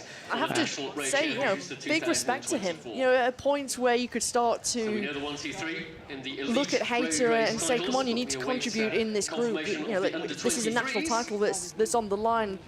Between Walker and Askey, they wasted no time in just getting to work, continuing to work with each other, and focus on that national title ahead. Blackmore comes to the line. Bronze medalist in the under-23 classification, but what they can see here, what a finish. Walker had thrown everything that he could out the forge, and coming into here, take us through Askey's attack here. It was Hayter who took a lot of speed into that sweeping left-hand bend, and immediately, it's almost shoulder to shoulder coming together between Hayter and Askey into that right-hand hairpin, but he managed to take so much speed. And for Askey, I actually thought this was the moment where he was going to break Hayter, to be honest. I thought this was the point where he had him on the ropes. There was no coming back, and it was just at this point where you saw Hayter take a little look over the left-hand shoulder, and then it was, right, now time to press on. Still in the big ring, both these riders, as he clicks it down another gear, and as it starts to flatten out, that's when Hayter starts to capitalise and the gap starts to grow, and Askey simply didn't have anything left to respond. He went to try and win in the way that he thought he could, and it was full commitment from the very bottom there. Yeah, mighty ride today from all of these riders. What a day out we have had here in Saltburn-by-the-Sea, and I think in terms of a national title, you know, 182 kilometres in length. You see Dan McClay sprinting out with Matt Walls there. Some minor placings. So, the placings count, don't they? We always love They do, and also, let's not forget, UCI points available for your respective pro teams. Yeah, Ethan Hayter takes the title ahead of Lewis Askey and Max Walker.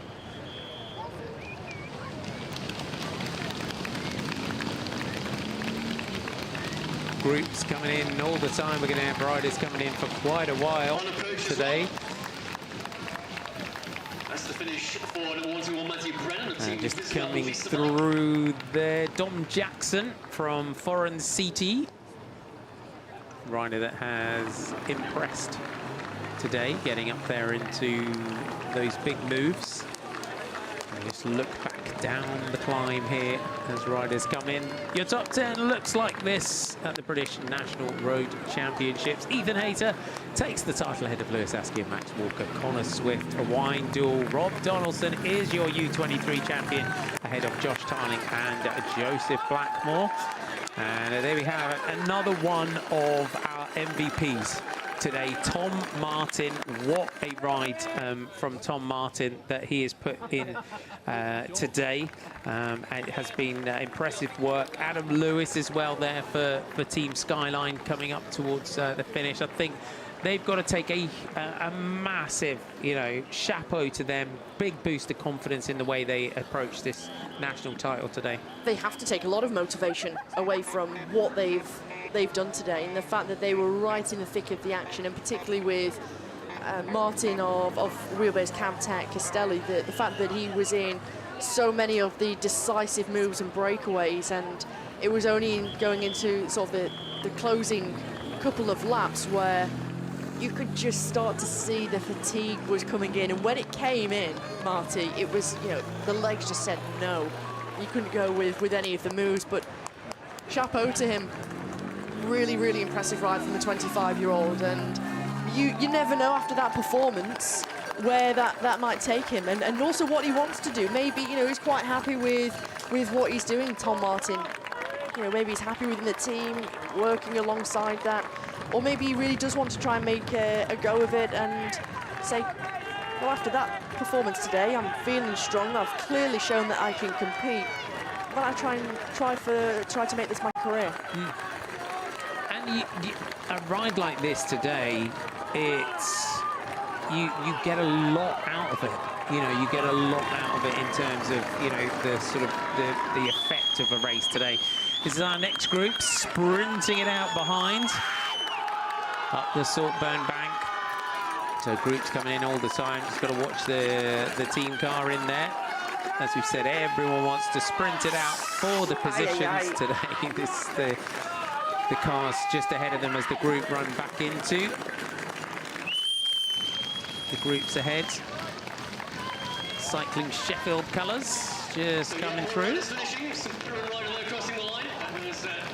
Mason Holloman crosses the line. Zeb Kiffin coming up here for TDT. Unibet in the sky blue jersey, just crossing the line there. Adam Mitchell from the Van der Oepe de Loire team. Josh Giddings in there too. And Cormac Nesbitt, the rider for the development team of Soudal Quickstep. Next through the line. This is Thomas Portsmouth, the Fingal. Wallen Brussels coming in. Josh Goliker finishing for Group Armour FDG. Le Conti likewise with Askey. The younger brother of Lewis Askey, of course, Ben. So still the what a day! But it's you can see big group coming in though. Still a lot of riders that are coming into the finish here. A big group, but just crossing the line where there was Jake Stewart, who of course was pivotal. So it shows also how much time he's lost after being distanced, and he went through a number of really strong laps. And when the legs started to say no, it was not a puncture of the wheels, but a puncture of the legs. And he threw everything at that to also try and win the title, but also to try and help Joseph Blackmore in that under-23 title. Yeah, he did a great job. This looks like the broom wagon coming through.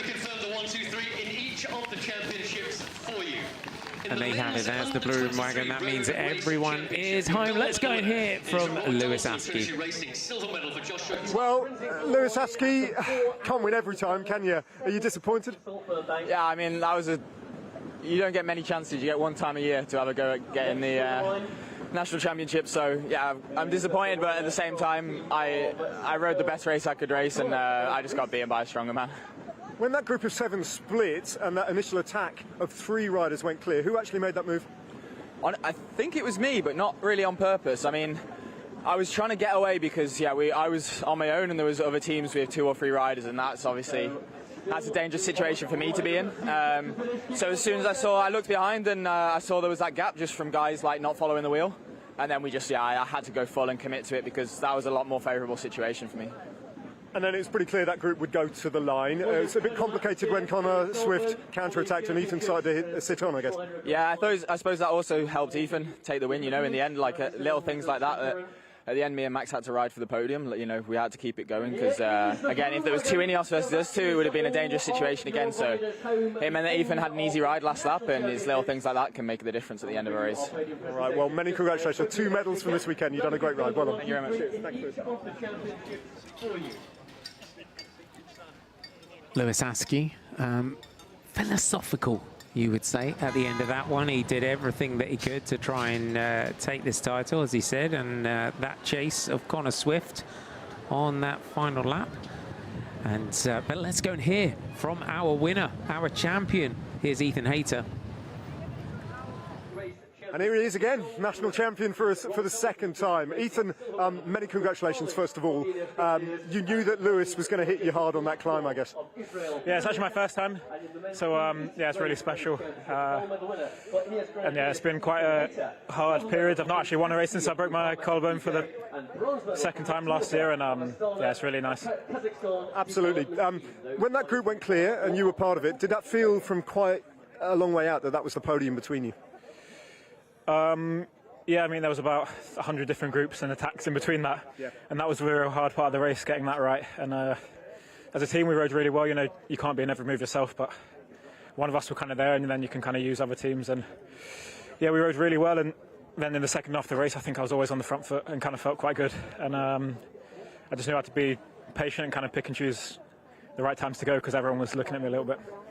Ethan, there's no race radios, there's no team radios in the national championships. Communication's very hard over a course like this. Did you have any idea that Connor had counter-attacked and that would allow you to sit on a little bit? Yeah, one of the motorbikes with the chalkboard was very told me exactly Connor Swift was coming across. So I was like, right, you don't really want to use the other guys like that sometimes, but that's bike racing and I had to do it, so it worked well for us in the end. Like Connor trying to come across really gave me that extra bit at the end. Yeah. And when Lewis attacked on the climb, you knew that if you could just get on his wheel, you had a very good chance of coming past him, I guess. Yeah, I had to hesitate a little bit when he came round me in the hairpin, and I had to back off just to not hit his back wheel. But yeah, he was really going strong. But I was just hoping, as it levelled off, I'd have a little bit extra to come over the top, and luckily I did. Well, as I say, to correct myself, national time trial champion twice, and now road race champion as well. Those bands will look good. Yes, I can't wait to wear them. Well done, Ethan. Cheers. Thank you. Thank you.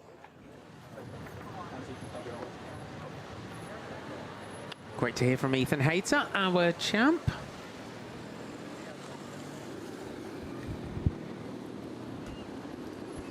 I think it's really interesting when you hear those post-race interviews, Marty, both from Lewis and Ethan of how it went and the differing way that they wanted to try and they had to play that finish.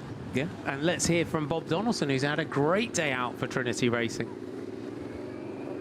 Bob, many congratulations. That's another. Go the other side from me. Okay, sorry. Not my fault. Okay. All good. Bob, many congratulations. That's another major feather in your cap. Could you have got more out of the day, do you think? Well, yeah, it was a hard, long day. Straight from the first lap, it was full gas, and then, to be honest, I was spent on the first lap. So to come away with this at the end, I'm quite happy with, because at the start, I was wondering if I was going to finish the race. Yeah. You were chasing on your own for quite a while, weren't you, in between 2 groups?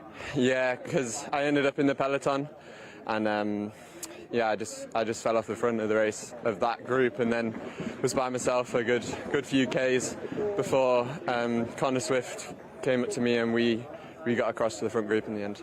And when that group of 7 split and the 3 went clear, there was just a moment where if you'd gone, do you think you could have stuck with them a little bit? Yeah, 100%. It's probably a mistake on my part, but there was a lot of looking around, and there were 2 Israel guys behind me, and I was convinced one of them was going to jump across, and then neither of them did. So yeah, it's a bit gutting to watch those 3 ride away. But then it was me and Blackmore in the race for under 23, and so eyes turned to that in a way. And you got that title and plenty to build on, and you've had a terrific year, haven't you? Yeah, it's been a good year, and I'm very grateful for this. Yeah, me and Blackmore were there at the end, and then Tarling came across, and yeah, in the last climb, I managed to get it. Well done, Bob. Thank you very much. Cheers, mate. Well done. Thanks, mate. Well done to you. Great day out for Bob Donaldson to take that one. And here is our under-23 podium. Particularly as he said, he was really struggling after the lap one. Joseph Blackmore is your bronze medalist, and it is, you know, that shows as well that you're, you know, growing as a rider if you can feel rubbish at the beginning and still take the title at the end. I think it's getting through that rough patch and knowing and being patient and persistent and not throwing in the towel too early.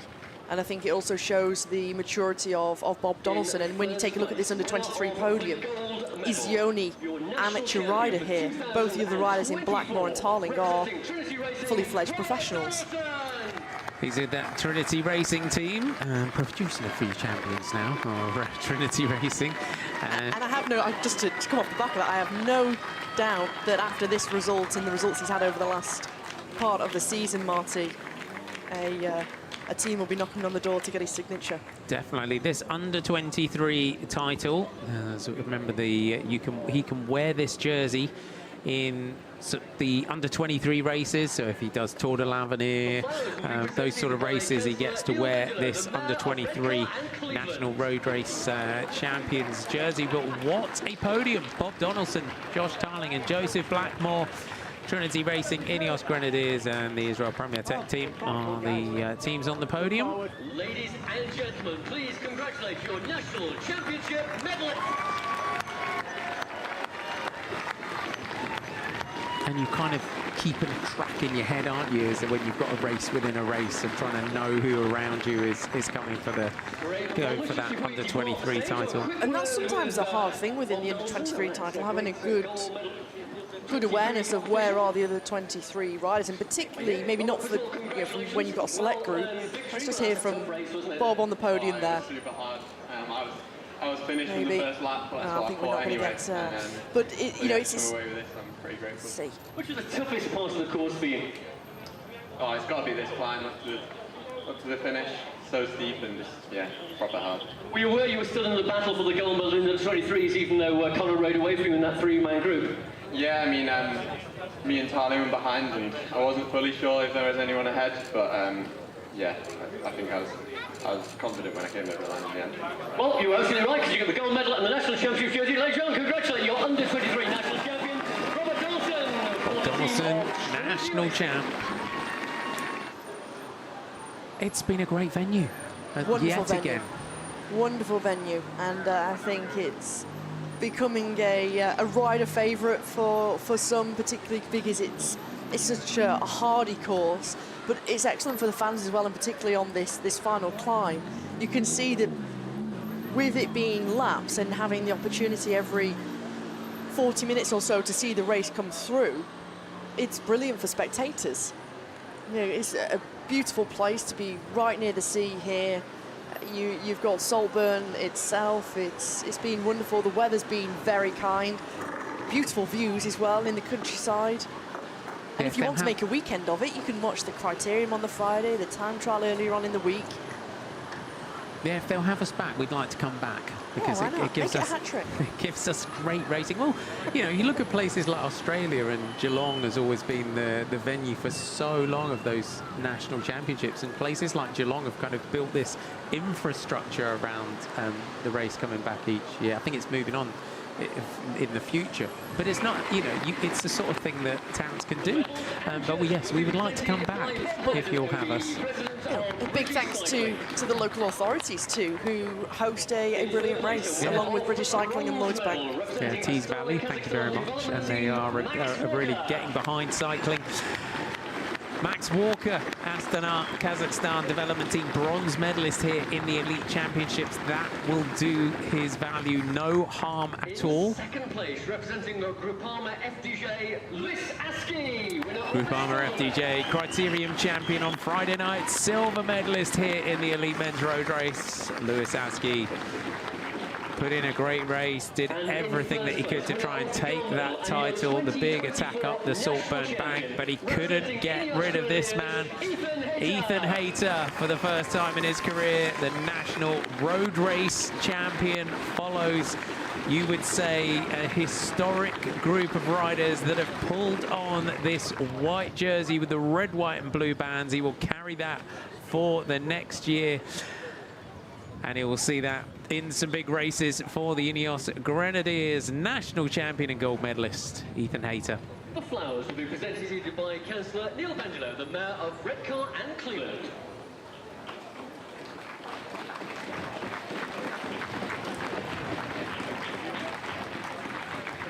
It's always good to get your flowers on the podium as well, isn't it, Hammy?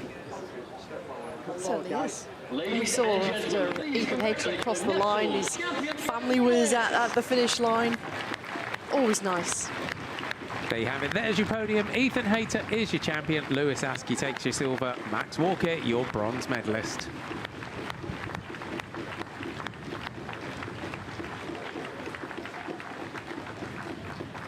What a race, we could say today. I think deserving winner is a bit of an understatement. Deserving podium, I think, today. It's been an absolute monster of a race today, hasn't it? It's been an incredible race, and I think looking at it physically, you had to come into this with really good form. You couldn't come into this undercooked.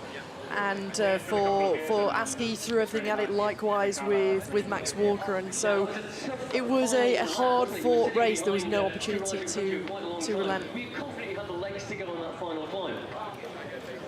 Not really, no, they're both really strong, but I just had to really hope they were tired. And the last lap was actually probably the slowest lap.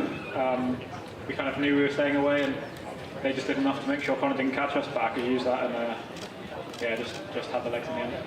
Now, the National Championship jersey, always a proud jersey to wear whenever you go wherever in the world to race your next road race. Where is next on the road for Ethan Hayter and the Ineos Grenadiers? I actually don't know. I'm going to hopefully go to the Olympics for the track.